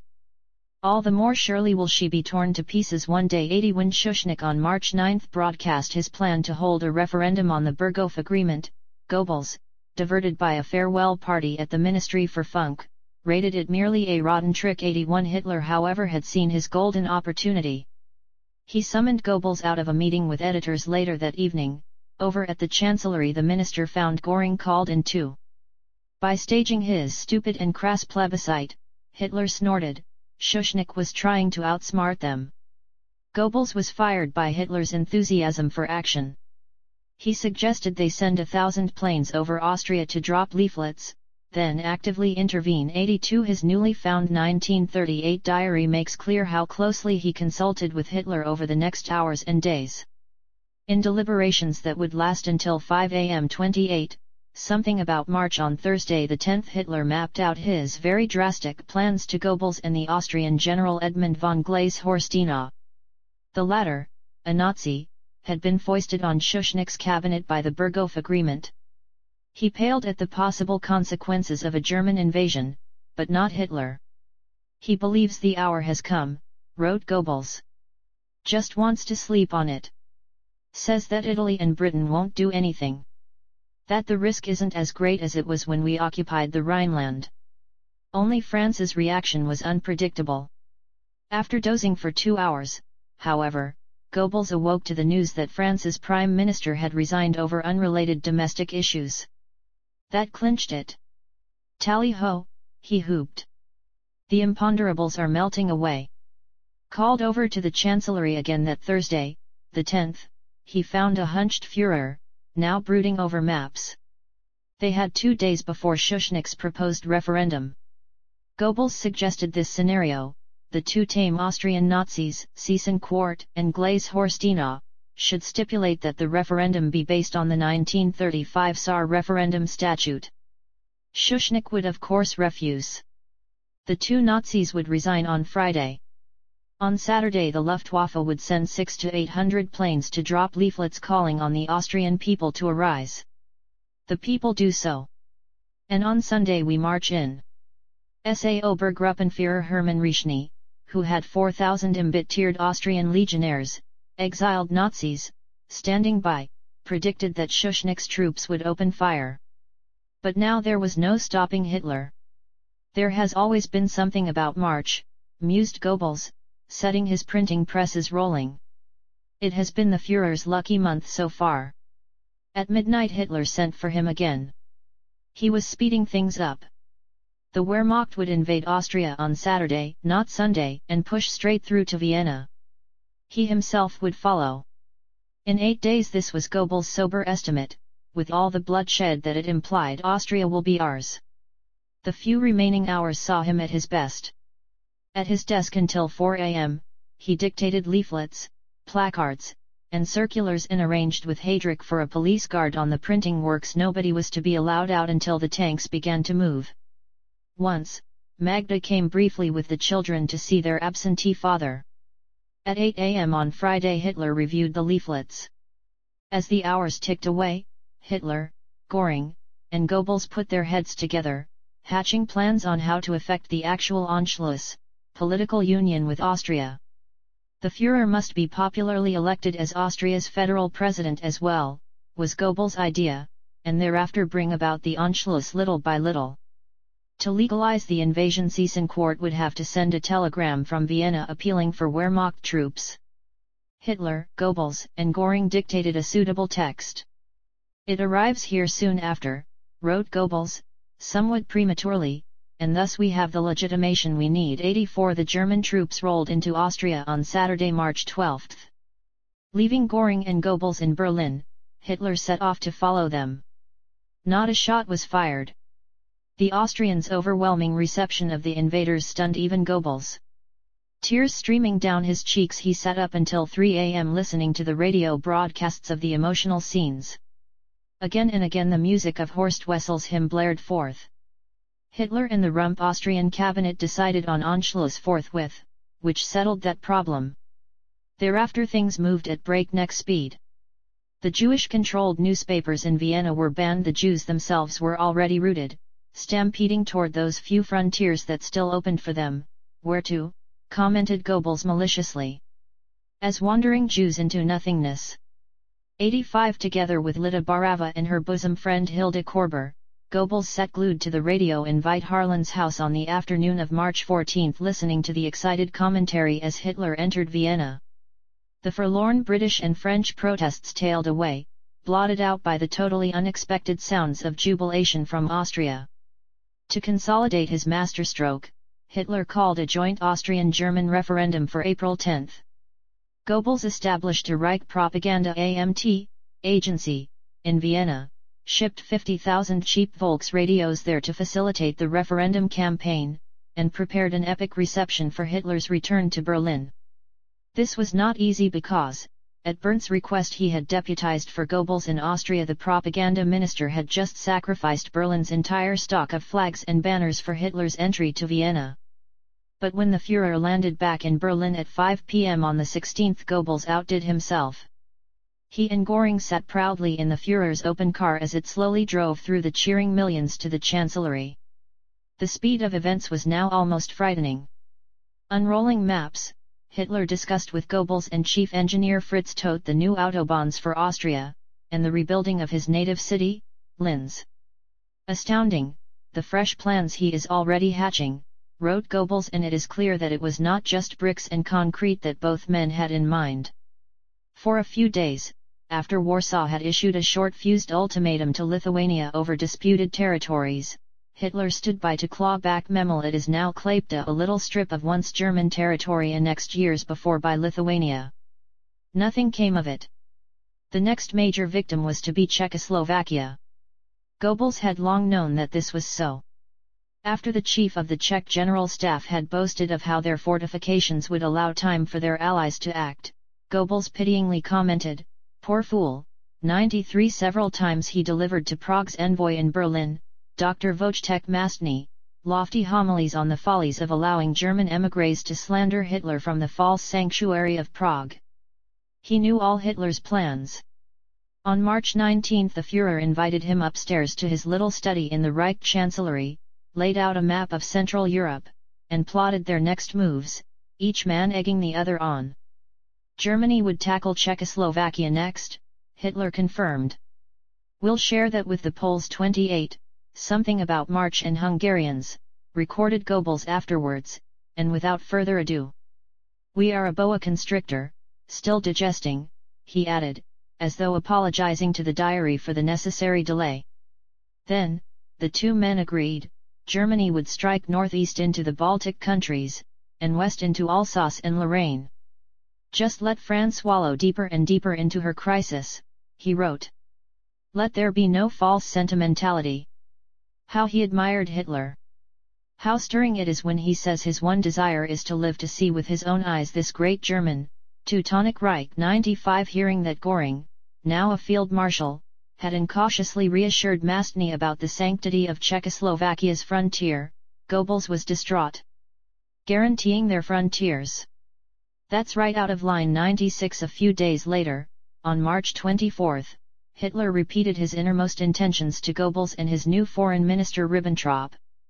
"The Führer declares," recorded Goebbels, "that he wants to adjust our frontier with France one day, but not that with Italy. He particularly does not want to reach the Adriatic. Our ocean lies to the north and east. A country cannot throw its weight in two directions at once.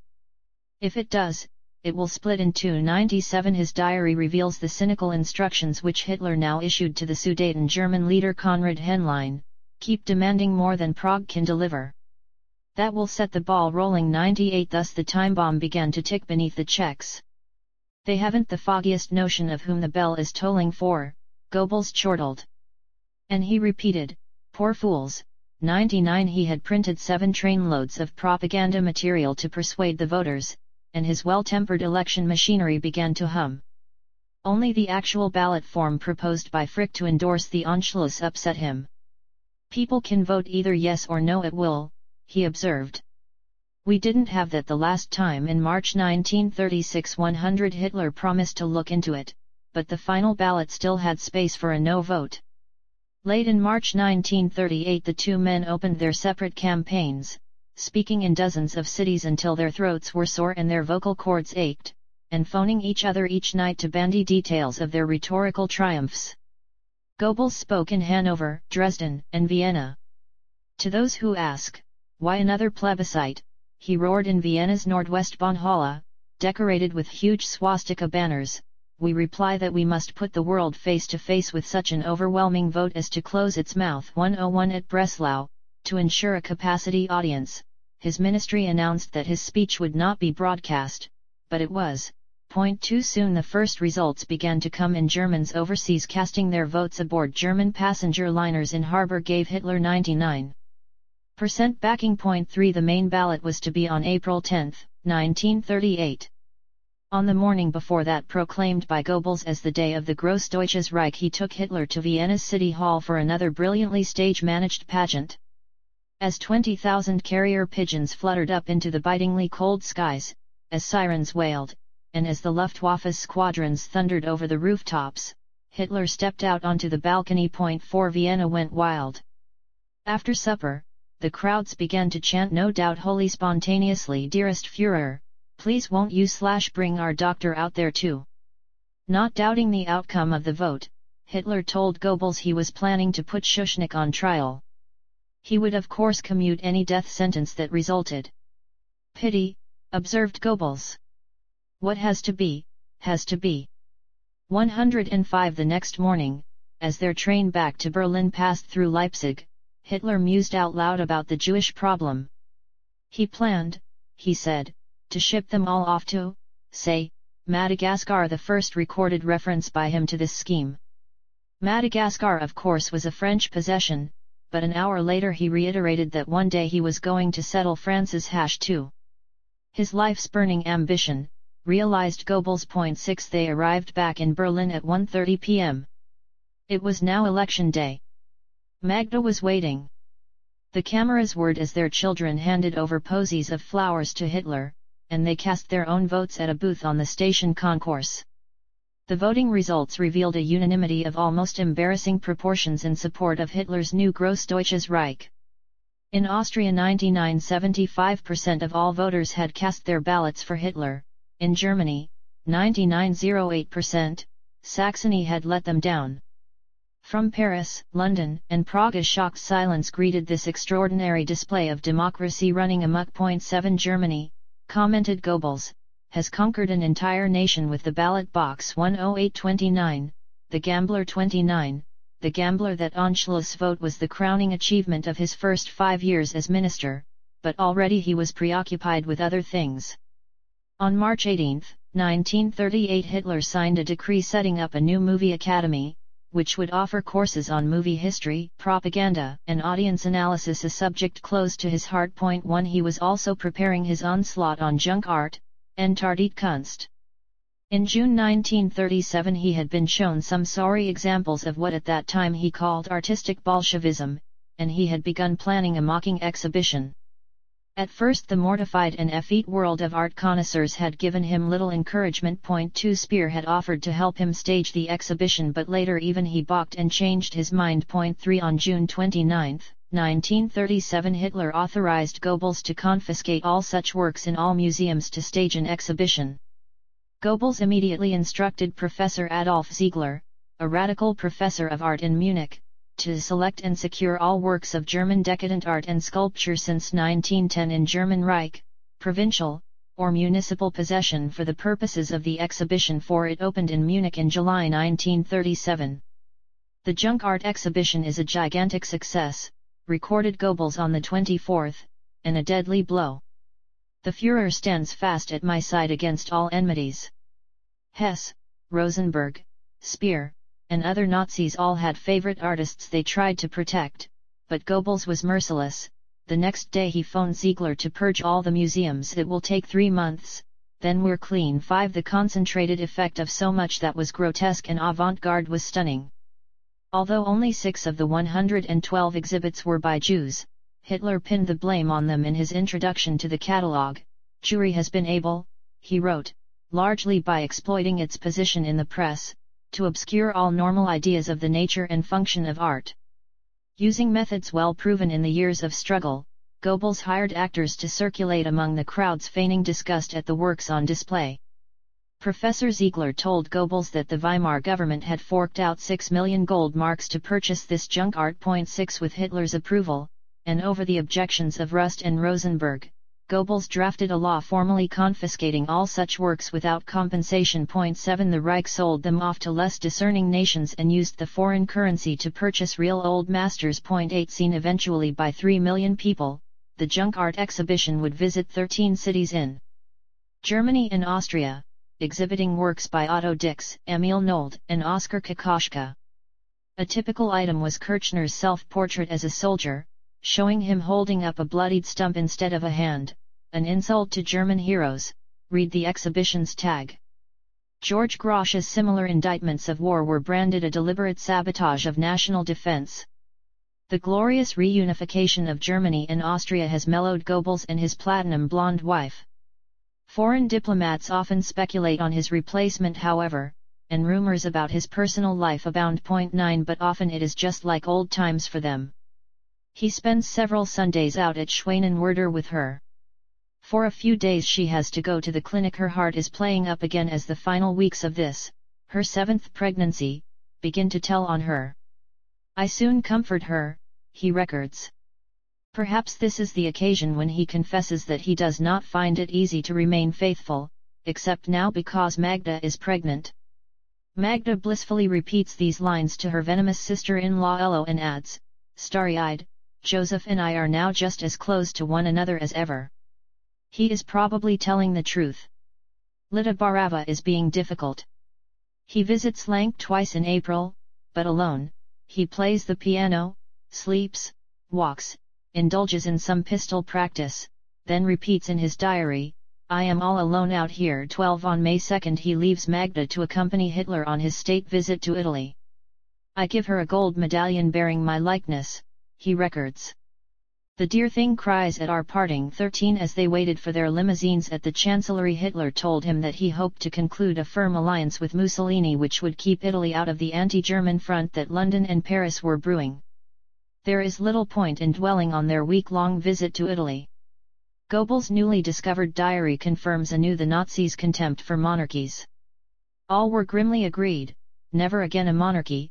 15 The King of Italy treated Hitler's ministers like shoeshine boys, in Goebbels' words. This entire pack of royal toadies, shoot the lot. They make you sick. They treat us as parvenus. Here's a tiny clique of princes who seem to think Europe belongs to them. 16 As for the Italian people, Goebbels observed that they seemed easily enthused. But only the future can show whether they will stand fast when push comes to shove. 17 Mussolini's study, Goebbels afterward found, was oppressively large, furnished with just one monolithic desk and a globe. In 2 long secret meetings with the Italian dictator on May 4, Hitler told him in confidence of his plans in the East. So far, so good, he indicated to Goebbels later that day. He had thanked the Duce for helping him get Austria, and promised to repay the favor. Over Czechoslovakia, noted Goebbels, Mussolini has given us a totally free hand. Hitler had hinted in a secret letter to the Duce just 29, the gambler before the Anschluss, that he was going to deal with the Czechs next. The final outcome was, as Goebbels put it, a military alliance of sorts, though not one on paper as Hitler would have hoped. The Führer rewarded Mussolini immediately. At their final banquet he ceremonially guaranteed their existing frontier, thus writing off the South Tyrol forever. But it is correct, conceded Goebbels lamely, as their train headed back north through Italy.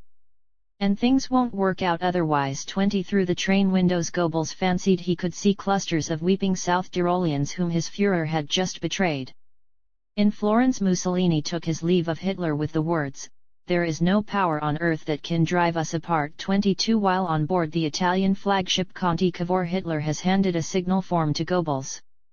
Magda has given birth to yet another girl at 2 p.m. that day, May 5. Since today is our Navy Day, Mussolini pompously suggests, you might name her Marina. Goebbels merely grins.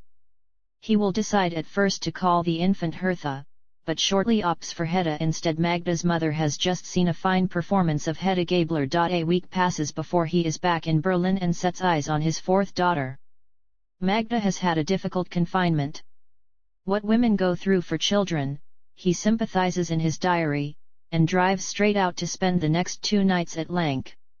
Perhaps her delivery has released him from his self-imposed constraints. Whatever, at his lakeside villa he plays music, reads, and relaxes, then lazes, reads some more, takes out the motor launch, basks in the sun, and enjoys some music and parlour, so he is evidently not alone. By thought association his next diary entry mentions his spouse Magda is okay. 25 The next 5 weeks probably destroy any illusions that Magda may have cherished. True, Goebbels writes about making plans with her for the future, but it is not certain that that future actually includes her. There are bitter rows between them. Over the next 5 weeks he registers 11 parlevers with Her27 and unequal bouts they must have been, conducted between Goebbels with all his rhetorical skills and his less sophisticated wife, with her Belgian convent accent still clinging thickly to her vowels and consonants. Probably Lita Barava is the cause, because he has been out to Lank again twice in mid-May before fetching mother and baby Hedda home from the maternity clinic on the 17th, and he goes out there again on May 20th. His infatuation with Lita is now at its zenith. He spends so many hours on the phone to her that Göring's wiretappers have to assign extra staff to monitoring her line, because she is a Czech and thus a potential enemy alien. The Gestapo is also involved. He meets Lita at Hilde Korber's villa in Grunewald, no La Lassenstrasse, but she too is a Czech, and her 9-year-old son Thomas will remember Goebbels sending him to keep a lookout for Gestapo cars from the window.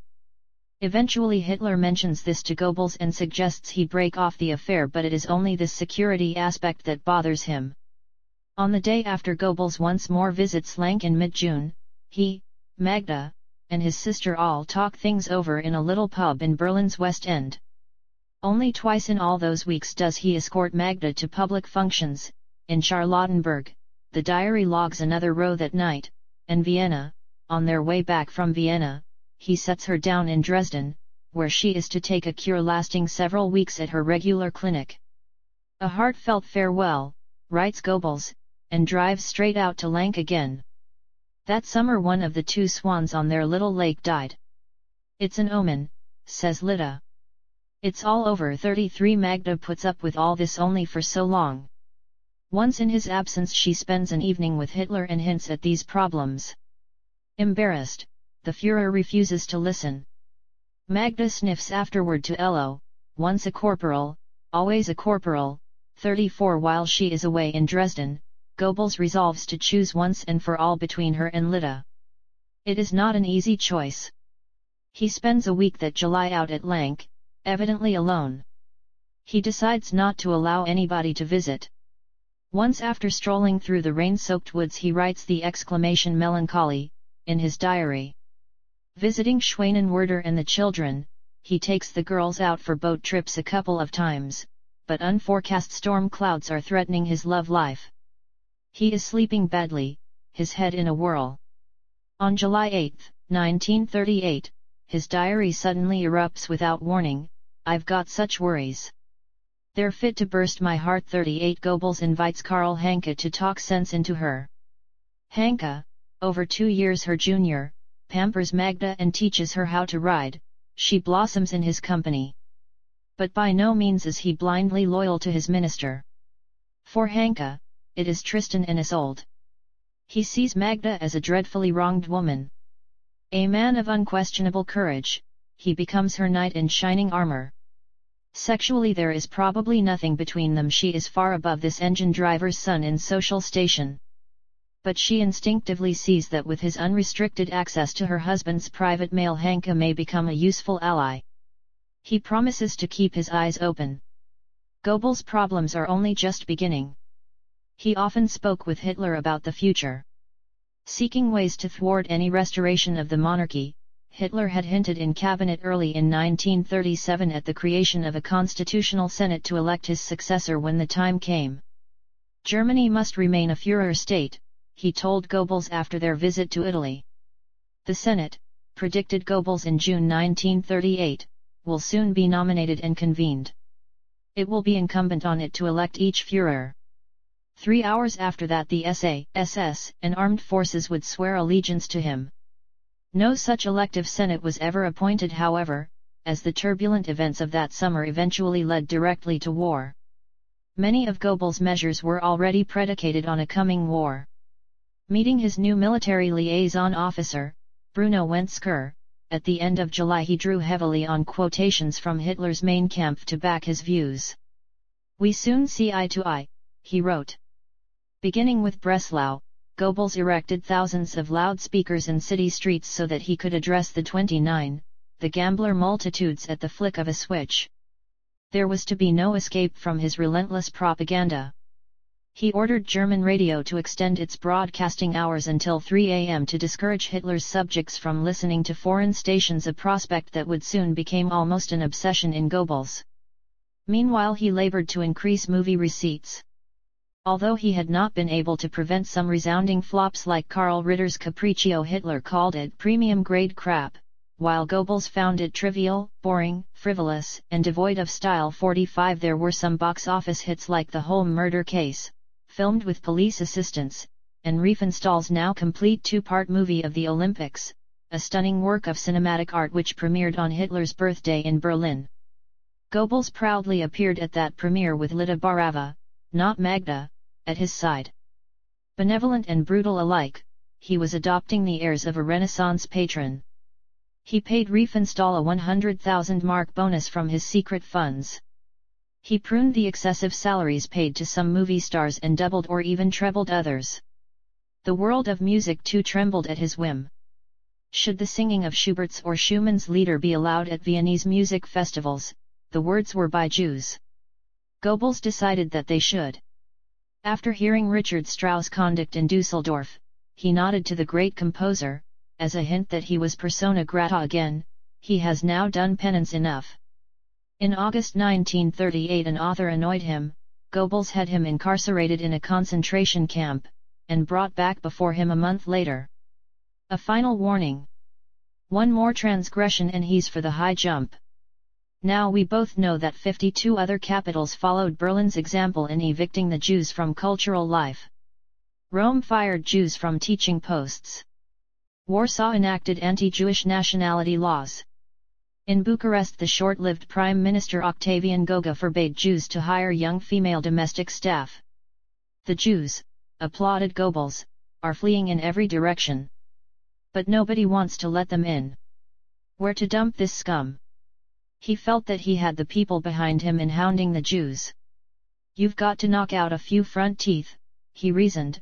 Then Talk 54 he had squelched earlier plans by Streicher to plaster Jewish businesses with garish placards naming people caught shopping there.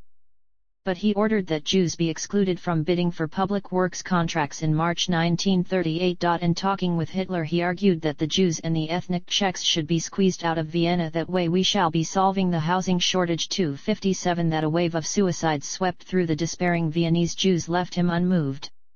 It used to be the Germans killing themselves, he recorded.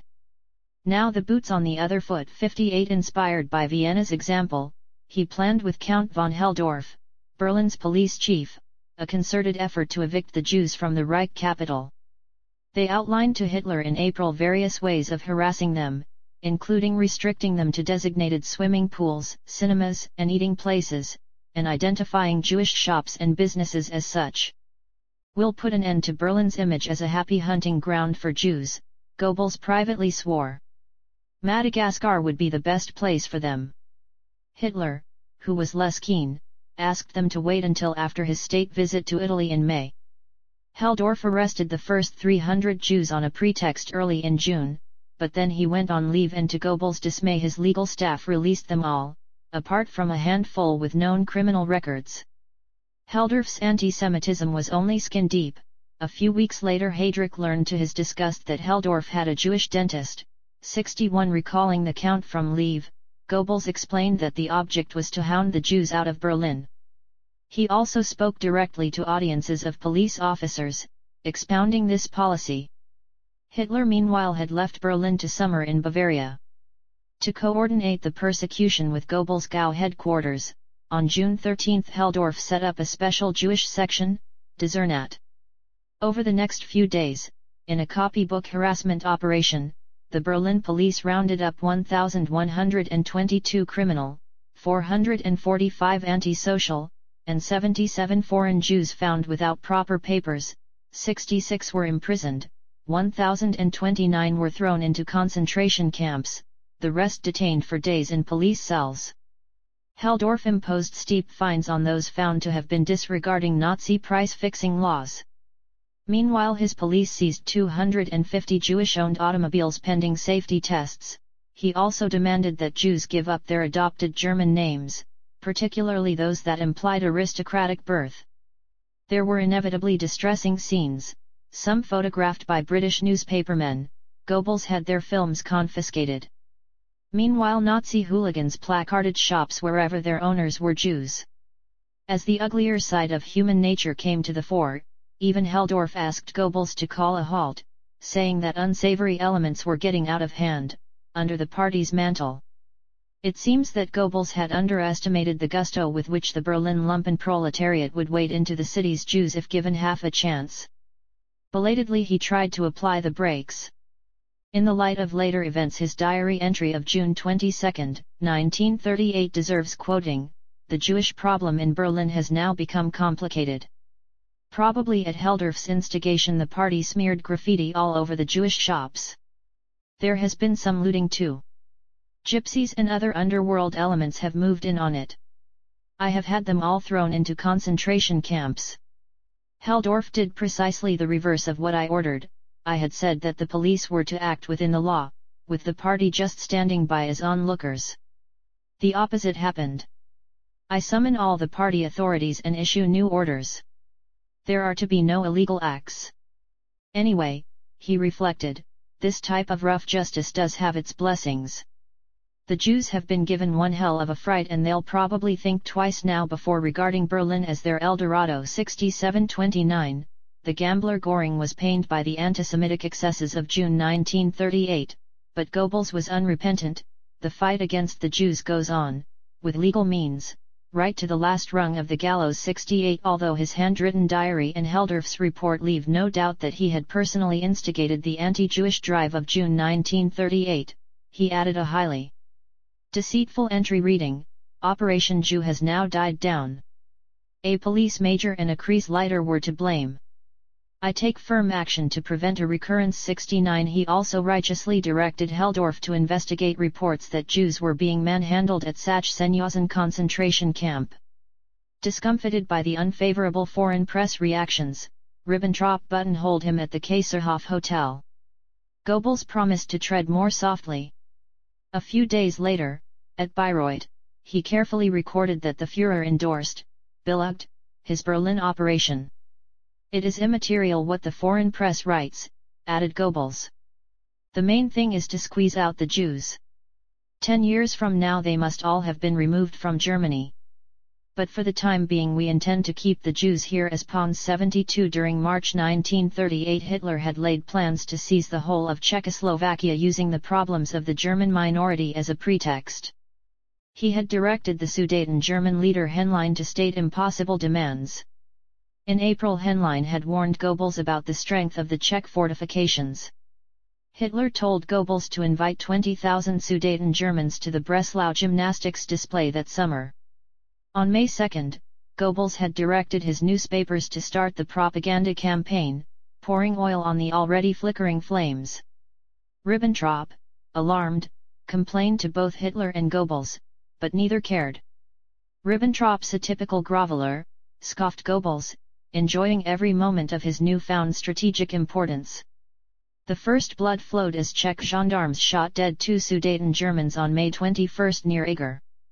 In the ensuing uproar, Prague mobilized troops, while London and Paris taunted Hitler for inactivity.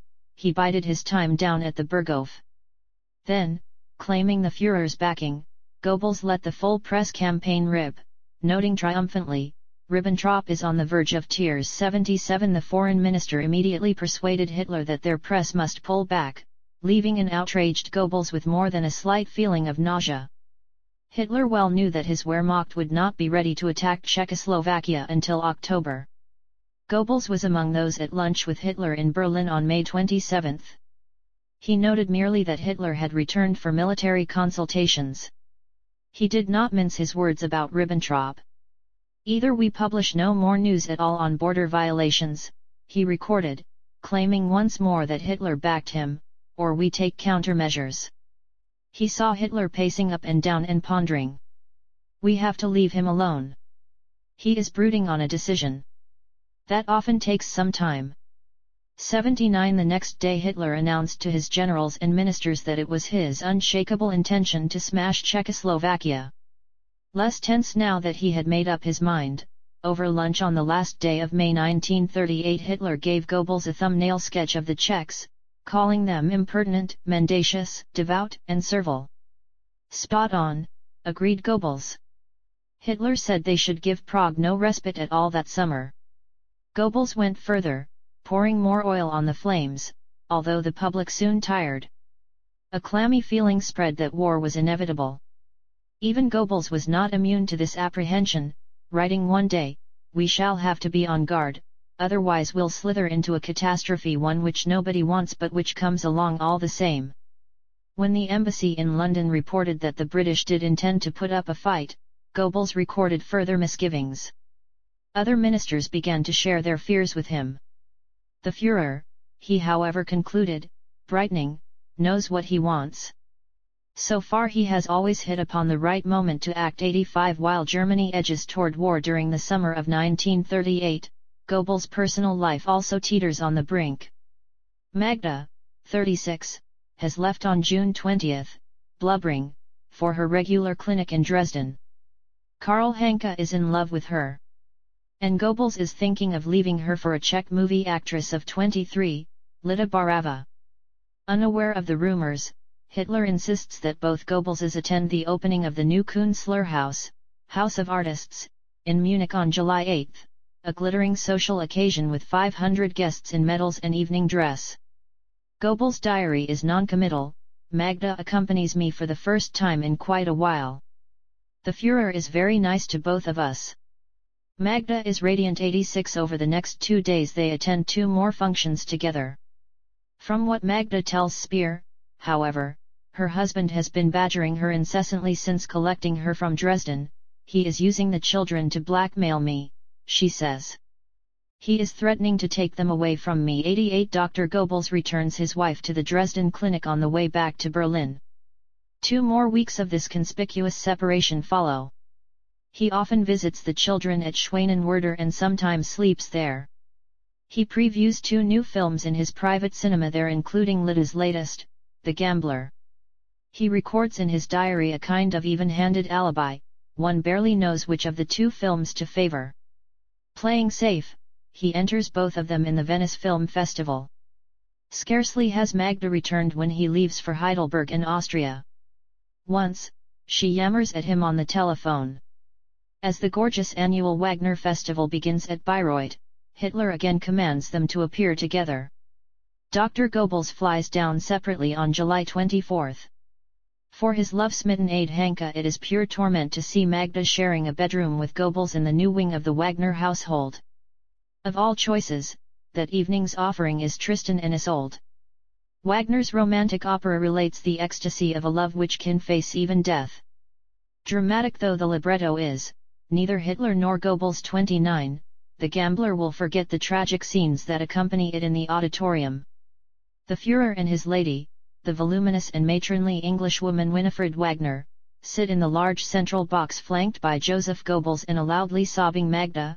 Albert Speer, summoned to Bayreuth by his distraught friend Hanke, is to Magda's left. During the intermission she slumps with head bowed, loudly weeping, in the salon while Hitler and his white-faced propaganda minister affect not to notice. In his diary Goebbels comments stiffly only on the Wagner "what music, and what acoustics. Incomparable," and passes over in silence the no less memorable performance of his spouse. The diary does hint at a row the next day. "We find ourselves again," he records however, blandly adding, "We have been apart so long." 92. They lunch and dine again with Hitler, Winifred Wagner, and Speer.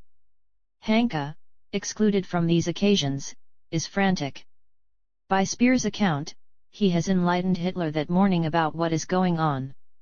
The Führer sends for Goebbels. The diary shows them talking until 3 a.m. and bluntly suggests that he leave Bayreuth forthwith. It is an appalling turning point in the 2 men's relations. After only 3 hours sleep, Dr. Goebbels flies back to Berlin with his tail between his legs, leaving Magda and Hanke in Bayreuth. "She is so nice and affectionate to me," he tells his disbelieving diary. The next day she goes, no doubt not alone, to see Tristan again. "That would be too much for me," observes Goebbels dourly, and drives out to Lank. While Magda stays on at Bayreuth, he orders a second preview of The Gambler at Schwanenwerder, probably for Lida's benefit, and luxuriates in unopposed access to the children. Little Holt, now 17 months, has come toddling across the tarmac at Tempelhof to greet him.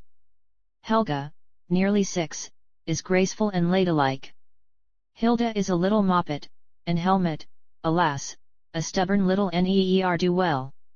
Their father conveys all this to his diary, but its pages are becoming increasingly a vehicle for deception. A long discussion with Magda, it records. "She is very sweet and kind to me. I do love her very much. It's so good to own a person who belongs to one body and soul." 97. The next day he gives her a beautiful amethyst ring. Later he phones Lida Barava, calling himself Muller as usual, and announces, "Lidishka, I have told my wife everything. She knows that I love you and cannot live without you." 98. On the day after that, August 4, he phones again to say that Magda wants to talk things over with her. She's being very sensible about it. It will be all right. 99. Panicking and feeling suddenly trapped, Lida drives over from the studios to Schwanenwerder after the day's filming. Magda receives her swaying gently on her feet, with more than one tot of cognac inside her, and challenges her to reveal her intentions. Lida blurts out, however, "I want to leave Germany." She pleads with Magda for help. "No," responds Magda tipsily, "you must not leave. He needs us both. He is a genius. It is our duty to live for him. Filling Lida's glass, and addressing her as do, she lays down a few ground rules. I don't want any carrying on in here, she says, motioning unsteadily around her villa. The two lovebirds can live in the house next door, the Citadel. What happens elsewhere doesn't bother me. Nor, she adds as an afterthought, must Lida have any children by Goebbels. Young Lida is stunned by all this. I'm too young, she protests, indignation momentarily displacing tact. I have all my life ahead of me. She is conscious that, as a Czech, her career is at the minister's mercy. He can order her deportation instantly.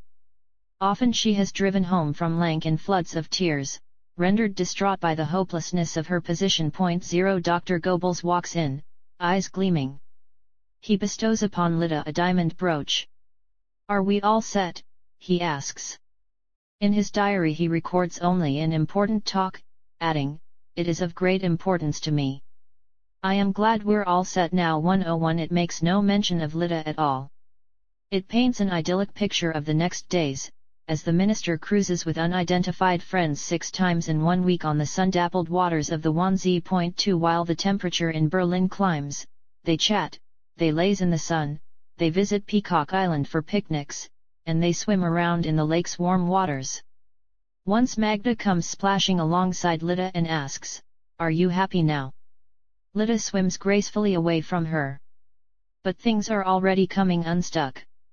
Goebbels logs another long spat with Magda. Things are not entirely clarified. He grimly records. The last months have pretty well worn me down. 103 The rows multiply. 4 On one trip he and a scantily clad Lida have adjacent deck chairs on the foredeck overlooked by Magda from aloft. Eloquent sees the tears behind Magda's dark glasses and Magda blurts out the unnatural arrangement which her husband is proposing. 5 That Saturday, the 13th, they all cruise to Lake Tegel in a violent summer rainstorm. After a visit to Peacock Island, Goebbels invites them back to watch a movie. Most of them elect to see Annie Andra's latest, but Goebbels, grinning, proposes The Gambler instead. 6 It is another little dig at Magda. When the lights come on, Lida turns round and sees Magda and Hanka holding hands in the back row. 7 As the rain beats down, Magda begins to fight back. That night she assigns Elo to share Lida's bedroom in the Citadel, pleading a full house as an excuse. 8 The Czech actress snaps at Goebbels, "I shan't be coming again. I don't like being spied on." That Sunday, August 14, after consulting with the poisonous Elo, Magda tells her husband to get out. She's going to sue for divorce. On Monday, a tropical heatwave returns.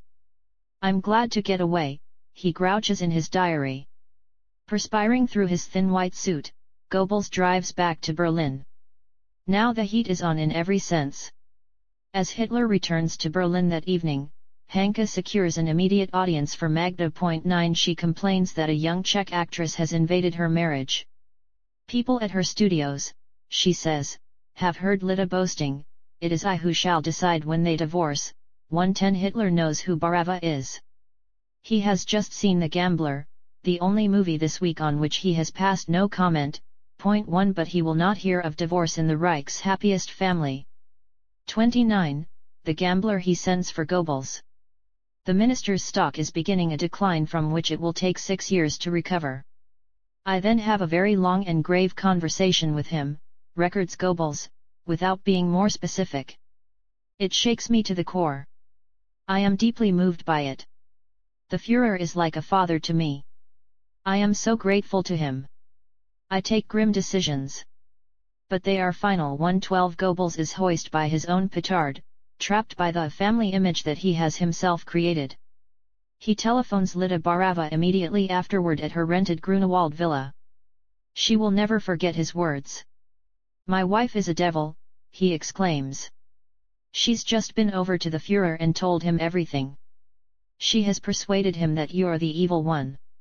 I've had to give my word of honor that I won't ever see you again. I love you," he croaks between sobs. "I cannot live without you." He phones her best friend, the actress Hilda Korber, to go over and console Lida. Afterward he drives off aimlessly into the summer evening, half enjoying the suffering he has to endure. Not since Anka Stalherm has he experienced such a delicious torment to his soul. I am living as though in a trance, he writes the next day, analyzing his own emotions. Life is so cruel and harsh. But one's duty must come first. After a very long and very doleful farewell phone call, it is, of course, to Lida, he soliloquizes, I remain firm, though my heart bids fair to burst. Now let my new life begin. Harsh and cruel, but subservient only to my duty. My youth is now over 1330, duty put on hold. It was to Goebbels that Hitler subsequently gave the credit for the bloodless victory over Czechoslovakia in 1938. 1. The propaganda ministry artfully developed the theme that Czechoslovakia was Moscow's aircraft carrier in the heart of Europe. Taubert's anti-Comintern unit published a book, Europe Betrayed, to hammer home this line. 2. Later Goebbels flooded the media with Czech atrocity stories concocted by Berndt with the aid of address books, maps, and telephone directories. 3. The Nazi newspapers along the frontier with Czechoslovakia supplied further raw material. This did lead to local difficulties. Konrad Henlein's press chief Franz Haller objected to one particular story about Czech attacks on Sudeten Germans, pointing out that this was his own village, and it enjoyed particularly good ethnic relations. 4. Tell me, retorted Goebbels, grinning, how big is your village? Haller told him. Right, said Goebbels, grinning evilly. So 300 people know we are lying. But the rest of the world still has to find out. 5. For Czechoslovakia the clock was already ticking. On the day of Magda's lachrymose performance at Bayreuth late in July 1938, Hitler had predicted that he would have to use force. Prague won't come to terms, Goebbels wrote afterward. 6. But Hitler's fortifications against France, the West Wall, were still incomplete. This, wrote Goebbels, was why Hitler had just sent an adjutant to London for informal talks with the new Foreign Secretary Lord Halifax. He had to play for time. Of course, he continued, our Berlin generals are all shitting their pants again. The Führer wants to avoid actual war.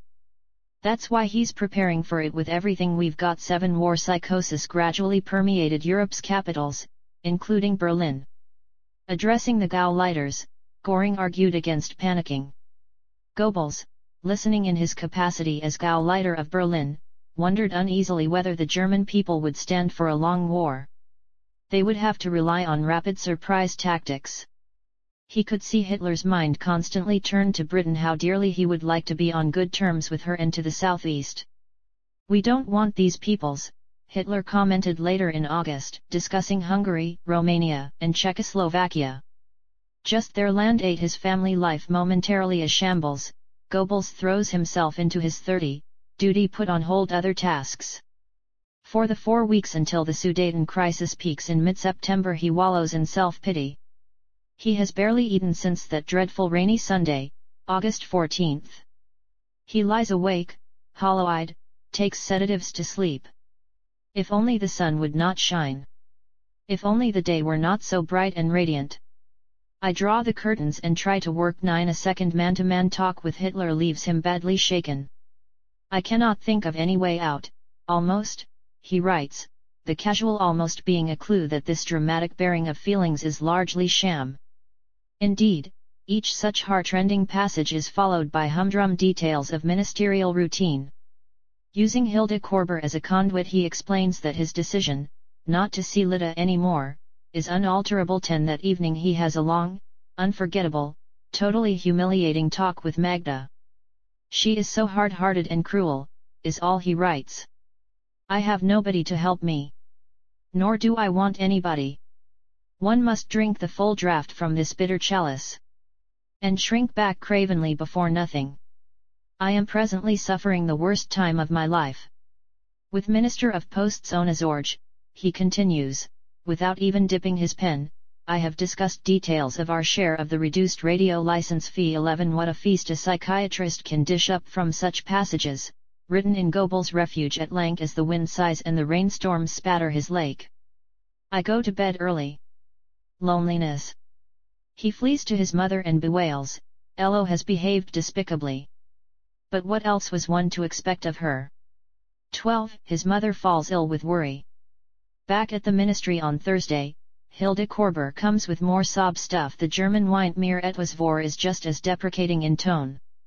He again visits the hard-hearted and cruel Magda, and curses in his diary, "I've never seen her like this before." He swears that he has now stopped seeing Lida. They agree on a truce until the end of September. Much can happen until then, he reflects miserably. Both for better and for worse. Let time pass, the universal healer. 13. There are some awkward moments.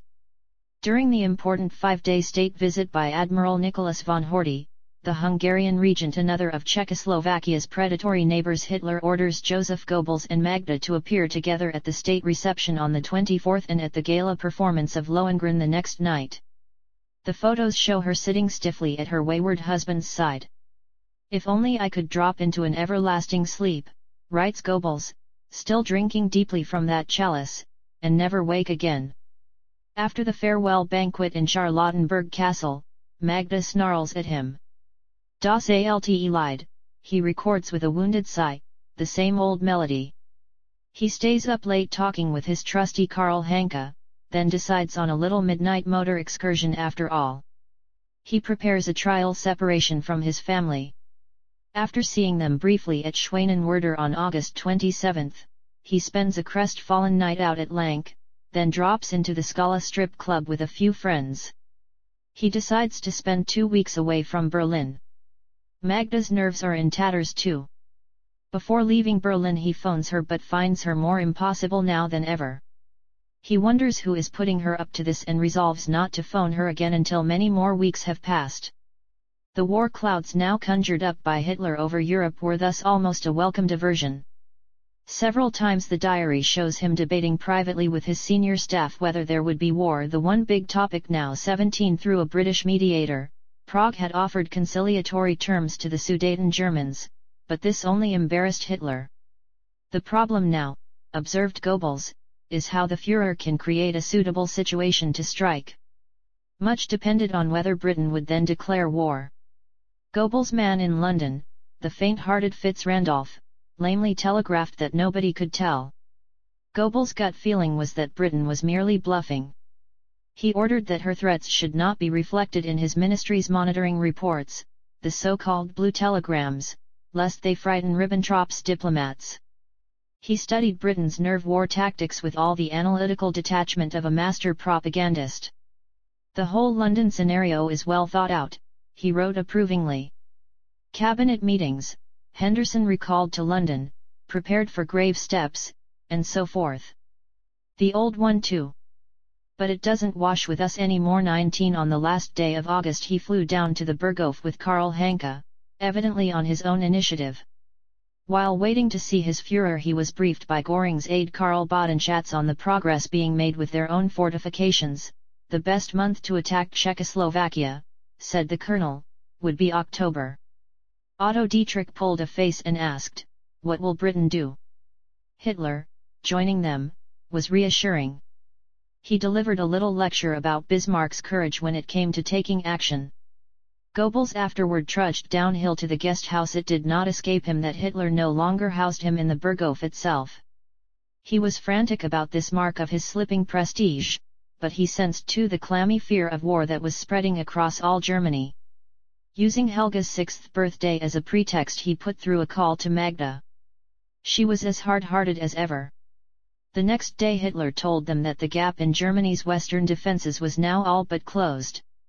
"Britain will hold back," he predicted, "because she does not have the armed might. Paris will do what London does. The whole affair must unroll at top speed.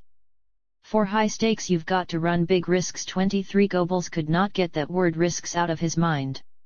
Hitler's talk with Henlein turned to finding a suitable pretext to invade. That afternoon, September 2, Hitler delivered another little pep talk to them all. Goebbels, Henlein, Ribbentrop, Bodenschatz, Bormann, Speer, and Hoffmann on keeping one's nerve. Goebbels passed the message on to Hanke and Dietrich, who were beginning to waver. For all Goebbels' atrocity propaganda, there was none of the public enthusiasm for war that had marked August 1914. Berndt made this clear to him. Funk was pessimistic too. France noisily called up her reservists and 30, duty put on hold. Goebbels had to remind himself that they were already fighting a war of nerves. When Czech police bludgeoned more local German officials, he turned the entire German press loose again to help Henlein in his assigned task of bringing the crisis to boiling point. The Times of London suddenly sided with Hitler, recommending that the Sudeten territories be formally restored to Germany. On the 9th, the British ambassador adopted a similar line in private as the annual Nuremberg rally began. Goebbels concluded from this that Britain did not want war. But others like Neurath, the former foreign minister upon whom Hitler occasionally relied as an elder statesman for advice, still preferred waiting another year. Waiting, scoffed Goebbels. That's what they all say when they don't want to act at all. Hitler's ambassadors in London and Paris warned that both Britain and France would march. We must just stick to the Führer, retorted Goebbels, almost piously. He commands, we obey. I trust in him as I do in God. But even as he wrote these lines, the nagging private fears returned. Just one question gnaws away at me, day and night: what's it to be, war or peace? Smiling enigmatically, Henderson assured him that France was honor-bound to aid Czechoslovakia, and then Britain could not stand aside. At the Nuremberg rally, Goebbels branded Prague a hotbed of the Bolshevik conspiracy against Europe 32, but it was in Hitler's closing speech that the world first heard of his determination to go to war. The Sudeten Germans, he declared, were not alone. As they marched out together, Hitler whispered to Goebbels, "Let's see what happens now." 33 Things are panning out just as we wanted, triumphed Goebbels as the world's press betrayed the first signs of panic. The death toll began to rise, over 50 in one village, he recorded, carelessly confusing his own propaganda with fact. Addressing his editors, he called for tough nerves and perseverance. Then came the totally unexpected. The elderly British Prime Minister Neville Chamberlain offered to visit Hitler the next day. Still hoping for a military showdown which would give him all of Czechoslovakia, Hitler had little option but to agree. For a moment Prague faltered, and relaxed her pressure. Nevertheless, observed the cynical propaganda minister, we make a splash about Czech terror. Things have got to be brought up to boiling point. 35 Chamberlain met Hitler at the Burghof on September 15. At first Goebbels learned nothing except that the Prime Minister had asked for a further meeting at Bad Godesberg. While awaiting word from Hitler, Goebbels addressed a steadying lecture to 500 GAU officials in Berlin. Hitler invited him down to the Obersalzberg for a briefing. He flew down on the 17th, taking Hanke, Fritsch, press section, and Haydomowski, radio, with him. Hitler lunched alone with him and then invited him aloft to the newly built Eagle's Nest, along with Himmler and the favoured British journalist Ward Price. The Eagle's Nest was a tea house built by Bormann's engineers on top of the Kelstein, reached by an amazing lift inside the mountain. Here Hitler described Chamberlain to these listeners as an ice-cool, calculating Englishman. He had not minced his language. London might fear a world war, he had boasted, but he was prepared to accept that risk. The English Prime Minister, he said, had undertaken to persuade his cabinet and the French to endorse a plebiscite in the disputed territories. This did not suit Hitler's purpose at all, but he expected Prague to hold out, which would leave the way open for the total solution he preferred. It was a war of nerves. Goebbels predicted that Prague would buckle under this pressure. Hitler disagreed. In 1948, he said, it will be just 300 years since the Peace of Münster-Westphalia. We've got to liquidate that peace treaty by then. Praising Goebbels' propaganda efforts so far, he added, we've half won the war already. 38 The Czech President Bin, abandoned by Chamberlain, conducted frantic telephone conversations with his legation in London. Despair is the only word, recorded Goebbels smugly, reading the wiretaps which Hitler showed him. He Bin just murmurs, yes, yes. 39 Capitalizing on London's sudden helpfulness, Hitler upped the ante. He sketched a new map showing still greater territorial demands, ready for when he next met Chamberlain. With Goebbels limping at his side, he strutted up and down the Berghof terrace beneath a clear canopy of stars. Goebbels issued fresh instructions to Berndt to create the necessary frontier incidents. Hitler mobilized Czechoslovakia's other neighbors. The cowardly Hungarians made no move, but the Poles were more obliging. They had already hinted that they would entertain Hitler's demand for the return of Danzig, and in gratitude Hitler dictated to their ambassador what Poland might now demand with his blessing from Czechoslovakia. According to what he told Goebbels, as they set off together with Ribbentrop by train for Godesberg, the Polish ambassador had promised force against Czechoslovakia. Goebbels still predicted that the Czechs would ultimately cave in. Hitler however told him that he was poised to strike on September 28, just 1 week's time. Goebbels attended both days of the Hitler-Chamberlain conferences at Godesberg. The first on September 22 began at 4 p.m. and lasted for 3 hours. Hitler's new sketch map shocked the Englishman. But Hitler reminded him that the frontiers would look somewhat worse if he eventually had to use force. The main thing, realized Goebbels, listening to them haggling, was to get behind the formidable Czech mountain fortifications. Chamberlain said he would have to consult, and they all adjourned, Hitler and Goebbels, to a city launch that chugged up the Rhine into the gentle autumn evening. The next morning Chamberlain sent over a letter to Hitler. The Nazi wiretaps on the British and Czech international phone lines left no doubt now that Bonn was playing for time. Word came shortly that Bonn had mobilized. Undeterred, Hitler handed new demands to Chamberlain. There was a lot of play acting on both sides. At that evening's crisis session, Chamberlain rose haughtily to his feet and threatened to walk out. Goebbels did not know what to make of it all. His private alarm deepened. War hysteria 30, duty put on hold, was seeping into the German press. Flying back to Berlin with Hitler, he found a mood there wavering between noisy jingoism and grim determination, for want of a more gloomy word which he could safely enter in his diary. The wiretaps showed Bonn digging his heels in. Would he give way? The question dominated Hitler's lunch table. "The Führer thinks not," recorded Goebbels. "I say he will." Hitler again said that he would attack on or after the 28th. "That gives the Führer 5 days, calculated Goebbels, adding, he fixed these dates way back on May 28. He somberly agreed that the radical solution was the best. Ribbentrop predicted that nobody would lift a finger to help Prague. For once Goebbels found himself agreeing with him, but he still did not want war. Hitler proved right and Goebbels wrong. Bonn rejected Hitler's territorial demands outright. Goebbels again had to lecture his editors on steadfastness, and stepped up the propaganda war still further. The unwitting party faithful might cheer, but others, intellectuals, generals, and even ministers, began bombarding Hitler with warnings.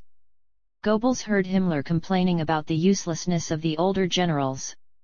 Hitler gave the Czechs until 2 p.m. on the 28th to agree to his terms. Goebbels mechanically told Berndt to stir up discord between Bonn and his people using clandestine transmitters based in Vienna. This war of nerves reached its climax on the 27th, when Hitler received Chamberlain's dapper emissary Sir Horace Wilson. He told Goebbels later that he had screamed at the Englishman, accusing him of evasions. The Führer, summarized an admiring Goebbels, believes in his mission with the sureness of a sleepwalker. Not for one moment does his hand tremble. A great genius in our midst. One has to serve him with profound devotion. He is more true, more simple, more far-sighted than any German statesman that has gone before. 50 The German public was spared these insights. War panic now gripped its heart. That evening Hitler ordered a mechanized division to rumble through the capital. He sat watching from the darkened foyer of the Chancellery as the armor rattled past, while Goebbels mingled unseen with the crowds. "The public," he wrote anxiously afterward, "is filled with a profound worry. They know that we're coming into the last lap now." As the deadline for Hitler's ultimatum approached, Goebbels decided to head him off. The British and French ambassadors got to Hitler first, bringing fragrant fresh proposals. Ribbentrop was furious that war might be averted. "He nurtures a blind hatred of Britain," decided Goebbels. "Göring, Neurath, and I urge Hitler to accept. You can't get into what may well turn into a world war over procedural issues. Göring totally shares my viewpoint and gives Ribbentrop a piece of his mind.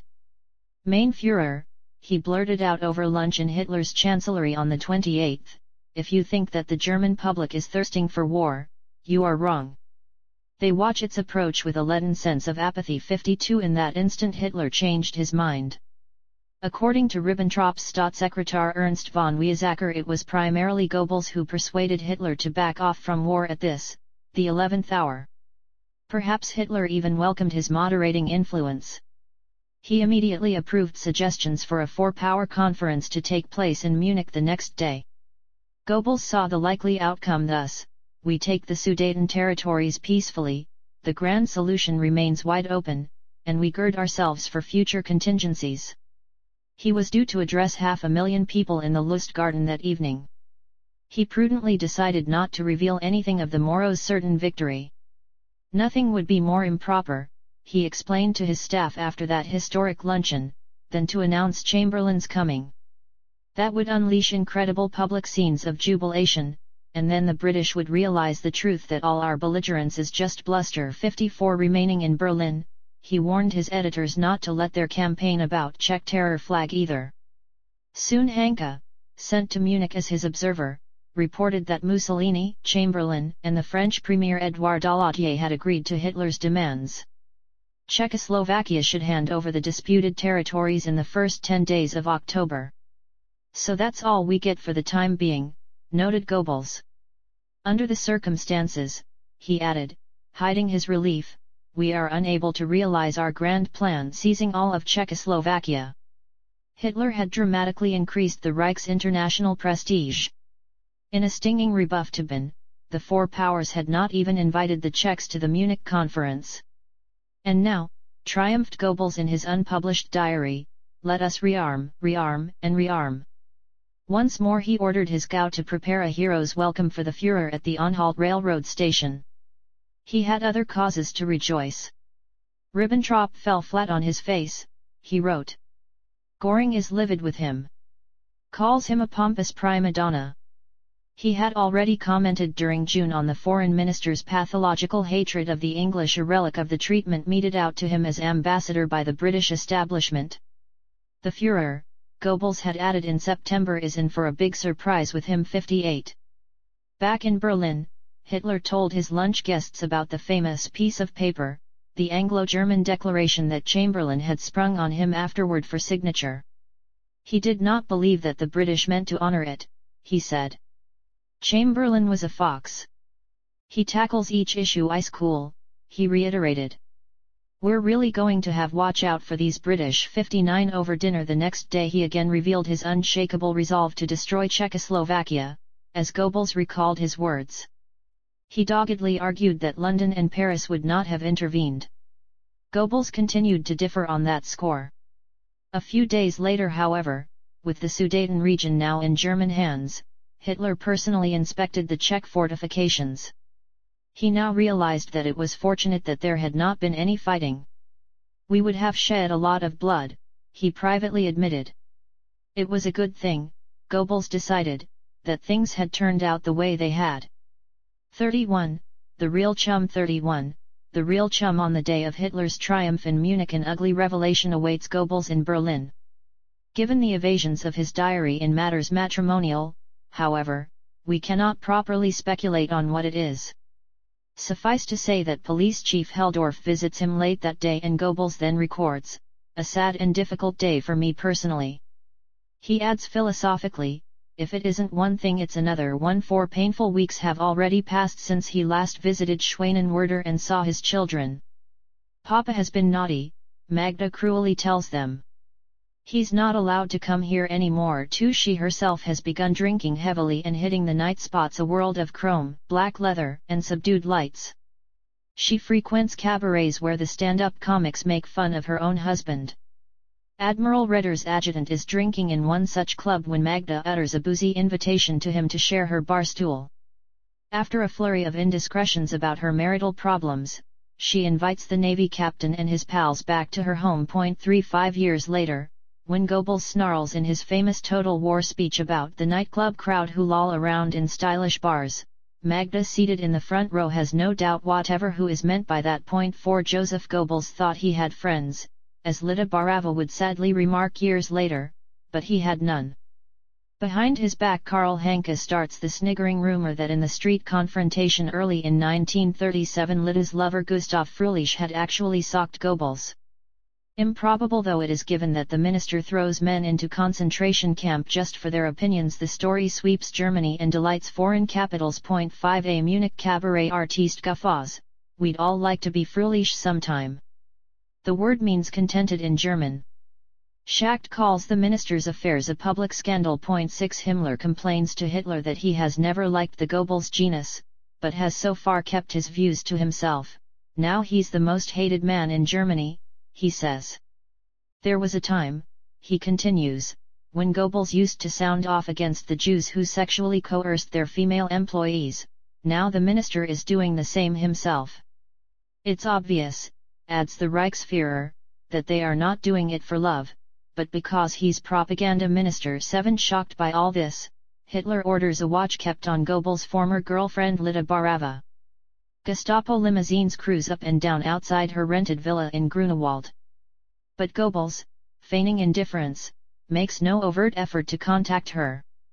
During the 4 dramatic weeks preceding Munich, what he calls his private misere has receded into the background. For 4 more weeks he does not see Magda at all. On the verge of a nervous breakdown he occasionally resorts to subterfuge to see Lida.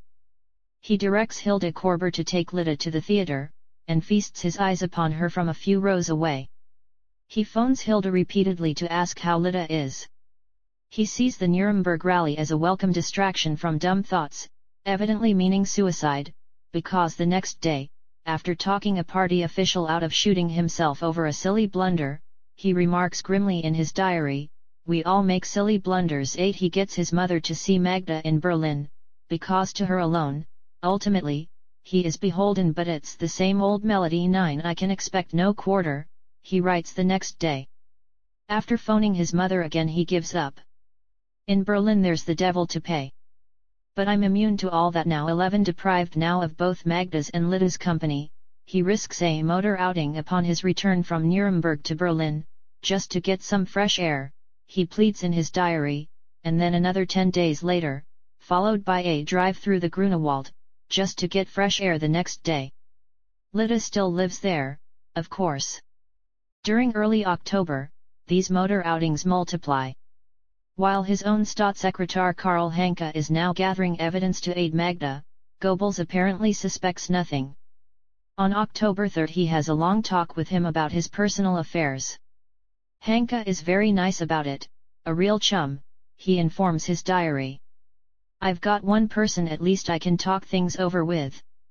I couldn't have gone on like this. 13 A few days later, after another little motor outing, Goebbels again bends Hanke's ear about his plight. He proves very attentive and understanding. He then has a very important conversation, and this sets my mind very much at rest. Evidently Hanke has telephoned Magda, and she agrees to see him.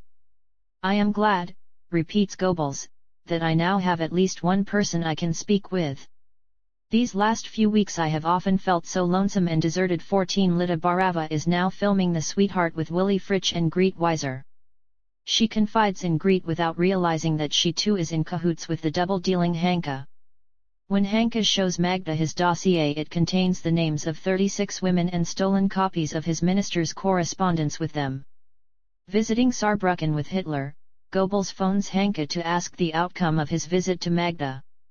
Seems it's all over, he writes afterward, perplexed. Nothing I can do will change that. I've tried my utmost. But if that's how it is, so be it. I feel crushed. 17 Hanke reports back in person on the 10th. Things seem pretty hopeless, decides the minister, caught up in the drama of his own situation. A human tragedy is unfurling with neither blameless nor guilty parties. Fate itself has taken a hand and has spoken. Oddly, he tells his diary that Hanke has questioned all the parties concerned, a hint at infidelities by Magda. He asks Hanke now to report all these facts, as a neutral chum, to the 31, the real chum Führer. He can no longer keep Hitler out of it. I shall neither complain nor whine, he writes, melodramatically. I have no cause for hatred or indignation. I await the Führer's decision and shall obediently comply.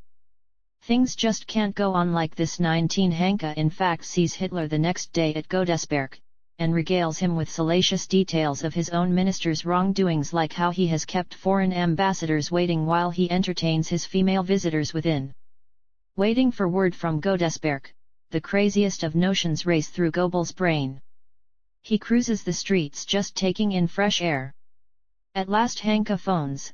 Hitler is willing to see Goebbels soon, he says, quietly relishing the moment when, he imagines, he will step into the disgraced minister's shoes. At any rate he knows how things stand, writes Goebbels, confident that he has got in first with his version of affairs. After a sleepless night he goes for another little drive, to collect my thoughts. 21 For Goebbels the suffocating ministerial routine has resumed, the struggle to lever out the Jews. 22 The Sudeten referendum, and the inauguration of the magnificent new theatre that a grateful Hitler has donated to the Tsar. Ignoring the sunshine outside, he mopes for hours in his darkened ministerial chambers, snapping pencils, and writing endlessly in his diary. His brain gyrates pathologically around his personal miseries. His diary reflects his pain, page after page of self-centered whining tinged with a masochistic delight in every moment of this self-flagellation. Once Magda allows the 3 older children over to him. They all cry loudly and Helga whispers sweet nothings in his ear. Goebbels is still hungry for their childish chatter when it is time for them to leave. He broods alone that night, crushed by his own solitude, and toying with words. Those who love me are not allowed to see me, those who can see me don't love me anymore. He grimly puts his affairs in order and closes his diary. That Saturday afternoon, October 15, he tells Raj to chauffeur him out to Lank. He is tired of the world, so he writes, and tired of life itself. He has decided to resort to that most feminine of wiles, the feigned suicide attempt. He swallows 2 Phenoderm sleeping tablets, washed down with alcohol, and goes to bed. He sleeps around the clock while, he assumes, Rach and the panicking manservant Kaiser try to arouse him. All he is aware of is a stabbing pain near his heart. He thinks he is dying, but he writes heaven is again merciful. Apart from Rach and Kaiser, however, nobody pays him the slightest attention. His head throbbing from the barbiturates, Goebbels stays out at Lank until Tuesday, victim of a monster hangover. In the afternoon I drive back in despair to Berlin. Among the films he previews that evening is Prussian Love Story, an episode from the life of Prince Wilhelm of Prussia. Lita Barava plays the prince's first true love, a Polish-Lithuanian aristocrat, the Princess Elisa Radziwill. 2 bittersweet hours later the tears are streaming down Dr. Goebbels' cheeks. I didn't think it would be so hard for me to see it, he confesses in the diary. Worse is to come, far worse. On Wednesday he learns from police chief Heldorf the cruel, humiliating truth about Hanke's disloyalty. Hanke, his old comrade in the fight for Berlin, his protégé, his own Staatssekretär. Meanwhile Magda has taken to Emmy Goring her plaintive tales about her husband, calling him the devil in human form. 30 Heldorf at least is a true friend, he reflects. He sends for Walter Funk on Thursday morning, and Funk offers to see Goring. Take Heldorf too, pleads Goebbels. He knows best of all. 31 Hitler is away, triumphantly touring the Sudeten region, now called Bohemia once more, and does not return to the Burghof until late on the 20th. Meanwhile Goebbels ostracizes Hanke. He is my cruelest disappointment. He drives out to Goring's Karenhall estate at noon on October 21, and puts his case to the field marshal. He argues that Magda has turned frigid, and that he is therefore entitled to graze in fresher pastures. Goring listens kindly, even jovially, proposes radical solutions, and undertakes to see the Führer. In private he chortles over Goebbels' discomfiture, but he lectures Emmy that she's got to see that Goebbels does have a point. Good Ole Goring, writes Goebbels. I've really gotten to like him. We part as true pals. Relieved, he takes Helldorf off to Hamburg, where he is to speak. Here there is unpleasant news indeed. Magda has got to Hitler first. She is at this moment taking tea with Hitler up at the Kelstein tea house, and she has sent for the eldest children to complete the picture. So things are hotting up, remarks Goebbels. His speech at Hamburg's Hanseatic Hall is as truculent and cynical as ever. No detail of the odd events that Saturday, October 22 eludes the foreign diplomats in Hamburg. Goebbels duly attends the reception at the Opera House but is missing from the foundation stone ceremony of the Hamburger Abendblatt, the local party newspaper. Even the British Consul General learns that Dr. Goebbels has received sudden orders to attend Herr Hitler at Berchtesgaden 37. Goebbels calls in Helldorf and Funk, but the latter is nowhere to be found. I make up my mind to fight, Goebbels writes. I shall defend my name. At the Burghof Hitler receives him at once, speaks of solidarity, raison d'etat, and the greater common cause. Helldorf, duly called upon by Goebbels to testify, backs him up, but on the main issue evidently Goebbels' proposal that he resign, divorce Magda, and marry Lida Hitler will not budge. Magda herself is now called in the first time that Goebbels has seen his estranged wife in 2 months. She is at first rather aggressive, he notes, but ultimately they both have to submit to Hitler's impatient diktat. He orders a moratorium, a ceasefire. For 3 months they are to live together, at the end of which he will permit a divorce if both still so desire. Hitler disapproves of Goebbels' behavior, but he cannot dispense with him, not right now. The Führer, Goebbels records afterward, detains me for a long 31, the real chum time alone. He confides to me his most profound and innermost secrets. He sees a really serious conflict brewing in the none too distant future. Probably with Britain, which is steadily preparing for it. We shall have to fight back, and thus will be decided the hegemony over Europe. Everything must be geared to that moment. And thus must take precedence over all personal hopes and desires. What are we individuals compared with the fate of great states and nations? 39 With Speer and Eva Braun they all take the brass-walled elevator up to the lofty Kelstein tea house to celebrate the Goebbels shotgun reconciliation. Helga and Hilda smother their father with joyful kisses. Hitler instructs a photographer to capture the reconciliation on camera. The camera cannot lie.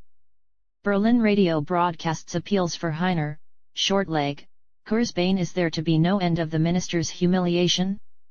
To report to the propaganda ministry immediately. As head of the photo section, his services are needed urgently because Hitler has decreed that the Goebbels family photo will appear in every newspaper in Germany. It will help to expunge a great deal of the unpleasantness, agrees Goebbels. But much will remain. Hitler has also bowed to Magda's demand that Lida Barava withdraw from society and the movie world entirely. Hitler's lady friend Eva Braun, an avid movie fan, writes to Lida coldly severing their friendship. Leaving Magda behind at the Burghof, Goebbels returns by overnight train to Berlin with Helldorf. He is frantic with fear that he may never regain his esteem in Hitler's eyes. In the morning, it is now October 24, he sends Helldorf over to break the cruel news to Lida. Calling in his senior staff, he strikes the same heroic pose he has seen Prince Wilhelm adopt in Prussian Love Story and declares, "In the conflict between love and duty I have made the choice that men have made throughout history when faced with their duty to the people." 43 Shortly Helldorf returns, badly shaken, with word that Lida, whom he has summoned to police headquarters, is demanding to speak with Dr. Goebbels and is threatening to kill herself. A doctor has had to sedate her with morphine in Hilde Korber's villa. Göring phones, invites him out to Karen Hall, and promises to back him all down the line on condition that Goebbels drop his claim to be the second personality in the country. On the critical issue, records Goebbels himself tantalizingly, without being more specific.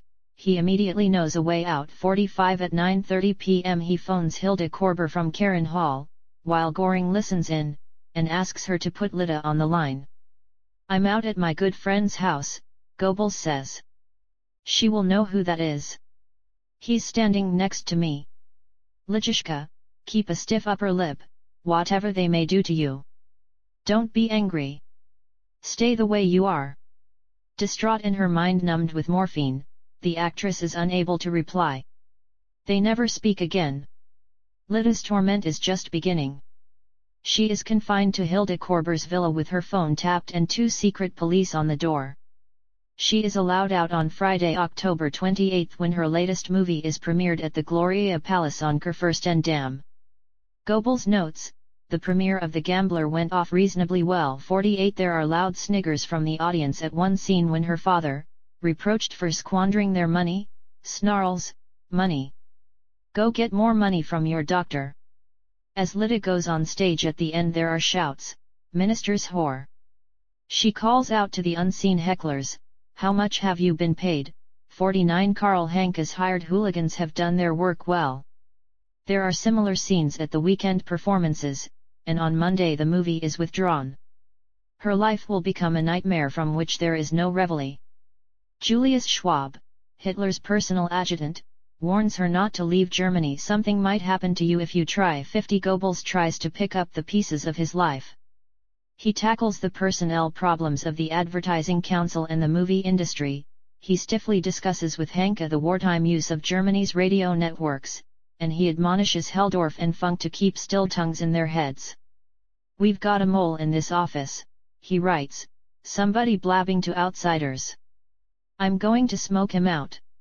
51 On October 25, the 3 months probationary period begins. That evening Goebbels collects Magda and the children at Tempelhof. He berates her until 6 a.m., she listens with set and expressionless features. Ghastly things come to light, he wails in his notes, without saying what. He retires to bed, his fevered brain battened down with phenoderms, and awakes to finish off this, previously unpublished, volume of the diary without having written the name of Lida Barava in it once. As for Hitler, the whole episode leaves him with a bitter sense of betrayal. Rosenberg, Schacht, Hanke, and Himmler tell him of the damage that Goebbels has done by his philandering. One French newspaper prints a publicity photo from The Gambler showing Lida Barava fending off a tuxedoed villain on whose shoulders they have however imposed the Führer's head. Goebbels is falling from grace, tumbling head over heels, and he knows it. Sick with worry, he begins work on a palliative, an adoring 25-chapter panegyric entitled Hitler the Man. For the next 8 weeks the diary shows him dictating this book and revising it, he even has it proof-printed, and negotiates the sale of rights with Eder Verlag in Germany and the Hearst Corporation in the United States.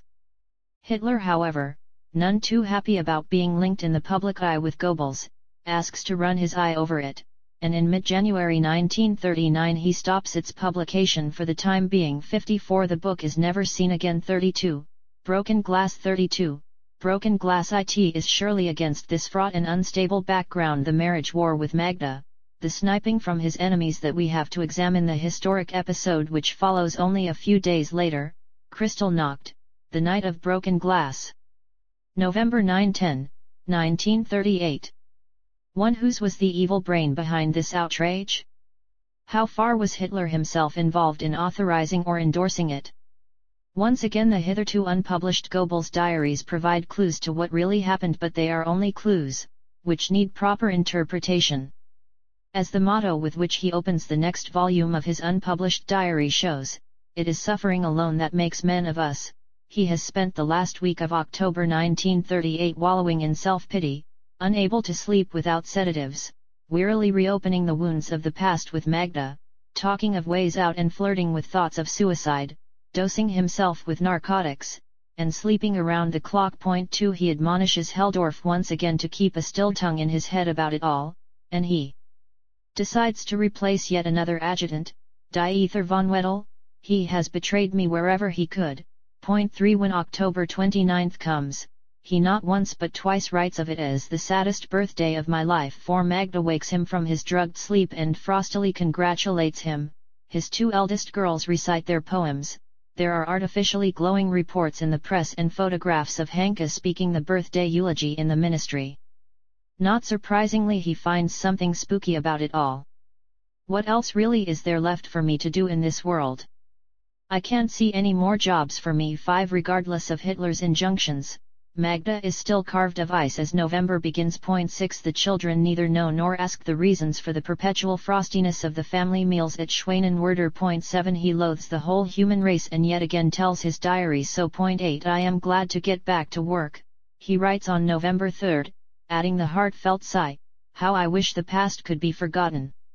At a beer evening at Weimar during the book week, Magda, wearing a fetching strawberry-colored dress with a generous lace décolleté, is the star of the evening while Dr. Goebbels chain smokes endlessly and glowers into his beer. 9 It is still not working out, he writes on the 4th after another late row with her. German propaganda drifted, with no firm hand on the helm. The British Embassy, trying to detect a pattern, found it aimless and inconsistent. Goebbels now seemed to be trying to conjure up a British bogey, evidently an echo of Hitler's gloomy review of foreign policy to him while at the Berghof on October 23. Goebbels had sidelined the party's propaganda directorate, the Reichspropaganda-Leitung, based in Munich, by setting up local offices under his direct ministerial control, and through these channels he often dictated policy to the party itself. His direct and evil influence as Gauleiter on the Berlin police has already been noted. Nationwide, his anti-Jewish campaign gathered momentum. Göring was already purging the Jews from the business sector with a verve paralleled by Goebbels' sweep in the Chamber of Culture. Count Helldorf liaised closely with Goebbels on the continuing and orchestrated police harassment of the Jews that had begun in June. Moreover, Warsaw and Prague were following suit. The Jews are being driven from country to country, observed Goebbels, reaping the fruits of their eternal intrigues, hate campaigns, and dirty tricks. 14 Poland announced steps designed to keep the 70,000 Polish Jews living abroad from returning. To forestall this ban, on October 28 the German police rounded up 15,000 Polish Jews and shunted them back across the border into Poland. This operation indirectly triggered the events that now followed, although there is some frail evidence that LICA, the Paris-based International League Against Anti-Semitism which had lurked behind the 1936 assassination of Wilhelm Gustloff, also had a hand in them. On November 7 the 17-year-old Wastrel, a penniless illegal immigrant of Jewish-Polish extraction, pumped several bullets into a German diplomat in Paris, and Goebbels' life suddenly had meaning again. Somehow this lad, Herschel Greenspan, had found the money to check into an expensive hotel 1 block away from LICA's headquarters and to purchase the pistol with which he gunned down the German official, Councillor Ernst vom Rath. Even before news of the attack leaked out, LICA's attorney Mauro Jafiri arrived to represent him. At first Goebbels had overlooked the news from Paris. He had risen early on November 6 at Schwanenwerder to go to Furstenberg to visit an NSV, National Socialist Welfare, home for mothers and infants from Berlin. I think Magda's glad to see the back of me, he wrote, still licking the emotional wounds sustained in the prolonged fray with his wife.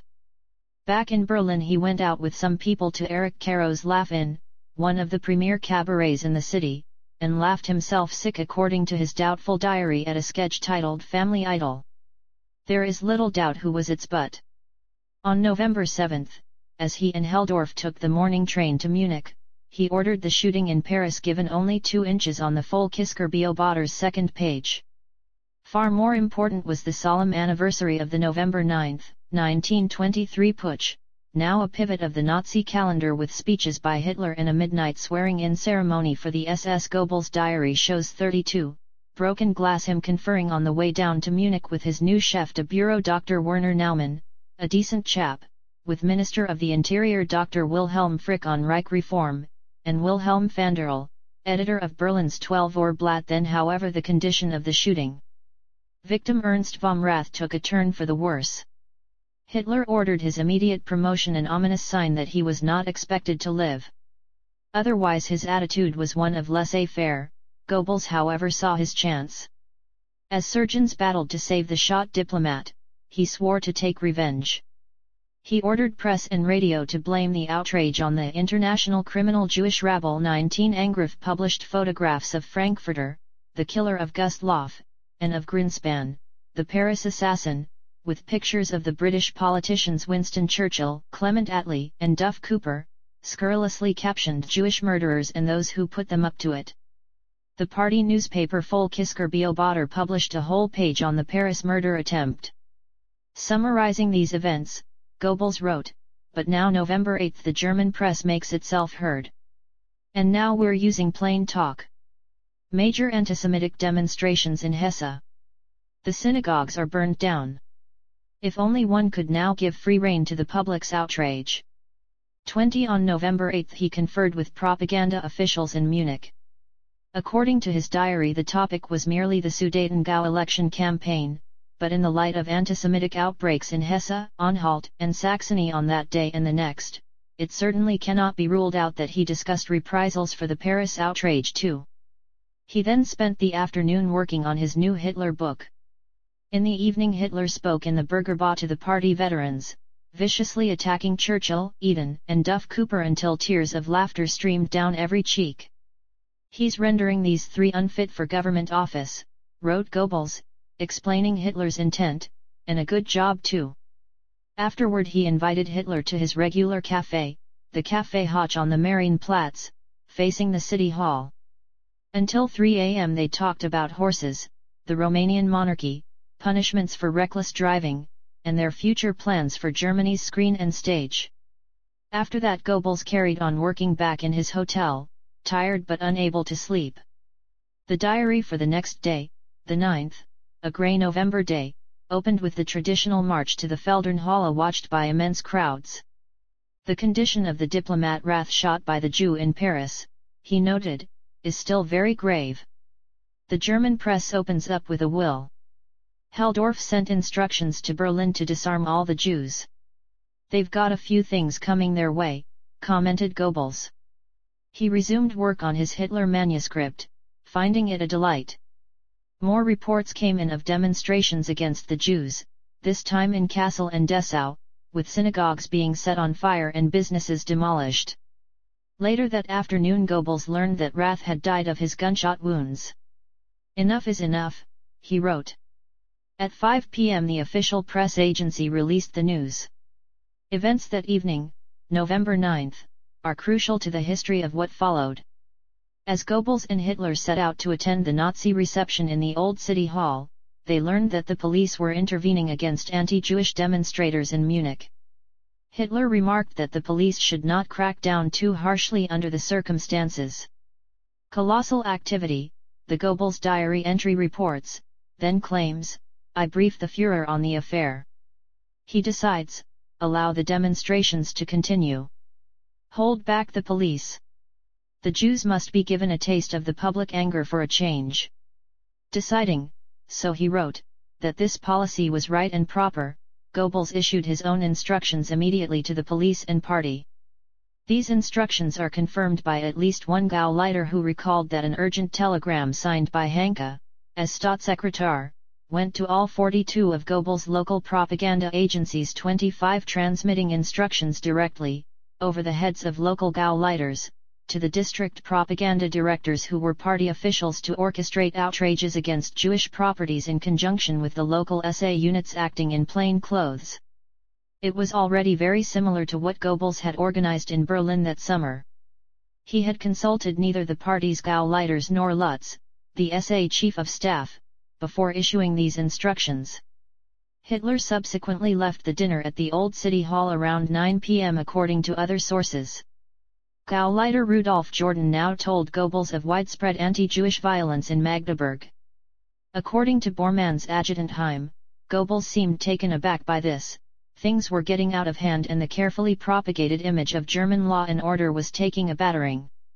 Deciding to make a virtue out of necessity, at about 9:30 he limped up to the podium, signaled for silence, and announced the death of the German diplomat and the spreading anti-Jewish incidents. He described the latter as evidence of a spontaneous public outrage. The local British consulate learned that he also said that Jews were now fair game, and that the SA could do anything to them short of looting and plundering. 30 He would not be surprised, another witness heard him say, if things got worse during the night. The same witness saw Lutz however warn his old friend Goebbels that his SA men would keep well out of any pogrom. Goebbels himself recorded that after issuing his instructions he had made a brief speech to the party leaders, greeted by storms of applause. Everybody makes a beeline for the telephones, his diary entry reads. Now the public will take action. Several people who heard Goebbels' firebrand speech were uncomfortable. Karl Hitterich, one of his department heads, felt that it conflicted with the tenor of Hitler's speech. A few Gau officials get cold feet, wrote Goebbels in his hitherto unpublished diary, but I keep pulling everybody together. We must not allow this cowardly murder to go unpunished. Let things run their course. The Stoßtruppe Hitler, a shock troop unit named after the Führer, sallies forth at once to deal with Munich. And things happen right away. A synagogue is 32, broken glass smashed to smithereens. I try to save it from the flames, but fail. Meanwhile I discuss financial issues with the party treasurer Franz Xaver Schwarz, the Jewish problem with Julius Streicher, and foreign policy with Ribbentrop. He too is of the opinion that we can now pull in the rest of Czechoslovakia by neutral methods. We just have to box cunning. Czech Foreign Minister František Kvakovsky wants it. As for the others, we don't know. Over to Munich Gau headquarters with Gau leader Adolf Wagner. I now issue a detailed circular setting out what may be done against the Jews and what not. Wagner gets cold feet and trembles for his i.e., Munich's Jewish shops. But I won't be deterred. Meanwhile the Stoßtruppe goes about its business. And with no half measures. I direct Werner Wachter, director of the RPA, propaganda agency, in Berlin to see that the synagogue in Fasanenstrasse is smashed. He just keeps saying, honored to comply. It was by now midnight. Goebbels attended Himmler's impressive SS swearing-in ceremony at the Feldherrnhalle. Hitler spoke to these new officers, then went back to his apartment. Goebbels, leaving for his hotel, saw the skies flickering red. According to his diary written up next morning, he hurried over to Gau headquarters, where nobody could tell him what was happening, then directed fire brigades to douse the fires so far as necessary to protect neighboring buildings. The Stoßtruppe has wrought terrible damage, he wrote. With many conflicting orders on the wires, a brutal confusion reigned all over Germany. At 3:30 a.m. the SA commander of Marburg ordered his men to burn down the local synagogue, despite Lutz's misgivings. Every synagogue in Darmstadt was destroyed despite orders to the contrary from Mannheim's SA Gruppenführer Herbert Lust, still in Munich. The synagogues in Bayreuth, Bamberg, and Reutlingen were also torched. There seems little doubt about Goebbels' sole personal guilt, that he was not just made the scapegoat for others even higher. In the subsequent internal inquiry, the party's Supreme Court headed by Walter Buch, admittedly no friend of his, determined that the propaganda minister had issued oral instructions which had probably been understood by every party official present to mean that the party was not to appear publicly as the originator of the demonstration, but that it was in fact to take over its organization and execution. 37 After hearing these instructions, repeated at first hand by a party official in Munich and so similar to Goebbels' orders to Helldorf in June, the commander of one SA Group had telephoned orders to his headquarters in Kiel at 11:20 p.m. in the following terms: a Jew had fired the first shot, now the Jews must pay. There were totally superfluous Jewish shops and synagogues. This sentence is surely blatant window dressing by Goebbels for posterity, given what we know.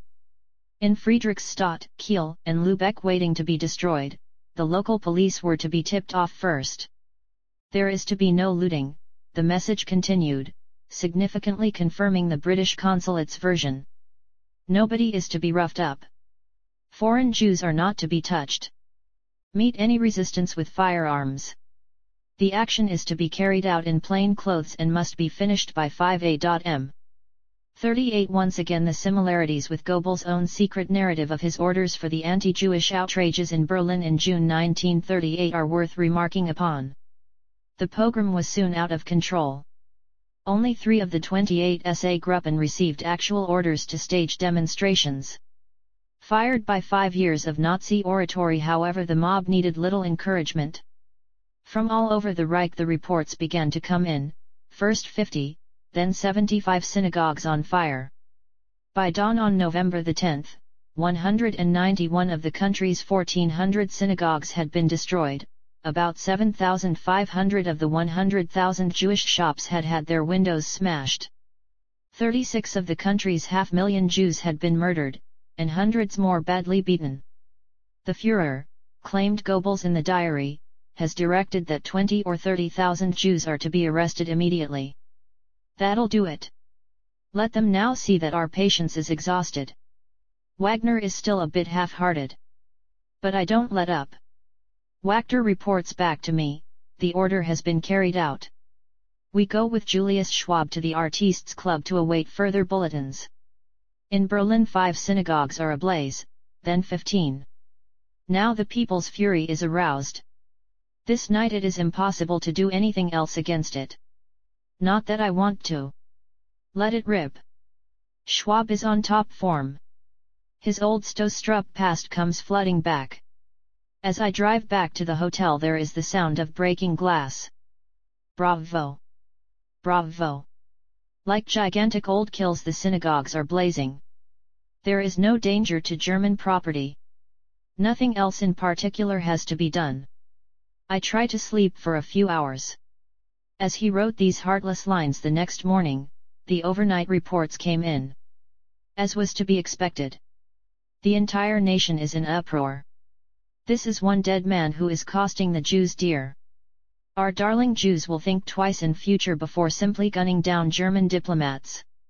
And that, he wrote, concluding this extraordinary, unrepentant diary entry, was the object of the exercise. What of Himmler and Hitler? Both were totally unaware of what Goebbels had done until the synagogue next to Munich's Four Seasons Hotel was set on fire around 1 a.m. Heydrich, Himmler's national chief of police, was relaxing down in the hotel bar. He told Karl Wolff to contact Himmler, who was at Hitler's apartment at Prinzregentenplatz, about to go on leave, then telexed instructions to all police authorities to restore law and order, protect Jews and Jewish property, and halt any ongoing incidents. The Hotel 32, broken glass management telephoned the adjutants at Hitler's apartment building, and thus he too learned that something was going on. He sent for the local police chief, Friedrich von Eberstein. Eberstein found him livid with rage. According to Luftwaffe adjutant Nikolaus von Below, Hitler phoned Goebbels. "What's going on?" he snapped, and, "Find out." According to Julius Schwab, the most intimate of his aides, Hitler made a terrible scene with Goebbels and left no doubt about the damage done abroad to Germany's name. He sent Schwab and his colleagues out into the streets to stop the looting, thus Schwab's post-war version. Philipp Buller, head of the Führer's private chancellery, told one of Goebbels' senior officials that Hitler utterly condemned the pogrom and intended to dismiss Goebbels. Fritz Wiedemann, another of Hitler's adjutants, saw Goebbels spending much of that night of November 9-10 telephoning to halt the most violent excesses. 48 at 2:56 a.m. Rudolf Hess's staff also began cabling, telephoning, and radioing instructions to Gauleiters and police authorities around the nation to halt the damage to property.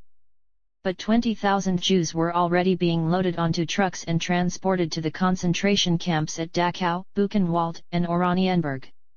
Hitler made no attempt to halt this inhumanity. He stood by, and thus he too deserved the odium that now fell on all Germany. Goebbels had anticipated neither Hitler's fury nor, probably, such an uncontrollable, chaotic orgy of destruction. Not surprisingly, he made no reference to this unwelcome turn of events in his diary. But perhaps this, rather than Lita Barava, was the reason why he would write this mea culpa to Hitler 6 years later: "In the 20 years that I have been with you, particularly in 1938 and 1939, I have occasioned you much private grief." 50 Ribbentrop relates that when he tackled Hitler about the damage Goebbels had done, Hitler rejoined that this was true, but he could not let the propaganda minister go, not when he was just about to need him again. As more ugly bulletins rained down on him the next morning, November 10, 1938, Goebbels went to see Hitler to discuss what to do next. There is surely an involuntary hint of apprehension in the phrase. George Wilhelm Müller of his ministry had meanwhile reported to him about the conflagrations in Berlin. Goebbels told his diary only, "A good thing too," but he immediately composed an ordinance calling a halt to operations, Aktionen, and at 10 a.m. he broadcast a live appeal for order over the Deutschlandsender. While it spoke of the justifiable and comprehensible public indignation at the Ernst vom Rath murder, it strictly forbade all further action against the Jews. It was repeated at hourly intervals and printed in next day's party newspapers. The Jewish question, the item stated, would be resolved only by due process of law. Later that morning Goebbels directed that press and radio were to play down the damage. A few windows had been smashed and synagogues had caught fire, but otherwise, the news items were to suggest, the public's understandable indignation was its spontaneous answer to the murder of the embassy counselor. Enough is enough, the propaganda minister commented in his diary. If we let it continue, there's a danger that the mob will take over. In the whole country the synagogues have been burned down. He repeated yet again, with grim and vengeful satisfaction, Jewry is having to pay dear for this dead man. 54 He made his report, on what to do next, to Hitler in the Osteria, the Führer's favorite Italian restaurant, and was careful to record this perhaps slanted note in his diary, which stands alone, and in flagrant contradiction to the evidence of Hitler's entire immediate entourage. He is in agreement with everything. His views are quite radical and aggressive. The action itself went off without a hitch. 100 dead. But no German property damaged. Each of these 5 sentences was untrue, as will be seen. Goebbels continued, with minor alterations the Führer authorizes my decree breaking off the action. I issue it immediately through the press. The Führer wants to proceed to very harsh measures against the Jews. They must repair their shops themselves. The insurance companies will pay them nothing. Then the Führer wants Jewish businesses gradually expropriated and their owners compensated with paper which we can illegible word, repudiate, at any time. Meanwhile people are starting with their own action. I issue appropriate secret decrees. We're waiting to see the repercussions abroad. For the time being there is silence there. But the hullabaloo will come. Despite the toughing it out tone of these entries, there are more than enough hints that Goebbels was deeply concerned by the extent of the pogrom and its effect on foreign opinion, and that he had hastily thrown everything into reverse. He hoped, he wrote, that the Juden action was over for the time being provided there aren't any sequels, he added with ill-concealed nervousness. But his troubles were just beginning. I speak on the phone with Heinrich Heydrich. The police bulletin from the entire Reich conforms with my own information. Order has been restored everywhere. Only in Bremen have there been ugly excesses. But they submerge from view in the overall action. I arrange with Heinrich how the party and police are to cooperate on this. Work on until evening. Reports come in from Berlin about really serious anti-Semitic outbreaks there. The public has taken over. But now there really must be an end to it. I have appropriate directives issued to the police and party. Signing as the party's national director of propaganda, Goebbels issued a confidential communiqué to all Gau propaganda officials, printed opposite. It specifically alluded to his earlier orders, which are missing from the archives I refer. It began, to my today's announcement re-ending the anti-Jewish demos and action. Together with the police, all Gau headquarters are to take all due steps to make good the demolished Jewish shops in the shortest possible time at the expense of their Jewish owners. 32, Broken Glass 279 On November 10, 1938 Goebbels issued in strict confidence an urgent circular telegram to all Gau propaganda chiefs halting the action against the Jews which he himself had ordered the day before. YIVO Archives, New York. On November 10, 1938 Goebbels issued in strict confidence an urgent circular. He gave notice that a government ordinance would follow voiding the liability of insurance companies to pay out on Jewish claims. Moreover, a series of measures will shortly be enacted against the Jews. Most significant was the document's last paragraph: the anti-Jewish action must now be called off with the same rapidity with which they were launched. They have served their desired and anticipated purpose. 55 It is worth remarking that Goebbels felt comfortable issuing orders both to other Gau leaders and to police. That evening Hitler received 400 leading pressmen in the Führer building and delivered an extraordinary secret speech to them. He made no mention of the pogrom, and no secret of his admiration for Dr. Goebbels' propaganda triumphs. Goebbels sat up until midnight listening to Hitler debating with the journalists, then had to leave, as he put it, for Berlin. The foreign radio stations were now full of the pogrom. Things were getting out of hand. I assume full authority for Berlin, he wrote. At such times of crisis, one man must take charge. 58 Hitler stayed in Munich, perhaps keeping as much distance as possible from Dr. Goebbels. Werner Naumann, who traveled back to Berlin with the minister, would state that Goebbels fulminated with suppressed anger against the extent of the pogrom and issued a public dressing down to his deputies Gorlitzer, in the Berlin Gau, and Wachter, in the Reichspropaganda-Leitung, the party's propaganda headquarters, for the synagogue fires when they met him on the railroad platform early on November 11. Given the content of Goebbels' diary as he and Wachter knew, he himself had ordered the synagogues destroyed. This scene displays nothing but his utter cynicism. He drove straight out to Schwanenwerder for Magda's birthday.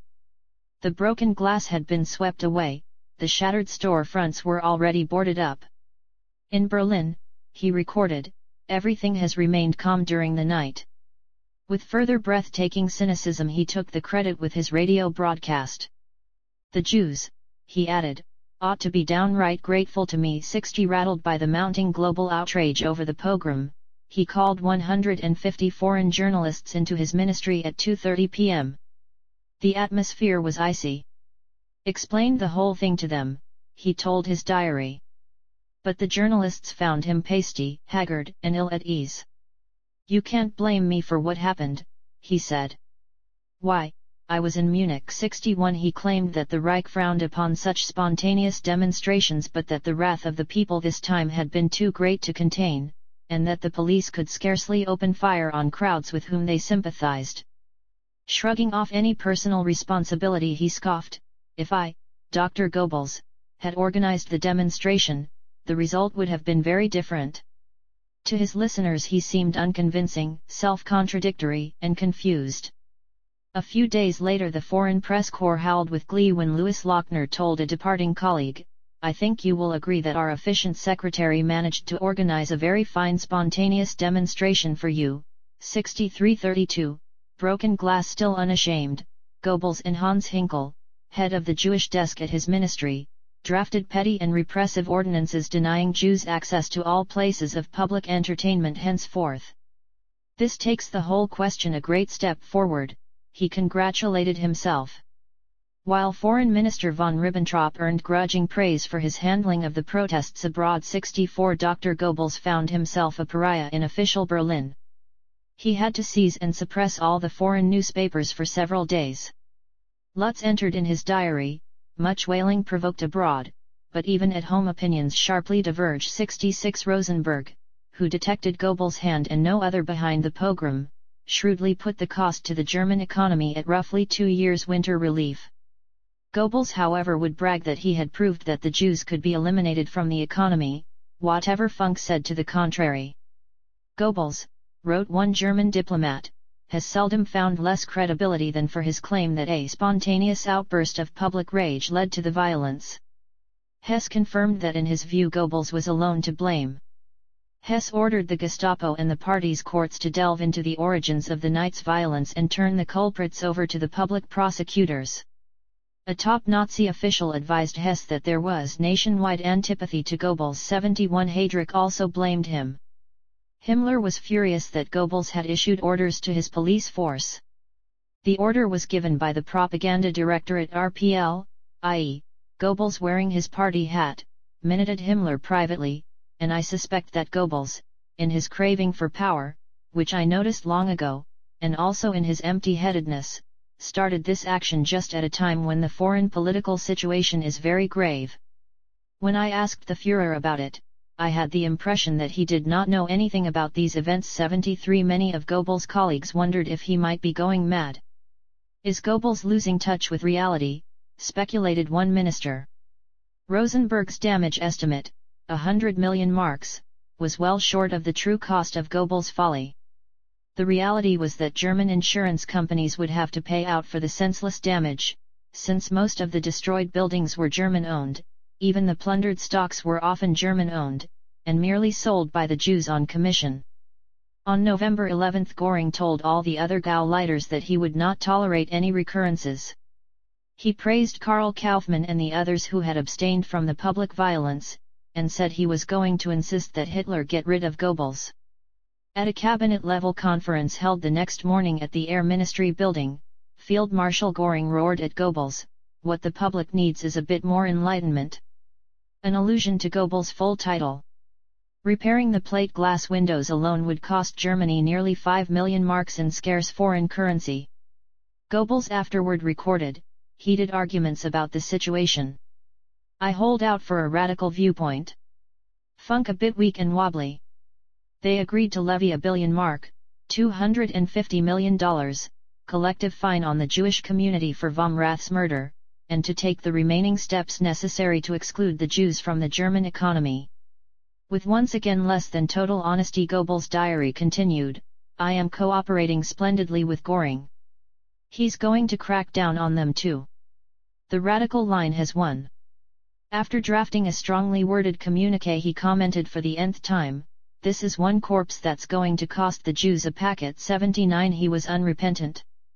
Interviewed by Reuters chief correspondent Gordon Young that day, he dismissed the pogrom as Germany's internal affair. As for the billion-mark fine, he said that the Jews' assets in Germany alone were 8 times that figure. Future harmony would depend on their accepting their status in the Reich, namely that of a foreign race whom we recognize to be antagonistic to the German people. 80 Göring's criticism had sunk in. Visiting working-class wedding on the 13th, Goebbels warned the proletariat in stern language to abstain from further action in which would henceforth only damage their own economy. The wider damage had however already been done. Washington recalled the American ambassador. Foreign diplomats reported that Goebbels now outranked both Ribbentrop and Himmler in unpopularity. This was not his own view. After rattling a winter relief collecting box outside the Hotel Adlon, he recorded for posterity, "I am very happy that the public loves me so much." 84 Late on November 15, 1938, Hitler finally returned to Berlin. "He's in fine fettle," found Goebbels. Sharply against the Jews. Thoroughly endorses my and our policies. 86, a revealing self-correction because crossing out the original possessive adjective, my, would have been too obvious. All speculation among his fellow ministers about Goebbels' future was however now dispelled. In a public display of support, Hitler escorted him to the formal reopening of the rebuilt Schiller Theater that evening, invited Goebbels and Magda to share his box, and stayed the night at Schwanenwerder with them. They all talked until nearly 3 a.m., Goebbels then blarneyed for 5 more hours with Magda. Hitler stayed over at their villa all the next day, conferring with his generals and ministers about the threat that Prague still posed. Thus the public were to believe that Goebbels still enjoyed Hitler's favor. He resumed work on Hitler the Man, his doomed biography. For an hour or two Hitler frolicked with the Goebbels children. "All great plans are forged in one's youth," he told their chastened but grateful father before leaving for Rath's state funeral in Dusseldorf, "because you still have an imagination then." "I found that too," remarked Goebbels in his diary.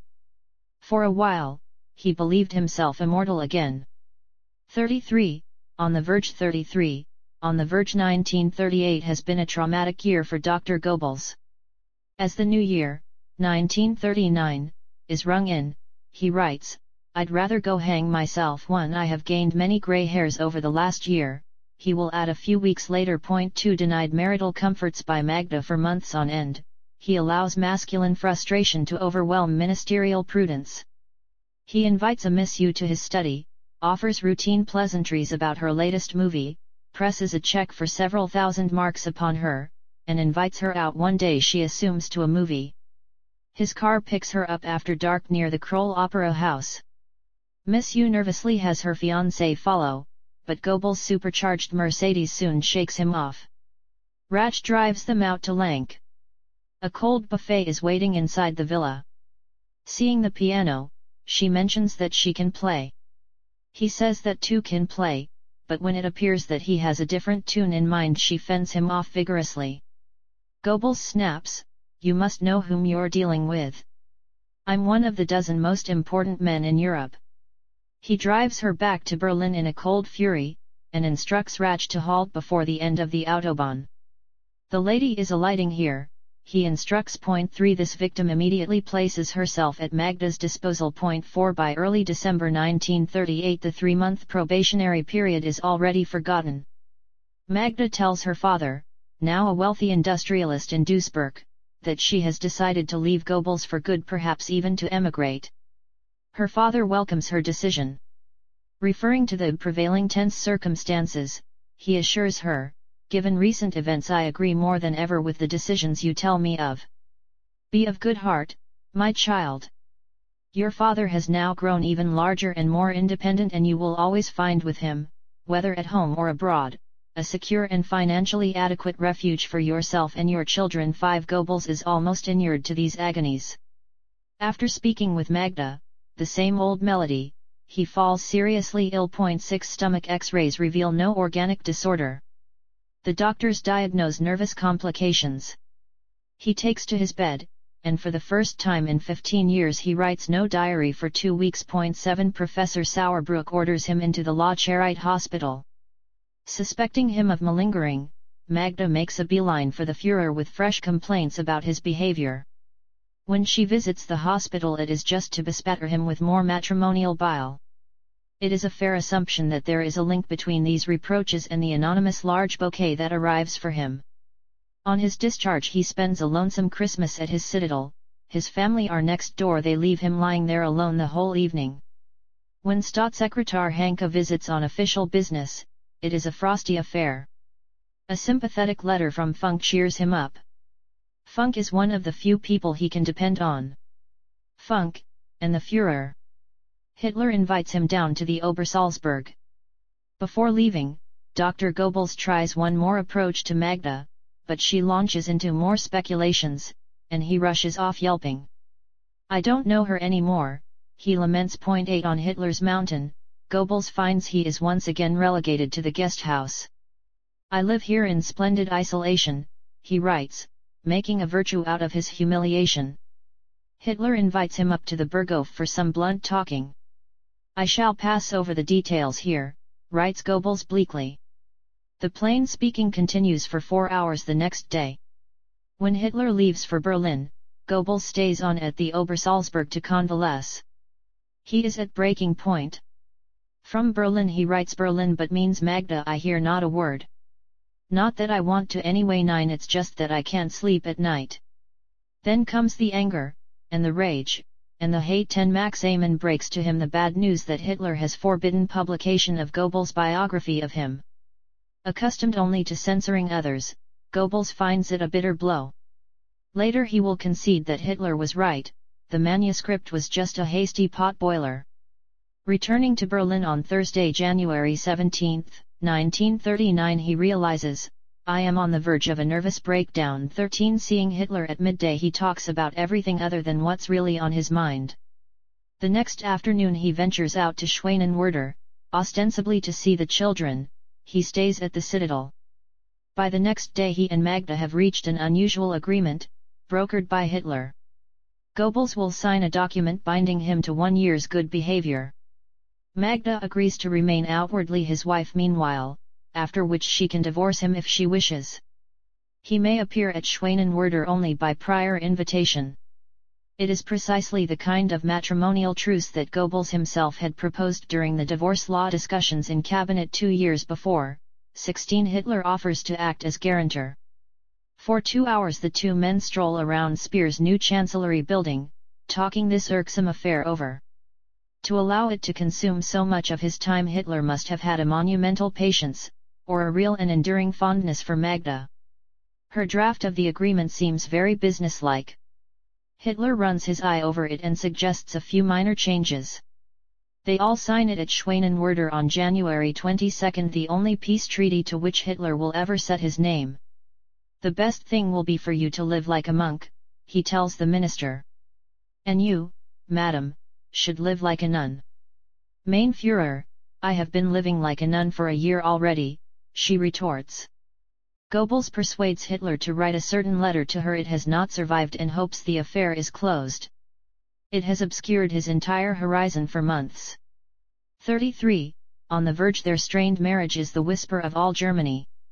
Scandalized travelers say he has 23 illegitimate children.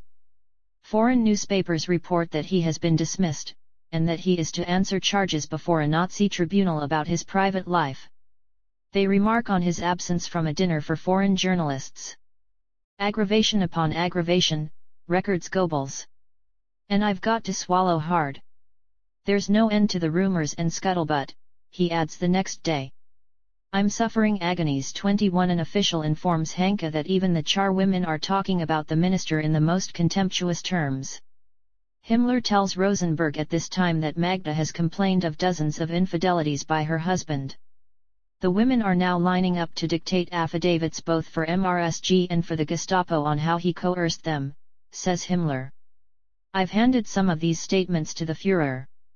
Unusually well informed, Himmler adds that in October Magda has given her husband 3 months to come to heel, in January the time is up.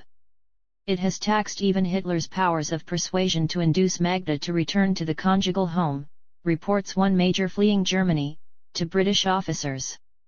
Grimly, she fulfills her new contractual obligations. The photographers capture pictures of her at the press ball, sitting blank-faced and embittered at her unloved husband's side. Goebbels, commented Rosenberg with satisfaction on February 6, has no friends. Even his hirelings curse him. Some Nazis felt that he had harmed their movement by his personal behavior and the crudity of his propaganda. One Hitler Youth leader remarked that nobody approved of his anti-Jewish measures. He had regimented and punished, censored and sanitized the media to the consistency of a bland brown pudding, then criticized their lack of individuality. The newsreels were uniformly dull, featuring their beloved Führer so often that even he complained. Lively, thinking newspapers were suppressed, while Streicher's loathsome Organ der Stürmer appeared unmolested.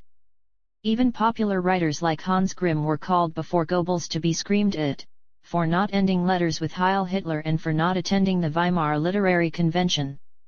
If you don't toe the line I'll break you, shouted Goebbels, whatever the wailing from abroad. Just as I broke Furtwängler. I throw writers like you into concentration camp for 4 months and the next time after that they never get out again. 29 He censored the latest dance steps, and found nothing absurd in erecting enamel plates in dance halls reading jazz dancing forbidden. 30 Just once he professed to see the funny side of foreign caricatures of himself. More often he reacted viciously. He took the usual steps to neutralize the acid of political satire. Oblivious of how ludicrous he seemed, he entered pompously in his diary, cranked up the prohibition machinery against the Cabaret der Komiker. 32 He expelled 5 of its comedians from the Chamber of Culture, while announcing a joke contest to prove that the Reich had not lost its sense of humor. In March 1939 he paid a surprise visit to the cabaret, found it packed and totally non-political. So it works. You only need a firm hand to get your own way. 34 Power had corroded his sense of proportion. He had become more corrupt than the most gluttonous Jewish magnates of his popular invective. At taxpayers' expense he was yet again remodeling his official residence. It was scheduled for completion by July 15, 1939. Its household staff of 18 would be paid for from his ministry's secret fund.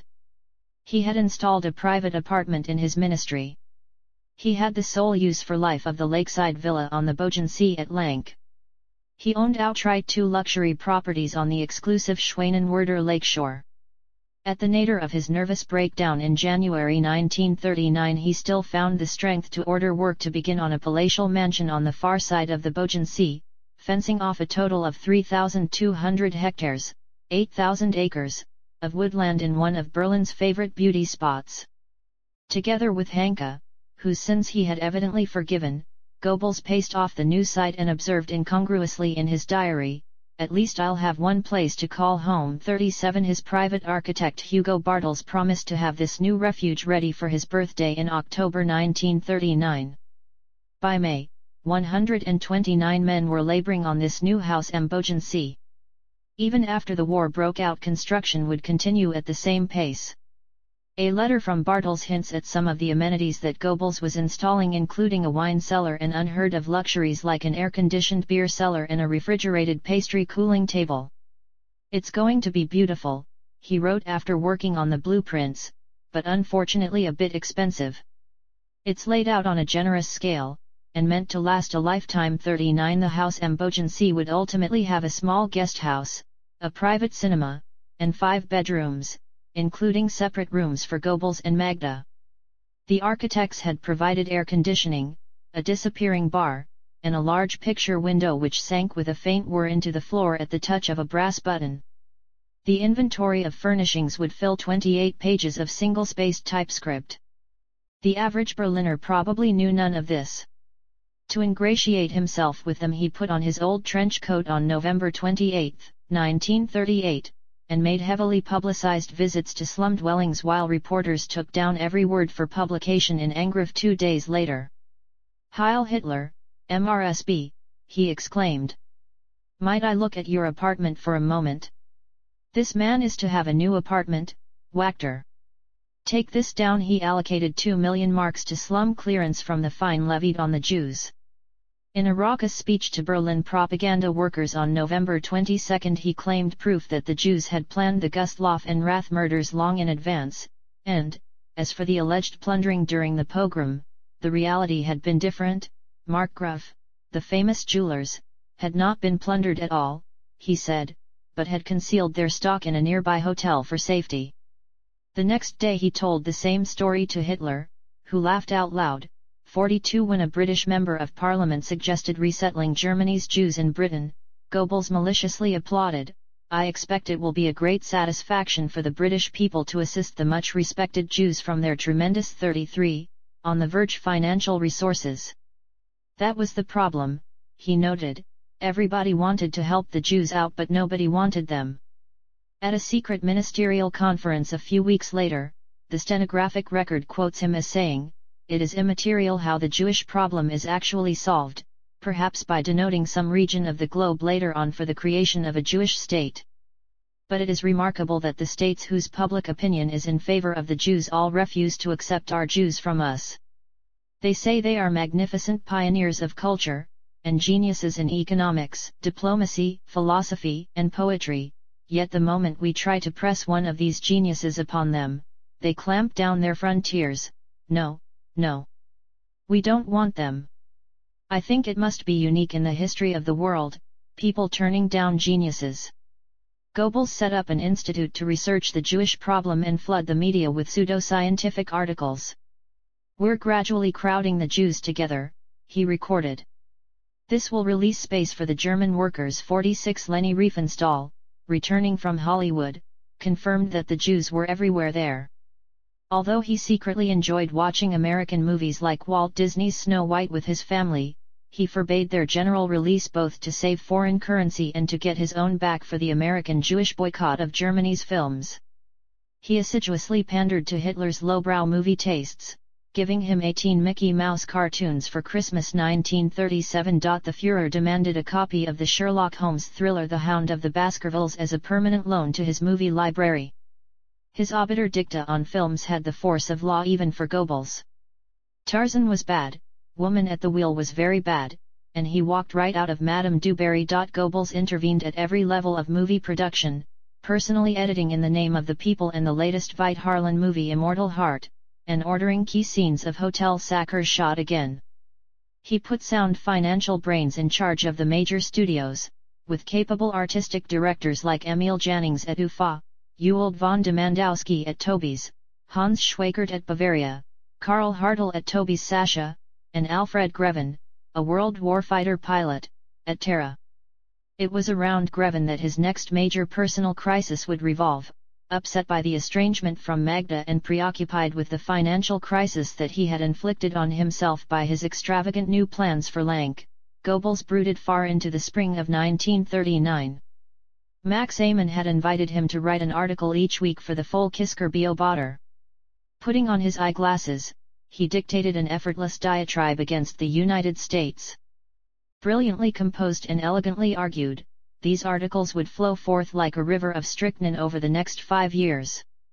Usually he hit upon their titles before actually writing the contents. The articles betrayed his newfound mistrust of the British, in line with Hitler's reluctant acceptance that war with Britain was now inevitable.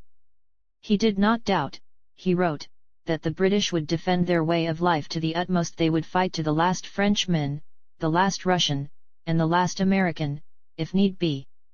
Neither he nor Hitler knew for sure what to do next. Opening the Sudeten election campaign at Reichenberg on November 19, 1938, Goebbels, mimicking Hitler's favorite argument, had said, "When one has the feeling that the time is ripe, that the goddess of history is descending on earth, and that the hem of her mantle is touching mankind, then responsible men must have the courage to grasp the hem and not let go." 58 For a few days in December the possibility of wresting Memel, Germany's ancient port on the Baltic, from Lithuanian control again surfaced. Goebbels damped down speculation. Addressing the Reichstag at the end of January, Hitler warned the international Jewish community against provoking a new world war. He told Goebbels that he planned to think over his next moves at the Berghof. Perhaps, speculated Goebbels, it's the Czechs' turn again. 61 Going straight for the Ukraine next would require Polish complicity. At lunch 2 days later, Hitler was still preoccupied with foreign policy decisions. He is hatching new plans again, observed Goebbels. A real Napoleon. 62 The propaganda minister headlined his next article, "Is War in Sight?" In it he fulminated against the British News Chronicle. He shortly expelled its Berlin correspondent Ian Colvin. He railed at the Communists in New York, at the Times correspondent in Washington, at President Roosevelt, and at the BBC's German service. Germany, he insisted, desired nothing but peace. Goebbels tried hard to restore his damaged image over the coming year. On the other side of town, Magda let down her hair, modernized her hairstyle, wore makeup, partied, and drank. Goebbels importuned her by phone to join him at the occasional official function, but she rarely did.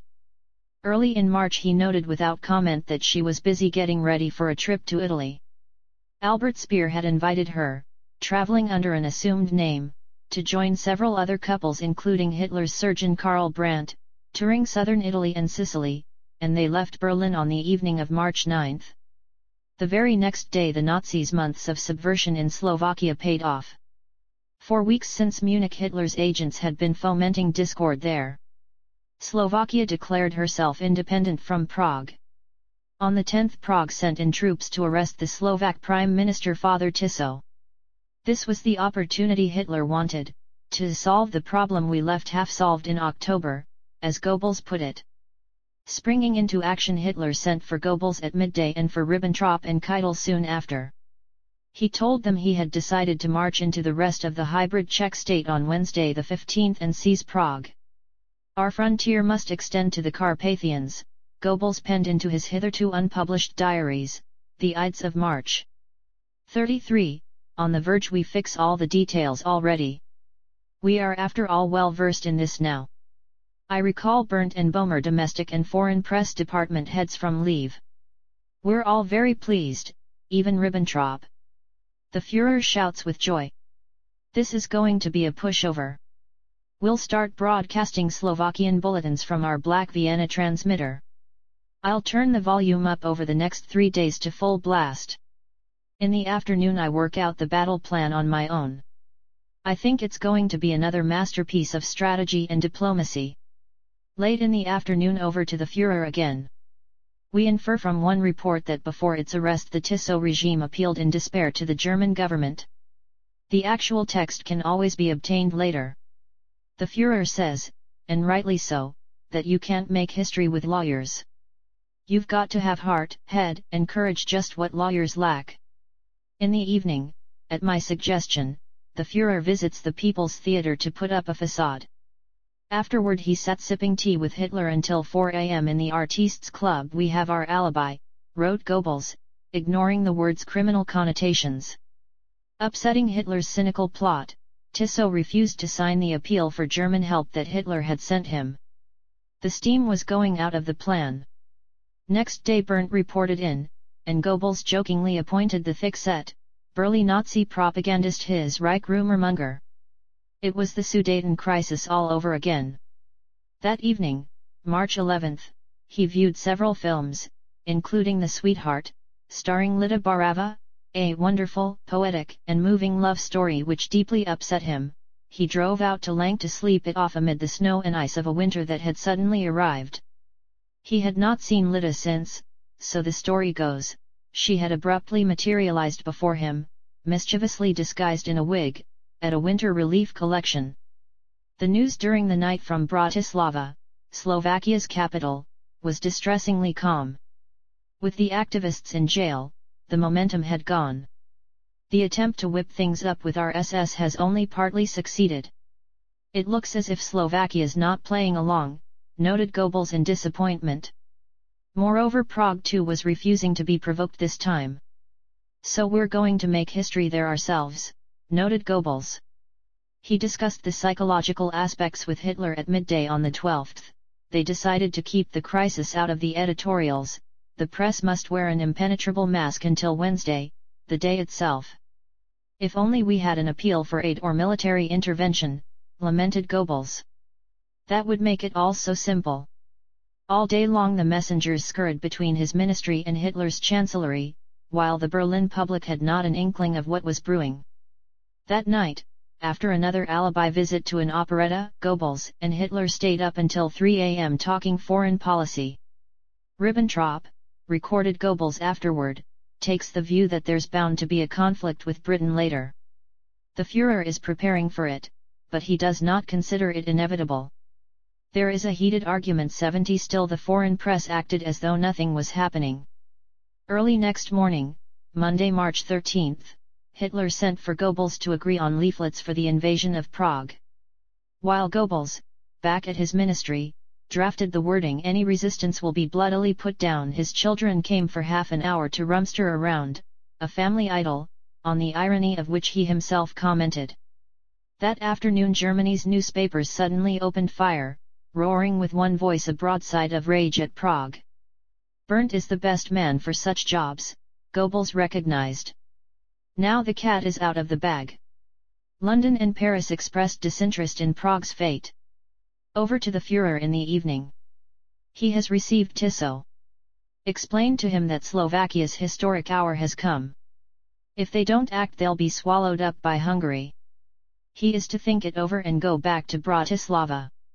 No revolutions, it must all be constitutional and above board. Not that we expect very much from him. But that doesn't matter now. The Führer goes over his plan once more. Within 5 days the whole operation will be over. On the first day we'll already be in Prague. Our planes within 2 hours, in fact. I think we'll pull it off without significant bloodshed. And then the Führer intends to take a lengthy political breather. Amen. I can't believe it, it's too good to be true. The next morning, March 14th, Tissot persuaded his Slovak parliament to declare independence from Prague, but not, as at first reported, with an appeal to Berlin for aid. The Slovaks wanted no German troops.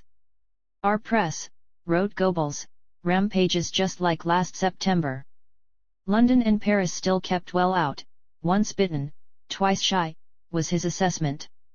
He had printed 25 million leaflets overnight.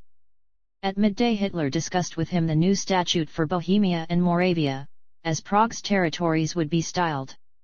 We order that the name Czechoslovakia is not to be used anymore, noted Goebbels, ordering swift research to back up Germany's historic claim to these regions. We shall speak of Bohemia and Moravia as ancient German territories. They would be left largely to govern themselves. The Czechs will not be Germanized, but will enjoy the protection of the Reich's military, foreign, and economic policies. Hitler told him the Wehrmacht would cross the frontier at 6 a.m. No sooner had Goebbels predicted that the Czechs would come cap in hand than they did just that.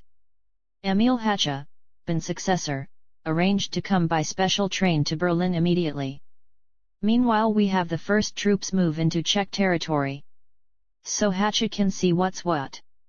SS units stealthily crossed into Moravian Ostra and Witkowitz, to prevent the Poles seizing the steel mills there.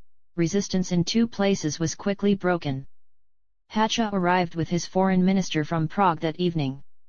The Führer, recorded his admiring propaganda minister, has them wait until midnight, slowly and surely wearing them out. That's what they did with us at Versailles. The tried and tested methods of political tactics. 33. On the verge the tension mounts as we all wait for the outcome of their talks. Once, Hacha collapses in a faint, then they surrender all down the line. They accept more than we ever dreamed possible. And unconditionally. Order their own troops not to offer any resistance. Hitler dictated a proclamation, which Goebbels himself read out over the microphones to a sleeping Germany at 6 a.m. When the minister awoke 3 hours later, Hitler had already left to join his troops. In his pocket he carried the new statute for Bohemia and Moravia, and for the protectorate that he was to establish over this supine neighbor.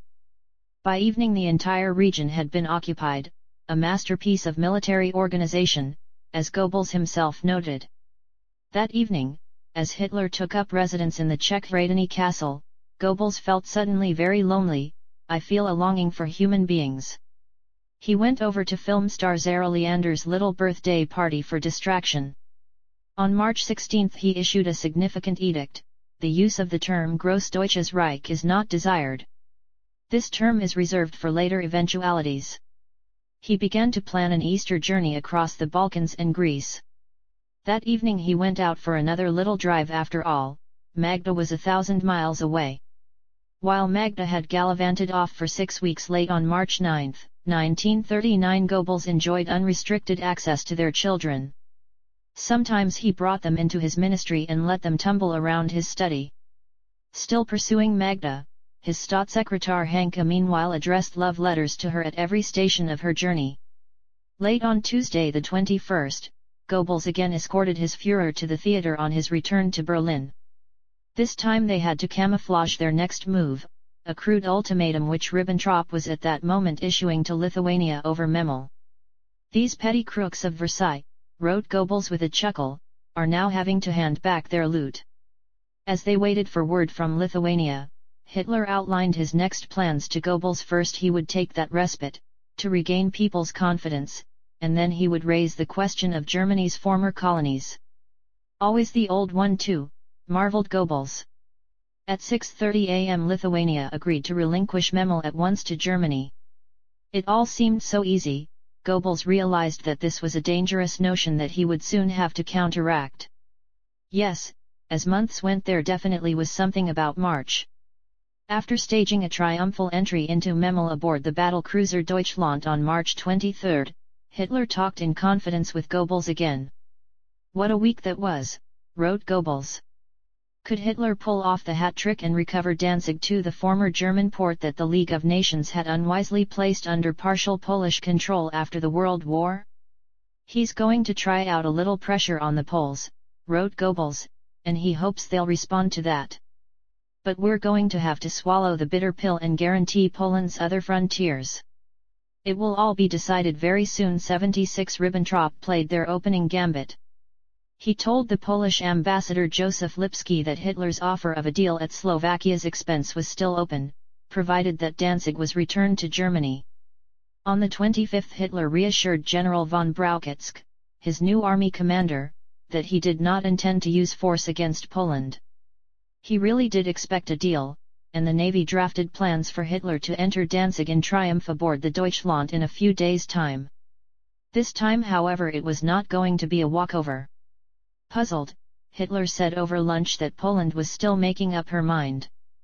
"We're cranking up the pressure," wrote Goebbels impatiently, because both men were planning their vacations, Goebbels in the Mediterranean and Hitler in Bavaria.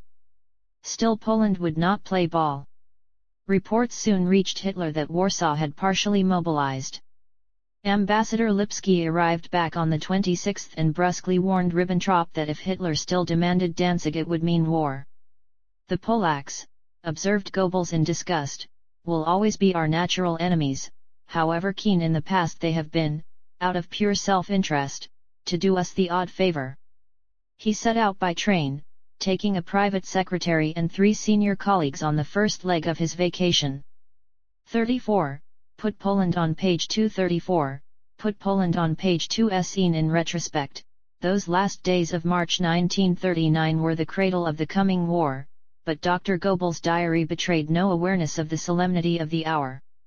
Seeking relief from his matrimonial dolors, he was off, visiting Budapest, Athens, and Rhodes. 1 In Budapest he was received by the Prime Minister, Foreign Minister, and Minister of Education. 2 In Athens, though formally the guest of the mayor, he again visited Prime Minister Metaxas. The Greeks informed the British that Goebbels had told Metaxas that Hitler was not planning any further move for the moment. 3 In Athens, he learned belatedly that Poland was still holding out over Danzig. If the fat hits the fire, the Führer will recall me, he decided, and travelled on. 4 In Rhodes he read that Chamberlain had guaranteed Poland against any aggression. Several more British guarantees followed to other states on Germany's periphery. Britain on the path of virtue, Goebbels scoffed. What a hoot! 5 He flew on to Egypt, shadowed by British agents wherever he went. 6 Egypt impressed him. Seldom in my life, he wrote, seeing the Sphinx for the first time, has a sight so moved me. Normally one feels cheated.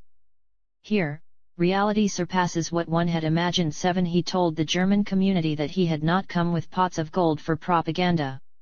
Germany, he said, again faithfully representing Hitler's policies, had no interest in the Mediterranean, and was now fully occupied digesting the territories she had recently acquired. 8 At this range, it seemed only a small fly in the ointment that Warsaw and London had signed a formal pact. One day, perhaps, he mused, Poland will have to pay very dear for this. Czechoslovakia had, after all, made the same mistake. 9 After a brief stopover in Turkey. 11 He landed back at Tempelhof on April 14 and swapped travel anecdotes with Magda, who had returned from her own travels, at Schwanenwerder that evening. As for foreign affairs, he told the diary nothing. Metaxas had speculated that Goebbels was somewhat out of favor. 12 Except, it turned out, aggression by the Soviet Union. A secret addendum made this clear. It was Ian Colvin of the News Chronicle, whom Goebbels expelled a few days later, who tilted the balance to war by telling Chamberlain, untruthfully, on March 29 that Hitler had already drawn up plans to destroy Poland. However, the contingency plan, Hitler's Case White, was now activated as a result of the British guarantee. Hitler was certainly in little hurry to take him further into his confidence. 4 days passed before they next met. On April 18, after gathering with his family and Magda for his mother's 70th birthday, "She's the one fixture in this stormy life of mine," Goebbels was among those dining with Hitler. Göring was also there, bronzed and fit from a vacation at San Remo. He would recall Hitler revealing at this dinner his determination to solve the Danzig question by force if necessary. Goebbels noted in his diary only the words, "We talked politics a bit." 13 He was swamped in the preparations for Hitler's grandiose 50th birthday parade. On the evening of the 19th he broadcast a special birthday tribute, then went immediately afterward over to the Chancellery to join the leading party officials assembled in the ceremonial rooms overlooking Hermann and Göring Strasse. Hitler appeared an hour late, white-faced, as though he had received bad news. Speaking softly and deliberately, he indicated that he had just had a medical checkup. Building on that remark, he added that he could not say how many years he still had in which to achieve his life's ambition. He spoke specifically of the grave risks that he was prepared now to take. More recently retrieved fragments of Goebbels' hitherto unpublished diary throw further shafts of light on the development of Hitler's plans. "England wants to mend her fences with us again," Goebbels wrote after lunch with Hitler on the 23rd. "Chamberlain has already put out feelers to us. With France we won't have too much difficulty. And Poland is none too comfortable in its policy toward us. But for the time being the Führer doesn't want to repeat his former offer to them on Danzig and the Autobahn through the corridor," a reference to his offer to settle for an extraterritorial freeway across the Polish territories to East Prussia. Over the next 2 weeks Hitler briefed him about Case White, war with Poland, if need be. About the events of May 1 Goebbels wrote, "The Poles are agitating violently against us. The Führer welcomes it. For the time being we are not to hit back, but to take note.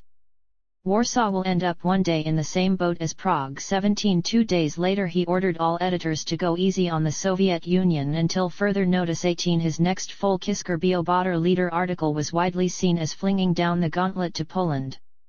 Presumably with his Führer's approval, Goebbels now made Britain his prime target.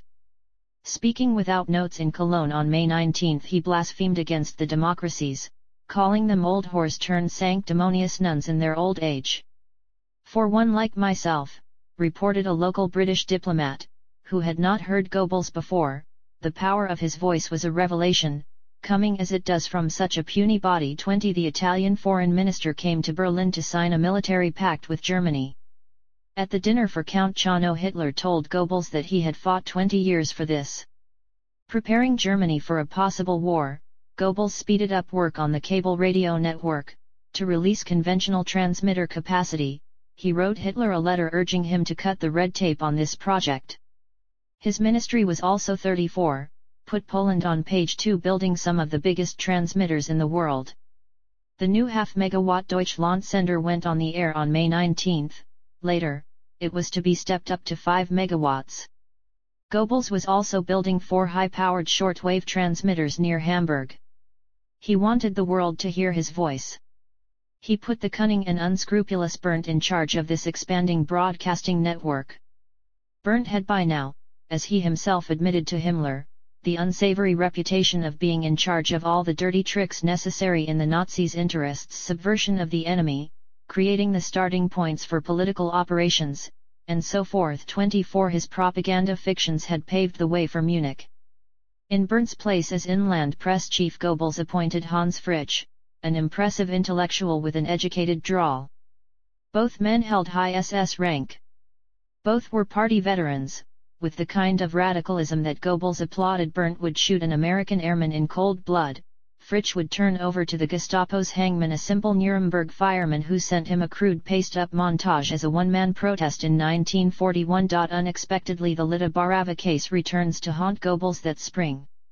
Fleeing Germany, she has returned to her native Prague, only to find Hitler's troops invading in March and herself trapped again within the Reich's frontiers. She returns to Berlin. Several times in recent weeks Goebbels has asked Hilde Korber about Lida's well-being. He meets Hilde in the woods, terrified of being followed. Once he shows her a pistol he is carrying and sends her over to Lida with messages. Lida never replies. Touched by his concern, Hilde writes little poems to him. Sitting in the dress circle once, Lida sees him at a distance, but their eyes do not meet. Emil Jannings and others come to plead with Goebbels to allow Lida to film again. He replies, "It is out of my hands." 26 Then Alfred Greven, now general manager of UFA, secretly signs her up again. Goebbels blurts out to him, but Barava is banned by the Führer. The movie boss urges him to lift the ban since so much time has elapsed. "She can be hired as far as I am concerned," says Goebbels, softening, "but I don't think it will be possible. I must talk it over with Hanke." Hanke, however, cannot let bygones be bygones. He still has a covetous eye on the minister's sorely wronged spouse. Storming into Greven's office on May 19 he reminds him of the Czech movie star's notorious affair with higher circles. "Herr Staatssekretär," retorts Greven, "what about your own little affair?" 27 It seems that everybody knows about Magda. Hanke swings a punch at Greven because, as he writes at once to Himmler, he countered my allegations with a blatant untruth. 28 Hitler orders Hanke to report to him.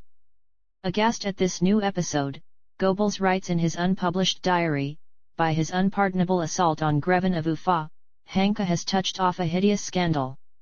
I am furious. Was that the intent? One doesn't know whom to trust. It's left to me now to try and sort things out. Will I ever manage to get clear of all these Schweinereien? 29 For days the Greven affair clouds his diary's horizon. It's sickening. One rumor after another. 30 Greven retaliates, writing to him as Gauleiter and demanding a full hearing by the party court. He's stirring things up against Hanke now. 31 On May 17, Mother's Day, the Berlin Illustrated publishes a cover portrait of Magda and a family group photo without Dr. Goebbels. Although an operation on Helga's throat brings them momentarily closer together, the matrimonial standoff continues. He plays with the children and regales them with bedtime stories of Germany's decline and resurgence. His little treasures listen with gleaming eyes. 33 One day he takes the ministry staff on 3 boats across the Wannsee to Schwanenwerder to shout a big hello to Magda and the children. A couple of days later he gives her a new car, followed by one of the first Volkswagens for the children. Magda has however begun a clean sweep. She sells off the next door plot, NOS.TO 14 Inselstrasse, the so-called citadel, which has brought her so much unhappiness, and in June she is on the point of selling her present plot too, to buy an even more beautiful site a few houses further down the road. The house needs total renovation. It will probably take a few months to finish, she writes to her father Oscar Ritschl. I'm looking forward to the job ahead as it will distract me from the more or less grim thoughts that my fate, indeterminate as it is, still provokes in me. She will take the children to Bad Gastein in Austria for the summer, where her father, no admirer of the ministers, can visit them in privacy. That summer the Berlin Illustrated also published comparative photos of Goebbels' study together with the fantasy version crafted by a Hollywood studio for the film Confessions of a Nazi Spy. The American studio version showed Goebbels seated behind a 10-foot wide desk in front of an 11-foot Hitler painting, with 2 huge swastikas embossed in the marble floor. In reality the portrait was 6 foot tall, and of Frederick the Great. A large globe however dominated the room and his desk did measure 10 feet across. Meanwhile Goebbels methodically stoked up the propaganda fires over Danzig, releasing the steam in carefully controlled bursts. Via teleprinter and telephone, editors were told what stories to print and how much leeway was allowed, how big the headline should be. The Berlin press, an American observer would report to Washington that summer, drawing on the experience of the previous year, passes through set stages of invective in preparation for each of the major incidents which have so far occurred. The first stage, he explained, merely set forth in general terms the German point of view. Secondly, there followed attacks on the foreign government in question. Thirdly, the press attack switched to the acts of terror allegedly perpetrated against the German people by these governments. The fourth and final stage of 34, put Poland on page 2. This cycle, he said, was marked by lurid tales of German blood being spilled. This officer pointed out that the process had begun anew in May 1939, with the severations of Germany's historic right to Danzig. This analysis was correct. From May onwards Goebbels had lifted the ban on reporting anti-German incidents in Poland, though restricted for the time being to page 2. To imprint Danzig's character firmly on the world's mind as a German city, in June Hitler authorized him to deliver a major speech there, a trial balloon, Goebbels confidentially informed his editors, to test the international atmosphere on Danzig. With the local Gauleiter Albert Forster he plotted a spontaneous how he loved and abused that word display in Danzig to demonstrate to the foreign journalists traveling in his party the German character of the city and its people. He delivered the speech spontaneously from the balcony of the Danzig State Theatre through loudspeakers which had no less spontaneously materialized. I am standing here on the soil of a German town, he emphasized, motioning to the architectural icons all around. You long to return to the Reich, he intoned. The thousands of well-drilled young Nazis chanted in response, we want to see Hitler in Danzig.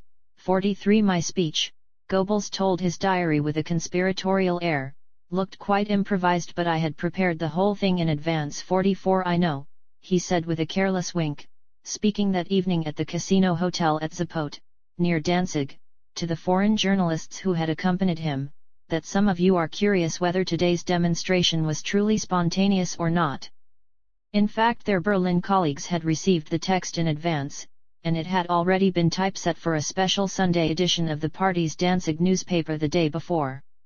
At this meeting with the journalists Goebbels lamented that there would have been no problem if the British had not butted in with their absurd guarantee to Poland. Morally, the right to Danzig is ours, he argued. Just as we had a moral right to everything else we have taken with the exception, he added as a disarming afterthought, of Bohemia and Moravia. But we had to take those to create a strategic frontier for ourselves. The British were just bluffing, he suggested. Hitler's nerves would prove the stronger. We know for sure that the stupid English are too weak and too cowardly to get in our way. 46 On June 20 Hitler summoned him to report on Danzig at the Burghof. He found the Führer sitting in the tea house, eager to make prognoses. Poland will offer resistance at first, but upon the first reverse she will pitifully collapse. The Czechs are more realistic. The Poles are quite hysterical and unpredictable. London will leave Warsaw in the lurch. They're just bluffing. Got too many other worries. The Führer says, and he's right, that Britain now has the most rotten government imaginable. There's no question of their helping Warsaw. They led Prague up the garden path as well. This is proved by the files we have captured in the Czech Foreign Ministry. His bellicose speech in Danzig had sounded alarm bells around the world. Ambassador von Hassel was not alone in wondering if it was the prelude to a solution of the Polish problem by brute force. The British ambassador in Berlin heard that Hitler had ordered Goebbels to make the speech as the result of reports of castration of Germans in Poland. 48 But even Henderson believed that Goebbels was deliberately minimizing such incidents. This was true. On June 23 the propaganda ministry ordered reports of Polish atrocities played down. Goebbels forbade any discussion of Danzig as yet. Even kite-flying items on Danzig printed by British newspapers were not to be picked up. He ordered the press to ignore specific belligerent and anti-German speeches by foreign statesmen, as well as foreign press items about German troop movements, induction of reservists, leave cancellations, and British naval maneuvers in the North Sea. He allowed reports about incidents in Poland and expropriations of German property, but still subjected them to existing layout guidelines. Page 2 was still prominent enough. He did however order to be emphasized all those news items which served to diminish Britain's prestige: her failing encirclement policy, her floundering negotiations with Moscow, her fumbling in Palestine, and her citizens' humiliation at the hands of Japanese troops in the Far East. He made some exceptions. Lord Londonderry, a personal friend of Göring's, was to be spared, and Britain's military honour was not to be impugned. He drafted a biting attack on Britain's encirclement efforts himself, but ordered his press to go easier on Britain, while still instructing editors not to overlook the 20th anniversary of Versailles on June 28. The German people know only too well what our enemies would do to us if they got us in their power again. So keep hammering it and hold Britain up to contempt, depict her as baffled, mendacious, jumpy, and impotent. 55 After touring the western fortifications, Goebbels afterward sought to reassure the Gauleiters and generals secretly assembled in a big Aachen hotel. "Gentlemen," he told them, "there will be no war with England. Here is a letter from London which again confirms my opinion." 56 The letter seemed to prove that the British were indeed bluffing. "Believe me, gentlemen," said Goebbels, folding away the letter, "we're going to see things develop just like last time. A war of nerves without parallel, I agree, but they'll end up giving in." 57 Nobody was eager to die for Danzig, that was the German calculation. Hitler was now shipping troops to East Prussia, bordering Danzig, under camouflage of the approaching anniversary of the Battle of Tannenberg. Goebbels asked newspapers to mention the coming anniversary, though without special emphasis. 58 Goebbels was confident that Hitler would pull it off with just propaganda again. Continuing his delicious feud, he often told Hitler that he had no confidence in Ribbentrop at all, and squabbled with the foreign minister over 34, put Poland on page 2. The management of the visits of Count Chano and the Yugoslav royal couple. Once, in Vienna, Hitler had described Ribbentrop to Goebbels as bordering on insanity. When Goebbels told his diary that the man's prima donna vanity got on his nerves, he was telling the reader nothing that he had not long gathered already. Hitler even talked of getting rid of Ribbentrop.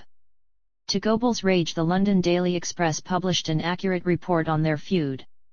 He revived it a few days later, sending Hanke to the Ober Salzburg to wring from Hitler a declaration that radio, press, and even press attaches were his sole domain.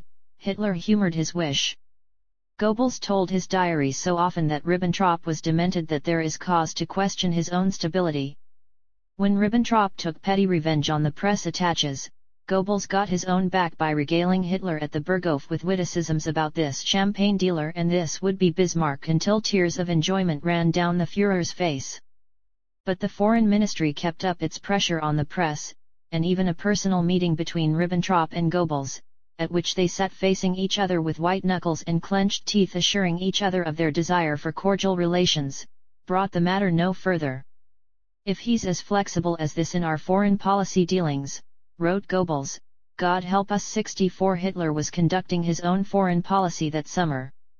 Watching the reports from Moscow, he could see that the British negotiators were in difficulties, but, he told Goebbels, he could not deduce if Stalin was merely playing hard to get, holding out for a better price, or really intended to hold off altogether as Europe went to war, in order to scoop the pool at the end.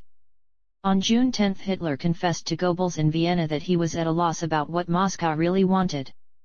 That he did not breathe a word to Goebbels about his secret overtures to Stalin is evident from the costly anti-Soviet movies to which several of Goebbels' movie studios were still heavily committed.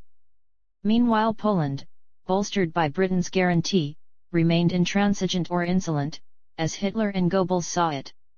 "Poland," said Hitler, "is pursuing a very stupid political foreign policy. She won't be able to keep it up for long." He mentioned that in August his own West Wall would be ready. After supping with Hitler on July 4, Goebbels recorded that the Führer agreed with him they should nurture hatred against Britain. The German people must recognize her as their chief obstacle. During July 1939 some British citizens took an initiative which caught Goebbels unawares. Commander Stephen King Hall, a retired naval officer, started mailing to thousands of German addresses cleverly conceived letters attacking the top Nazis. Goebbels went to extraordinary lengths to answer these schoolboy essays. When the first such letter came, he airily told Hitler that he would publish it in his own press later, a standard propaganda tactic with a suitably juicy reply. His reply argued, for example, that their author, having served in the Royal Navy, had helped starve to death hundreds of thousands of German women and children during the blockade. It recited every crime committed by the British Empire builders from the slave-trading history of Liverpool to the bombardment of Zanzibar. He also plotted an undefined masterpiece, probably a fake letter in King Hall's name that was so absurd that nobody would believe him anymore. "We've got to work artfully," he decided, but seemingly objectively. The trouble was that Hitler announced that he wanted to see it first, and when Goebbels set out on July 8 on a prolonged journey to Austria he found Hitler, who asked to see him at the Burghof, still working on it. "Then we discuss top policy," noted Goebbels, adding vaguely, "we must wear down the Poles by further warlike preparations. At the decisive moment their nerves will crack. Britain will be worn down by ceaseless propaganda. And that's how we'll go on for the time being." There can scarcely be any doubt about the second King Hall letter turned up, but the Führer was still tinkering with the Goebbels reply to the first. He did not finally release the reply until the 14th. Goebbels ordered it printed in every German newspaper, but it was totally ignored by the British and French. He was disappointed. He was sure he had hit home, but on the 20th he noted that the incorrigible King Hall was writing yet again. Almost a landed gentleman now, a man of property like Göring, Goebbels is perceptibly less eager to risk war than the haggard, penniless agitator he had been in the late 20s. He has a wife and family, although he has not seen much of Magda since the spring. She has taken her brood to holiday in the mountains at Bad Gastein on June 28, leaving him disconsolate, guilty, and lonely. Alone, he drives out to Lank to inspect progress on the lakeside mansion. He learns that Hanke has stubbornly increased his emotional pressure on Magda throughout the year, even showing her a little lakeside house he has bought, no Gustav Freitagstrasse, in the Grunewald. Reaching a sudden decision after seeing Hitler at the Burghof on July 8, Goebbels leaves at 5 p.m. and is with Magda and the children at 7. He is determined to force a total reconciliation with her. The children, he writes after reaching Gastein. They rejoice and dance, because Papa's arrived. He jots proud little cameos of them in his diary. Helga points out the local landmarks: Hilda is a little mouse, Helmut a clown, and Hold a darling little infant. The spectacular alpine scenery and climate are made for romance.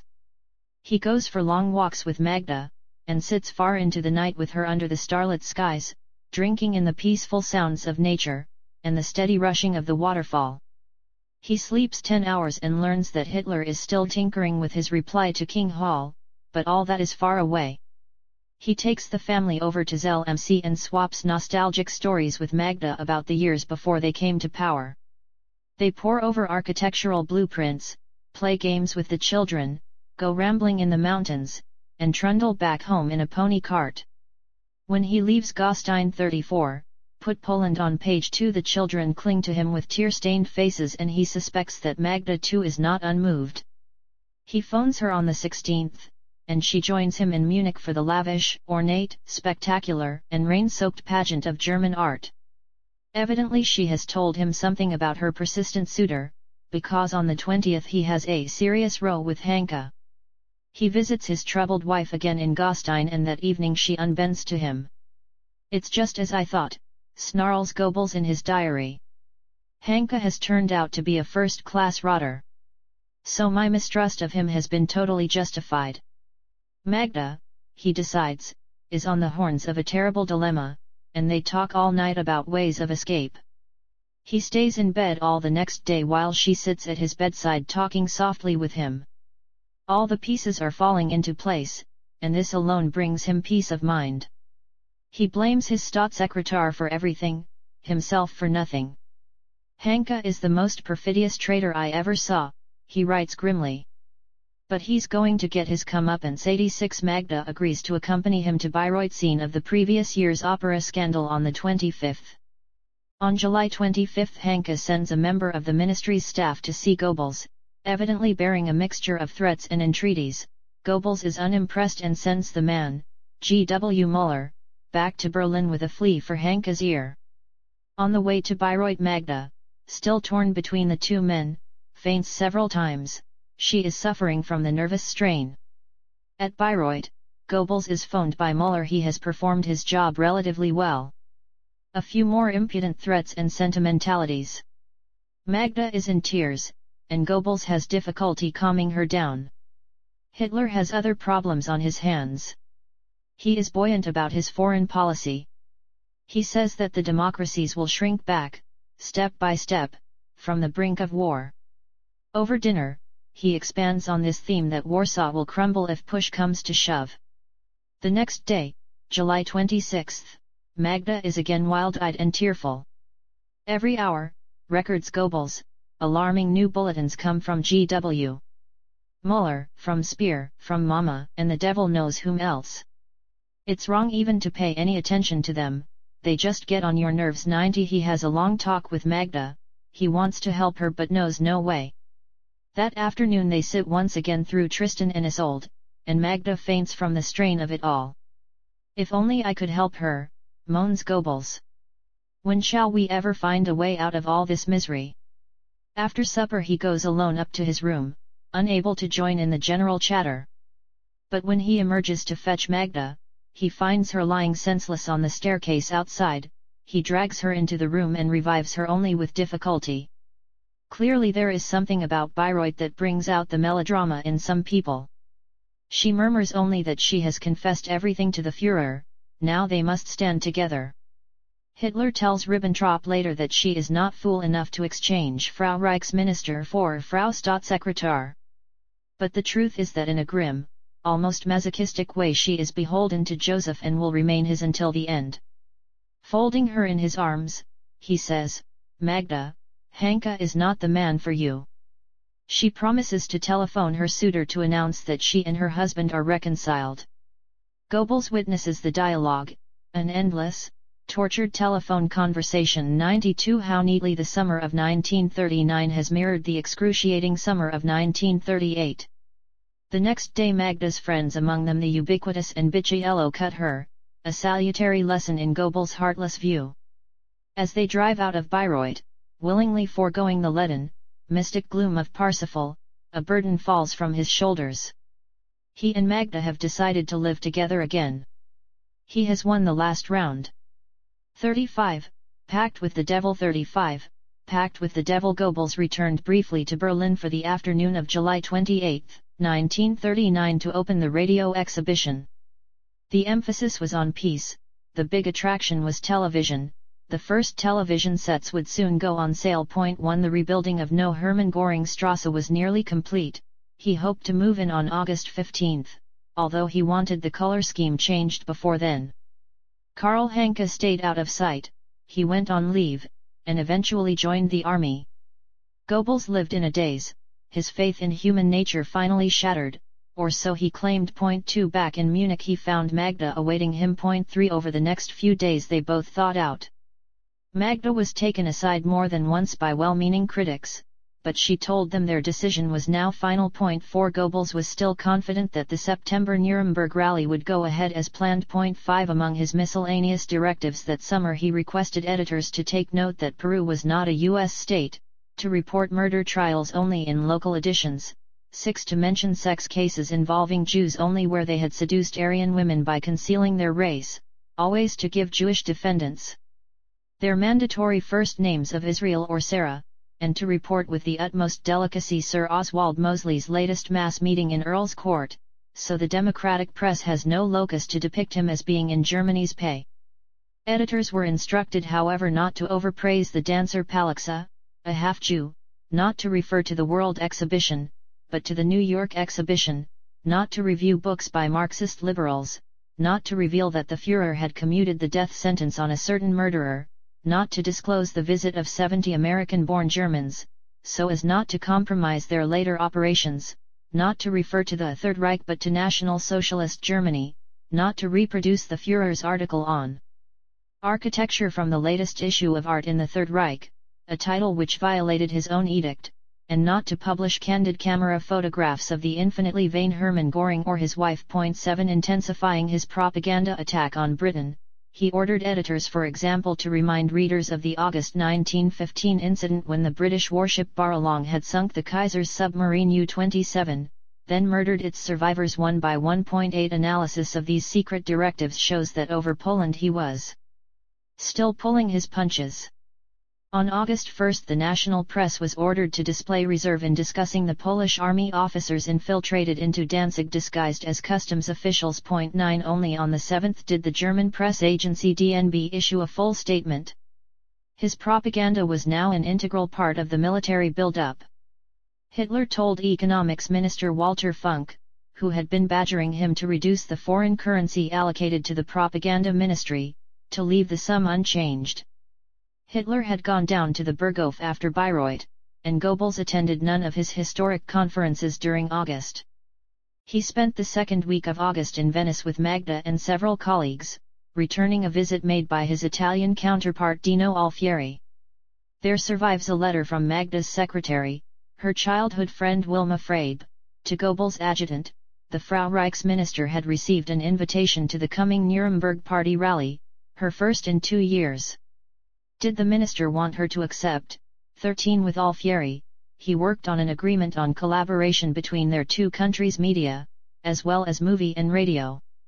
Clad in summer whites, he and Magda lazed around in gondolas, scudded across the Adriatic in torpedo boats, visited art galleries, inspected a Venetian glass factory, sunned themselves on the beaches, and generally acted as man and wife again. How long it is since I last had that.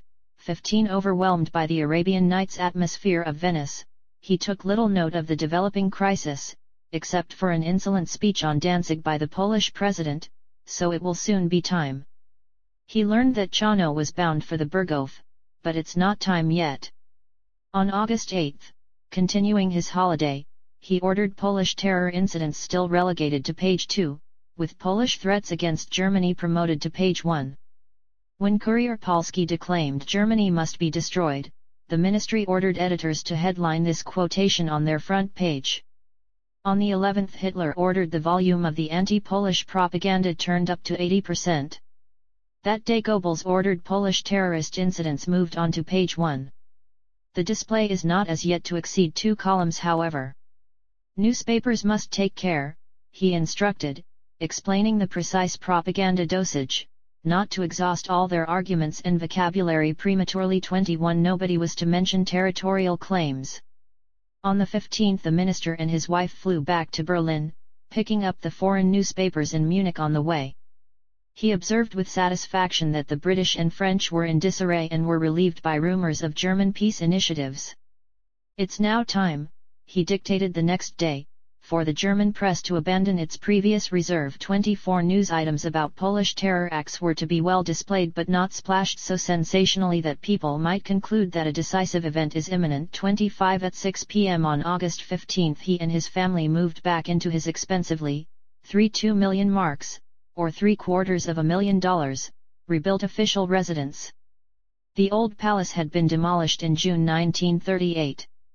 To the 164 workmen gathered 35, packed with the devil at the topping out ceremony in January 1939, his office chief, the blindly submissive Werner Naumann, had explained that the leading men and ministers from around the world would be coming to this official residence, hence the luxurious appointments. There was a marble-galleried banqueting hall at ground level. All the rooms, except for the marbled bathrooms, were paneled in costly walnut, mahogany, rosewood, and cherry. Cost-cutting was confined to the servants' quarters, where the 18 household staff were allowed 3 primitive Volksempfänger radio sets and 1 bathtub between them. It was not yet ready, but it was home. Goebbels grimly prayed that the house would bring them both more happiness than they had known over the last year. After supper he inspected the house, and found a lot to curse his architect Paul Baumgarten for. A stickler for detail, he dictated 5 pages of complaints. A picture of a church in his study was to be replaced by one of the Führer, and the upmarket interior decorators, United Workshops, were to remake his desk, chair, and upholstery in a red that would match the curtains and carpet. He was moreover having serious problems financing the luxurious new mansion taking shape on the other side of the lake at Lank. Discussing his personal finances with Dr. Karl Odt, his chief of administration, he admitted that they were catastrophic. "I've got to find some way out." 29 The war, he wrote on August 17, is now expected with a degree of fatalism. It would take almost a miracle to avoid it. Hitler was lurking down at the Berghof, where he had taken the decision to invade Poland early on the 26th, but he had evidently not yet notified Goebbels, because the latter began drafting the speeches he would deliver at the Nuremberg Party rally still scheduled to be held in September. On August 18 the ministry instructed editors to adopt a typical Goebbels device, namely to personalize their attack. In this case they were to blame the Polish governor of eastern Upper Silesia personally for the barbaric terror wave. While newspapers were encouraged to carry interviews with German refugees, even these were to be deliberately understated. 32 The war of nerves had begun for him quite literally. He spent that night and all next day doubled up in bed with painful stomach cramps, perhaps of emotional origin, as he brooded on his own financial crisis and his country slithering toward war. During the day a phone call from the Berghof instructed him to turn up the propaganda volume to full blast by Tuesday the 22nd. "So the balloon can go up then," concluded Goebbels, not liking it at all. The very regimentation of this press coverage produced a ghastly sense of déjà vu in foreign diplomats, as no doubt Hitler intended. The astute American military attaché observed on the 21st that, with German blood now flowing, German refugees fleeing, and German families being attacked by brutish Polish mobs, Goebbels had reached the same stage as in the last week of September 1938, only the place names and the enemy were different. All of Goebbels' previous problems paled beside the psychological problem of presenting to his public the totally unexpected news that Hitler and Stalin were doing a deal. Previous indicators during July had been so minute that a seismograph would not have detected them. On July 8 Hitler had told Goebbels that he no longer expected London and Moscow to reach an agreement. "That leaves the way open for us," Goebbels had deduced. "Stalin doesn't want either a won or a lost war. In either case he'd be history." 36 He asked editors not to express glee at the stalling of the Anglo-French negotiations in Moscow. 37 Not to comment on differences emerging between Moscow and Tokyo. 38 And not to pick up foreign press reports that Poland was making airfields available to the Soviet Air Force. Newspapers were told to ignore the German-Soviet trade talks. Totally unexpectedly the news came on August 20 that Berlin had signed a new trade agreement with Moscow. "How times change," was Goebbels' only comment, cautious enough, he instructed editors to restrict the news to one column on page 1, with commentaries only of an economic nature. At the government press conference on August 21, he proudly noted, he poured oil on the flames, but still kept some in reserve. General Wilhelm Keitel, chief of the High Command, told him that militarily everything was ready for the attack on Poland. The Germans had almost 15 million men under arms. It would take a miracle to avoid war, decided Goebbels. Overwhelmed by his own preparations, he had no time to start constructing his speech for Nuremberg. Studying the wiretap intercepts, he concluded that blind panic was spreading in the enemy camp. That evening Goebbels heard the news of the Nazi-Soviet pact, and that his arch-rival Ribbentrop, triumphant, would be signing the historic document 2 days later, August 23, in Moscow. "That really is something," gasped Goebbels. "That's a whole new ball game. We're home and dry. Now we can sleep a bit more peacefully again." 43 The news totally threw Goebbels. It was like living in an eternal kaleidoscope. No sooner did he think he had seen it all than there was a completely new constellation. War still seemed likely, but with Poland's only viable ally now eliminated, the conclusion seemed foregone. Goebbels and his staff threw themselves into the final war preparations. His first press directive the next morning spoke of a sensational turning point in their relations with Russia, then caution prevailed in his next directive, while allowing editors to remark upon the ideological differences separating Berlin and Moscow, forbade them to quote even foreign commentaries on the probable consequences. Any observations must be sober and objective in tenor, his third directive that day added, devoid of either triumph or schadenfreude. 44 The next telephone intercepts revealed utter despair in the enemy camp. Out in Lank, where he and Magda were inspecting building operations, he received a phone call from Hitler in euphoric mood. Goebbels congratulated him on his masterstroke. That day the Führer had summoned his generals in 35, packed with the devil plain clothes, to the Berghof to hear his plan to attack Poland in 4 days' time, and the astonishing news of the coming non-aggression pact with Russia. Early the next day, August 23, 1939, before flying down to the Berghof, Goebbels reminded editors that their readers would not understand it if they suddenly sprouted flowery and jubilant articles about German-Soviet friendship. Journalists should gradually warm to the pact to camouflage its opportunistic nature. The Führer, Goebbels told his diary, is in conference with Sir Neville Henderson. He has brought back a letter from Chamberlain. If Poland is attacked, this says, Britain will go to war. The Führer gives Henderson a robust response. Henderson is quite shattered. The Führer dictates a letter of reply to Chamberlain: if London mobilizes, then Germany's mobilization will ensue. A stop will be put to the Polish provocations. This letter's tone is quite adamant. The Führer greets me very cordially. He wants me to be with him over the next few days. In the afternoon he gives me a broad overview of the situation. Poland's plight is desperate. We shall attack her at the first possible opportunity. The Polish state must be smashed just like the Czech. It won't take much effort. More difficult is the question whether the West will intervene. At present one can't say. It depends. London is talking tougher than in September 1938. So we're going to have to box cunning. At present Britain probably doesn't want war. But she can't lose face. Paris is holding back more and dodging the issue. But there too we can't say anything hard and fast. Italy isn't keen, but she'll probably go along with us. She's hardly got any choice. Japan has missed the bus. How often the Führer has urged them to join the military alliance, even telling them he'd have to join forces with Moscow otherwise. Now Japan is pretty isolated. Hitler described to Goebbels the deal he had struck with Stalin, with the Baltic states and Poland being split between Berlin and Moscow. The question of Bolshevism, noted Goebbels, is for the time being of lesser importance. It was a throwaway line of breathtaking brevity considering all that he had fought against for 15 years. Hitler speculated that Chamberlain might even resign.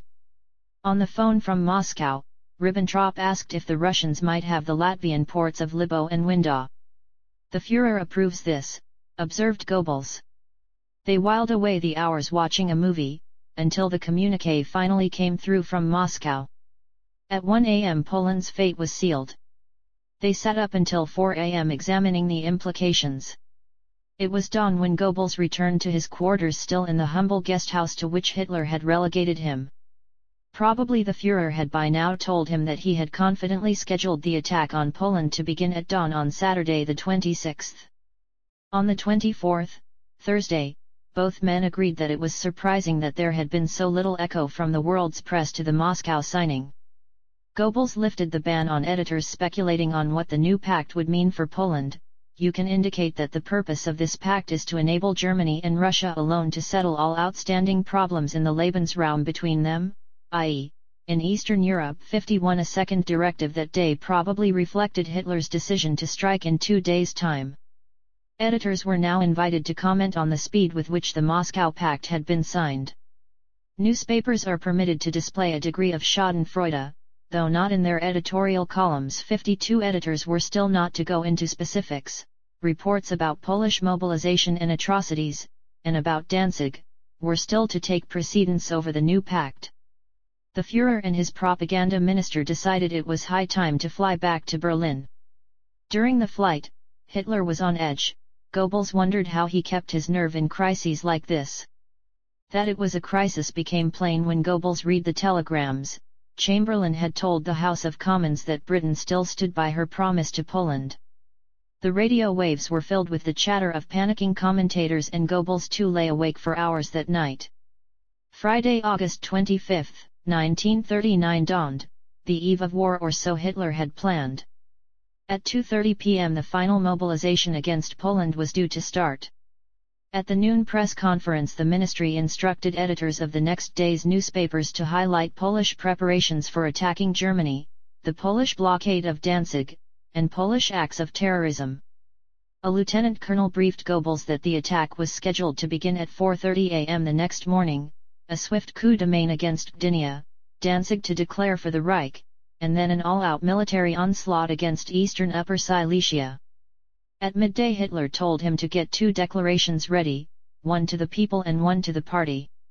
Forster phoned from Danzig, evidently heedless of telephone security, and demanded leaflets for the Polish army and population. Goebbels heard that the British ambassador had gone to see Hitler again, and that Hitler had offered Britain the closest cooperation after Poland had been dealt with. "Britain doesn't believe us anymore," commented Goebbels.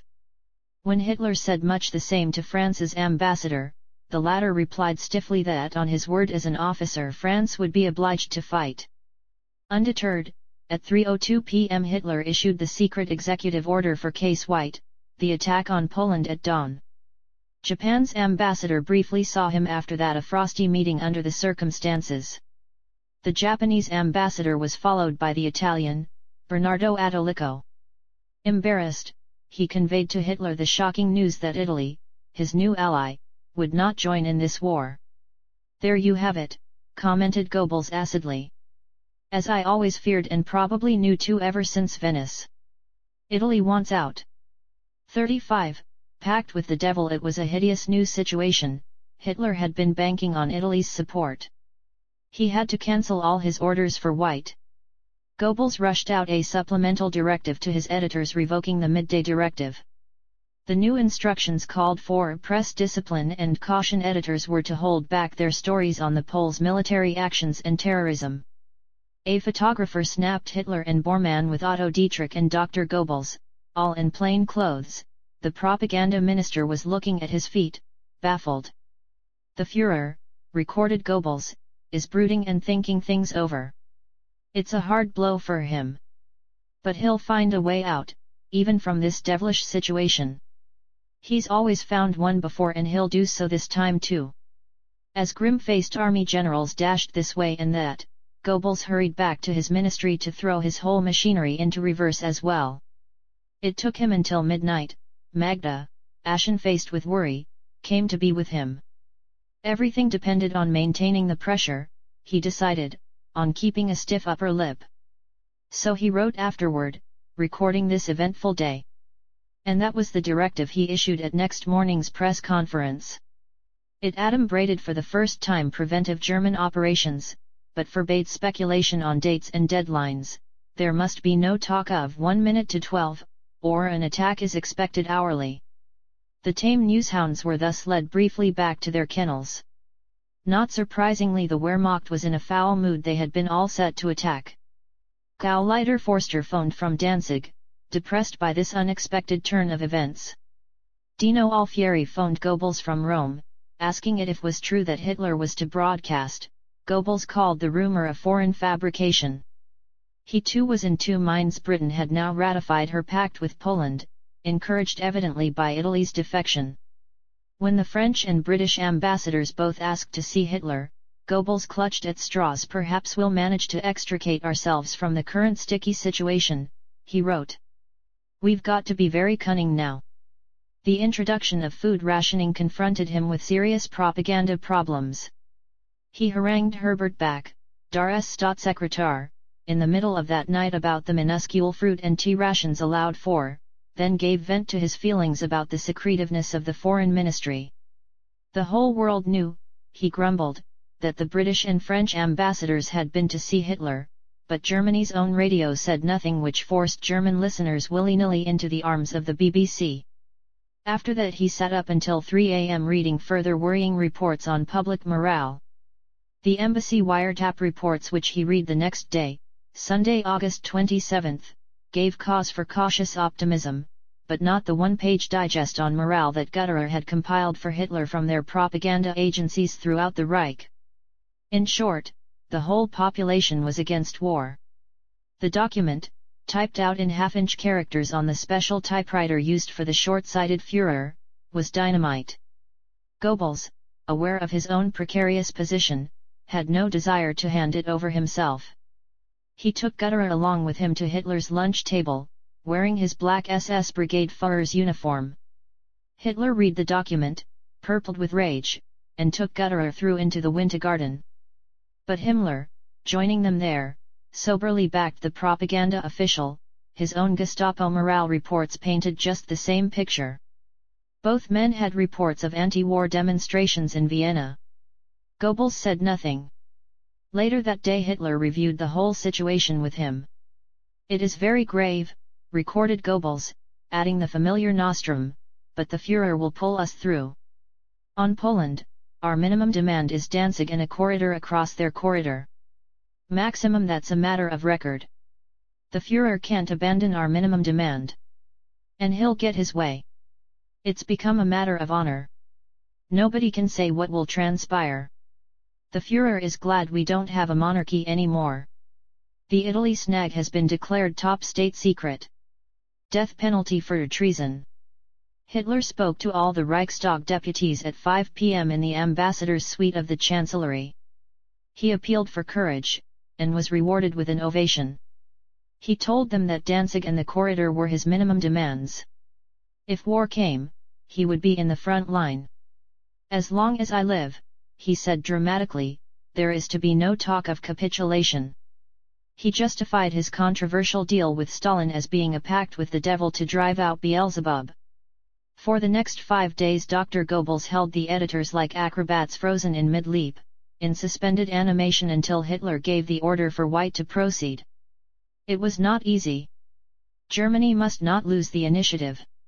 He released to the front pages a welter of stories about visits of ambassadors and exchanges of letters. The wiretaps meanwhile showed a further deterioration in the situation. The press conference on August 28 was long and difficult. Goebbels still forbade newspapers to play up Polish terrorism. Birger Dahlerus, Göring's secret emissary, had brought word from London that the British might swallow Hitler's minimum demands, but they would insist on a guarantee of Poland's frontiers. They could adjourn the issue of colonies until later. A long peace with Britain would follow, which might set Germany at loggerheads with Italy, but Rome left us in the lurch, reflected Goebbels. And Moscow would also have to guarantee Poland's frontiers, which Stalin would never do. Tipped off by Rome, London must surely have known of Hitler's present predicament. Chamberlain believed he could let Germany stew in her own juice. Italy is standing well back, Goebbels wrote contemptuously. Her diplomats promised to fight with us to the last drop of ink. 67 Consumed by these anxieties, Goebbels had long worried talks with press chief Otto Dietrich. He too saw the gravity of the hour, and Göring, who was also, as Goebbels put it, pleading for moderation. 35. Packed with the devil. A sweltering August heat baked the capital. There were fistfights outside food stores, as crowds began hoarding for the coming war. A run on the banks began. Lunchtime found Hitler grim and rather worn down. The postponement of hostilities had dislocated Goebbels' timetable. With the war machine crassly halted, there was nothing to report. He directed the press on August 29 to step up the attack on Poland, although it was both difficult and unpopular. From the front-line areas like the Saar he had reports that the mood was anything but blind jingoism. Hitler suggested to Ambassador Henderson that there be a plebiscite in the corridor. He hopes to detach London from Warsaw after all, assessed Goebbels, and thus to find some pretext for attack. Hitler agreed that Britain might invite a Polish negotiator to come to Berlin. His head throbbing with the round-the-clock load of ministerial duties, Goebbels feared that the arrival of a Polish diplomat might result in a ruinous wave of optimism in Germany. At the press conference on the 30th, Goebbels again pleaded for a stiff upper lip. Editors were to reserve their vitriol for Poland and her atrocities, while still holding back the most glaring examples, and going easy on England for a while as London seemed to be softening towards Hitler's demands. But this directive was later overtaken by one announcing Polish mobilization. The news is to be given top billing and editorial commentary. 72. In a significant sentence, editors were asked not to mention a frontier incident at Hochlinde near Gliwice. A phony raid there by SS men wearing Polish uniforms had gone off at half-cock. 73. At midnight Hitler sent for him. He sets out the situation. The British are still hanging tough. Not a peep out of Poland yet. The Führer thinks there will be war. Italy's defection is not all that bad for us, as Italy is the most vulnerable to attack by the Entente powers. The Führer has drafted a memorandum, Danzig to be German, a plebiscite in the corridor in 12 months' time on the basis of 1918, 51% of the vote to be decisive. Loser to get a 1-kilometer-wide corridor across the corridor. Minorities' problems to be examined by an international commission. When the time is ripe, the Führer will toss this document to the world community. His head reeling from worry, late nights, and overwork, Goebbels found it hard to write up his diary on September 1 even as Hitler's war began.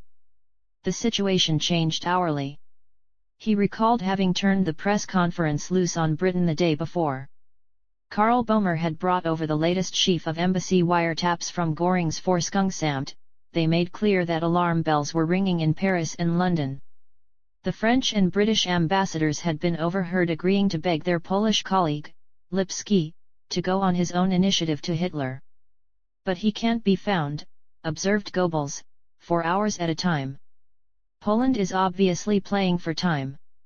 Göring is still skeptical, he recorded. The Führer still does not believe Britain will intervene. Nobody can say as yet. The SS is given special orders for the coming night commando-style operations behind the Polish lines. In the evening the Polish ambassador was heard asking for an audience. But Hitler had ordered an end to the talking, and Lipski was not allowed to see Ribbentrop until too late. When he confessed that Warsaw had given him no instructions, Ribbentrop brusquely ended the meeting. So that's that, noted Goebbels. The Führer is now incommunicado. They all talked until midnight, watching the hours tick past. Göring saw a slim chance that London might not act. Goebbels was less sanguine. Hitler released the text of his memorandum. They all hung around a map for a while, then Goebbels returned home to Magda, who was waiting for him. 35. Packed with the devil. 36. War. 36. War until the last moment. Dr. Goebbels hoped that the Western powers were bluffing, but feared that they were not. 1. After Hans Fritzsche had provided an opinion analysis showing that the British were determined to fight, Goebbels submitted a thoughtful memorandum to Hitler. 2. At his press conference that Friday, September 1, after Hitler's historic speech to the Reichstag, Goebbels was able to use plain talk again, which he called a real blessing. Be that as it may, he directed editors to avoid using the word war and to adopt instead the formula, "We are fending off Polish attacks." 3 On the morning of the 3rd, his press attaché Moritz von Schurmeister briefed him on the latest news from Reuters. Goebbels asked, "What about Britain?" Schurmeister replied that she had not declared war yet. "Now you see," triumphed the minister. But an hour later Chamberlain's ultimatum reached them. "Well, so it did happen," conceded Goebbels. Until that moment he had not believed it. 4 He repeated to the editors the injunction to use the word war only sparingly. 5 Believe me, he told Göring, we have not done all we have for 6 years to throw it all away in a war.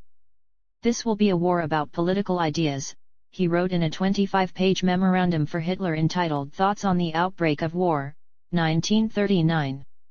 He described the German public mood at that moment as being grim but calm. The disaster of 1918 was fresh in many minds, so there is nothing of the hooray atmosphere of 1914, he warned. With each victory, however, their determination would grow. He himself would see to that.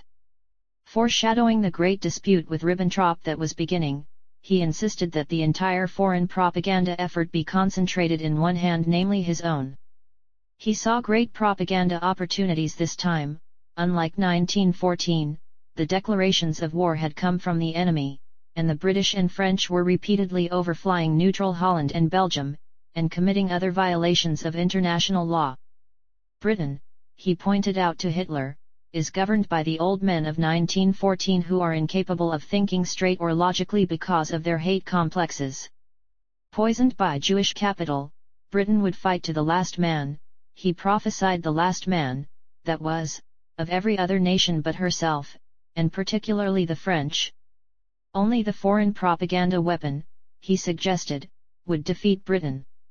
Even bombing would not yield victory, given the famed tenacity of the British people. 6 The diary and other documents provide intrinsic evidence of how low he still lay in Hitler's esteem. The Führer had barely consulted him about his war plans. He saw little of him during the Polish campaign. Once he tried to reach Hitler by phone, but was told he was away at the front. 7 Ignoring Goebbels' lengthy memorandum, the Führer awarded all foreign propaganda work to Ribbentrop, a terrible rebuff to his propaganda minister. Hitler had an enduring respect for Ribbentrop which subsequent historians have been unable to explain or share. "It is totally incomprehensible to me," Goebbels recorded, hearing of the draft decree. "It will destroy my entire ministry." 8 As will be seen, Hitler would thereafter keep from Goebbels vital information, for instance about the sinking of the British liner Athenia, 9 about the attempt on his life in November 10 and, in 1940-41, about his intention to attack the Soviet Union. Hitler announced the opening of hostilities to the Reichstag on Friday, September 1, 1939. He wore a field grey tunic adorned with the simple Iron Cross he had won in the World War. Morale in Berlin that day was grave but resolute, the deputy Gauleiter reported. Chamberlain threatened war if Hitler did not pull his troops out of Poland. "Wait and see," was Goebbels' private comment. He ordered the press to mute its remarks about London and Paris, reserving its full venom for Warsaw. "The situation has undergone one remarkable change," he noted. "Mussolini has intervened and proposes a six-power conference. A ceasefire until then. The Führer says he's not disinclined to go along, once he gets his hands on something worthwhile. Thus all military efforts are concentrated on sealing off the Corridor 13. The civilian minister, Goebbels, had real cause to fear that the military would henceforth command Hitler's undivided attention. Although his diary had frequently displayed genuine admiration for the junior officer corps, he detested the older, knuckle-brained army generals and found words of admiration only for Blomberg and Fritsch. When Polish machine gun bullets shortly ended Fritsch's life, Goebbels demonstratively attended the state funeral while Keitel, Himmler, and the SS generals stayed away. His fear that war would marginalize him proved well-founded. He was invited to visit Hitler's field headquarters only twice during the entire Polish campaign. In Hitler's absence, Goebbels' critics became more vociferous. "The party veterans reject him to a man," wrote Rosenberg. "Gauleiters tell me that if the Führer would only dump him, they'd eat him for breakfast. 17 The tension between Goebbels and his colleagues was evident whenever Göring's Ministerial Reich Defense Committee met. Presiding Buddha-like over these cabinet-style meetings, Göring did nothing to protect Goebbels. "Goebbels appears to be finished," wrote one rival happily after seeing the field marshal. What a blessing! 18 That Göring had the upper hand was evident on day 2, as he unexpectedly ordered most of Goebbels' radio stations to shut down in the 36 war evenings so that the enemy air force could not use them as radio beacons. The conflict of personalities became plain on the very first day of war, September 1, 1939. Goebbels had circulated a proposed law making it a criminal, even capital, offense to listen to foreign radio broadcasts and calling for all radio sets to be turned over to the authorities. He met an immediate storm of protest from other ministers. Justice Minister Gertner pointed to the damning effect it would have at home and abroad on the credibility of their own propaganda, besides creating an army of petty snoopers and informers. The Göring Committee unanimously turned down Goebbels' proposal. The next day, however, the Minister of the Interior Dr. Frick persuaded Hitler to accept a ban on listening to foreign political broadcasts, and that evening Goebbels' radio announced the new law. As both Frick and Rudolf Hess pointed out to Hitler, if Goebbels called in everybody's radio sets, the people would be unable to hear their Führer. That suggestion, which was surely one of his less intelligent plans, was abandoned. The confiscation was restricted to Jewish-owned radios. Goebbels circularized all party officials that under the Reich Defense Committee Ordinance of September 1 even they were forbidden to tune into foreign broadcasts. On other issues too he found it hard to prevail. He objected that printing the party's eagle on ration cards would link it too closely with rationing. "I fear, Dr. Goebbels," retorted Dar sarcastically, "that this is a war which is not going to be won by popularity." 26 The Russian military mission arrives in Berlin, Goebbels noted on September 3. "A great advantage for us." But his jubilation was short-lived, as London dictated an ultimatum to Hitler at 9 a.m., timed to expire at 11. Straight over to the Reich Chancellery, he recorded. "The Führer is indignant and has no intention of accepting the ultimatum. He dictates a biting memorandum in which he justifies this." Even after listening to Chamberlain's radio declaration of war, Goebbels was still asking, "Will London really go for broke?" Before departing for the Eastern Front that evening, Hitler reassured him that he anticipated only a phony war in the West. Goebbels was skeptical. "Now that Churchill is known to be in the cabinet as First Lord of the Admiralty, I find that hard to believe." Göring too had his doubts. He discovered in a lengthy conversation with the Field Marshal that night, economically and militarily, Germany could see it through, but even Göring secretly wondered whether the German people would. For a few days, Goebbels was overwhelmed by the new problems of directing propaganda in a shooting war. Hearing of the sinking of the passenger liner Athenia, "It can't have been us," he assured his private diary. He dismissed it at once as a fresh bluff and propaganda trick by Churchill and co. and started the denial machine rolling. When Poland claimed that Nazi troops had destroyed the Madonna of Czestochowa, Goebbels flew American journalist Louis Lochner thither in a bomber to see that it was a lie. He had 800 banners erected along the Western Front proclaiming to the French, "We won't shoot if you don't, we've no quarrel with you." 29 Leopold Gutterer, one of his most inventive aides, suggested they cascade tons of forged pound notes over Britain, 30% of its entire currency. Goebbels liked the idea until it occurred to him that the British might well retaliate in kind. A file of his phone conversations with his Italian counterpart confirms his early tactics. He suggested that the Italians concentrate on driving a wedge between the British and French, reserving their most hostile language for Churchill, Eden, and Chamberlain. He asked that if he issued a denial, the Italian press should give it prominence at Air Staff headquarters outside Potsdam on the 5th. Göring assured him that they would soon have a strategic breakthrough in Poland. The Field Marshal expressed outrage at the Italians for their cold feet. Sitting under the trees, the two Nazis quietly discussed Germany's plight if a full-scale world war developed. Churchill's appointment to Chamberlain's cabinet had shocked them both, but Goebbels hoped the British might still be bluffing. Göring had nothing but contempt for Ribbentrop, blaming him for having been too inflexible in stating German demands. On the 7th, Goebbels flew in a bomber to Hitler's eastern headquarters near Grossborn to discuss Ribbentrop's takeover of foreign propaganda. The Führer, he recorded, is living in an armored train in the middle of a forest. He looks magnificent and is in good humor. He at once sets out the situation. The Poles are in a state of complete military collapse. Their situation is hopeless. Our tanks are pushing on without stopping. When Goebbels moved to touchier matters, the extraordinary decree granting Ribbentrop control of foreign propaganda, Hitler asked him to settle things with the foreign minister direct. Goebbels tried and not surprisingly failed. He found the next day that Hitler had dictated a brief decree defining the two squabbling ministers' areas of responsibility. Although Goebbels was broadly satisfied to find his own ministry left intact, the decree remained a thorn in his flesh for the next 4 years. For all his loud mouth, he was not a fighting man. The prospect of a long war unsettled him, and he registered with alarm each statement by Chamberlain warning that Britain was resolved to fight to the finish. He made a brief foray into foreign policy when Dino Alfieri phoned from Rome on the 9th with word that Mussolini proposed that the Italian press ventilate a possible solution whereby the Polish government resigned in favor of ministers willing to make peace. To fight a war in the West, the Duce had added, would be nonsense. I treat the matter dilatorily, Goebbels cautiously recorded, then phone the Führer. He is very interested in the offer, but suspects that Mussolini is aiming at a general European peace conference. He therefore asks me to skirt around the subject for the time being.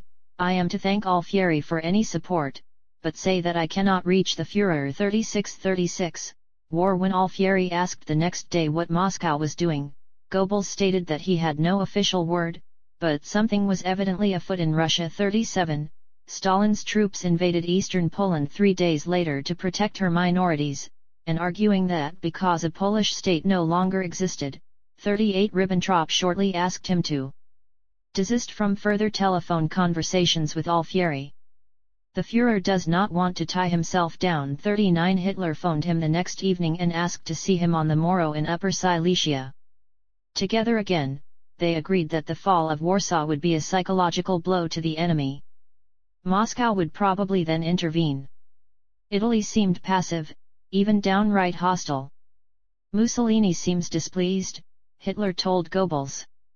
But he wanted to preserve their friendship, so Goebbels was to keep the channel to Alfieri open. He showed the Führer the script of his forthcoming speech. Hitler asked him to sharpen the attack on Britain's warmongering role. Once we've dealt with the East, recorded Goebbels, he wants to take on the West. He has no use for a long war. If there's got to be war, then short and sharp. In Warsaw, however, the Poles put up a protracted and heroic resistance.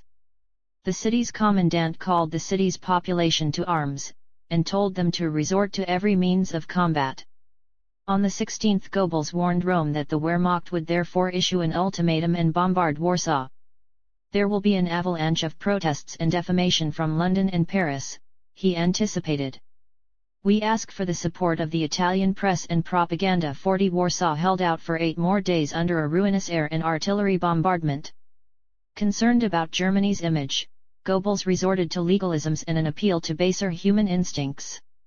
He directed the platoons of Nazi war reporters and newsreel cameramen, one never refer to Warsaw as a city in reports, but always as a fortress.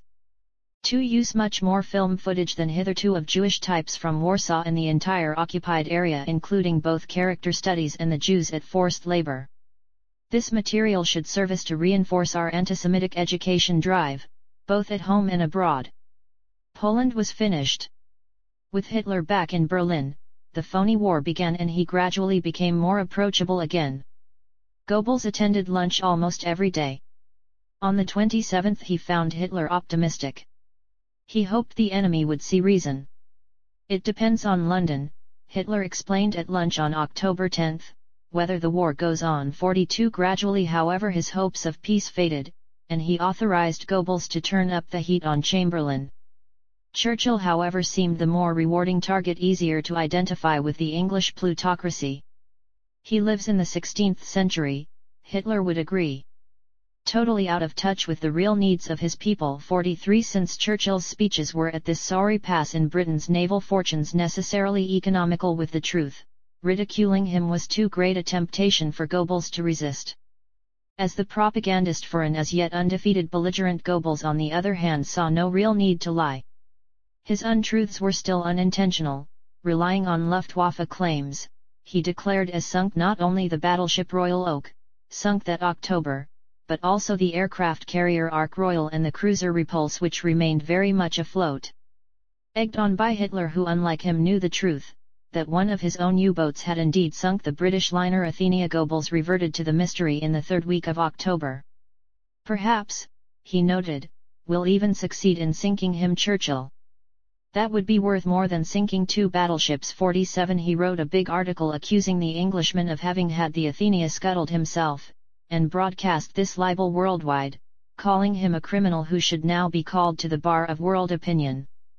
I'm working flat out to overthrow this man, he admitted privately. Churchill retorted that Goebbels' charge was simply laughable. He won't be laughing soon, snapped Goebbels in the privacy of his diary. The propaganda ministry had rapidly adjusted for war. At 11 each morning Goebbels held a ministerial conference with his department heads and their advisors, about 30 to 50 officials all told, in his private office. At 1:15 noon Hitler's press officer Otto Dietrich or his hard-nosed deputy Alfred Ingemar Berndt would hold a further conference elsewhere in the same building to coordinate Goebbels' decisions with requests submitted by other ministries. After 1940 this later conference would end with the dictation to a stenographer of formal Tagesparollen, themes for the day, which were read out to the general press conference immediately following at 12:15 p.m., attended by 100 or 200 German journalists, but only rarely by Goebbels. About 1/3 of his men had been drafted into uniform. Karl Hanke, whom he had not seen since the summer, found himself spirited away to the Polish front in a panzer lieutenant's uniform. In September 1939 the ministry employed 9,762 professional orators, and these would address precisely 156,143 political meetings over the first 11 months of war. He would have nearly 300 mobile cinemas by the end of 1940. His printing presses spun off 560,000 poster-sized portraits of Hitler, and millions of leaflets, placards, banners, and wall newspapers. 8 million copies of the slogan of the week wall newspaper would be printed by the end of 1940, along with war posters like "With Our Flags is Victory," and, less famously, "The Eternal Jew" and "Star of David." 2 years earlier, Goebbels had banned one anti-Jewish film as being too shrill. It was only now, after the war began, that he started work on his own major anti-Semitic films. The first, "The Eternal Jew," was produced by Franz Hippler and the party's movie company DFG. Using photo and movie montage techniques that mixed documentary shots filmed in the squalor of 36, war, the Warsaw Ghetto, and sequences from the feature movies of former big-name Jewish movie personalities like Max Reinhardt, Ernst Lubitsch, and Charlie Chaplin, this hour-long production conveyed an undeniable visual message. From October 1939 the Goebbels diary reveals him personally supervising the filming, and checking the necessarily unappetizing footage shot in the Polish synagogues and ghettos. "One recoils involuntarily from the spectacle of so much filth," reads one entry. His cameraman had filmed the Jewish ritual slaughter of cattle, and Goebbels was undecided whether to use this revolting footage in this movie or in Jew Sus, the Terra Studios remake of the 1935 British movie of that name. "This will be the anti-Semitic movie," predicted Goebbels after reading Veit Harlan's treatment. A Jew, Sus Oppenheimer, becomes the Duke of Württemberg's crooked financial advisor and tax collector, involves him in swindles on a Maxwellian or even a Madoffian scale, is condemned to death. Replete with scenes of rape and torture, this movie, released in 1940, would become one of the most insidious propaganda films of all time. He had perceptibly relaxed his personal vendetta against the Jews during 1939, only to be goaded into reviving it by one of their less felicitous moves as the Zionist leader Dr. Chaim Weizmann formally declared war on their behalf against Nazi Germany in September 1939. Jewish cartoonists abroad poked fun at Goebbels' lame foot, and Jewish radio commentators in England snarled over the airwaves at him when he turned 42. A few days later the Daily Sketch printed a cartoon showing him with Hitler and Göring, all hanging from gibbets surrounded by skulls. He repaid these hurts in ways that were petty rather than profound, ordering the Nazi newspapers to publish a cartoon showing Chamberlain in slippers and persuading Hitler to reduce the food allowances for Jews and to withhold chocolate from them altogether. A visit to the Jewish ghetto in Lodz left an indelible imprint on his mind. "Those are not human beings any longer," he wrote after leaving his car to inspect it closer. "Those are animals.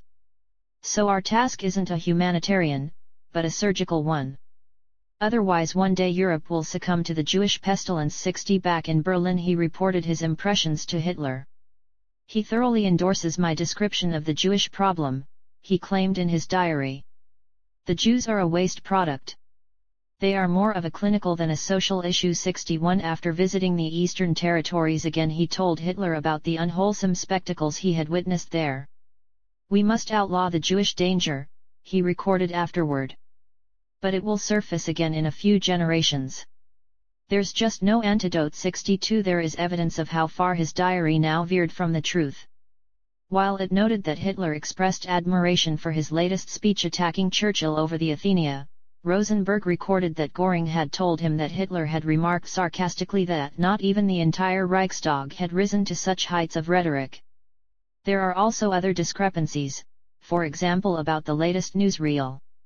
"The Führer," Goebbels claimed in the diary, "finds it very good." But other sources reveal that Hitler found its mind-numbing sequences on a dance group in the opera, Queen Wilhelmina inspecting the Dutch air raid defences, and the Hungarian labor service insufferably tedious. The newsreels are put together without inspiration or depth of interest, he fulminated over lunch to Goebbels and a beaming Rosenberg in December. "We have in Germany an entire nation under arms, yet the newsreels take no notice." Goebbels protested that Karl Ritter was making excellent patriotic movies like Pour le Mérite. "Yes, patriotic," said Hitler, "but not National Socialist." They went at it hammer and tongs for 20 minutes before Dr. Goebbels lapsed into a stricken silence. "His appalling arrogance," gloated Rosenberg, "is now too much for even the long-suffering Führer to bear." Goebbels hated being criticized by Hitler. "But he has the right to criticize," he loyally noted. "He is a genius." 65 One never knew, after all, who might read the diary's pages in October 1939. Goebbels' new stately home at Lank, called the Haus am Bodensee, is complete. Once his stepson Harold comes, now a young paratrooper whose eyes have seen the horrors of war in Poland. On Goebbels' birthday Hitler invites them to tea. The Führer's face is also lined with worry. The war is not proceeding at all as he had planned. Worries about financing Lank still beset Goebbels. He visits Magda, hospitalized once more with heart problems, and tells her of these irksome difficulties. "We have such money worries," he writes.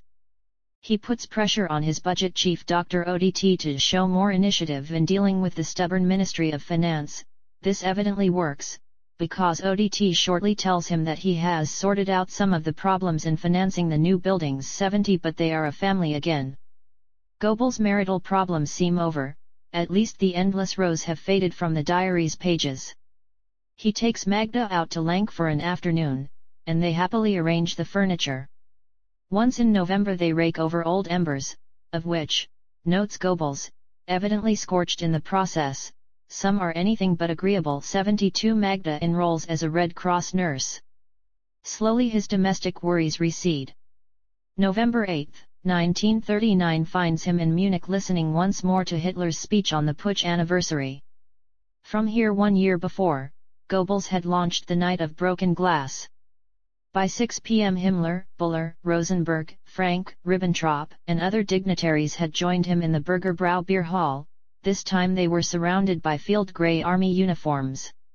Hitler delivered an hour-long attack on Britain, pronounced that he was ready for 5 years of war if necessary, then finished abruptly he had to hurry back to Berlin since his army commanders had asked to see him urgently the next morning about Case Yellow, the repeatedly postponed Western campaign. Goebbels joined the Führer in his special railroad car. At Nuremberg station he saw a telegram handed to Hitler. A mighty explosion, it said, had ripped through the beer hall just after they left, killing 8 and injuring over 60. Goebbels was agog at his Führer's seemingly miraculous escape. If they had not left early, they would all surely have been killed. He really must be under God's protection, he privately concluded. He won't die until his mission is 36, war complete 75. At the ministry he directed all editors to comment along these lines. Urgent state business had called him back to Berlin, the journalists were told. He forbade them to incriminate any specific groups inside Germany like monarchists, the clergy, or Jews. He did not want any repetition of the November 1938 pogrom. London and Paris meanwhile blamed the Nazis themselves, as is their wont, he observed dryly in his diary, with the Reichstag fire allegations in mind. There was a bizarre sequel. Hitler showed him a letter received a few days before. The writer, an astrologer living in the Black Forest, had cast Hitler's horoscope and regretted to inform him that he was in mortal danger between the 7th and the 10th. "I'm curious to know what you make of this," said Hitler. "Wow," replied the minister cautiously, knowing Hitler's aversion to the occult. "Wow." Himmler pocketed the letter, promising to look into it. That night there was a mini-pogrom, as rampaging Nazis beat up innocents in Berlin.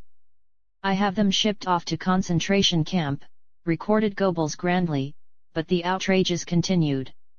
Goebbels ordered the guards on his ministry reinforced, a sign that he at least regarded the assassination attempt as genuine. 80 learning only on the 15th that Himmler's men had caught the first of the assassins on the Swiss border, he blamed his old foe Otto Strasser. Strasser, it turned out, had fled from Switzerland to England immediately after the bomb blast. "We are keeping it all secret," he summarized, so as not to tip off the men really behind it. 81 The hunt for accomplices turned up nothing, but when the government press agency finally announced the assassin's arrest on November 21, Goebbels released news of the capture of 2 top British agents on the Dutch border at the same time, so that even the dimmest reader would understand the hint Goebbels sent for the astrologer. He was Karl Ernst Kraft, a pale, slight fellow with spindly hands and deep-set eyes. Goebbels wanted to learn more about his letter to Hitler, though carefully armoring himself with a veneer of skepticism.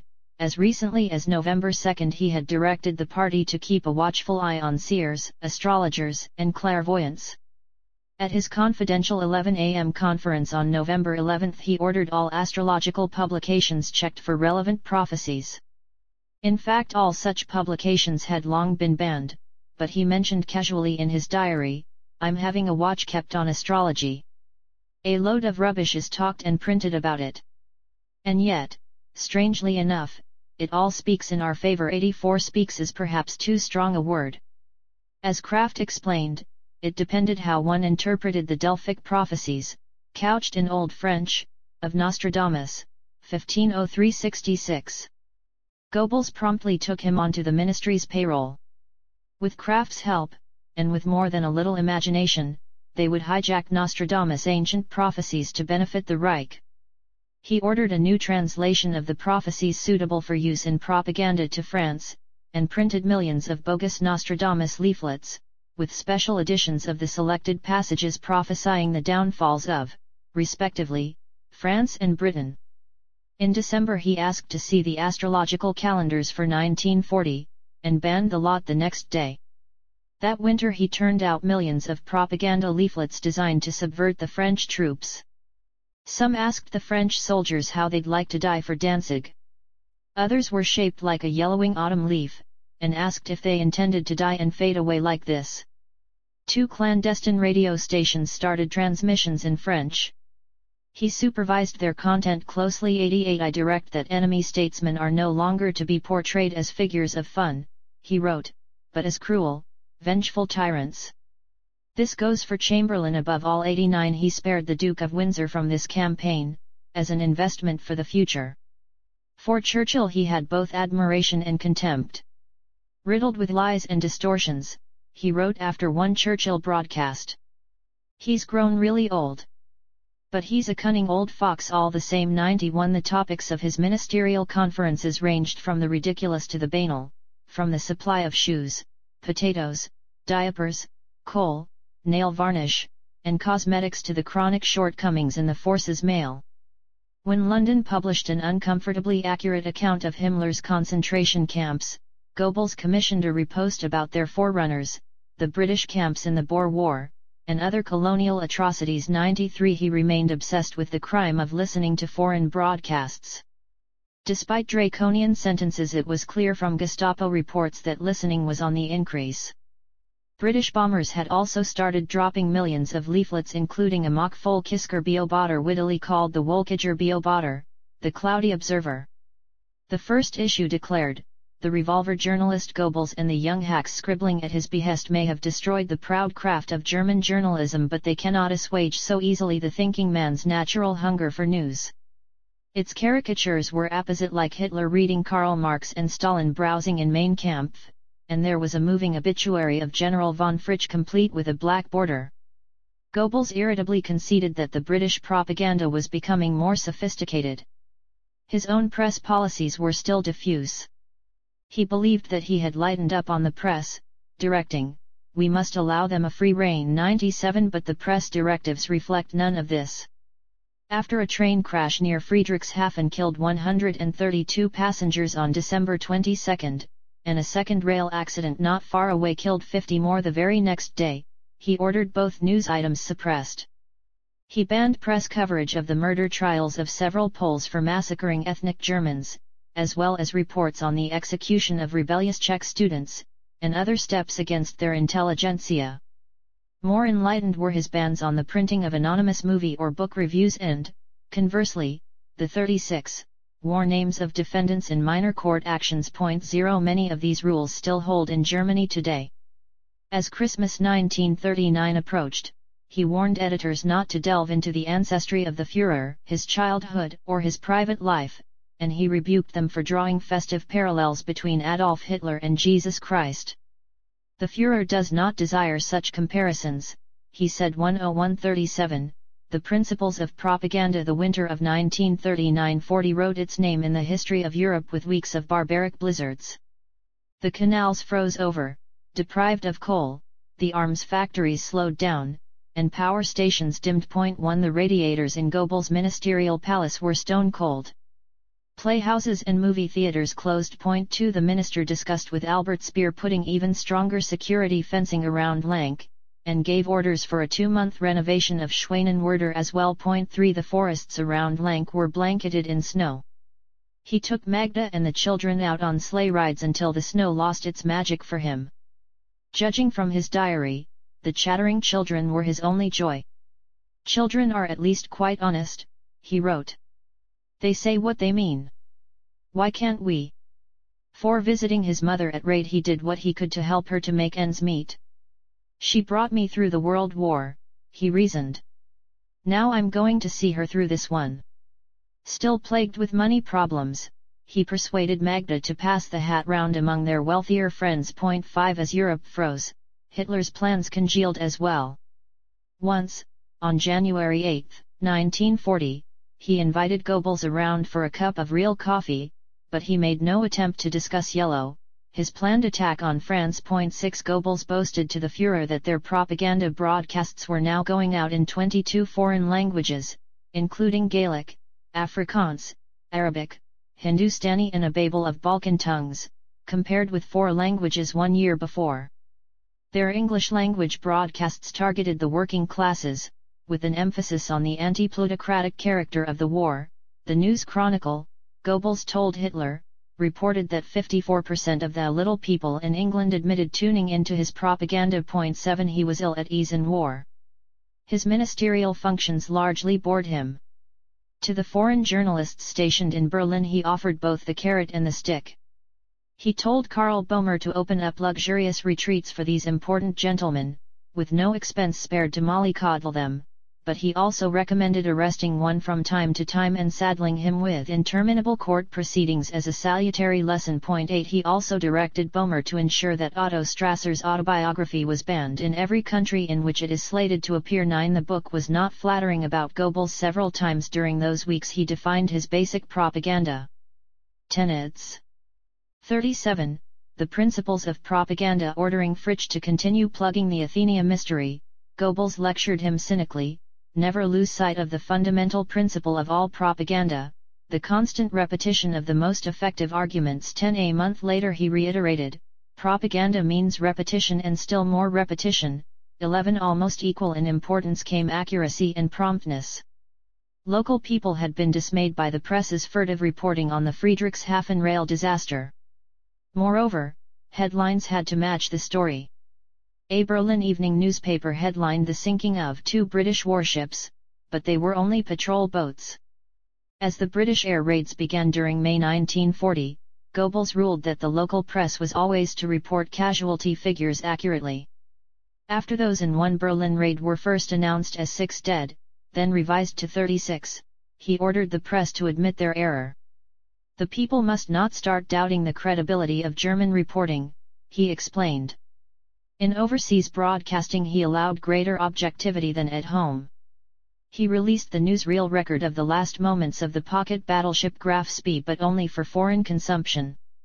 With the increasing setbacks of 1941, Goebbels' policy of total truth became harder to enforce. When the Navy in one day lost its 3 top submarine aces, Günter Prien, Joachim Skipka, and Otto Kretschmer, he ordered the news suppressed.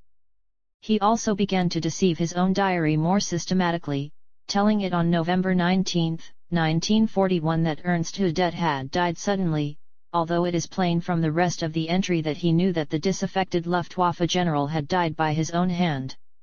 He saw little point in issuing official denials.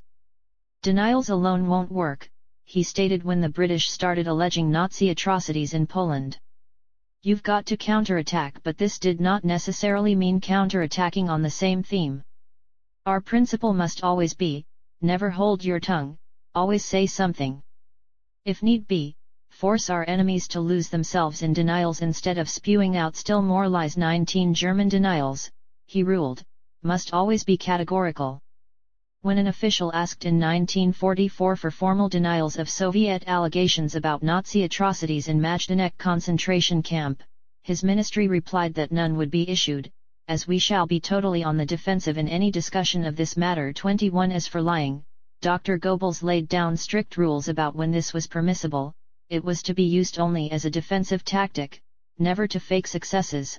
Official organs like news agencies and radio stations were never to be used to spread lies, and their source was to be immediately camouflaged, and Germany's domestic radio and press channels must never be burdened with them. They were to be propagated only by their overseas broadcasters.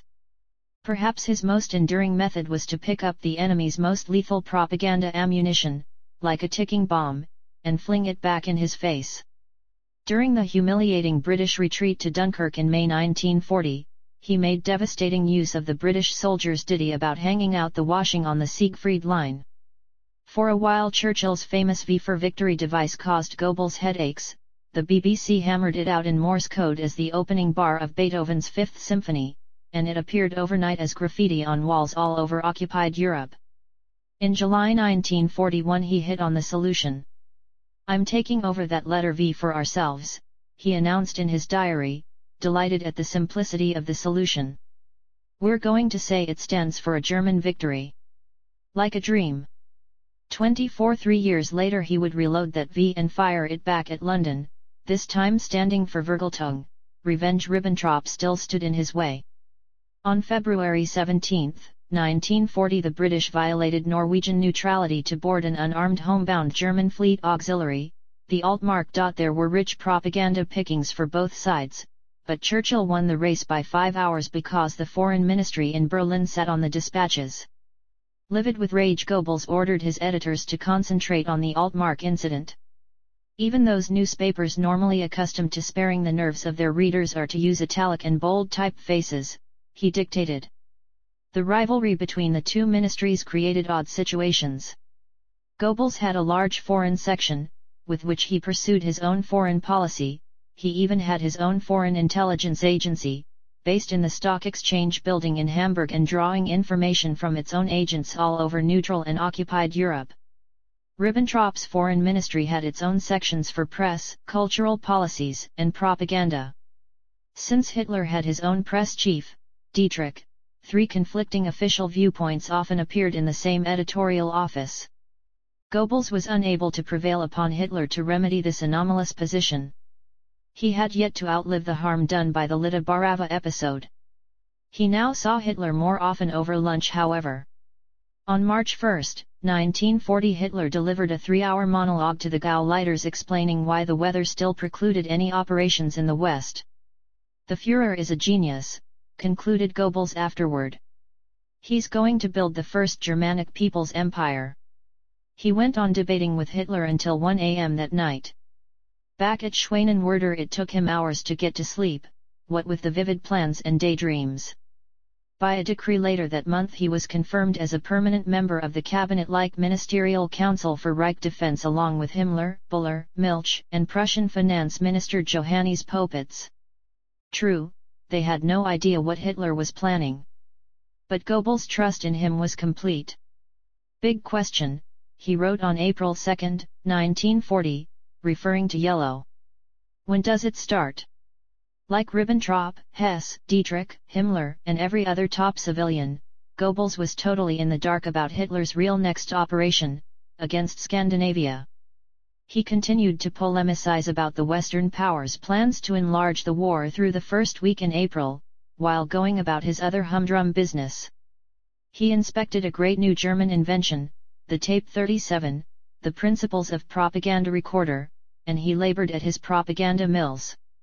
He had established several black transmitters, to carry his subversive messages directly to millions of French and British radio listeners, eroding their confidence in victory and spreading rumor and confusion.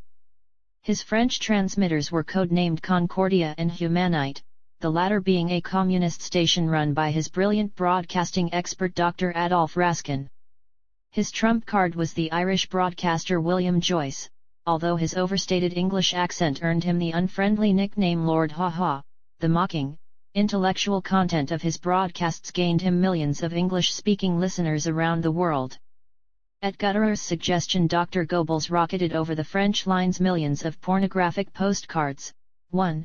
A translucent illustrated postcard entitled "L.E. Tommy, O-U-E-S-T-I-L Rest?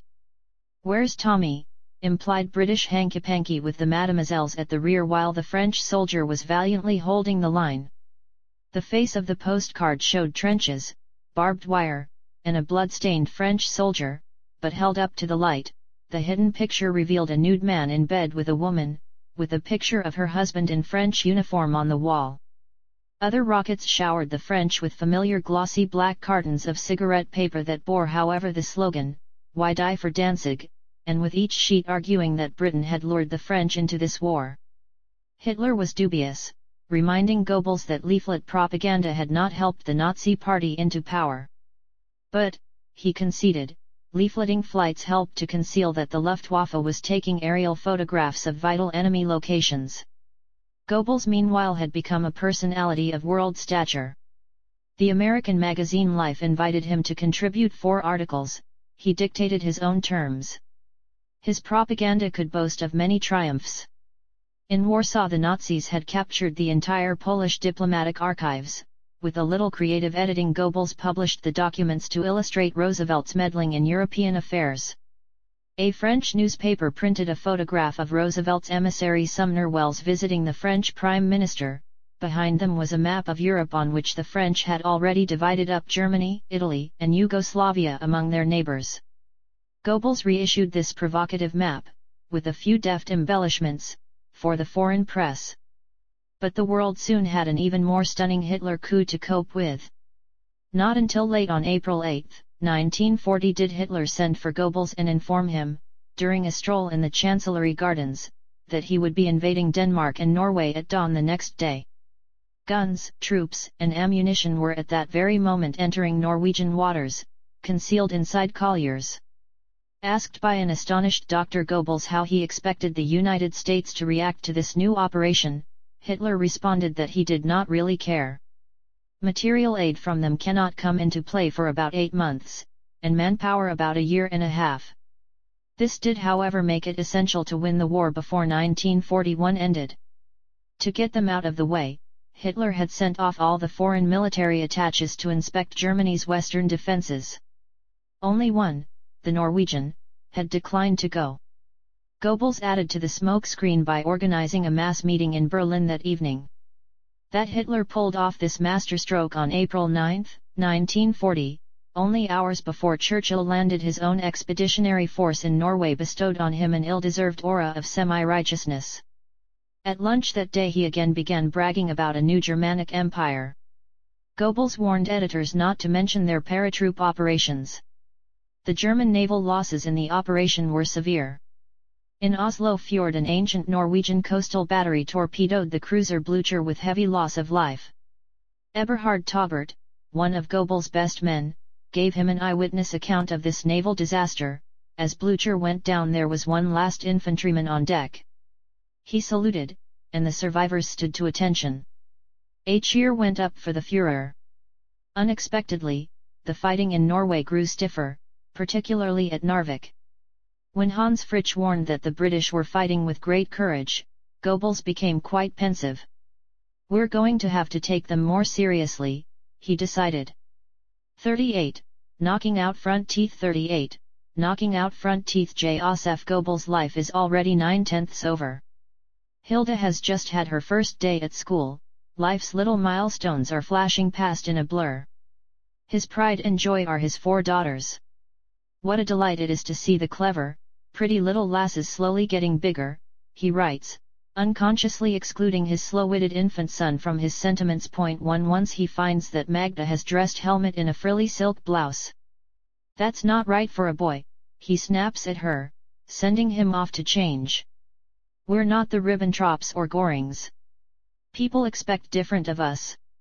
2 Magda tells him that her father is ill. Goebbels merely sniffs. He lacks any feeling toward old Oscar Ritschl. She goes alone to the hospital in Duisburg.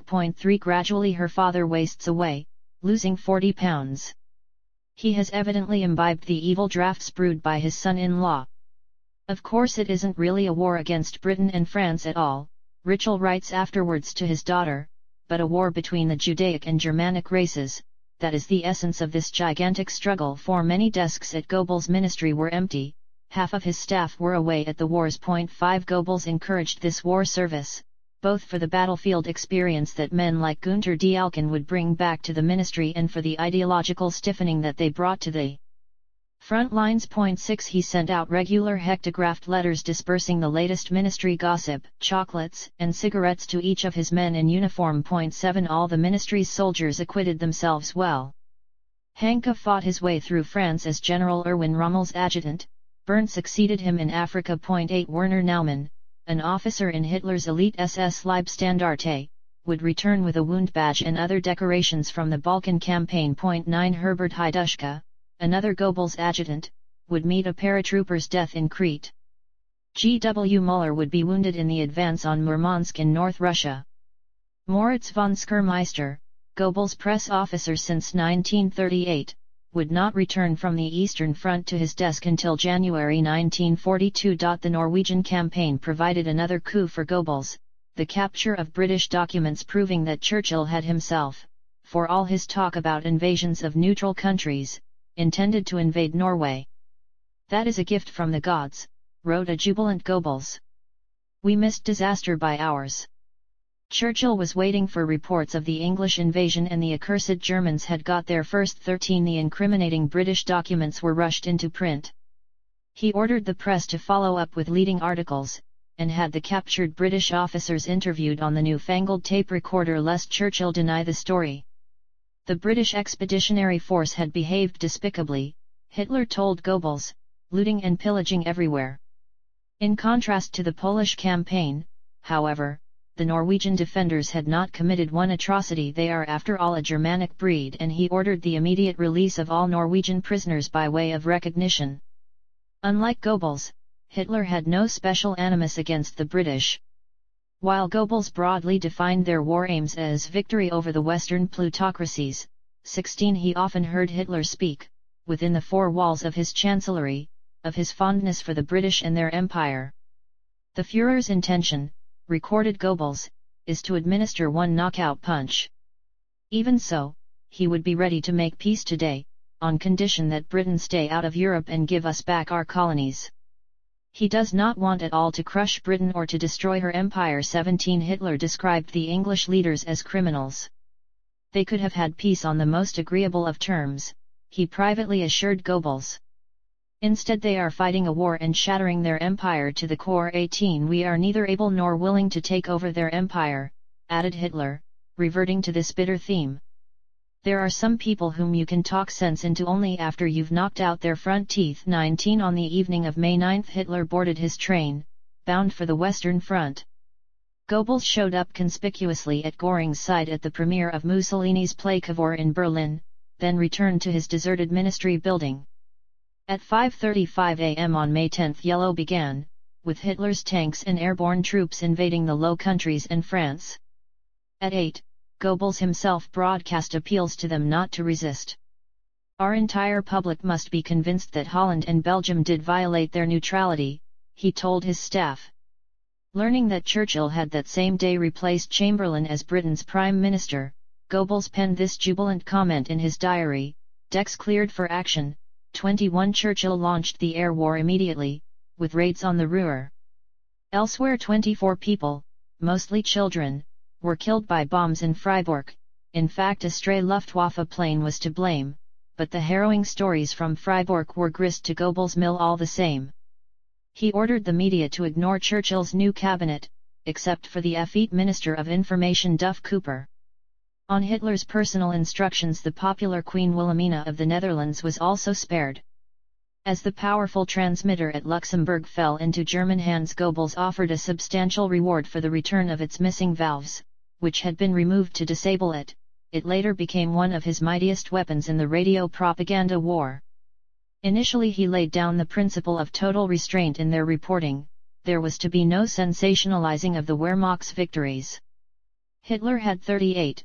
Knocking out front teeth evidently briefed him on his real secret strategy, later known as the Manstein Plan, because as it began to unfold on May 16 Goebbels noted that their mission now was to dupe the enemy into expecting a rehash of the old Schlieffen Plan.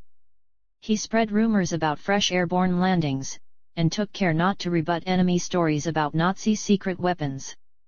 Already he was preparing a new recording of massed choirs singing the Netherlands' Thanksgiving prayer, ready for victory.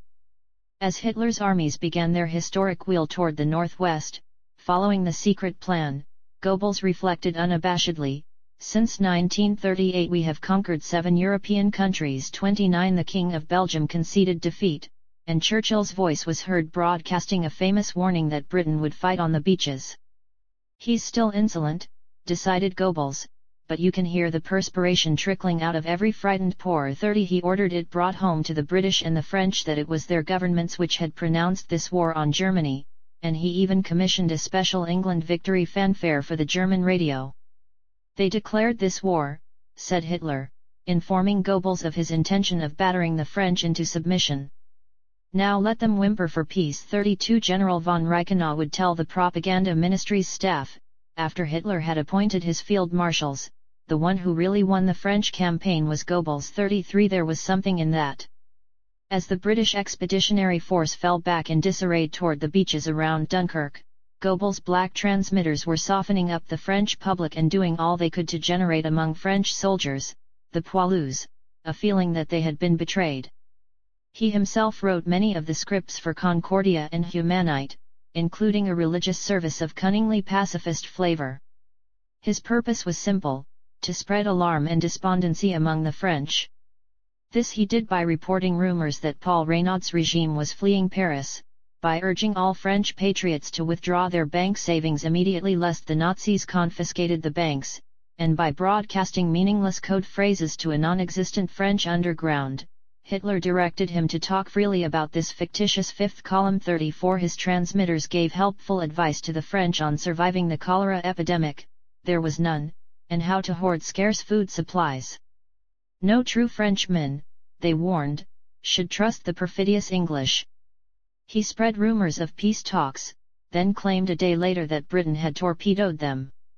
Gutterer and Raskin faked the diary of a British soldier describing his sexual exploits among the wives of Paris. Other stations spread word of appalling atrocities, designed to choke the French roads with panic-stricken refugees. He brought to bear the main transmitters of Radio Cologne, Leipzig, and Stuttgart to beam these poisonous messages into enemy territory. Learning that the turgid communist jargon of Humanitas scripts was turning off its listeners, Goebbels retrieved Wilhelm Kasper and Karl Lau Albrecht from concentration camp. Together with the former communist leader Ernst Torgeler, they helped Goebbels to foment unrest among the Paris working class. Magnificent, he congratulated himself. Keep tipping oil onto the flames. 37 Over the half-megawatt Deutschlandsender, his broadcasters warned that many of the Jewish refugees from Nazi Germany to France and England were really Hitler agents in disguise. Churchill ordered the immediate internment of over 20,000 Jewish refugees, a spectacular success for Goebbels' evil tongue. Settling scores with the exiled Otto Strasser and Hermann Rauschning, he had his ministry issue official denials that they too were members of the Nazi Fifth Column. Then he arranged for an anonymous well-wisher's telegram to reach Strasser, tipping him off that the game was up. As this black propaganda campaign gathered momentum, the roads behind the French lines were choked with panic-stricken refugees. Twice Hitler mentioned to Goebbels how moved he was by the French refugee misery that he had seen.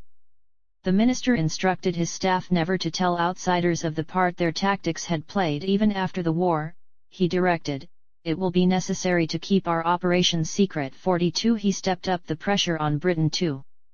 William Joyce toured prison camps recruiting English speakers.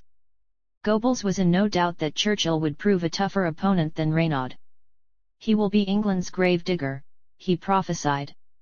He warned the media not to speculate on Churchill's parentage without cast-iron evidence. Normal libels would not suffice against this man, perhaps monster libels would.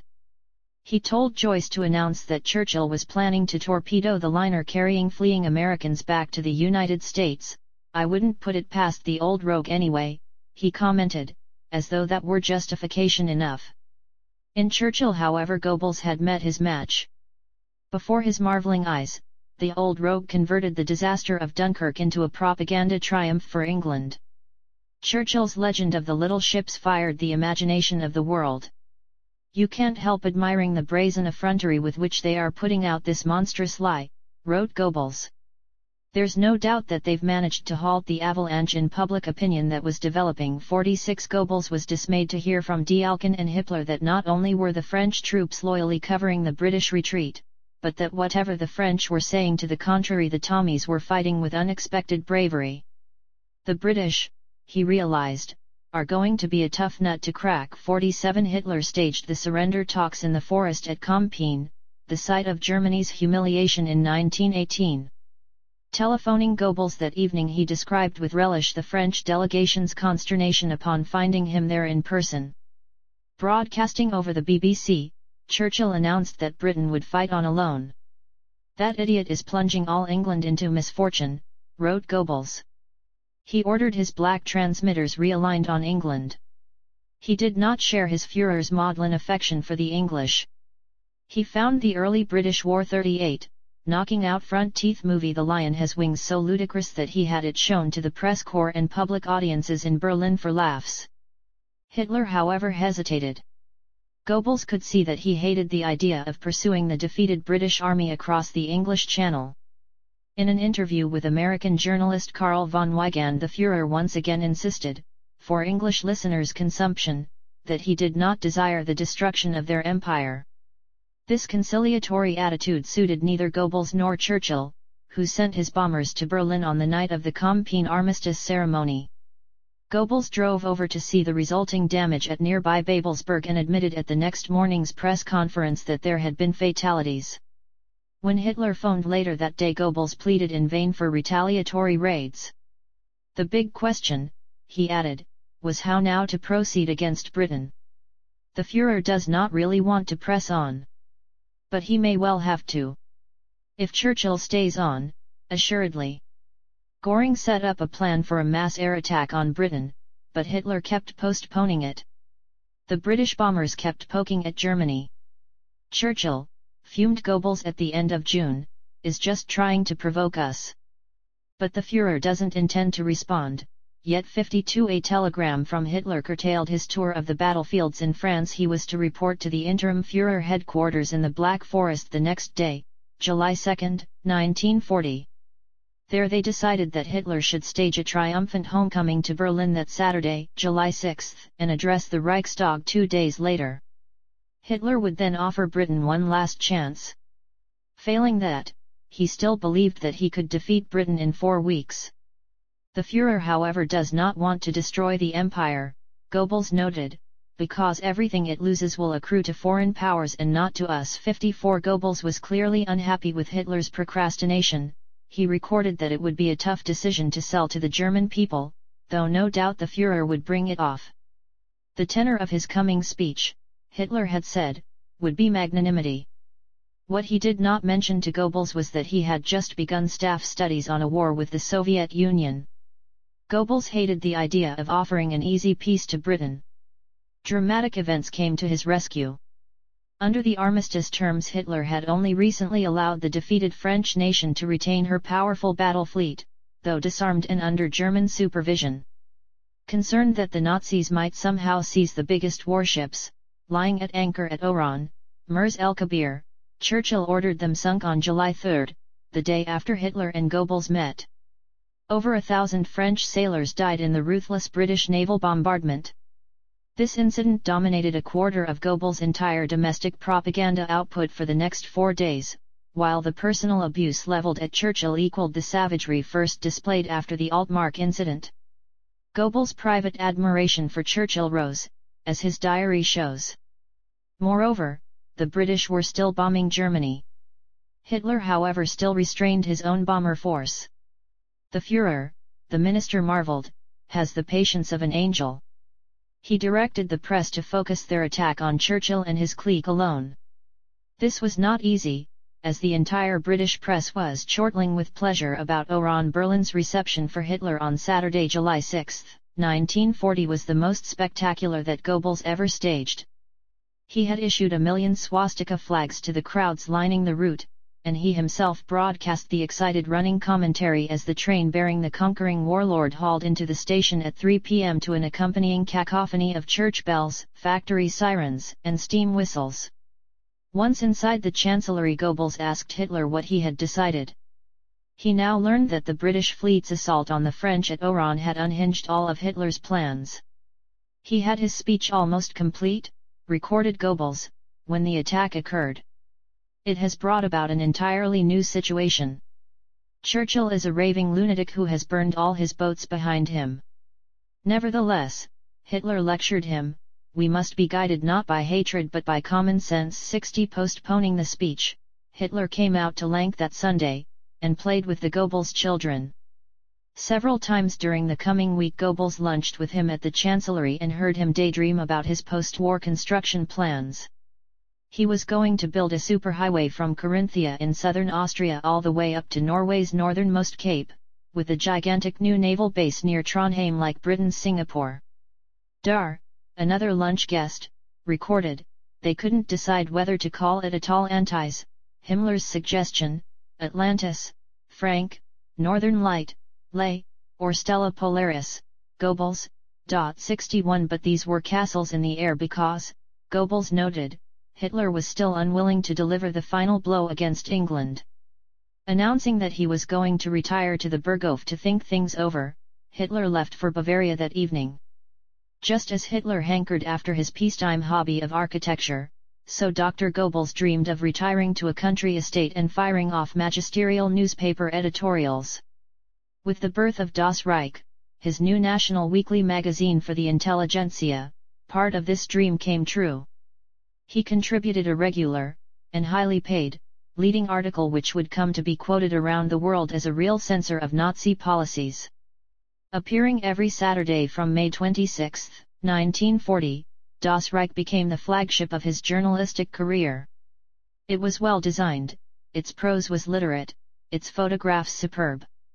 It was particularly popular with the officer corps. Its circulation hovered around 1 million, a rare publishing success for which I was not entirely blameless, Goebbels wrote. The large circulation involved simultaneous printing in several centers, and this in turn meant that his manuscript had to be delivered by the previous Monday. He began drafting it a week ahead, initially with a schoolboy dread, Then with growing enthusiasm as it took shape, he devoted inordinate energy to checking dates, facts, and quotations from the Greek and Latin classics. 38. Knocking out front teeth until he was ready to dictate the final draft just before the weekend. Its influence on German morale was unquestionable. It was a weekly shot in the arm celebrating successes, explaining setbacks, justifying persecutions, promising retaliation, predicting victory. Toward the end, a Goebbels article would present eloquent arguments from antiquity or parables from the party's struggle for power which briefly lightened the lowering darkness of defeat. After reading the Goebbels leader in Das Reich on the day before Hitler died, an army lieutenant general in British captivity could only say, "The Nazis must have something up their sleeves." 67. While Hitler stayed brooding at the Burghof, his plans upset, Goebbels boosted Berlin's uncertain morale by staging a homecoming parade for one of its infantry divisions. He shrilled words of welcome through loudspeakers, contrasting this scene with those of 1918, "You soldiers return to find your country just as you left it. At your head stands the same Führer, on your buildings flutters the same flag, your people are still imbued with the same spirit and the same determination. All we need now," he triumphed in his diary afterward, "is Britain's capitulation, total victory, and a lasting peace. Who can still harbor any doubt of the outcome of this gigantic struggle?" 68. The mere statement of the question suggests that, way down in his own unfathomed depths, Goebbels was himself beginning to doubt. As the infantry marched in Berlin, Gutterer remarked that the same hordes of Jews were to be seen loitering up and down Kurfürstendamm. Goebbels had to admit it was true. The Jewish problem still ran like a poisonous thread through all his waking thoughts. He had told Gutterer in February 1940 to organize raids on Berlin Jews suspected of hoarding foodstuffs. He had no qualms about the murderous treatment that the SS were meting out to the Jews, the clergy, and the intelligentsia in Poland. More than once over the next 5 years he reflected that for top Nazis like himself there was now no going back. Winning total victory had become literally a matter of life and death for them.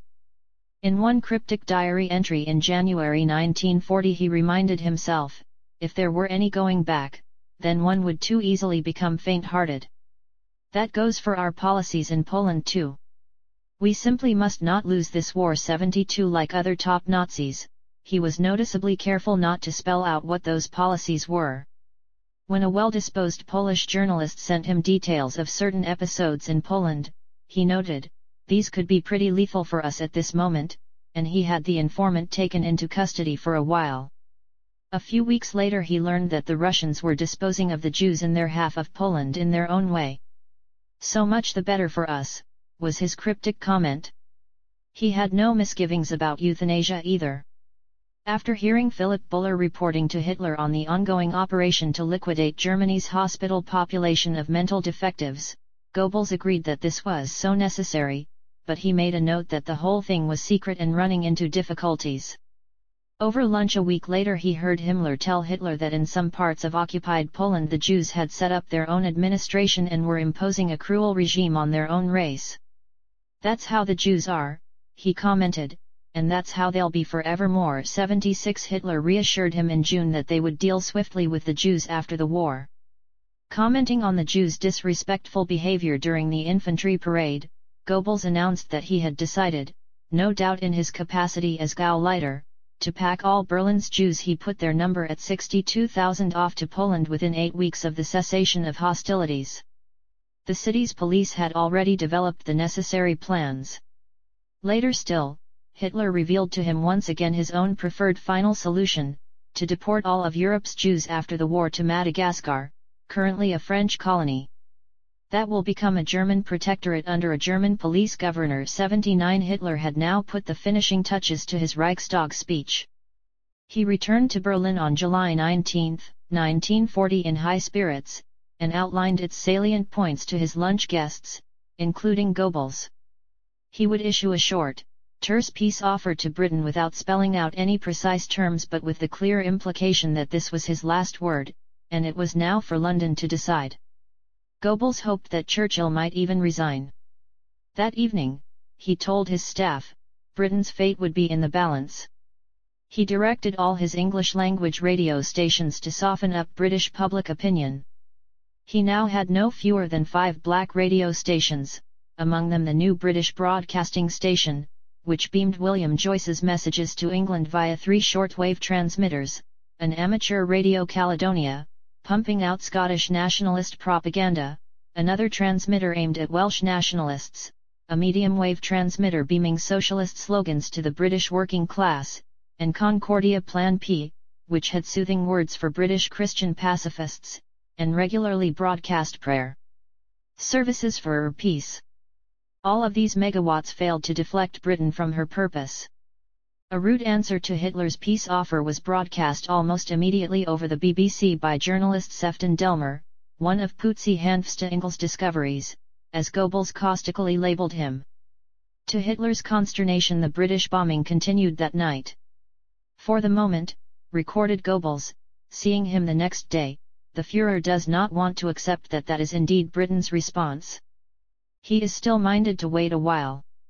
After all, he appealed to the British people and not to Churchill. 85 Agreeing that they could afford to wait, Goebbels warned editors not to overstate Britain's rebuff. So Germany waited. He himself doubted whether Britain really was interested in peace. She would not come to her senses until she had taken the first blows. She can't have any idea of what she's in for, he reflected. Churchill responded with more bombs, but Lord Halifax broadcast a statement that Goebbels at first mistook for just an unctuous sermon, only 38, knocking out front teeth to learn the next day that Hitler recognized it as most definitely Britain's final outright rejection of his offer. Secretly, Goebbels was rather pleased.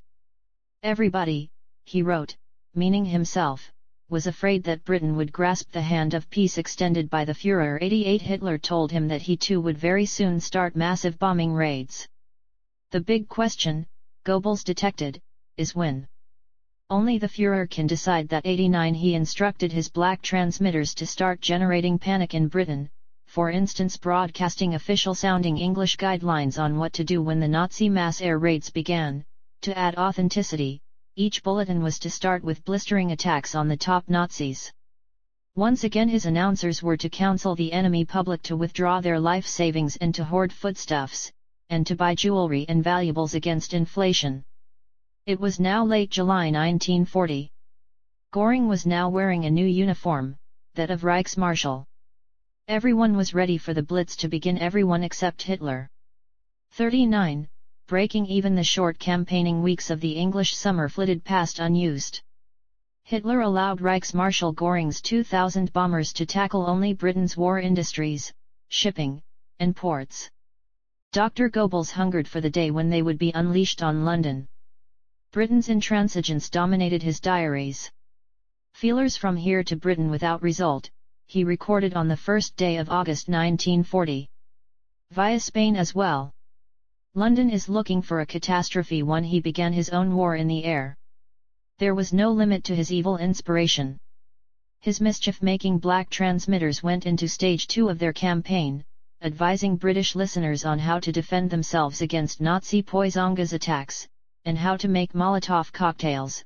A few days later the same transmitters warned that some designs had been found spontaneously igniting. Point 2 Listeners were lectured on how to detect the fifth columnists in Britain. Point 3 The transmitters denied rumours that 100,000 British Army uniforms had fallen into Nazi hands at Dunkirk.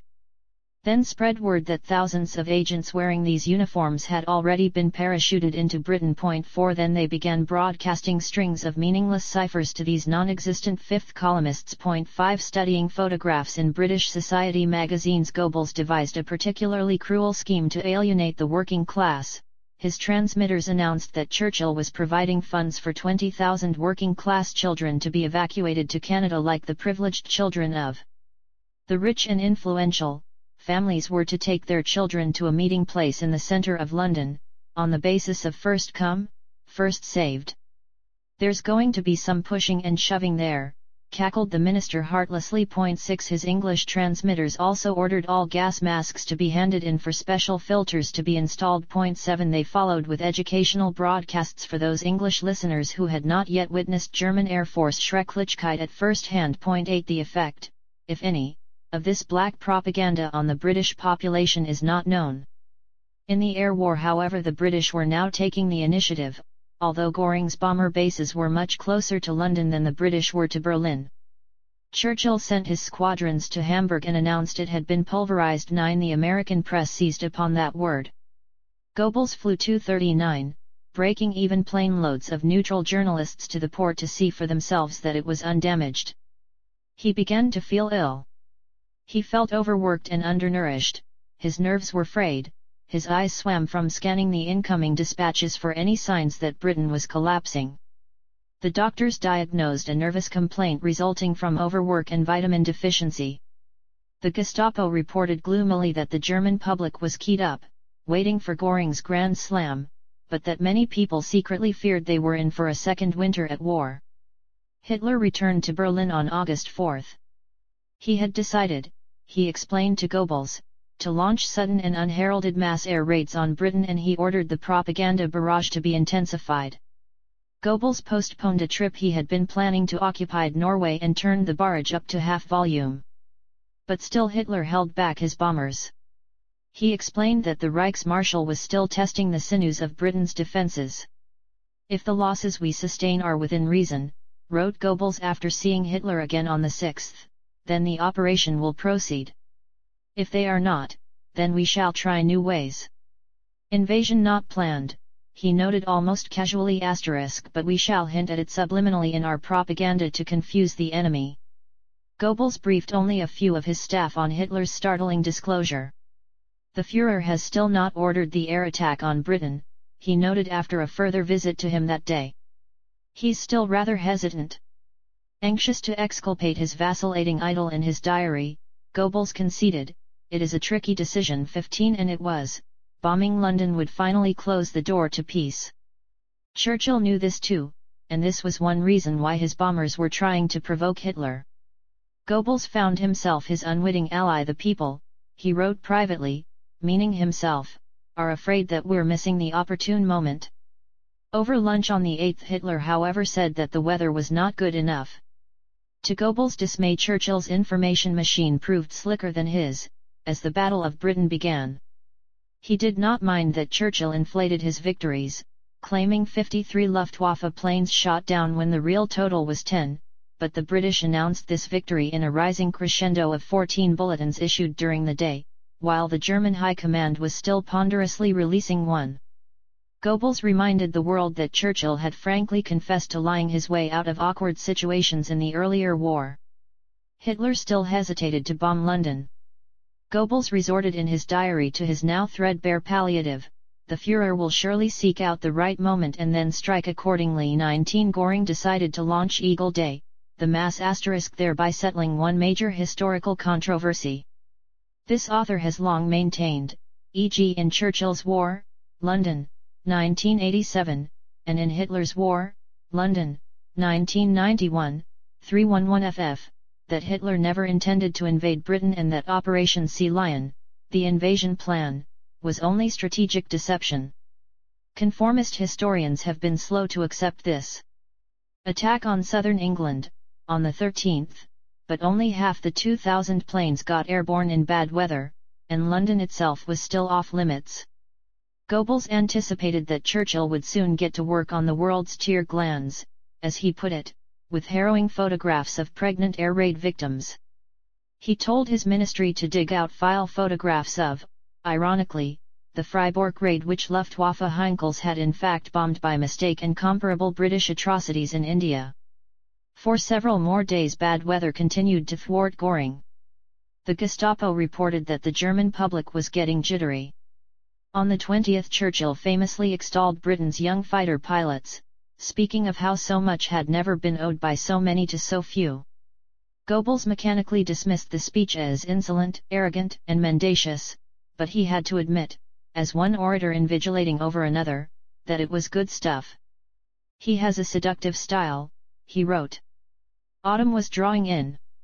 The nights were getting long enough for Churchill to push his bombers as far as Berlin. On the night of August 1920, a Blenheim bomber was actually shot down over the city. Goebbels announced the incident only in his overseas services. He was confronted by something of a dilemma: how to profit from the raids on Berlin without affording comfort to the enemy.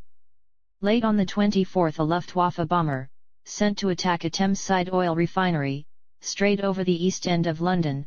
There were no casualties, but Churchill ordered 100 heavy bombers to Berlin the next night.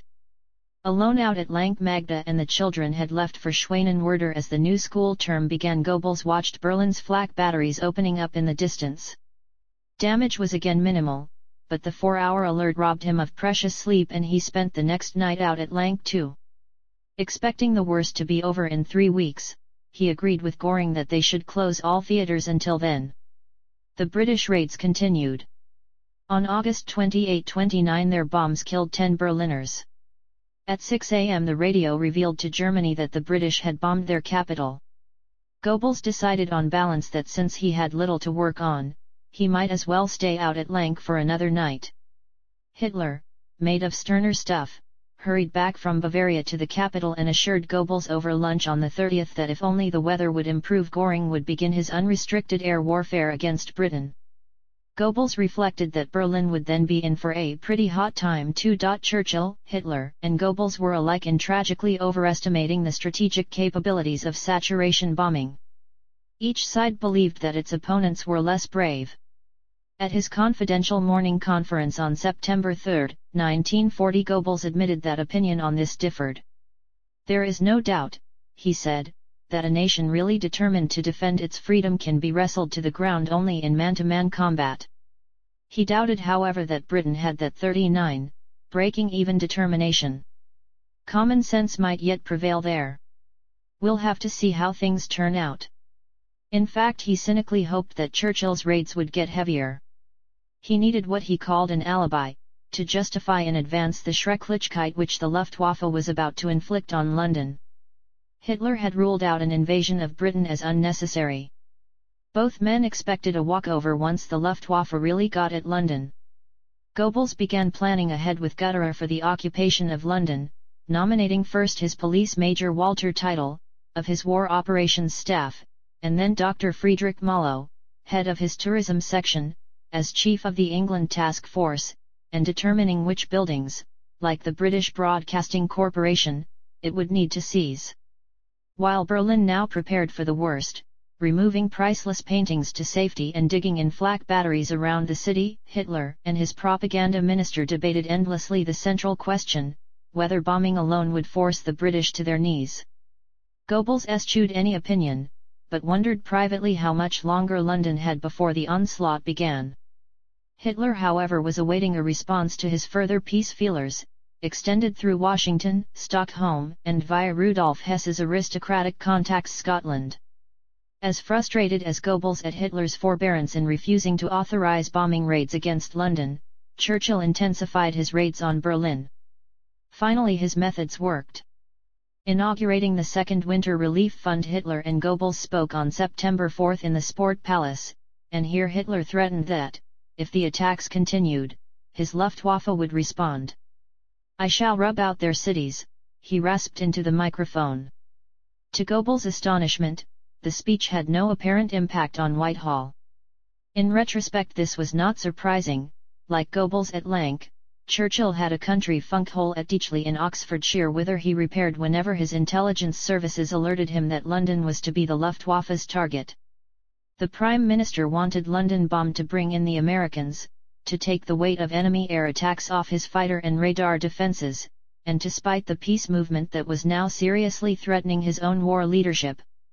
He cheered silently each time his capital was bombed, as indeed did Goebbels each time Berlin was visited by the Royal Air Force. Meanwhile, Reichsmarschall Göring had set off to the Channel coast to command his pompous air armadas against London.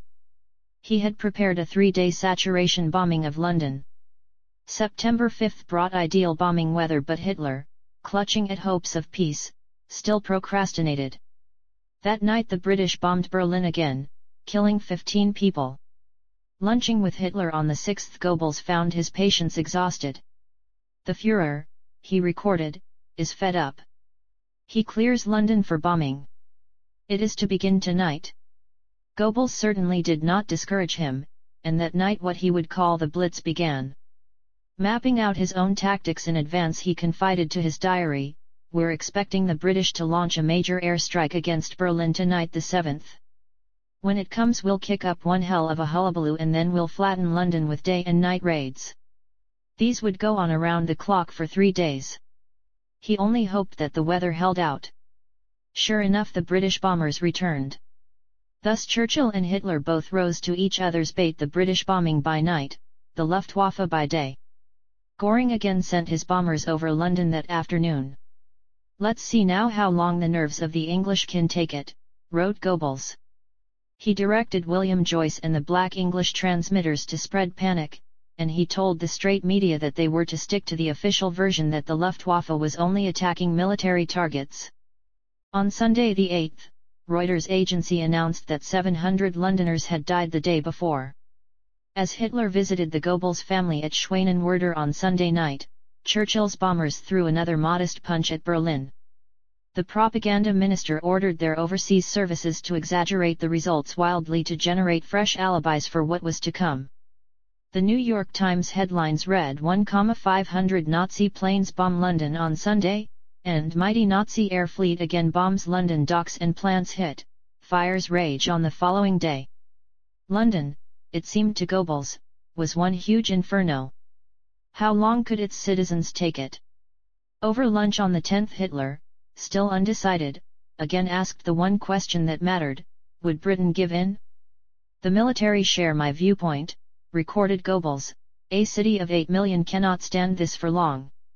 We have wiped the smirk off their lordships' faces. We shall thrash them until they whimper for mercy." 33 That night scattered British bombs fell around the Reichstag. Damage was almost non-existent.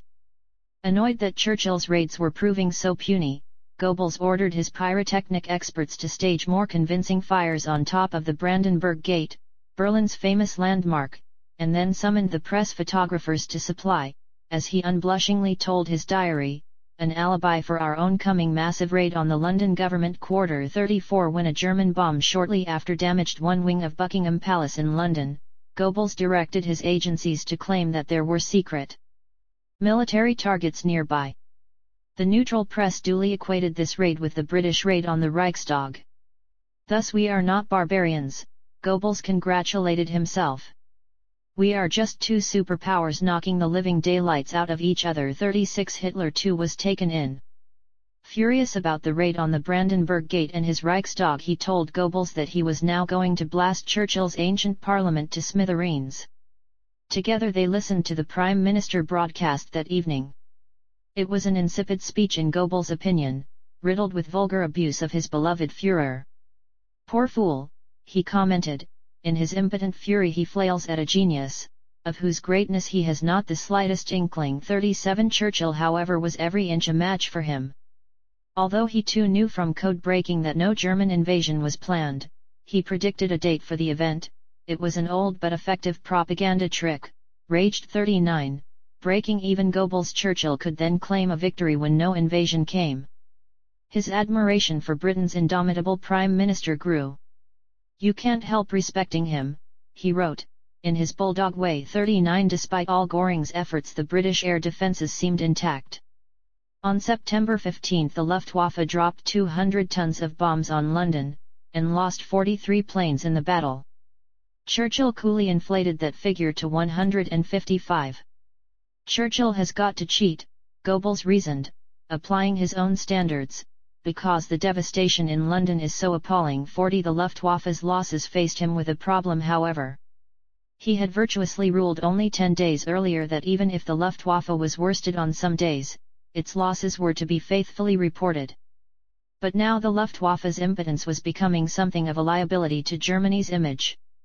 For a start, all German radio stations now had to shut down at 10 p.m. to avoid helping enemy bombers. Unabashed, the obese Reichsmarshal allowed the world's press to report that he had personally flown over the blazing streets of London in a Stuka dive bomber. Goebbels forbade the German press to print the story, for obvious reasons. He told his black transmitters to remark on the luxury air raid shelters, complete with armchairs and dance floors, installed for London's plutocrats beneath the Grosvenor House Hotel. "Not yet," was his terse assessment when his department heads asked whether the British capital was entering its death throes. In mid-September 1940 Hitler still hoped that prolonging this blitz would do the trick. If 8 million inhabitants go crazy, he said, that can bring about a catastrophe. If we get good weather and can neutralize the enemy air force, then even a small-scale invasion can work wonders. 46 Over lunch on the 23rd, however, Goebbels heard him admit that they were nowhere near achieving air superiority. The Luftwaffe was losing its finest crews, as its losses over southern England mounted. Hitler compared it with a boxing match. After slogging on for round after round, one pugilist might suddenly slump to the canvas. To Goebbels, however, the London Blitz began to reek of uglier examples in history, and Major Rudolf Wodarg, his Luftwaffe liaison officer, put the same fear into words. London, he said, is turning into a Verdun of the air. 49 Goebbels was not really prepared for this situation. He spent October 1940 in the doldrums, becalmed in a silent, unreasoning hatred of Ribbentrop, of Dietrich, of the plutocrats in London, and of the Jews. He was waiting for the air war to end, waiting for the renovation of No Hermann Göring Strasse to be completed, waiting for Magda, yet again, to give birth. Mothers in labor are like soldiers on the battlefield, he decided. The British bombers remorselessly gnawed away at Germany. Often a single nuisance raider triggered a stampede by 4.5 million Berliners into their makeshift shelters. Berlin's flak defences were strengthened. On October 2 a detonation not far from Lank marked the end of one British bomber. Goebbels saw the flattened pile of twisted metal the next day and the charred remains of the 3 aviators, and shuddered. The air staff now asked Goebbels not to announce when the British missed their targets. Goebbels was baffled. First we give them the run of our airwaves, he commented, referring to the 10 p.m. radio curfew, and now we are voluntarily to abstain from rebutting their propaganda lies. 53 He travelled to France, at Göring's invitation. He took tea in the Edouard Rothschild Palace. The chateau, replete with pheasants, was now a Luftwaffe command post and relished the irony of the situation. Fatter than ever and aglitter with medals, Göring showed him round Paris. They swapped pet hate stories about Ribbentrop. Goebbels noticed how many German uniforms there were as they strolled along the boulevards and enjoyed the sensation their own presence was creating. At the Casino de Paris the crippled Gauleiter goggled at the open display of such statuesque nudity. We could never put on a show like that in Berlin, he decided.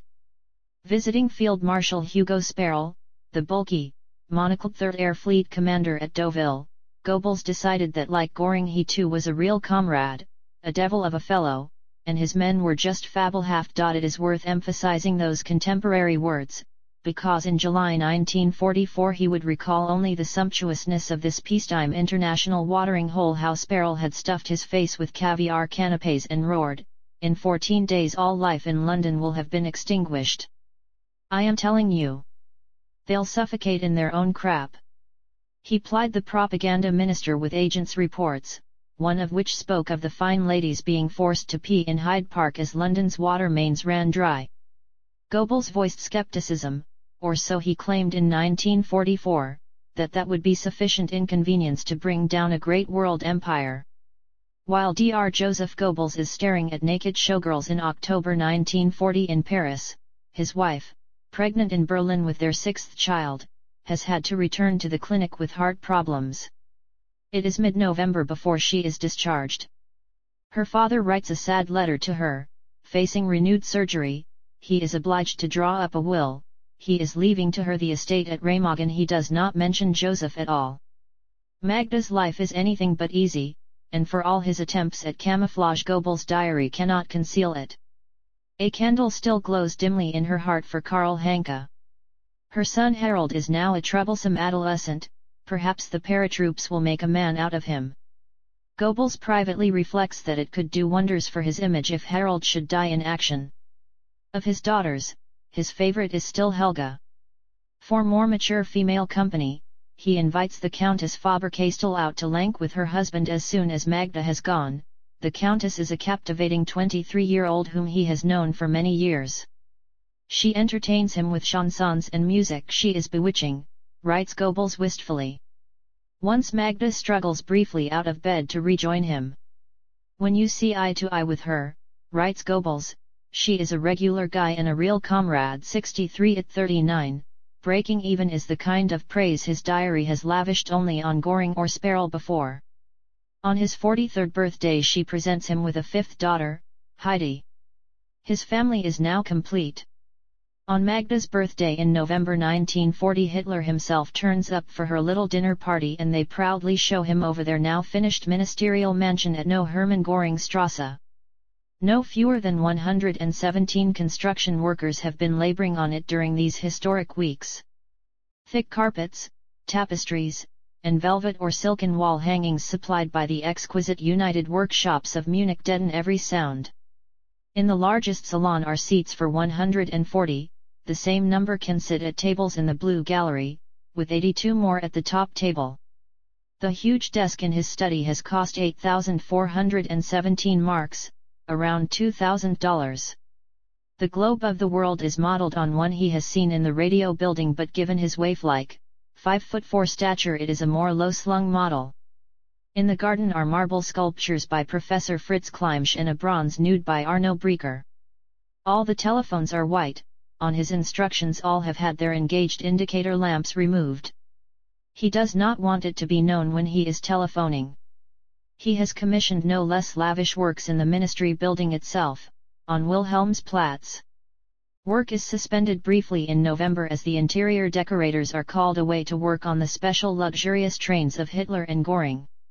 Goebbels orders that there are to be no flushing toilets in the space next to his personal radio studio, to avoid inappropriate noises during his broadcasts to the Greater German Reich. At the same time nearly 200 subcontractors have labored to complete his mansion at Lank, the Haus am Bodensee, which stands to this day. He has converted the former guardhouse used by his bodyguard Kaiser into a handsome oblong wood cabin 50 feet long and 30 feet wide, as a guest house for 2 families.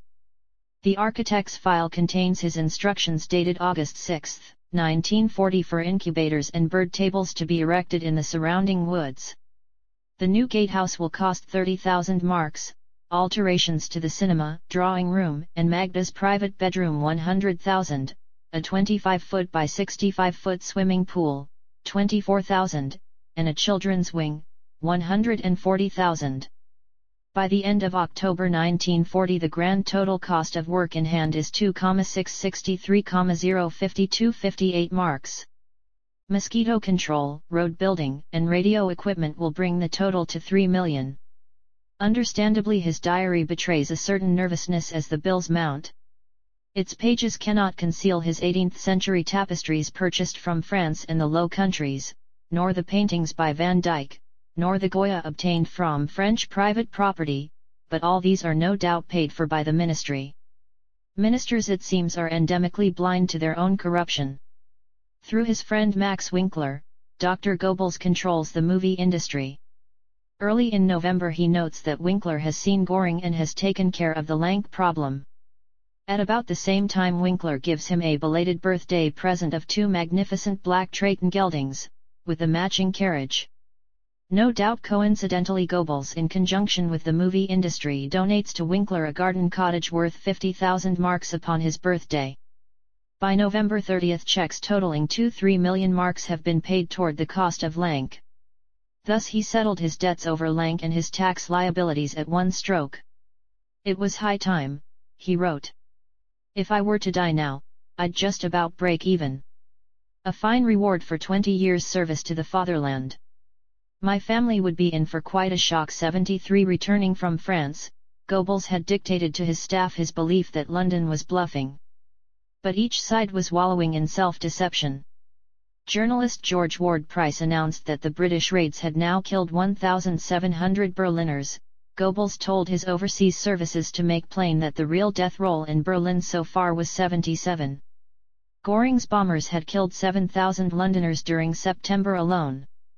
But as Goebbels privately realized, the British were tough. They're still holding out. 76 Touring public shelters in Berlin. On the first night of November he found signs that nerves were getting more frayed. Once again he could only hope that Hitler knew what he was doing. Hitler did know, but again he had not initiated Dr. Goebbels. He had decided as early as July 1940 to attack Russia. Even in December, Goebbels still regarded Britain as our last remaining enemy. 78 After their Black Forest conference on July 2, when Hitler had evidently voiced to him his annoyance that Stalin had annexed parts of Romania, Goebbels mused in his diary, "The Slavs are spreading out right across the Balkans. Perhaps we shall have to go to war again later, against the Soviets." 79 At the end of that month he had warned the Gauleiters to squelch any such rumors. He and Hitler were both intrigued by the newsreel images of the Soviet-Finnish Winter War just ended. The Red Army seemed temptingly primitive. "Bolshevism is world enemy no. 1, Goebbels told Hitler. "We are bound to collide sooner or later." 82 Hitler agreed, but still he lied to Goebbels, saying that he was transferring army divisions to the east only on a better safe-than-jury basis. He says quite spontaneously, recorded Goebbels after Hitler had revealed his contempt for Moscow, that he trusts blindly and implicitly in our future. The time was coming, Goebbels gathered, when old scores with Moscow were to be settled. To forestall Stalin, Hitler packed German troops into Romania and Finland during September. "The Führer is determined," observed Goebbels, "not to relinquish any more of Europe to Russia." 85 During October 1940 his diary revealed no hint of the intensive military preparations already afoot. Learning, to his surprise, that Hitler had invited the Soviet Foreign Minister Vyacheslav M. Molotov to Berlin, Goebbels saw it only in terms of a slap in the face to Britain. He did not approve of Molotov. He instructed Berlin's SA not to provide guards of honor, and he did nothing to mobilize the cheering 39, breaking even crowds that Ribbentrop had requested. Hitler invited him to lunch with their Soviet guests on November 13. The Russian foreign minister seemed clever, even artful. His skin was of a waxy, yellow pallor. He listened politely to Goebbels through an interpreter for 2 hours, but scarcely even grunted in reply.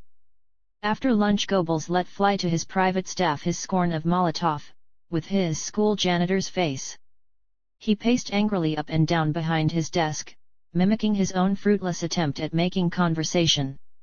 "The Soviets," he snapped, in a dismissive generalization that was to prove fateful for Germany, "are like their suits.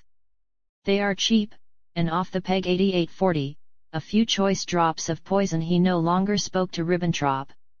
A state of armed truce existed between them.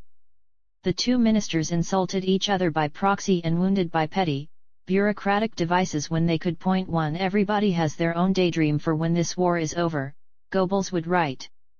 "Mine is, to loaf around and sleep and make music and read fine books, to lie in the sun, not to pick up a newspaper, and to hear nothing whatever about the foreign ministry." 2 Ribbentrop fired off a 10-page missive at him in February 1940, but Goebbels disdained even to reply, marveling that his old enemy had time for such things, and calling him a megalomaniac. 3, a sick man, he assessed later, childishly stuck up and pompous, with little behind the facade.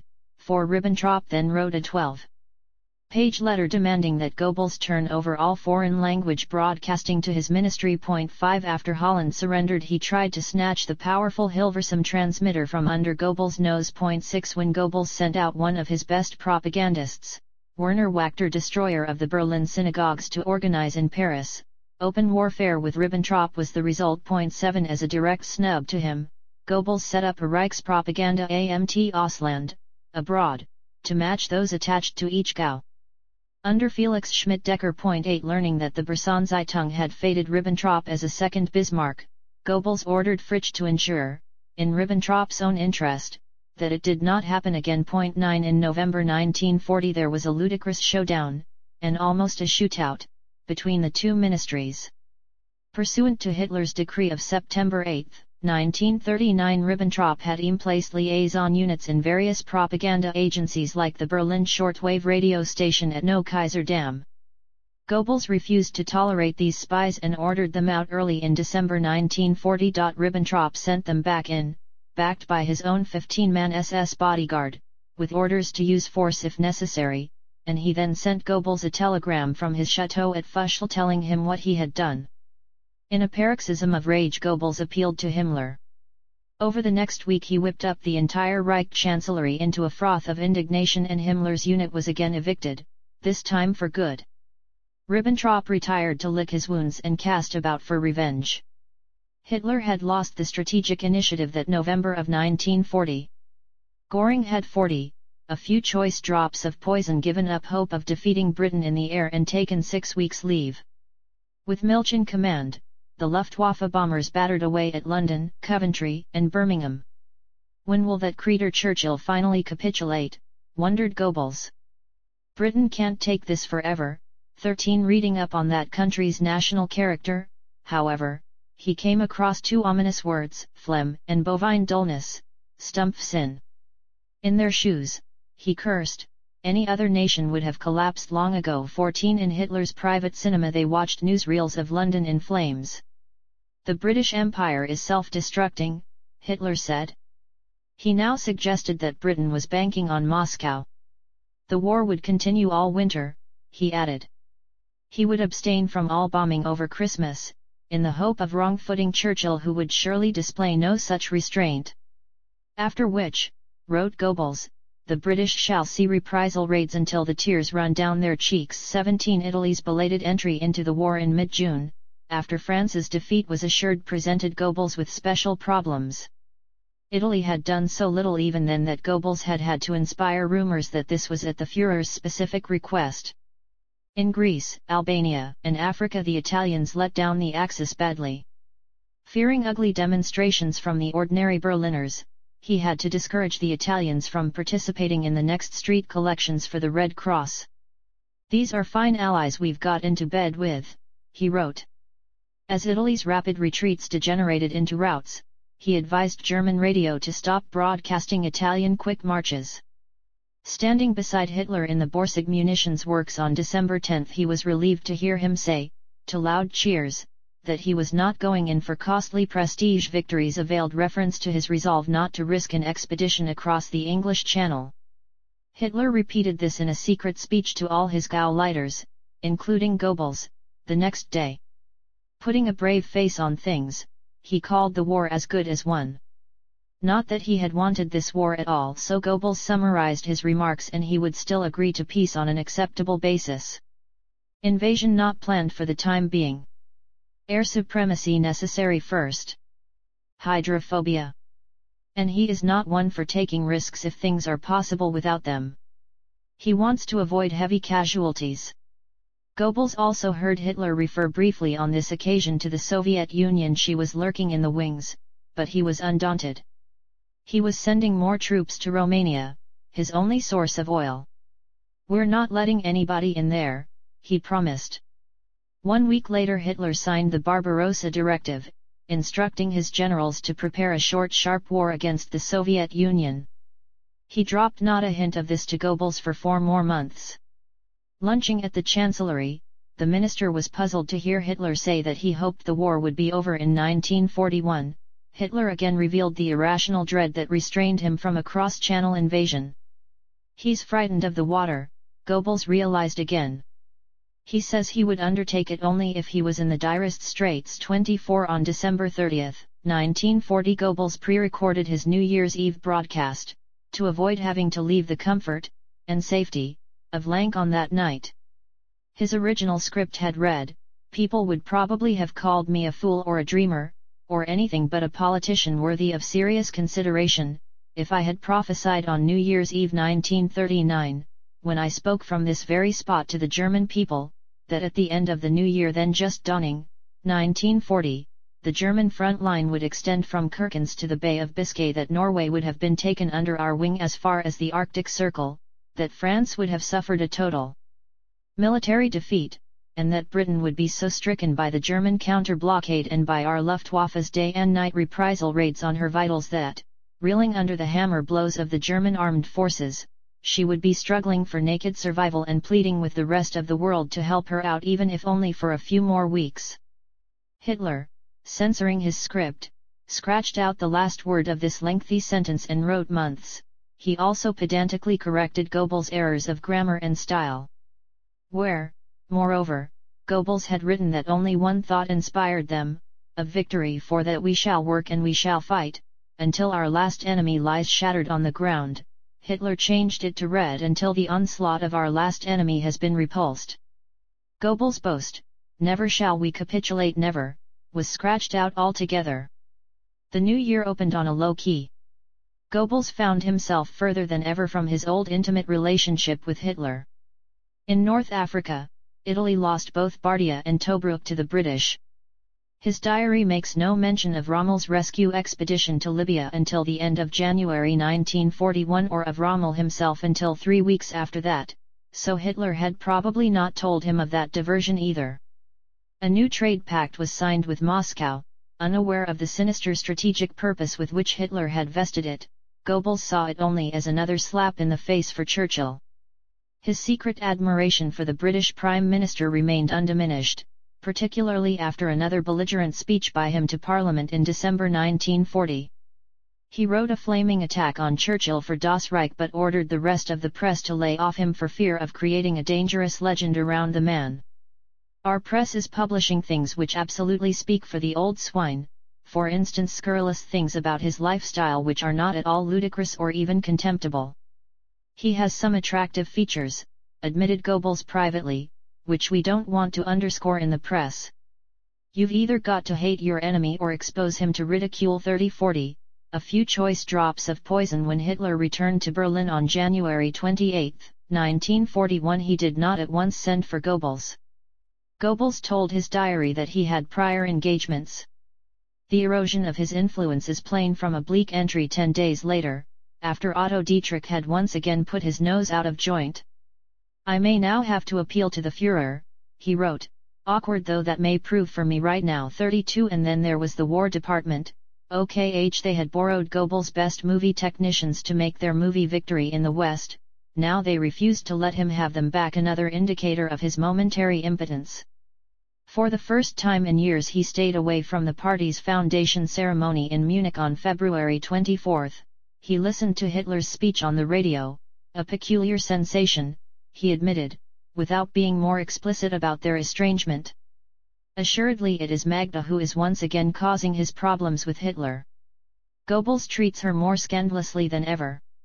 Her father, his life slowly ebbing in Duisburg, sends to Magda and her mother Augusta Berend a Christmas telegram which studiously omits all mention of Magda's husband. When she visits the city hospital, her dying father has to send her 300 marks to defray her travel expenses. On April 3, 1941, Magda returns to Duisburg to share her father's last hours on earth. Her sorrow leaves Goebbels stone cold.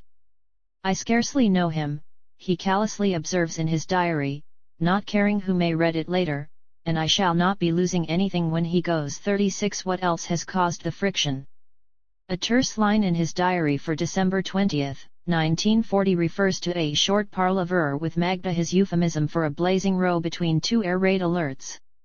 The likely cause is as much the reappearance of Karl Hanke, now a bemedaled war hero of 38, as the arrival at Schwanenwerder early in November of the vivacious young Ursula Quandt, who has just divorced Magda's boring and half-blind stepson Herbert Quandt. Ursula, nearly a generation younger than Magda, now looks quite delicious, as Goebbels candidly observes. His diary mentions her no fewer than 39 times in the next 6 months. Over Christmas 1940 Magda finds that he has invited Ursula out to Lank too, with his young adjutant Herbert Heiduschka, a paratrooper, for the sake of appearances. At the New Year he pulls the same stunt. The threesome are inseparable for the rest of January, even traveling together to Vienna. Even in the handwritten diaries the clues about his relationships with women are so urbane as to be almost invisible. He records the curious fact that their nanny has quite unexpectedly given birth to a child. Nobody, he informs his diary, had the slightest idea. "I arrange for the scared creature to be taken care of. She has suffered fear and pain enough." 41 I discussed with MRS her future work, he writes a few weeks later. "She's expecting a child now." 42 For a married woman this would not normally excite comment. 7 weeks later, just before Barbarossa, he records this episode: "A baby in a flower-covered perambulator is put into the ministry's entrance hall for me. With an anonymous letter asking me to show an interest in the baby, I shall concern myself with it. I shall first try to find the mother. 43 *. If Magda has indeed sought comfort with Hanke, it does not last long. Goebbels prevails on Hitler to banish him from Berlin. The Führer splits the administration of Silesia in two. Hanke becomes Gauleiter and Oberpräsident of his native Lower Silesia. Arriving for supper with Hitler on the day after this arrangement is announced, Goebbels finds Hanke there as well. I cut him dead, he records 4 words that say it all. Even now strange events cast a shadow over his family, which the diary cannot entirely conceal. Magda leaves for a 5-week cure in Dresden. All 6 children leave at the same time. Life in Berlin's air raid shelters and the indifferent diet are blighting their growth, writes Goebbels, and Göring has offered them sanctuary in his villa on the Obersalzberg. Midst much weeping, Goebbels sees his entire family, with baby Heidi in her little basket, leave at 10 a.m. on February 12, 1941. True, nearly 1,000 trainloads of other children have been evacuated from Berlin, but as Churchill's raids have momentarily declined, other parents are clamoring for their return. Besides, Lank, so expensively built, is hardly at greater risk than the Obersalzberg, and the comely young divorcee Ursula Quandt has no qualms about staying out there at Goebbels' forest estate. He is no stranger to what he calls the sexual problems of men and women forced to live apart. He feigns dismay at being all alone in the big house at No Hermann Göring Strasse, but all that empty it is not. Chatted Ursula up a teeny bit, he records, then off to bed exhausted. 51 From her sanitarium, Magda writes him a long letter about her visit to Hitler when she left the children at the Göring villa. Goebbels tells his staff that Hitler, followed by an inquisitive Bormann, has led her aside, asked, "Has the doctor come to his senses?" and then silently squeezed her hand. Goebbels motors out to Lank for a week to ride through the forest in his splendid new carriage with the nice, naive, and unproblematic Ursula, and to listen to classical music. At the end of that week another letter comes from Magda, who has had another mild heart attack. Now, he triumphs, "She is nice and affectionate to me." 55 She pleads for him to visit, and he does spend one evening in Dresden, but again with Ursula in tow, listening to her wifely prattle. It is all very nice and harmonious, he records, another of those giveaway phrases like the "Ursula looks gorgeous" that he writes after a stroll around the gardens at No 20. When Ursula is away for 2 weeks visiting the children, Goebbels entertains the occasional actress like Margit Sims, a Hungarian beauty, helped her career a bit, he notes afterward. The diary does not mention any of these episodes again. Visiting Buenos Aires in October 1991, the author was informed that an illegitimate son of Goebbels was living there. 40. A few choice drops of poison. Magda returns to Berlin on March 22. She has arranged for their children to be billeted at Bischofswiesen in Salzburg's countryside. At the end of the month both she and Ursula have competition with the arrival of Marina Shalyapin, a good-looking Russian émigré with fascinating tales of the 1917 Bolshevik Revolution to tell. The little doctor spends 3 weeks flirting with her, especially when Magda goes down to Dessau to say goodbye to Harold, who is off to the Balkan Wars. All 3 women come out to Lank for Easter, a turbulent Easter, records Goebbels. On the last day of April Magda leaves, taking Ursula with her, to transfer the 6 children to a large summer house on a lake near Bad Aussee, on the upper Danube. They are to stay there, explained Goebbels, until the war is over. 61 Tragically, they did not. He forbade all prophecies about when the war might in fact be over. As for Messrs. Sperl and Stumpf, he said, expressing his fury at 2 of the Luftwaffe's most indolent commanders, they are in for a surprise.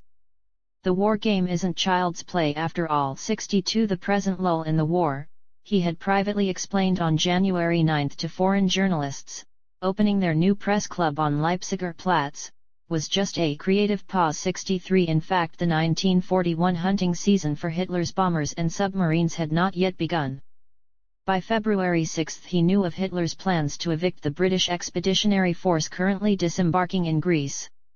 "It is high time," he wrote in Das Reich, "for London to begin listening to harsh facts." 66 He again began to hint at a coming invasion of England. Hitherto, he teased those foreign journalists on March 7, "We have never set dates." Now for the first time in his political career the Führer has mentioned one, namely, the decision will come this year. 68 In the privacy of his diary, however, he admitted it was fraud. "For England's benefit we're putting on a bit of an act on the subject of invasion," he explained, to get them all worked up and permanently in a state of fright. 69 When Hitler returned to Berlin on March 15, 1941, something still kept the two men apart. "I am far too rushed to see him," was Dr. Goebbels' lame excuse to his diary. He saw him at a distance the next day, speaking at the Memorial Day ceremony. Goebbels was impressed by the confidence he voiced in victory, but it perplexed him that Hitler was still careful not to state clearly that the war would end in 1941. He was of course still unaware of Barbarossa. He still believed, after an exchange of views with General Eugen von Schaubert, that the general's 11th Army, now stationed on the eastern frontier, was covering Germany's rear. Hitler finally invited him round to the Chancellery on the 17th. "We are slowly strangling Britain," he told Goebbels, describing their now resumed submarine and air attacks. "One day she'll lie croaking on the ground." 73 Not above a bit of crude influence buying, Goebbels on his next visit to Hitler offered him 20 million marks for his social and cultural funds, from the winter relief and movie industry purses which he controlled. At some stage now Hitler did finally brief him on Barbarossa. Perhaps it was on March 20, because the next morning Goebbels requested that all Russian journalists be kept under close surveillance. Moreover, hearing of the friendly reception accorded by Moscow to Japan's Foreign Minister Yasuke Matsuoka on his way to Berlin, the minister commented, "I don't trust the Bolsheviks." 76 After attending Hitler's banquet for the Japanese minister on March 28, Goebbels hand-wrote this explicit diary entry: "After Yugoslavia the biggest operation will then follow, against R. It is being meticulously concealed, only a very few are in the know. It will be initiated with massive westbound troop movements. We divert attention every which way, except to the east. A feint invasion operation is to be prepared against England, then like lightning everything goes back east, and up and at M. The Ukraine is one vast granary." Psychologically, he admitted, there were obvious drawbacks, for example parallels with the fate of Napoleon's Grand Army. Propaganda would get around that by playing the anti-Bolshevik melody. "What a challenge! We're going to pull off our masterpiece," he bragged in the diary. "Great victories lie in store. It all calls for steady nerves and a clear head. It's great to be in on it," he added, a hint that it still irked him that Hitler had kept him out of the inner circle for so many months. As for Yugoslavia, on the day that Berlin welcomed Matsuoka, the Belgrade government, which had just joined the Axis, was overthrown in a bloodless coup funded by the British Secret Service. To Goebbels, seeing him at the banquet in Matsuoka's honor, Hitler had seemed under a lot of strain. The Führer told him afterwards that he had decided to deal with Yugoslavia at once. For several days anti-German demonstrations rocked Belgrade. Goebbels allowed his newspapers to publish reports on them without any comment other than, as he himself put it, a few choice drops of poison. On April 4 his black transmitters went into action, broadcasting in all the regional dialects, promising everybody autonomy if Yugoslavia were destroyed. He was already choosing the Balkan victory fanfare. Looking at the clock over dinner on April 5 he revealed to his closest staff that Germany's bomber squadrons were already fueling up for the attack on Belgrade. At 1 a.m. Hitler sent for him. He wanted company. 300 bombers, he said, would smash Belgrade at daybreak, followed by 300 more the next night. "We're going to smoke out this nest of Serbian plotters," noted Goebbels, aping Hitler's language. The Führer said he would prosecute this war without pity. They sat sipping tea until precisely 5:20, the hour appointed for the attack, then Hitler retired to bed. 40.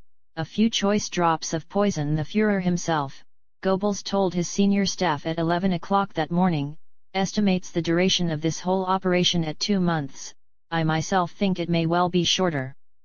As for Moscow's response, Goebbels reassured his staff. Russia will think twice before poking her fingers into this blaze, he suggested. She'll stand aside clenching her fists with rage, and watch what happens next. You know the Führer's methods. Today and tonight a judgment is being inflicted on Belgrade on such a scale that for 1,000 kilometers all round people will say, stand back. Don't get involved. And that's the object of the exercise. 17,000 were killed in the air raids on Belgrade. There was worldwide outrage, when Churchill bombed Berlin on April 10, damaging the university, state library and state opera house. Goebbels was perversely pleased, because he could use this raid to offset the bombing of Belgrade. The British claimed to have killed 3,000 Berliners, he kept quiet. The real total was just 15.